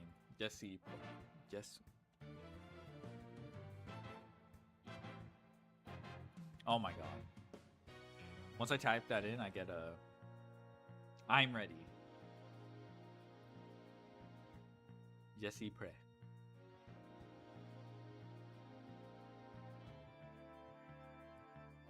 As chipper as ever, I see it, in French, no less. And the prosecution?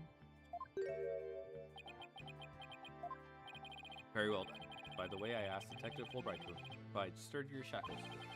There will be no more of your funny business this time, Prosecutor Blackwell.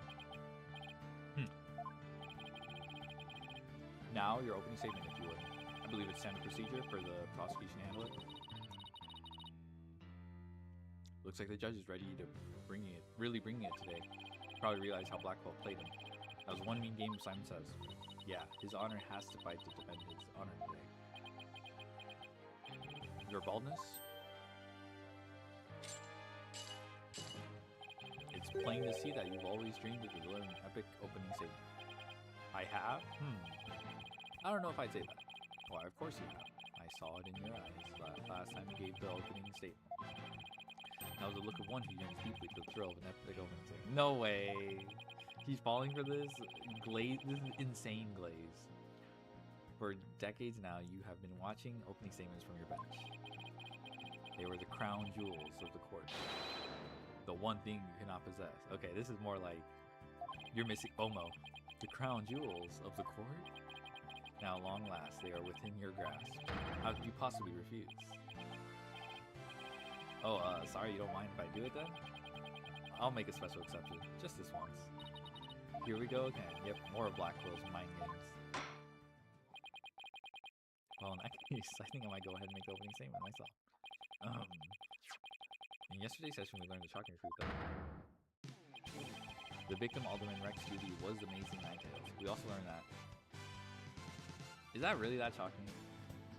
We also learned that Amazing Ninetales was a key figure in the yokai craze and anti-merge protest. It was further revealed that upon learning Rex QB's secret identity, Mayor Damien Tenma murdered him.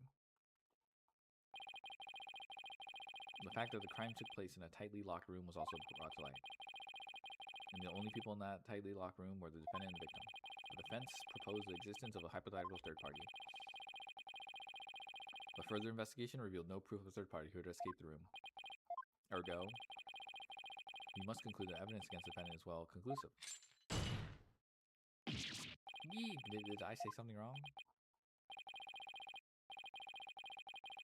That was quite astonishing. You've truly outdone yourself this time. Oh, hey. One more thing to boast about to my grandchild. Well, this was not an unexpected turn of events.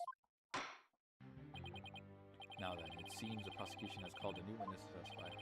Inexplicable yokai evidence left at the scene of the crime. Does that not demand some sort of explanation? Feathers and tracks, weren't those left by the mayor while he was possessed? That was, but an act to protect his daughter. Oh, yes, of course. I suspected as much. But did he actually believe the mayor's award-winning performance? His daughter was the one who planted the yokai evidence, ergo the true identity of the yokai in the manner with management. Objection! The prosecutor is engaging in mere conjecture. Would you care for some witness testimony then? For I am ready to prove that the little scamp is the one behind the Tenmotaro bars. Witness testimony, I'll bet he means Filch and that creep LaBelle.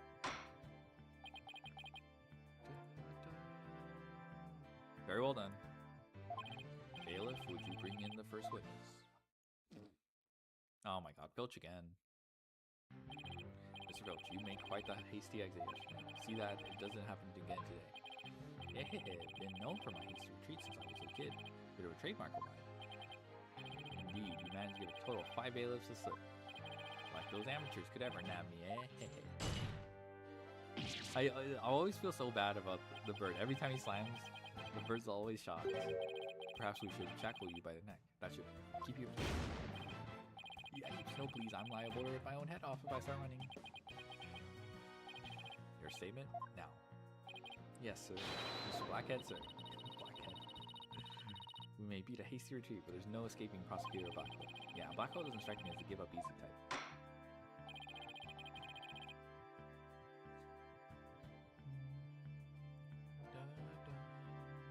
Now then, Mr. Filch, your testimony, please. Specifically the true nature of the yokai you saw in the mirror shortly after the crime.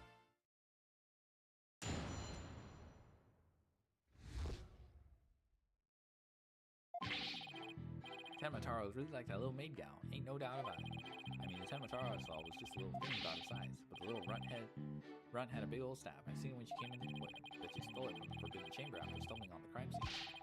She's gonna use it to wallop me on account of my fierce reputation. I just know it. I guess we could just... Okay, so how do we know she got to the forbidden chamber, though?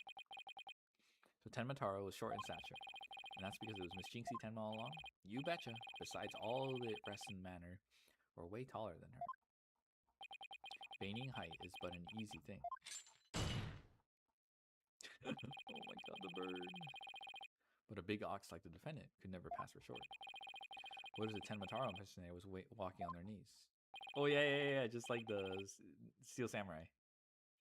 Weren't no knee walking, I seen it myself. Perhaps that yokai really was Miss Tenma after all. All monsters are not but tricks, either of the mind or the cheap parlor variety. So you're saying she created an illusion like one of those magical eye things. Precisely. Human senses are easily deceived. Take the fellow in the cell next to me. Each night he cries and screams about some ghost he thinks he sees. But in truth, it was simply the janitor. Ho ho ho. Prosecutor Blackwell just gave up the ghost. Literally. The janitor's deathly complexion and all-white attire are no doubt partially to blame. That and the fact that he constantly mutters about taking vengeance for this or that. That actually sounds like a real ghost to me. The defense may now cross-examine the witness.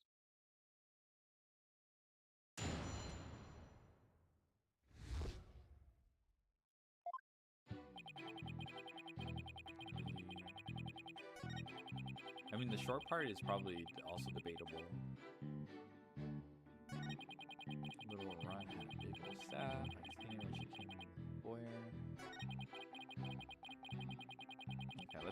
I think this is probably... We need to prove that she was able to get into it. Hold it!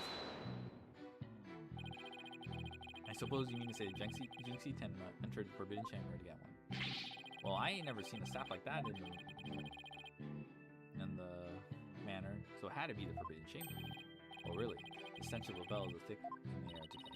Jinxie entered the Forbidden Chamber after the incident, and she took the staff and tried to cover up her actions by pretending to be Tenmatara. I guess that's what Filch is trying to say. Jinxie had even entered the Forbidden Chamber if she wanted to. I don't think she could.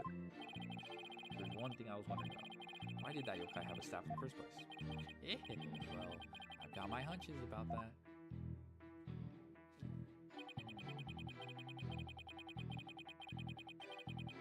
You could use it to wall me on account of my first fierce reputation. Oh my god. Okay, so yeah, this is... We still need to establish whether she... Mayor took from the killer. So, I think it's this, right? There's no way she had access to that. Objection! It would seem that Tenmatara was in fact not this innocent little girl. Huh? How'd you figure that? You claim the Tenmatara you saw had one of those staves from the Forbidden Chamber. It would have been impossible for Miss Tenma to get hold of one. Care to elaborate, Mr. Justice? The mayor swallowed his key shortly after the murder. He wanted to keep the killer out of the Forbidden Chamber. What's this? This key was deep in the mayor's stomach when Miss Tenma discovered the crime scene. You see, it would have been impossible for her to get into the Forbidden Chamber. In short, the Tenma Taro seen holding that staff could not have been Jinxie Tenma. Let's go. Speed jump. Ah, what?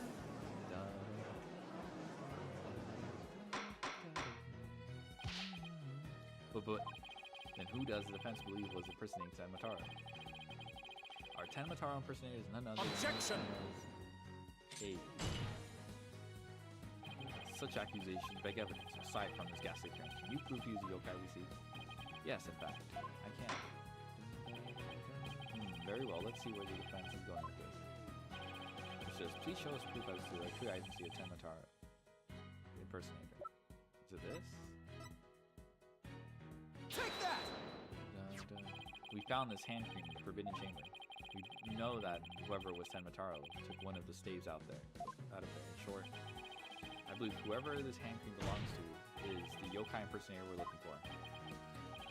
But Mr. Justice, how do you propose to identify the hand cream's owner? I'm glad you asked, Your Honor. The defense requests a fingerprint analysis on this piece of evidence. It might tell us who it belongs to. Interesting. So you expect to find the yokai's print there? Very well, I hereby call a short recess while we wait for the fingerprint results. No need for that, Your Boldness. We have the prints of everyone at the manor that day. You called, Professor Blackquill. Could anyone be more whipped? Fulbright, analyze this for prints. You have 3 minutes. Your wish is my command. Very well then, I guess we'll just wait right here.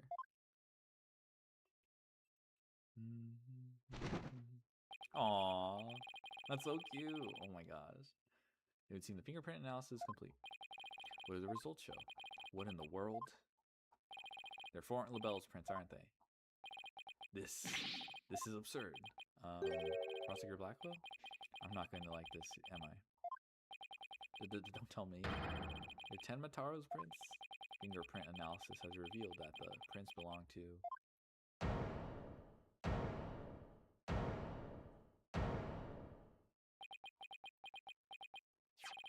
Phineas Filch. Objection! Wait, what? What? Mr. LaBelle wasn't the one who entered the Forbidden Chamber. Objection! Why, you tricksy little to explain yourself now. So sure, what prints are mine? I mean, I did prefer that hand cream from Mr. LaBelle after all. You're the one who entered the Forbidden Chamber? So what if I did? Did you got a problem with it? Yay! You fool of a Tenut. I did not expect this.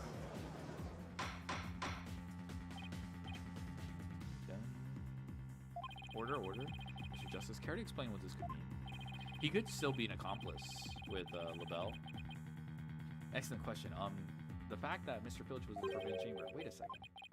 Does this mean the Tenmataro holding the staff was Phineas Filch? Yikes! Another cat out of the bag. Mr. Filch is Tenmataro? He still has his chest, like, he's still, like, holding his chest. Blackwell. I don't understand. Does this mean Mr. Filch is the real killer? The witness will explain himself. This is begging your pardon, your honorship, but I was just doing what the alderman told me. He wanted me to be Tenmataro in the village exorcism ritual. Oh, you mean that event at the Ninetales Festival? So that was you inside the Tenmataro costume? Yep, and after the event, I went to watch that pro wrestling program. But it bored me to tears on account of the wrestlers being complete jobbers. So we didn't actually watch the entire wrestling match. That's when I looked at the Tenmataro costume and got a great idea. Nobody can tell it's me while I'm wearing it. And cause all of them superstitions, no matter what I do, the villagers won't say a word. In other words, you use a superstition to effectively render yourself invisible. Why did you want to enter the Forbidden Chamber in the first place? Because of the treasure there. Thought that was my big chance to sneak on and nab it. Treasure? Yeah, only that is the greatest get-rich-quick chance in the universe. Grandpappy told me all about it. Said there's an amazing treasure in there. He went in there not knowing his grandfather had already pilfered it. Guess that's one tale that didn't get passed down from grandpappy to grandson. Wait, how exactly did you get into the Forbidden Chamber? There's a meeting in the Fox Chamber that day. Plus, the mayor swallowed the only key that could open the Forbidden Chamber's door. You couldn't have possibly gotten in. I couldn't through the air vent and foyer. I could through the air vent and foyer. The vents left of the alderman's picture. I went on in and made a nice little hole. Oh, what the? What? Use that again in the air duct that leads to the Forbidden Chamber. I did. You what? But how's that even possible? Wait a sec. Remember that air vent in the Forbidden Chamber? So Mr. Filch found a way to get into that air duct. Okay, but how did he get out? And that's how he got from the foyer vent to the Forbidden Chamber vent? Bruh. This is random shit coming up. Oh, so Tenmataro was nothing more than a cat burglar, or rather a snoopkeeper. We're back to being without anyone in charge for the alderman's murder. Looks like our so-called yokai is nothing more than one big troublemaker. Okay, so there's just these random, like, oh, surely it's this. All these random dead ends. You know, like, oh my gosh. Tell me, Mr. Filch, what did you do after fleeing to the foyer? I got out of that costume right quick. Would just cause trouble at that point. And where is that costume now? Heck if I know. And it ain't my fault if you never find it. The police searched every nook and cranny. No yokai costume was left in that manor. It was tossed outside the manor. Oh, maybe it caught flight. Like, maybe there's just no one here. No one wearing this costume. It was just falling down from the cliff.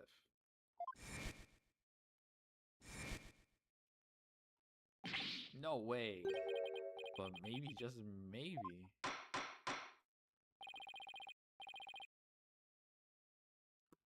The defense seems to hit upon an idea. Well, go on, Mr. Justice. Okay, here's what I think. Mr. Filch, did you get rid of the costume here? Yeah, here. Take that! Did you toss it out the window? Because that would certainly explain why it didn't turn up inside the manor. You think I tossed it out the window? That costume cost me a pretty penny, so why would I go do something like that? I can think of a few reasons.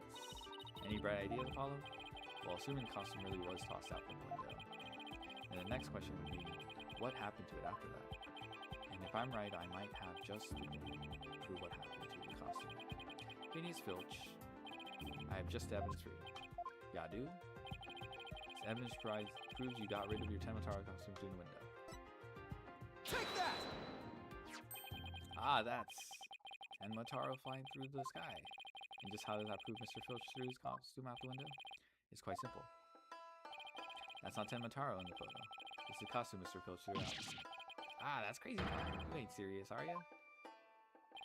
There's a steep cliff right outside the foyer, meaning the manor is pretty high up. The costume flew through the air after it was tossed out. That's when the photo was taken. In other words, the photo of Tenmataro really was a flight of fancy. Oh, what? Yikes. Oh my gosh. Oh my, so there never really was a yokai. Aw, I can't keep any of them cats back. Can I still file a claim for the lost costume? This more than proves the defense's position. Geeksy Tenma had nothing to do with staging the yokai sighting. Care to raise any objection, Prosecutor Blackwell? None whatsoever. I'll deal with that Pixie Tanuki after I've dealt with this case. We did it. Good going. Now all we have to do is make Florent LaBelle take this. Objection! Sheathing the sword a bit early, are we not? Huh? Nothing has been proven beyond a doubt. Take this tricksy little Tanuki, for instance. How do you suppose he was able to exit the Forbidden Chamber? Probably the same way he got in. No, he can't.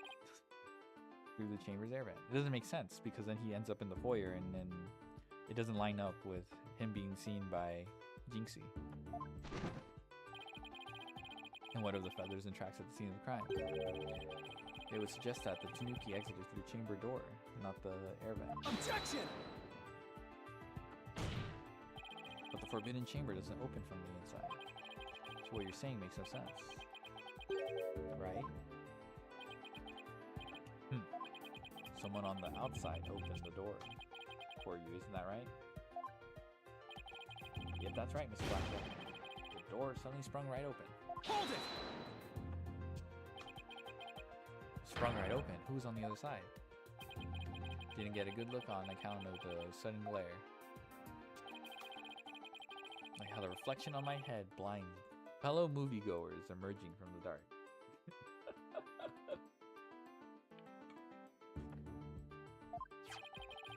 That's when I snatched that staff and made my daring escape. And then the little maid gal spotted me as I hightailed down the road. And I guess he snatched the staff because he saw the statue holding the staff. That means the Forbidden Chamber wasn't opened until after the crime was discovered. But wait, we still don't know who opened it. Maybe there really was a third person in the box chamber. Objection! Well, you little Tanuki, when the Forbidden Chamber opened, did you see the accursed passed out there? Nope, only one there was a alderman, and he was dead as a doornail. Oh, he said accused, not accursed. If the accused wasn't there, what do you suppose he was up to? Uh-oh, I don't like where this is going. Ah, don't tell me. Plainly, the only one who could have opened the Forbidden Chamber was the accused Damien Tenma.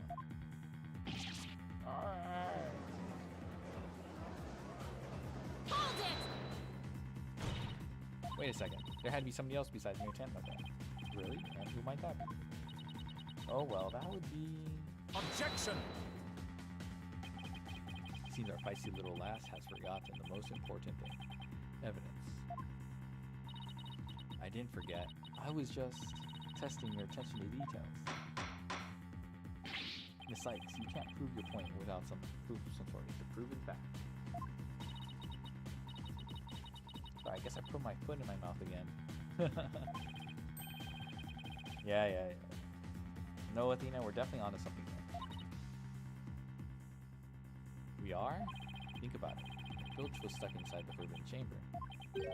One of the alibis we heard would no longer hold any water. The defense would like to call a new witness to the stand. Someone who knew Mr. Filch was stuck in the Forbidden Chamber. And by virtue of knowing this, has an alibi that no longer adds up. Ah, not that insufferable. Very well, the court will hear what Mr. Justice has to say. Whose alibi no longer adds up? It's Phineas, but the person who opened it was also LaBelle. Yeah. Take that! Nice alibi, bro. Bozo.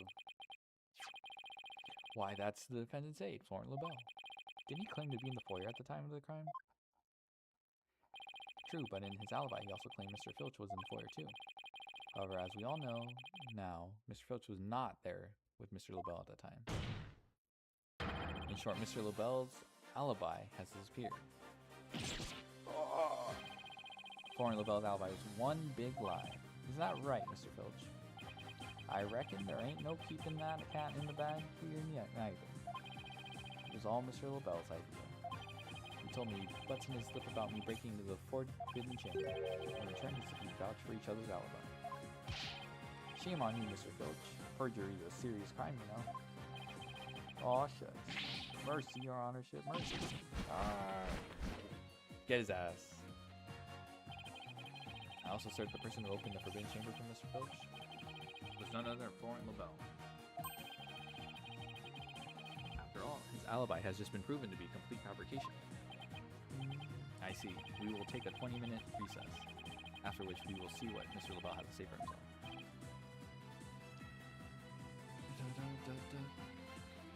Yes, we're finally going to drag that slippery snake onto the stand. In the meantime, the prosecution will question Mr. LaBelle about these new allegations.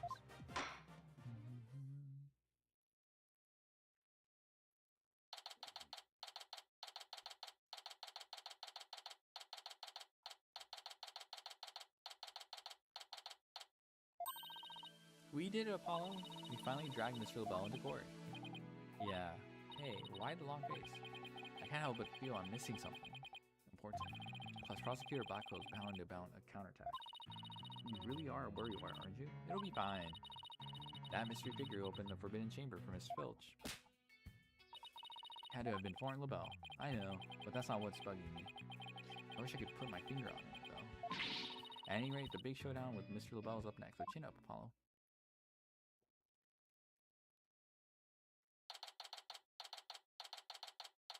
Buh. Yeah, I have a feeling it's not. We're not there yet.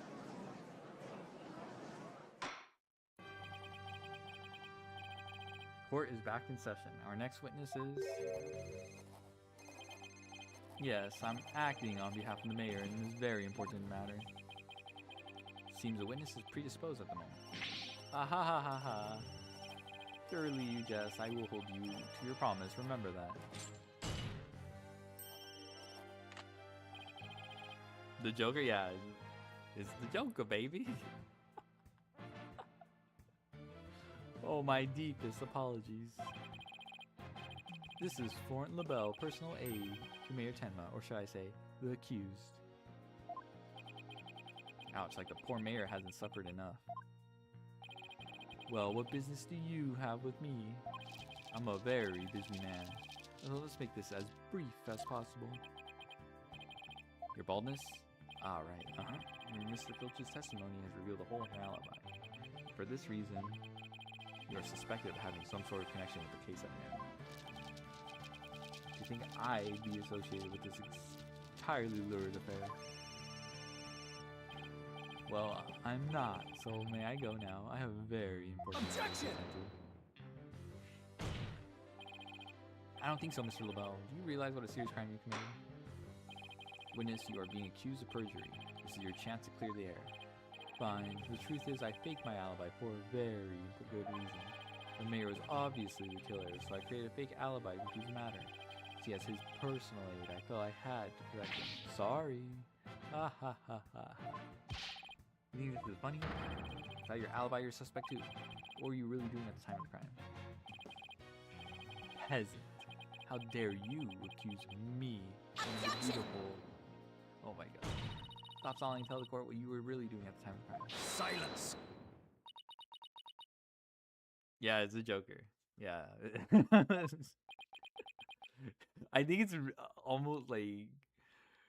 I think you can't escape it. I think they really... Enough jabbering. Swords have been drawn. Time for talk is past. Yeah, the final boss is Joker right now. Swords? What swords? This is a duel to the death. The fate of the accused rests in our hand. Begone, ye of cowardly heart. Did you just break that? The battlefield hath no place for ye. Again? Oh my. Spare me, please.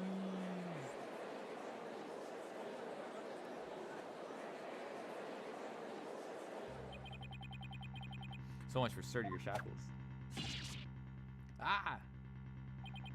Those chains hindered my vow that heads would roll this day. This gives keeping your head on in court a whole new meaning. Will the witness please deliver accused death knell? You know of what I speak. Ah ha ha ha ha. Most certainly. His goose is already cooked. Time to stick a fork in him. Whatever he has to say can't be good. As I told Prosecutor Blackwell during a recess, I rushed right over to the Fox Chamber when I heard little Jinxie scream. What? Then, drumroll please, I saw Mayor Tenma opening the Forbidden Chamber doors. But, there you have it, the mystery man who opened the chamber door. As witnessed by one Phineas Filch. It was accused. There was never any third party. Oh, and that's not all. I heard something quite startling there at the scene of the crime. Startling sounds bad. The mayor, who's barely conscious, muttered this. We see the flower man? I know. No one... He's fucking fit, bro. He sprays people with it, too. Forgive me, Jinxie. I killed the alderman. That's right, the mayor actually confessed to the murder right then and there.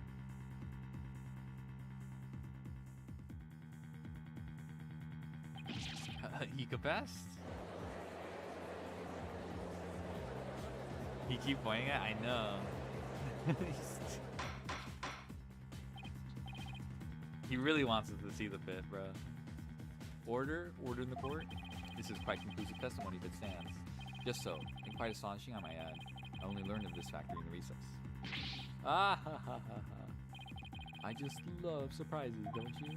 That's why I saved the best for last. Consider it a gift from me to you.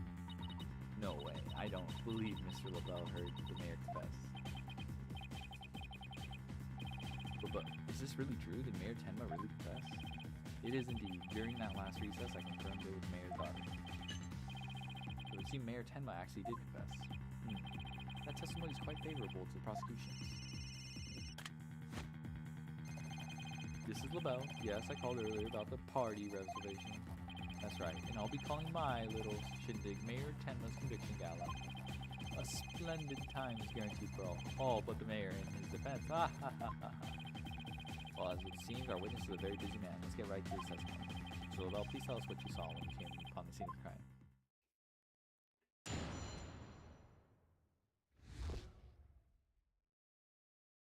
Alright.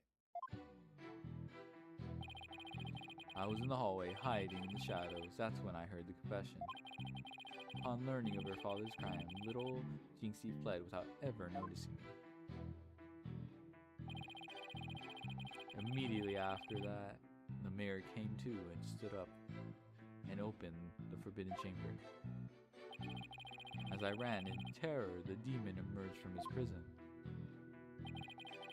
In shock, I fled down the hallway to my right, to the one with the phone at the end. Huh. The phone. I must say, this is a shocking revelation. Quite unexpected to think the defendant actually confessed then and there to his crime. Perhaps the guilt was too much to bear, so he confided in his daughter. You do realize you should not have withheld such crucial testimony from the court. Ah ha ha ha ha. Once again, sorry. It's just I feared being accused if I mentioned coming upon that most unpleasant scene. They all be saying that shit. Why did the mayor's confession have to be brought up by this guy? We better do something before the judge declares the mayor guilty. As a death row inmate once told me in years gone by, there is time to fight, and a time to yield, a time to live, and a time to die. He's laying it on real thick now. The defense may now cross-examine the witness.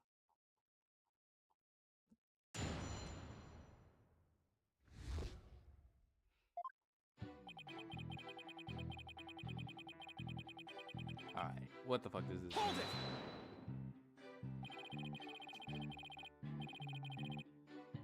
You claim that the mayor confessed to his daughter. Are you sure about that? Peasant, you wouldn't dare ask such a question if you truly understood. True beauty is never wrong. It's not? No, beauty is carved deep in the DNA. That means I'm programmed to always be right, even when I'm wrong. Bruh. I'm not following. These exquisite ears like flowers of bloom. These eyes that shine like pearls. So according to the theme for this game, yeah. This hair like the finest silk. Nothing can corrupt the truth they hold. Right. The witness will hurry up and explain this truth of his. Specifically, what did Jinxie Tenma do upon hearing the confession? Upon learning of her father's crime, Jinxie fled, however, not noticed.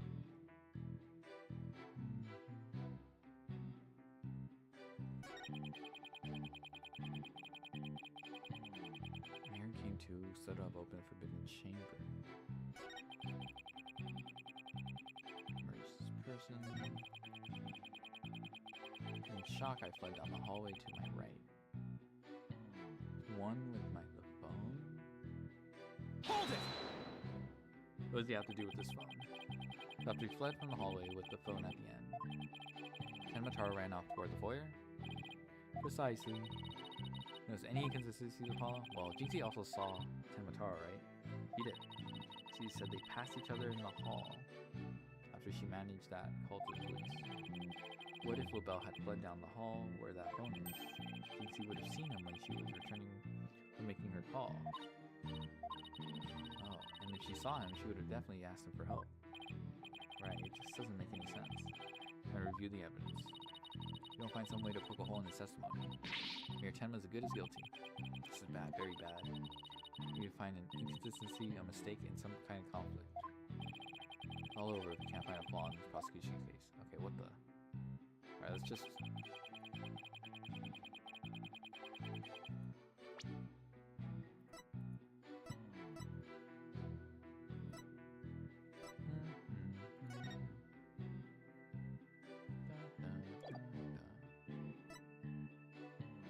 I don't think it has to do with that.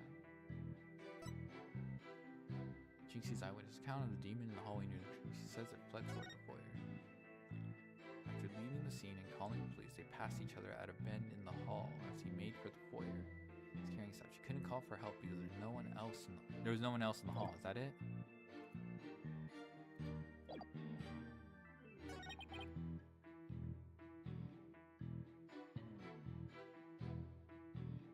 Okay. Mary King 2. Demon emerged from the prison. Fled down the hallway to my right. To the one with the phone at the end.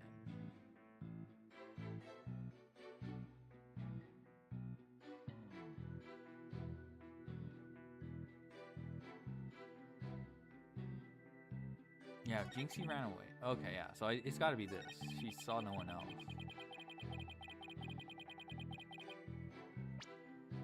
It's gotta be this then. Objection! Okay. Whew. Oh my god. Oh my god, though. Dun, dun, dun, dun. Born LaBelle, you're lying about having witnessed these events from the hallway. Ah ha ha ha. What on earth do you mean? Yes, care to fill the rest of us in, Mr. Justice? If Mr. LaBelle had really fled down into the hall with the phone in it, he would have crossed paths with Miss Tenma. What's this? After she discovered the crime scene, she immediately went to call the police. Then after making a call, she went back to the main hallway, whereupon she countered the demon, yokai, or whatever you want to call it.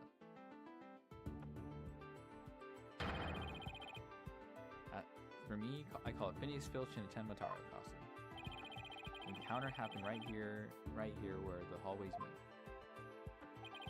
As for Mr. LaBelle, if he had fled here, feigning escape from the yokai imposter, yeah, she would have seen him before Filch. Yes, because, yeah. Why, yes, those two would have crossed paths. Right, except Miss Tenma told us that there was no one else in the hall. Yes. In short, Miss Tenma did not see you in the hall because you were never really there. Bruh.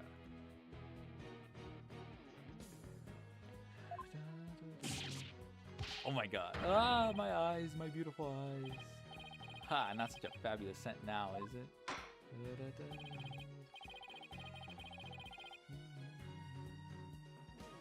But Mr. Justice, the witness also stated that he heard the mayor confess. He was lying about hearing the confession from the hall. Then where was he when he heard it? Inside the Fox chamber. Where else? But isn't that within the very crime scene?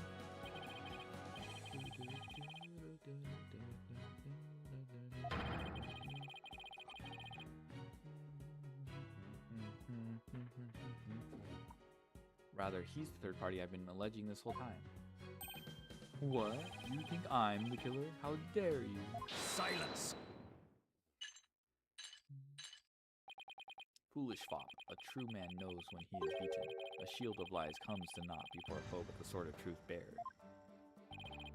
Prosecutor Blackwell, what are you? I thought we were on the same side. You are mistaken. There are no sides here save for my cold, steely edge of judgment. You are alone upon this battlefield, with naught but your lies and sickly sweet perfume. Whoa, what just happened? Blackwell's really tearing into him. You heard the mayor's confession from the inside, did you not, you deviant dandy? For the sole location from which you could have seen and heard the mayor without either of them noticing you were right there in the Fox chamber. Oh my, so that's how it's gonna be. Fine, I'll come clean then. Seriously? You admit to being there in the Fox chamber? I do. I did enter the room after the murder. But I was afraid of being falsely accused, so I lied about it. Oh my god, they just say this bullshit. I feel terrible about lying like that, but it's a verbal cologne I use to protect myself. You'd better explain yourself, Mr. LaBelle. Yes, of course, I was just about to get to that. The witness is skating on thin ice. I'll remind you that perjury is a very serious crime. Now let's hear your testimony again, this time without your perfume of lies.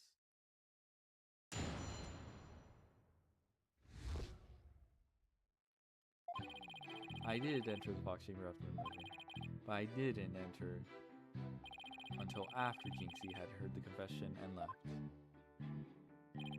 I heard the mayor groan and hid behind the folding screen there. What I saw there up close, it was absolutely horrifying. So you see, I was there, but merely watching from behind the screen. I don't think that works, right? If the screen had to be folded, right? If the Fox chamber was opened. Why, yes, I believe you wouldn't be spotted if you were there. Just so. You'd see everything without being spotted by the victim or that. Timothy Filch. Suffice to say, he was a mere witness to the events, rather than the actual third party. Yeah, he can't use the folding screen. This guy's as slippery as an eel. Apollo, you think he's telling the truth? Well, he was in the Fox chamber, so at least that much must be true. Defense may cross-examine our slightly voyeuristic witness. Yeah, I don't think he can hide there. I did enter the Fox chamber. I didn't enter until after Jinxie had her confession. Heard the mayor groan, hid behind the... Okay, Hold it! Wait a second. Why did you hide yourself? Oh my, so you do understand. I do? By hiding, I was concealing my fabulous beauty, which, for the sake of the universe, is something I should never ever do. That's what you were thinking, right? I'm sensing a black hole of egocentricity forming around the witness stand. For this poor bird. We can deliberate his mental process another time. Get on with the testimony.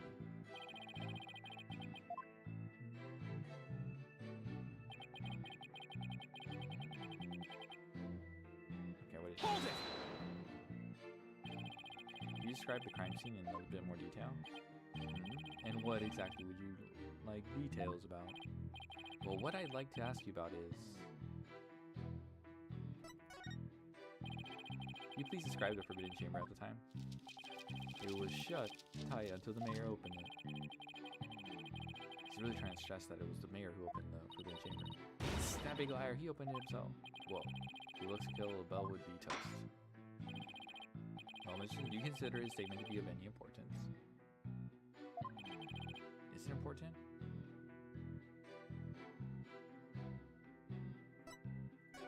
Let me press that again to see the other. Probably not very important. No, Your Honor. The witness may proceed. I would just like to add that it was a terribly grisly scene, as I have described. Okay, let me check the other two options. Worst ending already? Sad. We got to rewind. Hold it! Get the other endings.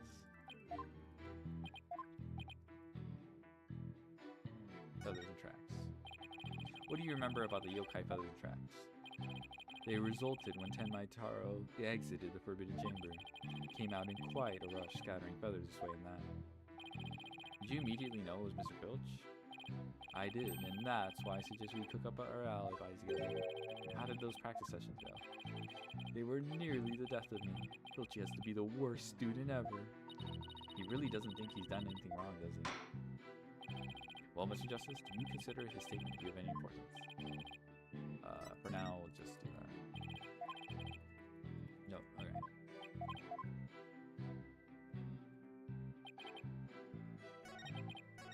Oh, my bad. Hold it! Okay, the murder weapon. Can you describe the state of the weapons that had been used at the scene? The spear had been thrust all the way through Alderman Cupid, and there was that statue the Alderman used to bludgeon Mayor Tenma. That incredibly inspiring symbol had fallen to the floor. Oh right, the statue. But why would he find it inspiring? Why exactly did you find the statue inspiring? Oh, is this... Ah ha ha ha ha. Well, when I saw that statue, I felt as if the merger had been realized. It was like a celebration of union between town and village, an inspiring symbol of goodwill. A broken statue next to a bloody corpse, real inspiring.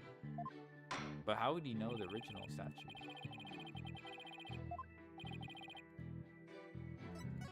Okay, I feel like it's a statement, though.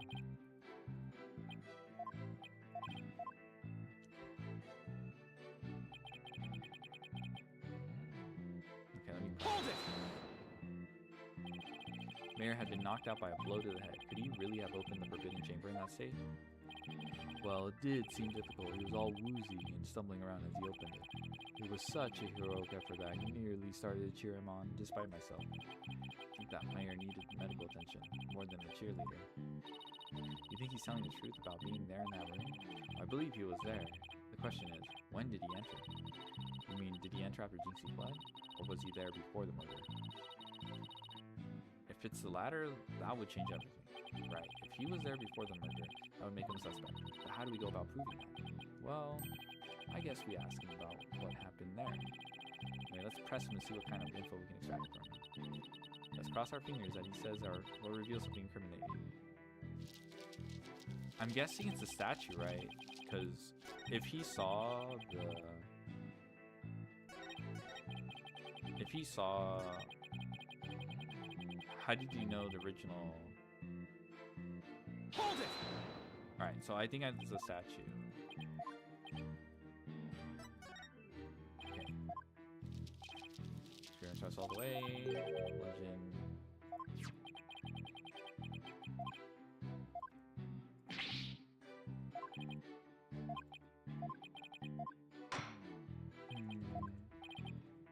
Guess this it's okay, let's see this one. I believe that to be extremely important. I request that it be added to testimony. The statue had fallen to the floor. It was a token of goodwill celebrating the municipal merger. Hold it! A token of goodwill? Are you referring to the Fox and Demon statue? Yes, the statue the alderman allegedly used to strike back at Mayor Tenma. The mayor trampled down municipal goodwill only to be clobbered by its symbol. It's quite ironic, don't you think? And that's when that symbol of goodwill was transformed into a symbol of conflict.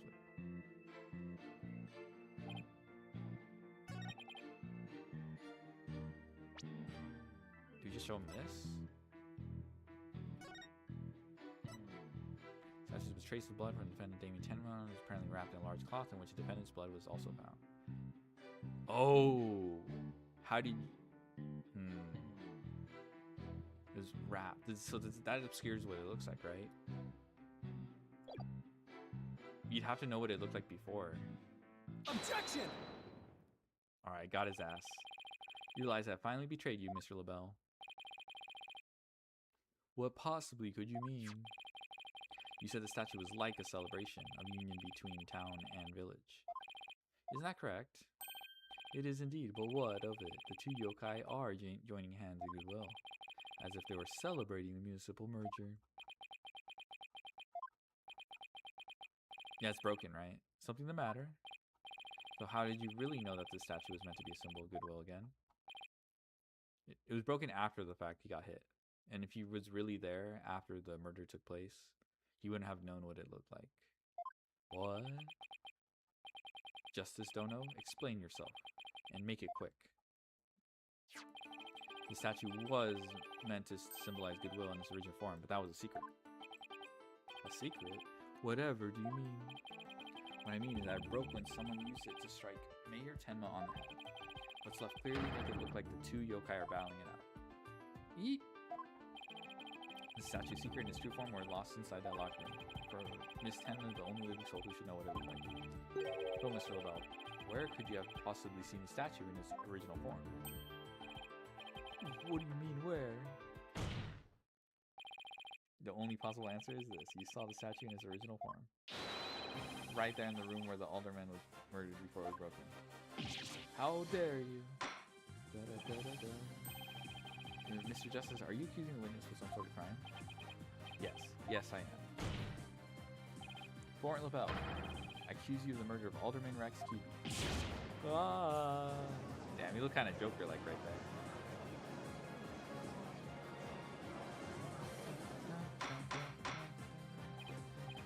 Order, Mr. LaBelle. You've been accused of murder. Do you have anything to say in your defense? How could you possibly accuse me? Embodiment of beauty. Way to go, Apollo. This is the conclusive evidence we need. Magnifico. We've got you now. We know you killed the alderman. Now admit it. Silence!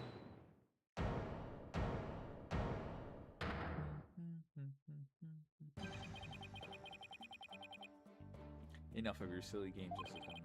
This prancing peacock could not possibly be the killer. Objection! What are you talking about? His alibi has already crumbled to dust. And I just proved that he was in the Fox Chamber while it was still on. Silence! Why could he have not seen the statue in its true form before the murder? After all, he was close friends with the alderman. Ergo. Yes, that's right. I clearly remember now. Alderman QB told me about it. About what the statue actually looked like.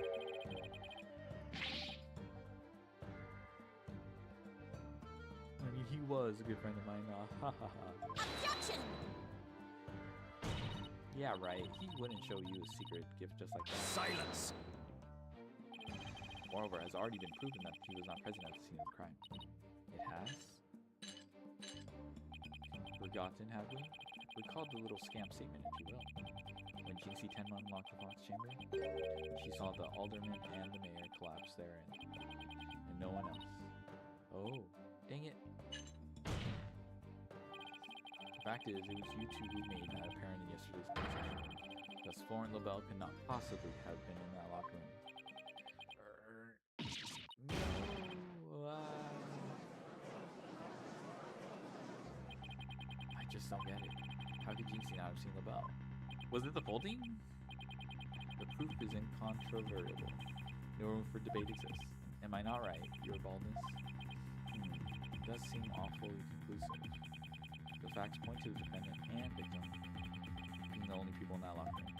Moreover, the defendant has already confessed. Objection! Silence! My body is bald. Bruh. 07 to my hair. You cannot defend the indefensible. Your role is this charade is over, Justice Dono. Blah, blah, blah. Your baldness? This trial would last an eternity. You are to keep crossing blades with these simpletons. It is high time you brought down the hammer of justice. Point well made. I believe it's time to declare a verdict. This court finds the defendant Damien Tenma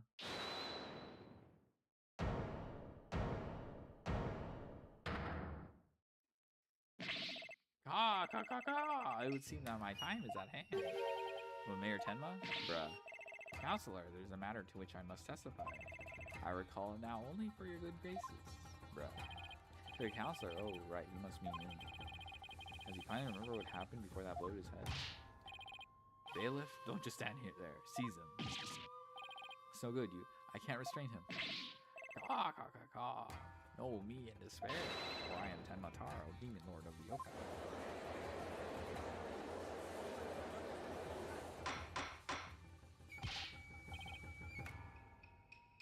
Mr. Justice, do something. Since when am I responsible for court security? Apollo, this is our chance. We might get some new information out of him. Your Honor, seeing as our client has something new to say. I believe due process demands that we hear him out, even if he is a yokai. When you put it that way. Still, I believe testimony by a yokai is unprecedented in the legal world. Unprecedented in absurdity, more like. Alright then, Mr. Damien Tenma, or should I say, Mr. Tenmataro? Your testimony, please. I shall now speak of recollections most real, courtesy of my host, Damien Tenma. Heed these words, mortals, for hear them but once ye shall. Ka. Oh my gosh.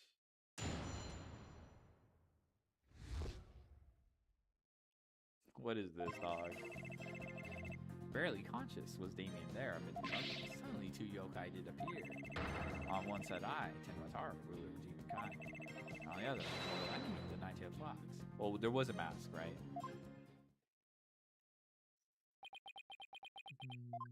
That's it.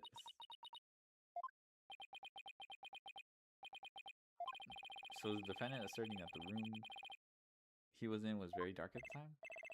Strange as that may be, yes, indeed all was in darkness. The part about Tenmataro and the nine-tailed fox being there? Yes, that too. Tenmataro toward overhead and the nine-tailed fox glittered gold. I client will be your honor.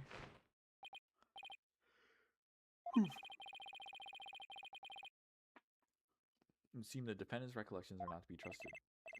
Yes, well, truth be told, my host's recollections are still a bit fuzzy, as if half-dreamt that happening lingers in his mind.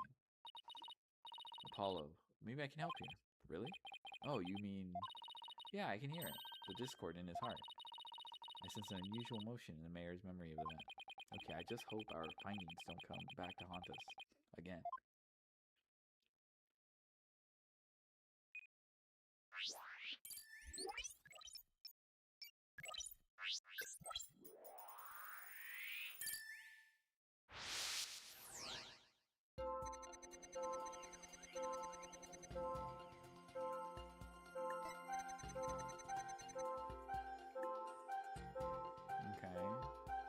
New emotion, alright.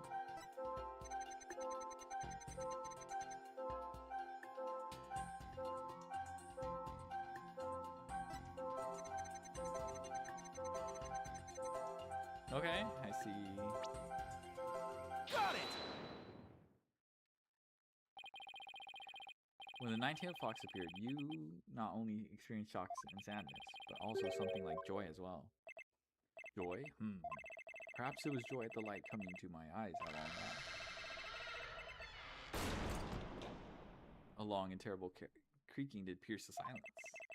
And then there was light. On reflection, it was a door that did produce that infernal racket. Oh, we might have just seen the statue, actually. A creaking door. Yeah, this might have opened, and then he sees the statue, and that's probably Tenmataro. And then whoever's the fox was probably the mayor, or sorry, the alderman in costume or something like that. Oh, you must be talking about the forbidden chamber door. It does make a lot of noise. So this means the forbidden chamber really was opened. But what about the sudden light he described? Yeah, I know, he mentioned darkness and Tenmataro towering overhead. Maybe the mayor wasn't really in the fox chamber at the time of the crime. Mr. Mayor, did the darkness that you were in happen to be here? Oh, he was stored here. Oh, shit. Take that! The forbidden chamber? Was it not the fox chamber where the murder did occur? Yes, but it all makes sense if you were in the Forbidden Chamber. That terrible creaking sound was probably the Forbidden Chamber's door opening. The towering Tenmataro you saw? Like the Forbidden Chamber statue. Why, yes, that would explain it. The darkness in the staff and the demon's grasp.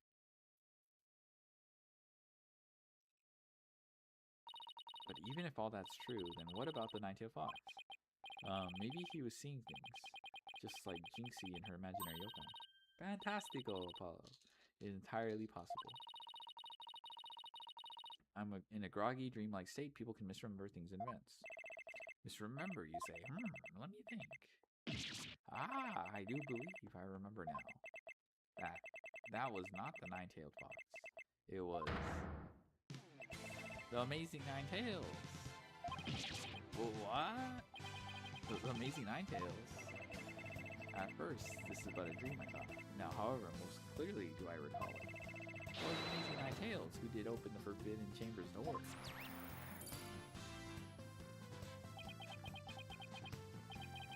I'm sorry, I asked.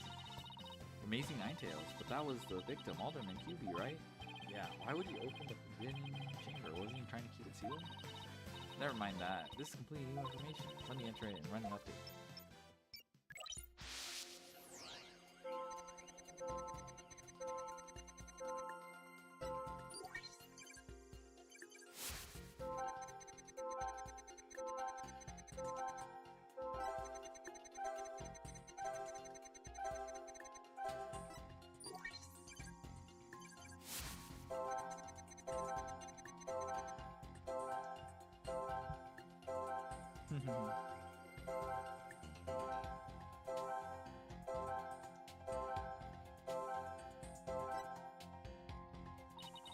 What do you suppose the Amazing Nine Tails was up to?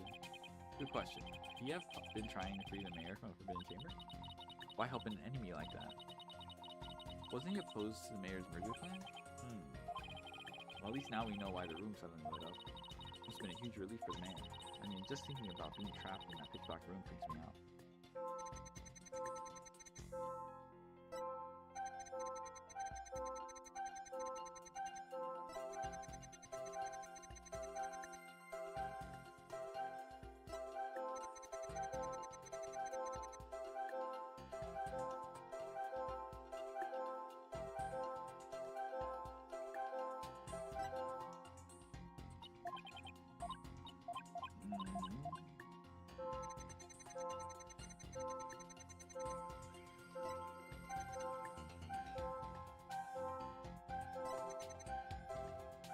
Oh, he becomes sad. I see. He becomes sad.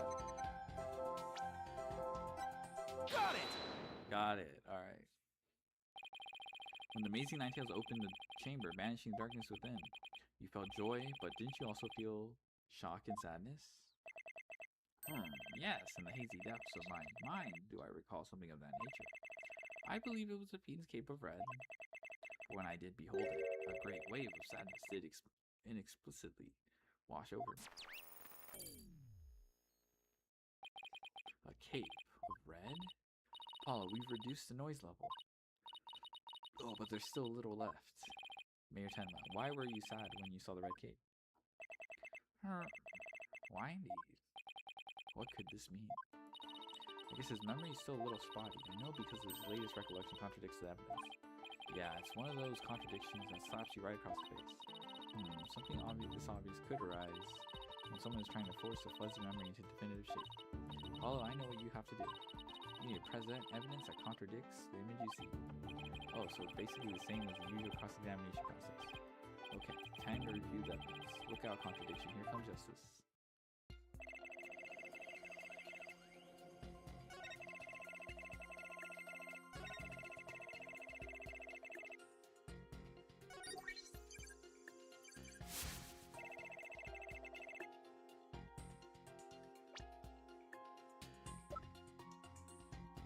He doesn't have a cape? Oh, it has 9 tails. There's no red cape. Objection! You said the Amazing Nine Tails cape was red. Are you sure about that? Oh, maybe he was just bleeding. Yes. Oh, he probably got stabbed already and was just bleeding. Yes, well, I do believe it was a red cape I saw, but... Mayor Tenma. Does this cape look red to you? Oh, that certainly does not look red, not even scarlet or crimson either.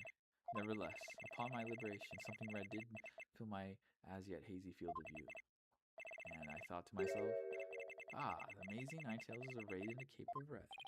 So you mistook that red something for his cape, huh? Apparently so. Remembering it no longer brings a great sadness upon me. So the red something probably wasn't a cape, after all. Maybe the great sadness he mentioned is what's interfering with his memory. Well, he would have seen the fox chamber behind the amazing Nine Tails. What red object could he have seen there that would have been shocking? I know, could it have been... Mr. Mayor, was the red thing you saw this?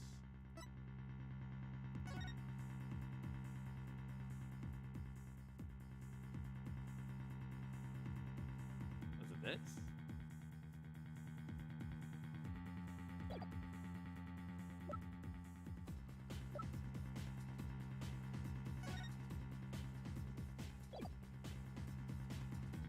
Take that! Something red that could produce a deep sadness. Could it be, Mr. Tenma, that what you saw was Alderman's blood? Blood? Why, yes, it was blood.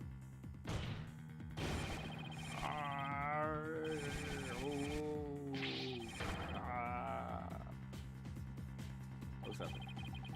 It's all coming back to me now.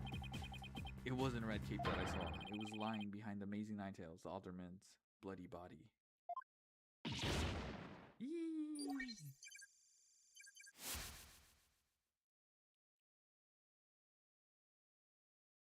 Bruh.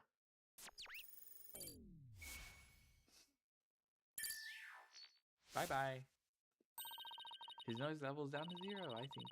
He's remembered everything now. Does this mean the amazing Nine Tails Alderman killed Alderman QB? Well, the Alderman was the amazing Nine Tails, so how exactly would that work? Hey, I asked you first. Well, Mr. Justice, you sure know how to make a complicated matter even more complicated. I understand now. The white hair.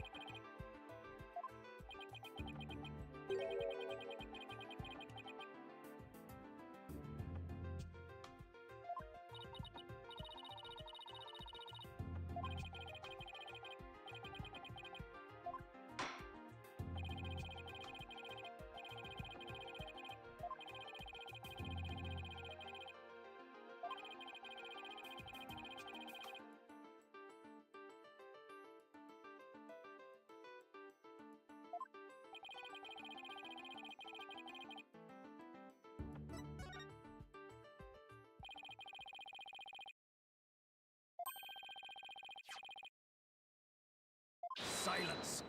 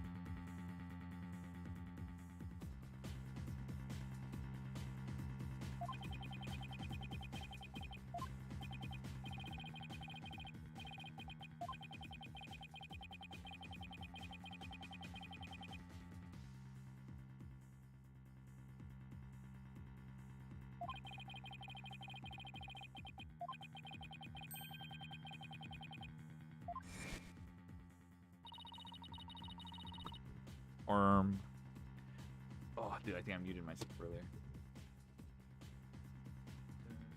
Okay, we're almost there.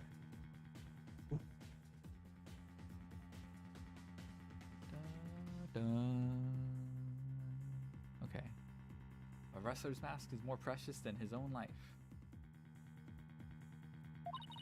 He never unmasks himself in front of others, but there are matches before wrestlers battle for the right to remove each other's masks. To have your mask torn off is the worst humiliation a wrestler could suffer. That's why their masks are more important to them than life itself. What about the fact that it was the amazing Ninetales who opened the door? A mask that can't be removed in front of others? Can these facts turn things around? My body is scuba.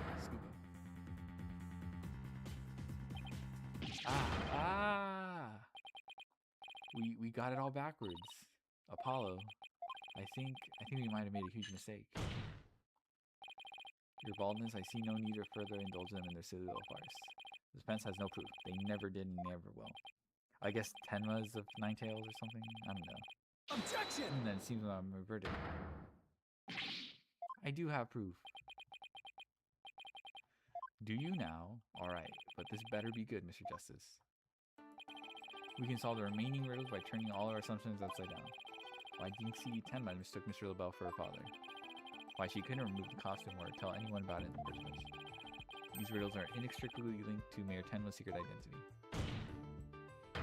A shocking secret identity that will turn the entire premises case upside down. This piece of evidence clearly reveals Mayor... Okay, it's the fucking mask. Take that!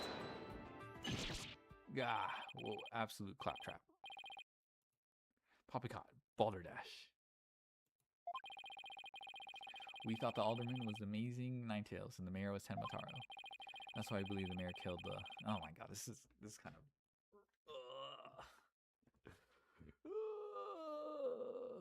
I don't know how I feel about this one. That's why I believe the mayor killed the alderman in his lust for Ninetales veil. And it was the basis for the prosecution's entire case against our client. However, we got the whole thing backwards. Mayor Tenma was Tenma Taro at all. He was the amazing Ninetales. Random twist. Whoa, what's this? You'd best explain yourself, Justice Dono. And from where you derived such a far-fetched conclusion. Jinxie no doubt knew the true identity of the Amazing Ninetales, but she couldn't tell anyone no matter what. That's why she didn't say it was the Amazing Ninetales when she saw passed out. Even though, unbeknownst to her, it was really Florent LaBelle in disguise. Silence! The accused and the deceitful dandy are utterly dissimilar in physical build and voice. That little scamp would have seen the difference. Objection! Remember, Mr. LaBelle has his very own brand of cosmetics. Why couldn't he fake a different build too? And anyone speaking through a mask would naturally sound different. Silence! It's kind of bullshit, I'm not gonna lie. Why did she not simply pull the mask off? Okay, we already have it now. Objection! A masked wrestler's disguise is more precious than life itself. As a huge fan of the Amazing Nine Tails, she would never dare unmask him. Yeah. Ooh, ah. That's like kind of bullshit though. I'm not gonna lie. This case of mistaken identity also explains the riddle of the locker room. And by all means, just answer it for us already. Ooh, ah, yeah, ooh, ah. First, Mr. LaBelle entered the room where the mayor and aldermen were talking. I suspect he brought with him coffee laced with some sort of sedative. Once the alderman was out cold,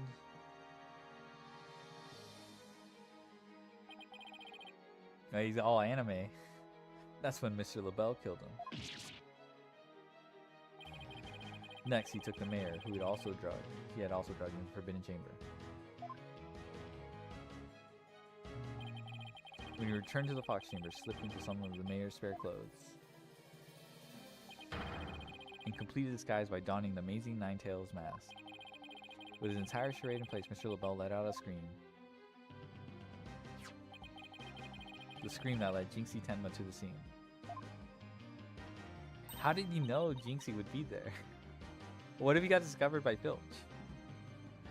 Ah, so then the person who said I killed Alderman QB was... Yep, that was Florent LaBelle in disguise. The mayor never actually confessed. Silence!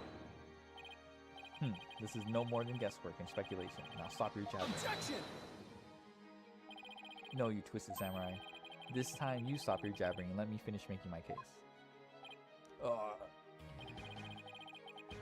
Once Miss Tenma left the scene, Mr. LaBelle, still wearing the mayor's clothes and mask, opened the Forbidden Chamber. So he could drag the mayor back out into the Fox Chamber. Oh, so the Amazing Nine Tails the mayor saw was... Right, it was LaBelle opening the Forbidden Chamber. The second time Mr. LaBelle opened the door to his Forbidden Chamber, he happened to catch the thieving Mr. Filch by surprise. Thorough Mr. Filch in his Tenmataro disguise ran as fast as he could away from the room. Oh my, this is just a random coincidence.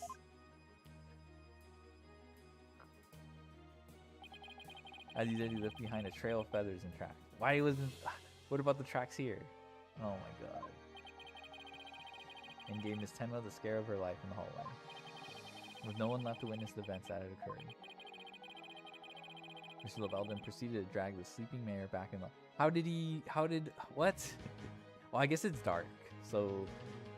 Filch could not have seen the mayor, but it's just like... Bruh.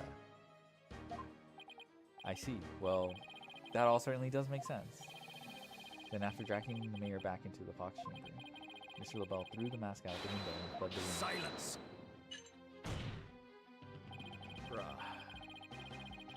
For this absurd theory to work, it requires that the defendant be the Amazing Nine Tails. However, he was the one pushing for the municipal merger. That such an individual could possibly be the Amazing Nine Tails of Provocation. Yeah, it is kind of like whack. The mayor was blackmailed into pursuing the merger. Miss Tenma's life would have been in danger if he had openly voiced his opposition. That's why he created a secret identity as the Amazing Nine Tails. This is madness. No one could possibly hatch such an insane plot. No one except a killer as insane as his plot, and I'd say Florent LaBelle more than qualifies. Foolish mortal, is that your own pearl that you forget who I am?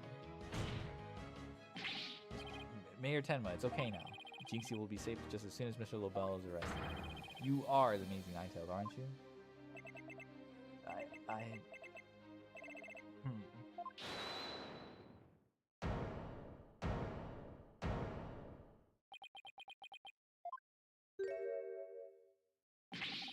Ah ha ha ha. You have quite the active imagination. What happened to his green hair, bruh? No longer the Joker. Mayor Tenma is not the amazing Nine Tails. Objection! What do you mean? Well, has the mayor admitted to it yet? Well, I mean, you interrupted that. But that's just... And even if he did admit to such nonsense, I would reveal the truth behind Tenma Taro right here and now. Why would you dare reveal the secret? Ah ha ha ha. My good friend, the alderman, told me all about it. But it wouldn't be good to expose the truth. But with the superstitions now, would it? The truth behind Tenma Taro? What's he talking about? Well, yeah, what is going on, bruh? So go ahead, say it. Say, I am the Amazing Nine Tails. I dare you. Objection! Wait. Will somebody please explain what's going on here? Mayor Tenma will do anything to keep the truth behind Tenma Taro's secret. A dark, terrible truth that has been kept secret by the village superstitions. And if the mayor admits to being the Amazing Nine Tails, you expose the truth? Right, I won't have him walking free because of some nonsense you made up. So what now, Justice Dona? Without the mayor's admission, your theory is useless as you are in battle.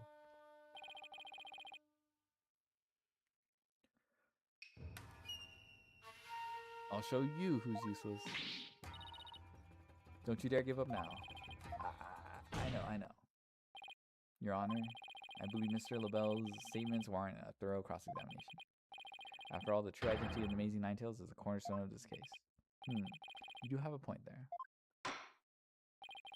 Please answer this court, Mr. LaBelle. Is the defendant the Amazing Nine Tails or not?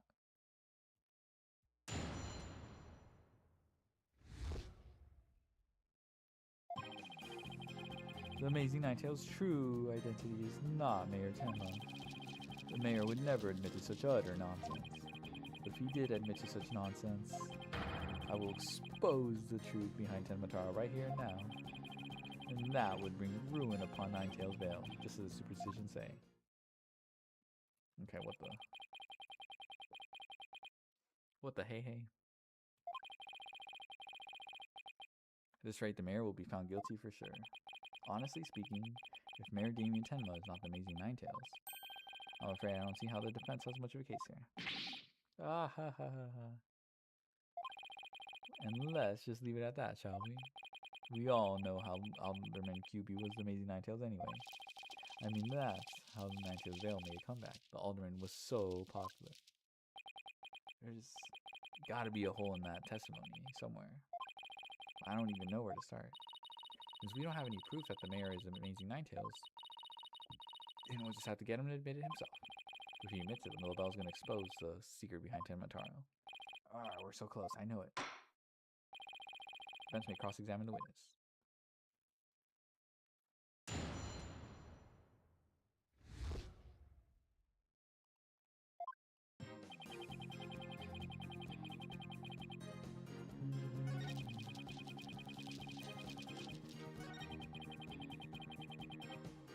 If he did admit to nonsense?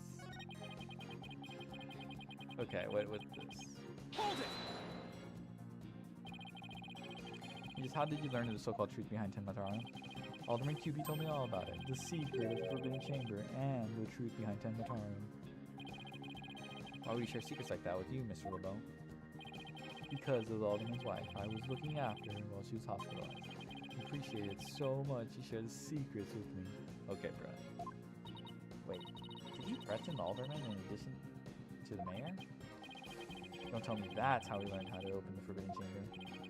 Needless to say, I'm not above revealing the truth behind Tenma Taro.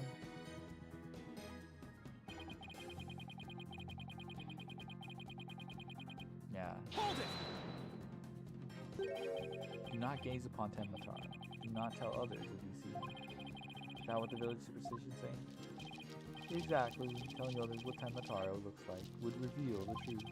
That's why the superstitions were written down in the first place. Ruin coming to the village if you agree now. Is that a warning not to expose the truth? Ah ha ha ha.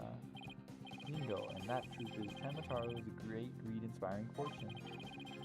That's what the whole battle over Nine Tails Vale is all about. Tenma Taro is a great fortune? Let me think of it. Only that it's the greatest get rich quick chance in the universe. Grandpappy told me all about it. Said there's an amazing treasure. Tamatar actually Forbidden Chamber treasure. Telling the villagers that Tamataro is a terrifying yokai is what has scared them away from the Forbidden Chamber and the treasure within. That's how the treasure has been kept secret all this time. Ah ha ha ha ha. Well, well, well. It seems our Ace Attorney here has uncovered the truth that must not be revealed. Mayor Tenma looks like he wants to keep the truth hidden as much as I do. Tragedy is doomed to repeat itself as long as Tamataro exists. That's why his secret must be protected. As long as Tamataro exists, huh? Mr. Law, please add that statement to your testimony. Tragedy is doomed to repeat. Hold it!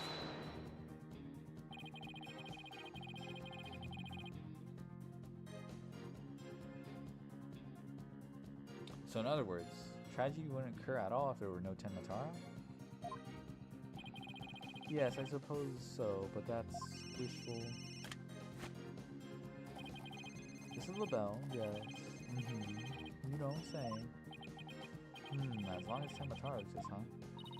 How's the mayor supposed to admit to his secret identity?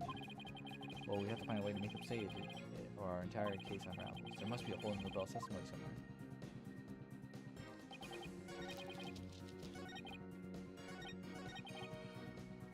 Bro, what?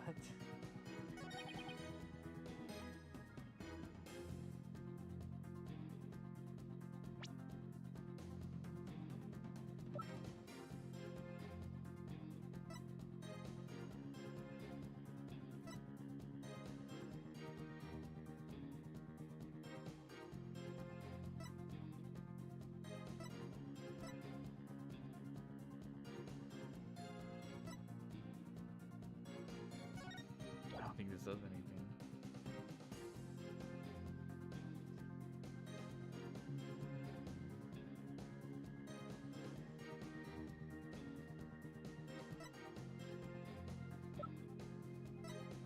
Bruh.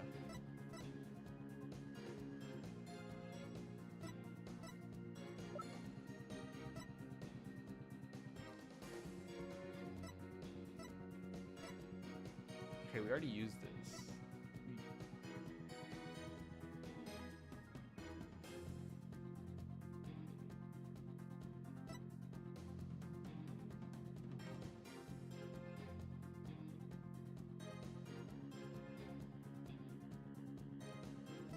I use this too.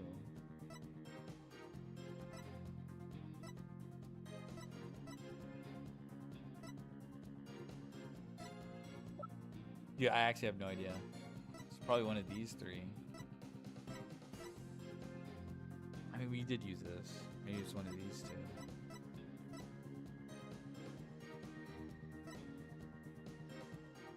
I feel like we... Dang, is there more after this? Holy shit. I feel like this is how we implicate LaBelle. Objection! Okay, I just bullshitted, brother. Use my SAT skills for that one. Mr. LaBelle, what if Tenma Taro no longer existed? Revealing the truth would no longer be an issue, would it? If Tenma Taro no longer existed... Ah ha ha ha. What on earth are you talking about? Oh, apparently you haven't heard? Tenma Taro no longer exists, but I guess you didn't get to do a thorough search after the key was taken from you. Because when we searched the Forbidden Chamber, there wasn't any treasure there. Really? Well, maybe you weren't looking in the right place. Sorry, but I have proof that Tenmatara no longer exists. Take a look at this figure. What do you have here? It looks like some sort of creature. We found this in the Forbidden Chamber. It's an Azuki Kozo figure. The great thief Azuki Kozo used to leave them at the scene of his crimes. Are you suggesting that Tenmatara has been stolen? Yep, Phineas Filch's grandfather, a master thief, was the culprit. And by the hideous moronic caretaker's grandfather, no less. I have no idea how this even... Ooh, I have no... My beautiful golden Tenmatara was... The greed inspired by Tenmataro can no longer bring ruin upon Ninetales Vale. Isn't that right, Mayor Tenma? The root of tragedy would indeed seem to be gone. In fact, I now recall the alderman revealing the secret to me on the day of our meeting. He must have been speaking of Tenmataro. For he said to me, the gold ingot was gone. Gold ingot? You mean the treasure that is Tenmataro's true form? Recall, if you will, the scroll in the forbidden chamber. Tenmataro is a yellowish object shown there. A giant gold ingot that my nomadic ancestors bestowed upon Ninetales Vale. In return for that gold, my ancestors did receive from Ninetales Vale land that would become Tenma Town. But drive the villagers mad with greed did that great fortune. Bitter was their greed-fueled battle, as if they were possessed. My ancestors' gold became a curse upon the village, a curse of greed. Thus it was that the yokai Tenma Taro came to be. So Tenmataro and the village superstitions were merely fairy tales to scare people away. Fairy tale or not, Tenmataro made quite the mess of things. Yes, indeed, but there is no greater monster than a mortal man's lust for gold. Well, you know what to say. The love of money is the root of all evil. My ancestors did bring a terrible thing here to Ninetales Vale. A thing so terrible that... How long has it been? It's been like almost 6 hours for this case. Tenmataro, a monster just as terrible, had to be created to keep us secret. Yet we have naught but love for the little village, which we owe our existence. Tenma Town would never seek to take over Ninetales Vale in a merger. Oh my, that was quite a shocking lesson in history. This is so random. Mr. Mayor, now that we know Tenmataro no longer exists, are you ready to admit your secret? You are the amazing monster, aren't you? No, don't do it. Please, no.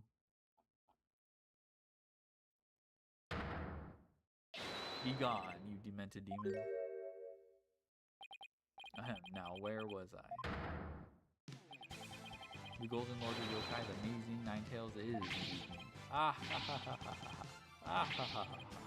Ah ha ha ha ha.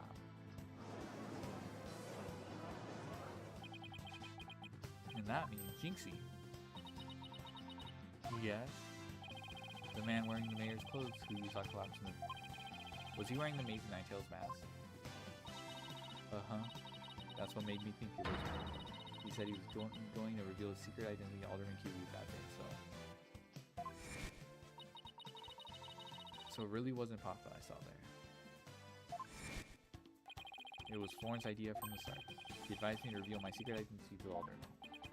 Yeesh, Rube Goldberg machines have less elaborate setups than LaBelle's scheme. You may rest easy now, little Jinxie. That monster's deception is true. The true facts behind this case have finally come out. Mayor Tenma did not kill Alderman, but Florent LaBelle did. How dare you, peasant? Ooh-ah. Ooh-ah. No. Silence!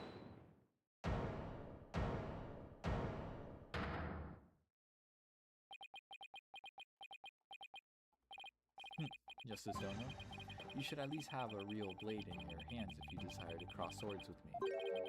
Or have you mistaken this battlefield for a training ground?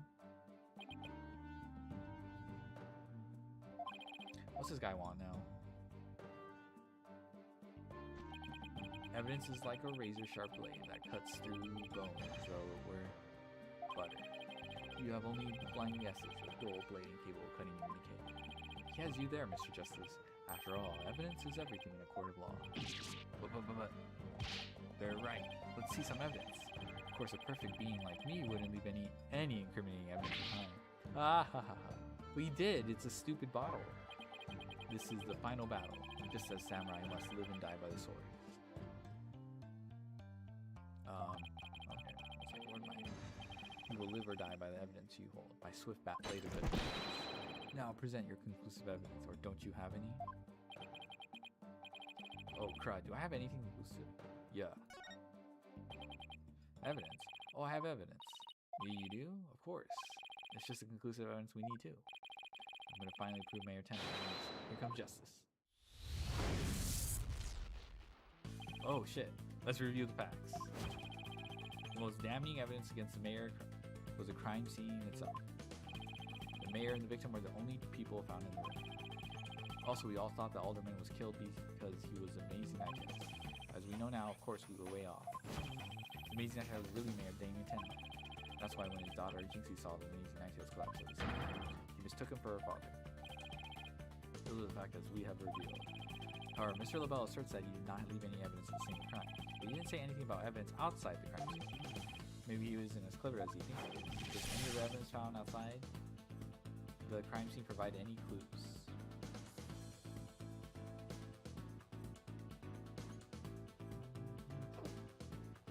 The hand cream, right? Outside the crime scene.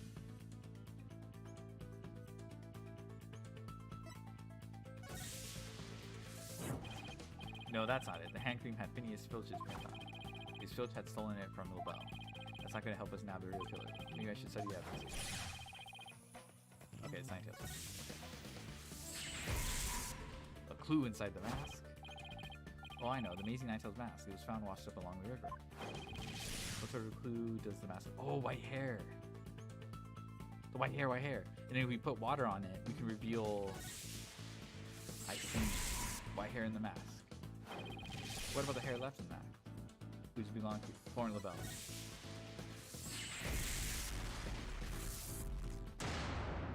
The white hair is LaBelle's. Look at this, is kind of sick. Alright, that hair is Lauren LaBelle's. Yes, now that's what I call conclusive evidence.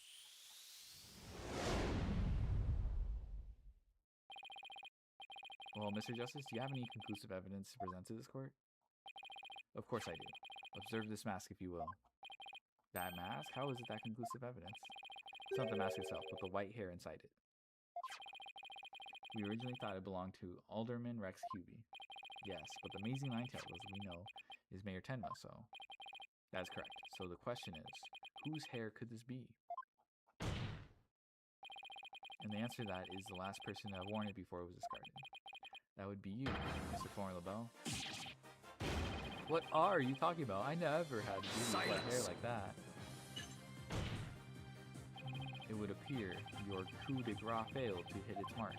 This freakish fop is not the white haired type. He's busy being one ludicrously garish color after another. Objection!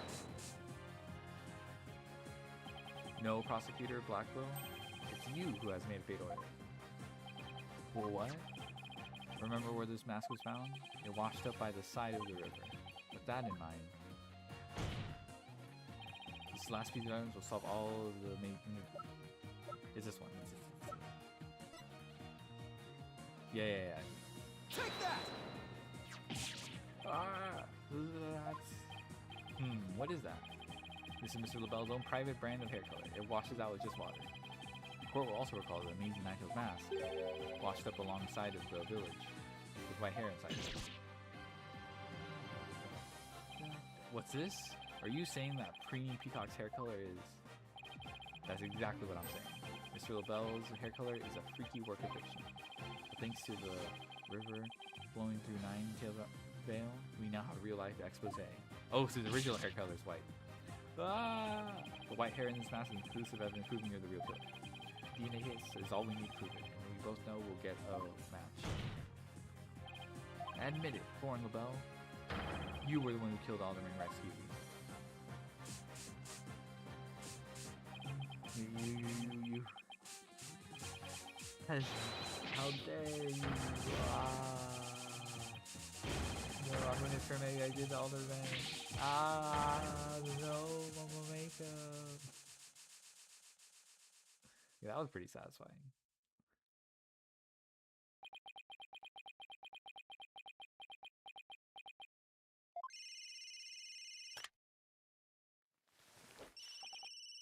Hello, this is LaBelle. What? The project is off? This is LaBelle. The sponsors have pulled out. LaBelle speaking. I'm fired? You mean I'm no longer Mayor Tenma's aide? Hello, this is LaBelle. What? There's a stratospheric damages claim against me? $100 million? Ah, I'm finished, washed up, stick a fork in me, I'm done.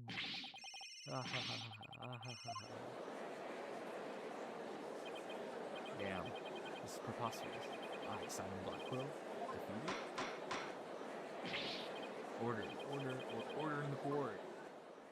Okay. Ugh. Yeesh. Well, this is quite the unexpected outcome. I must hand it to you, Mr. Justice. You really turned this case on its head, just like that other lawyer, Phoenix Wright. Wait, that was a compliment, right? Prosecutor Blackwell, what have you done with Florent LaBelle? The defaced man has withered like a flower without water. One of the officers is currently tending to him with a sprinkler. Wouldn't that just wash even more of his makeup off? Allow me to explain the actions of the guilty party in detail. The motive, of course, was to steal the gold ingot known as Tenma Taro. However, few are allowed into the manor. Oh, it's all moving. Like a 3D effect. However, few are allowed into the manor due to its cultural ties to Ninetail's Vale. LaBelle set in motion plans to gain access to the manor and the gold within via the merger. But the efforts of the amazing Ninetail saw these plans come to a halt. Thus, LaBelle murdered the alderman and attempted to pin the blame on Mayor Tenma. I see, but what I still can't comprehend is why would he go after the gold in the first place? LaBelle doesn't look like someone who is in need of financial aid. LaBelle hid his past well, much like he hid his beauty with makeup. He's mired in debt. Debt due to pouring money into a brand only he could love, which is why he sought the gold. Really? Oh my god. With such voracity. Too bad for him. Someone else had gotten to it first anyway. I see. Very well then. I believe it's time we declare the verdict. This court finds the defendant Damien Tenma not guilty. Yeah.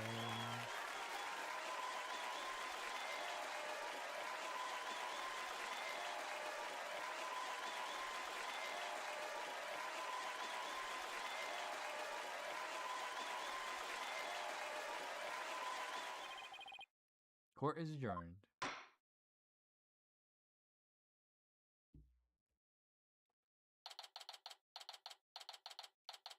Yeah.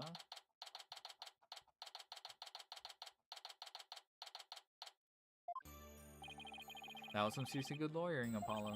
Even I didn't see that coming. Heh, just got lucky, I guess. You banished Tenma Taro from Ninetail's Vale like you were some kind of exorcist. There's still one thing I don't understand. How come Mr. LaBelle didn't kill Mayor Tenma too? He set it up so the mayor murdered the alderman and died from a counterattack. That would remove at least one possible fly from the ointment. I was wondering about that too. But I have a hunch LaBelle was biding his time. He was planning on exposing the amazing Ninetail's true identity himself.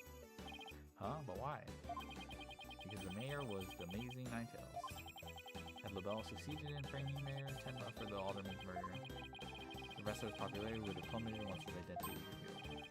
Oh, I get it. If the amazing Ninetails was just killed, he'd die here, but if he was proved a villain, his fans would abandon him, making the merger that much easier. Right, then when the merger was complete and everything cooled down, he'd be able to search the Forbidden Chamber at his leisure. What an insanely intricate plot. Most excellent job clearing my name. A feat worthy of the Demon Lord's approval. Why are you acting like Tenma Taro again? Let this be of no concern to you. How could it not concern you? Tenma Taro be gone! Yeah. Jinxie. Seems like ages since I've laid eyes on you. Papa, you're finally back.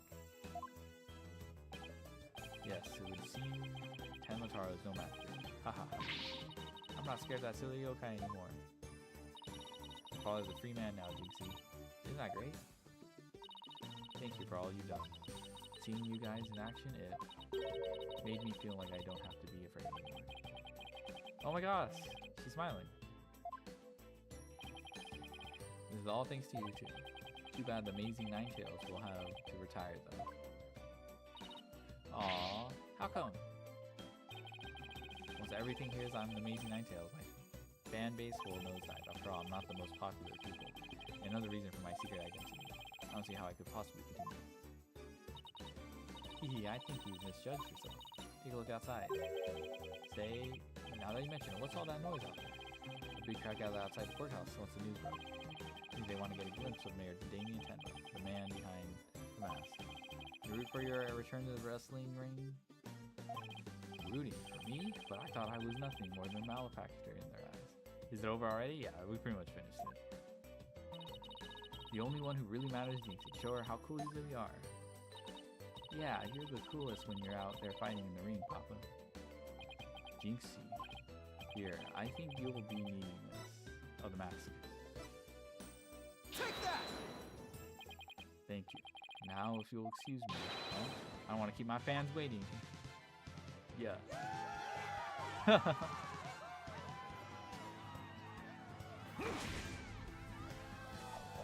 Unk still got it.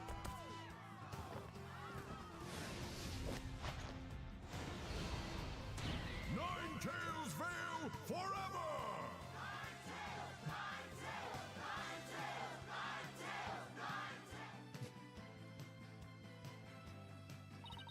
I sure hope they can... King Tekken? Yeah. I'm sure hoping they can settle the problems between Tenma Town and Ninetales Vale. Me too. I'm sure they'll be fine. After all, the blackmailer slash killers behind bars and the mergers are no longer an issue. Plus, Amazing Ninetales is obviously still a hit. I suspect Ninetales Vale will be too. And it's all because we believe in our client, just like you said. Okay, people. Now that we've got that one in the bag, let's go get something to eat. I'm starving. Sounds good. I've been so nervous I haven't eaten since yesterday. Better keep eating, Apollo, or you might have to start looking up at me. Huh? I'm definitely past my growth phase, and you should be about past yours too. Bruh. Are you kidding me? Did you call him short? I'm just getting started. Ready or not, it's face stuffing time. Keep eating like that, and the only direction you'll grow is side. Bruh. That's fucked up. Very funny. I've got a hollow leg. I can eat as much as I want without gaining an ounce. Really? Wow, I can't wait to see this. Calories? Ha, just let him try to stick on me. Alright. You two, let's get going before the old man closes the shop. Eldune's Noodles isn't an all-night stand, you know. Oh, you want some salty broth, bruh? I'm with Mr. Wright. Let's go. I've been waiting to have a bowl from there ever since Mr. Wright told me about them. Well, what are we waiting for? Noodles are on me today, so I expect some serious eating from you two. Yay, thanks, boss. I won't let you down. Tina has no idea what she's getting into. Mr. Eldune's noodles are so hot and salty. 2 bowls would kill a man. that's from 2-4, or 4-2. That's cute. That was our first case together, and it felt like nothing could bring us down after that. The dark age of the law seems so distant, so irrelevant to our small, cozy office. Dual Destinies after Apollo Justice, like a year after. But little did I know that it had been lurking all along, right there behind us. The first time it made itself known was during the murder at Themis Legal Academy. That case would mark the twilight before the dark, cold night that was to come.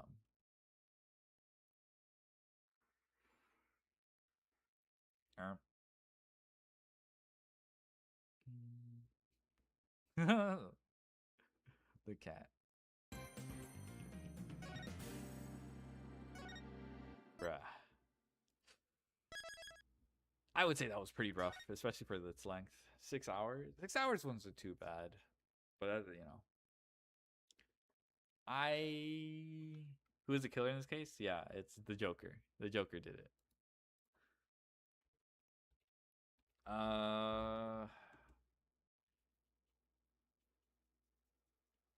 This was... I mean... It did drag.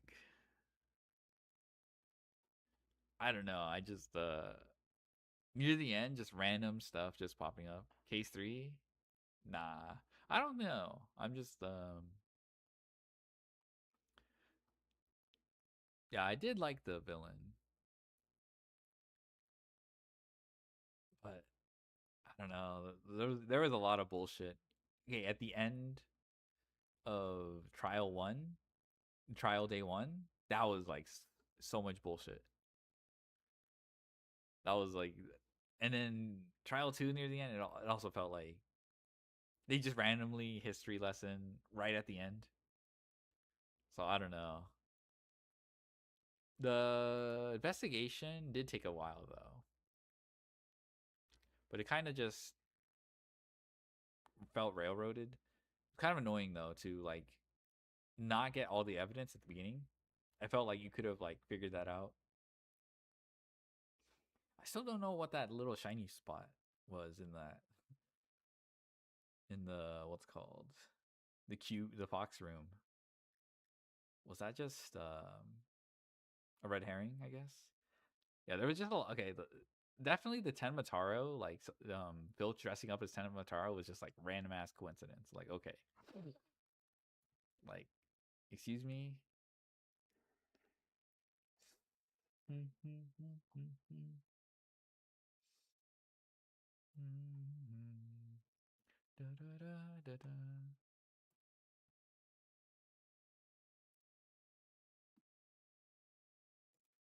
All right. Continue to next episode. How long is case 3? I don't think I'm gonna go through it, but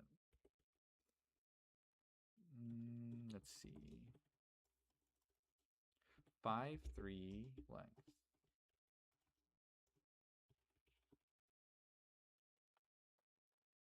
5-3 Ace of Torment. Dual Destinies. Oh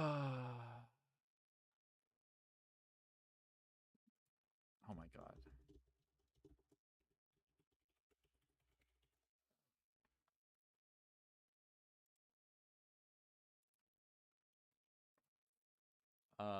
Looks like 5-3 is about the same as 5-2. I didn't really seem to like I don't know, from what I saw 5-3 from like other people's playthrough. That might have been also like another one that dragged. It's about the same length as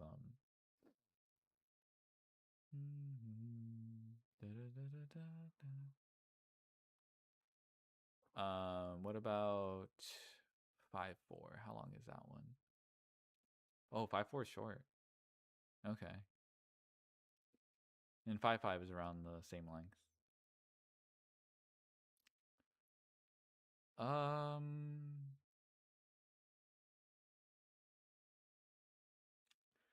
No, I think I'll call it. I can do 5-3 another time. I don't know if 5-4 is gonna take that long.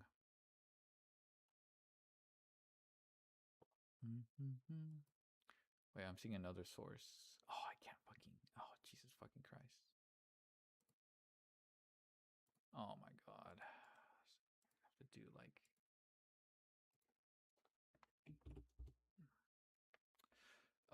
Let's see. So yeah, 5-3 is around 6 hours. You were saying 5-2 is 7 hours? Did that really take 7 hours? I feel like it took.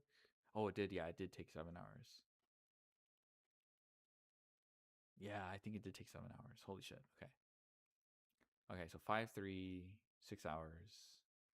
5-4, 4 hours.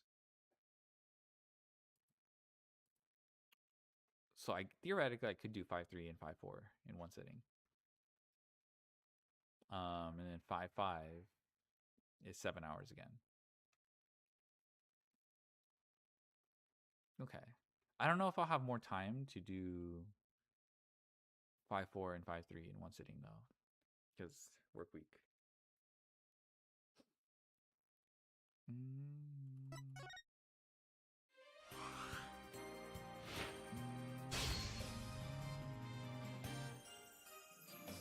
Oh, we have an SP? Oh, okay. We have to do more. What's 5 DLC? Also 7 hours. Damn. Well, shit.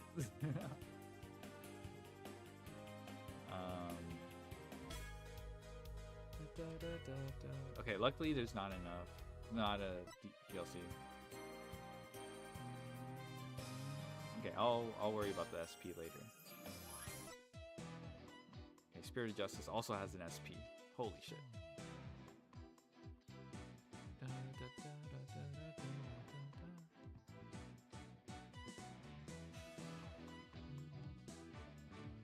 Try 65 is 15 hours. That's hilarious.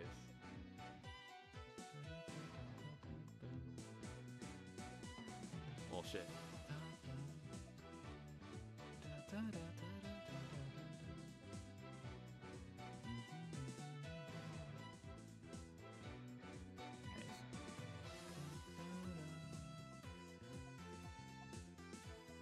Okay, so we have quite a bit to chew on. Alright, I didn't plan for the SP.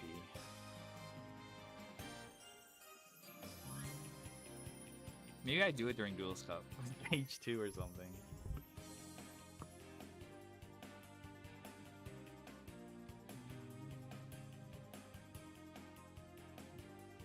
Yeah, okay, so...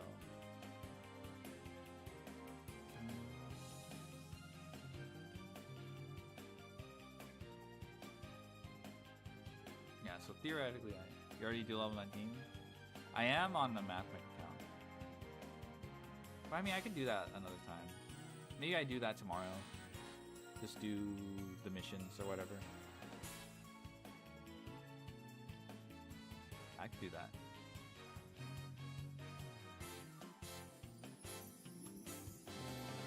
But during stage 2, I could probably catch up on Dual Destinies. Yeah, that's a lot. I might have to spend a weekend.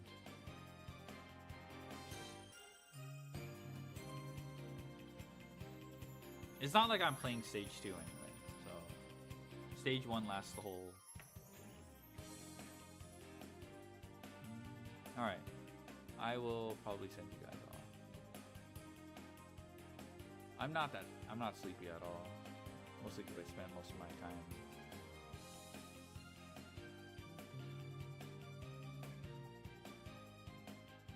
I think I like woke up like fully out like 2 p.m. Bye-bye, Scuba, yeah. Bye-bye. So I'll just do...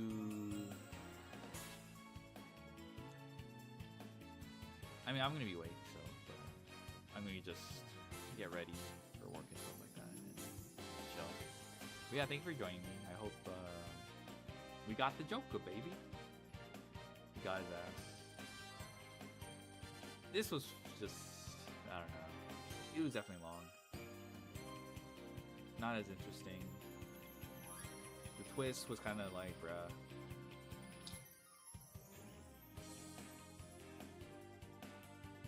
I did like Jinxie though. LaBelle was fine too. I didn't mind him too much. Tenma Taro, the Tenma LARPing as Tenma Taro was like so annoying. So it's like, okay, we get it.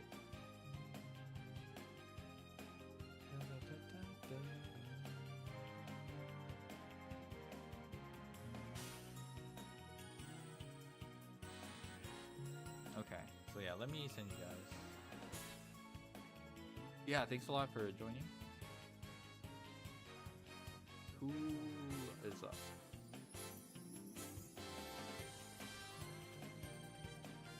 Yeah, this wasn't great. Maybe when I actually, like, you know, rank all these or whatever, tier lists or some bullshit, I will have more to say about this one. It's not the lowest, I feel.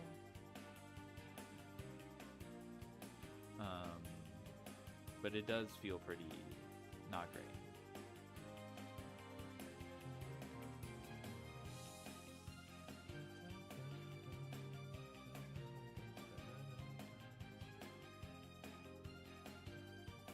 Okay.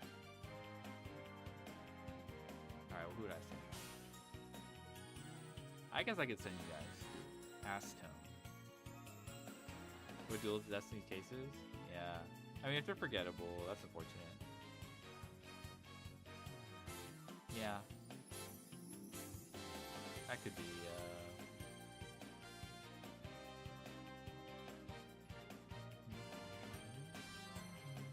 Alright, say hi to Acetone, Scuba, whatever.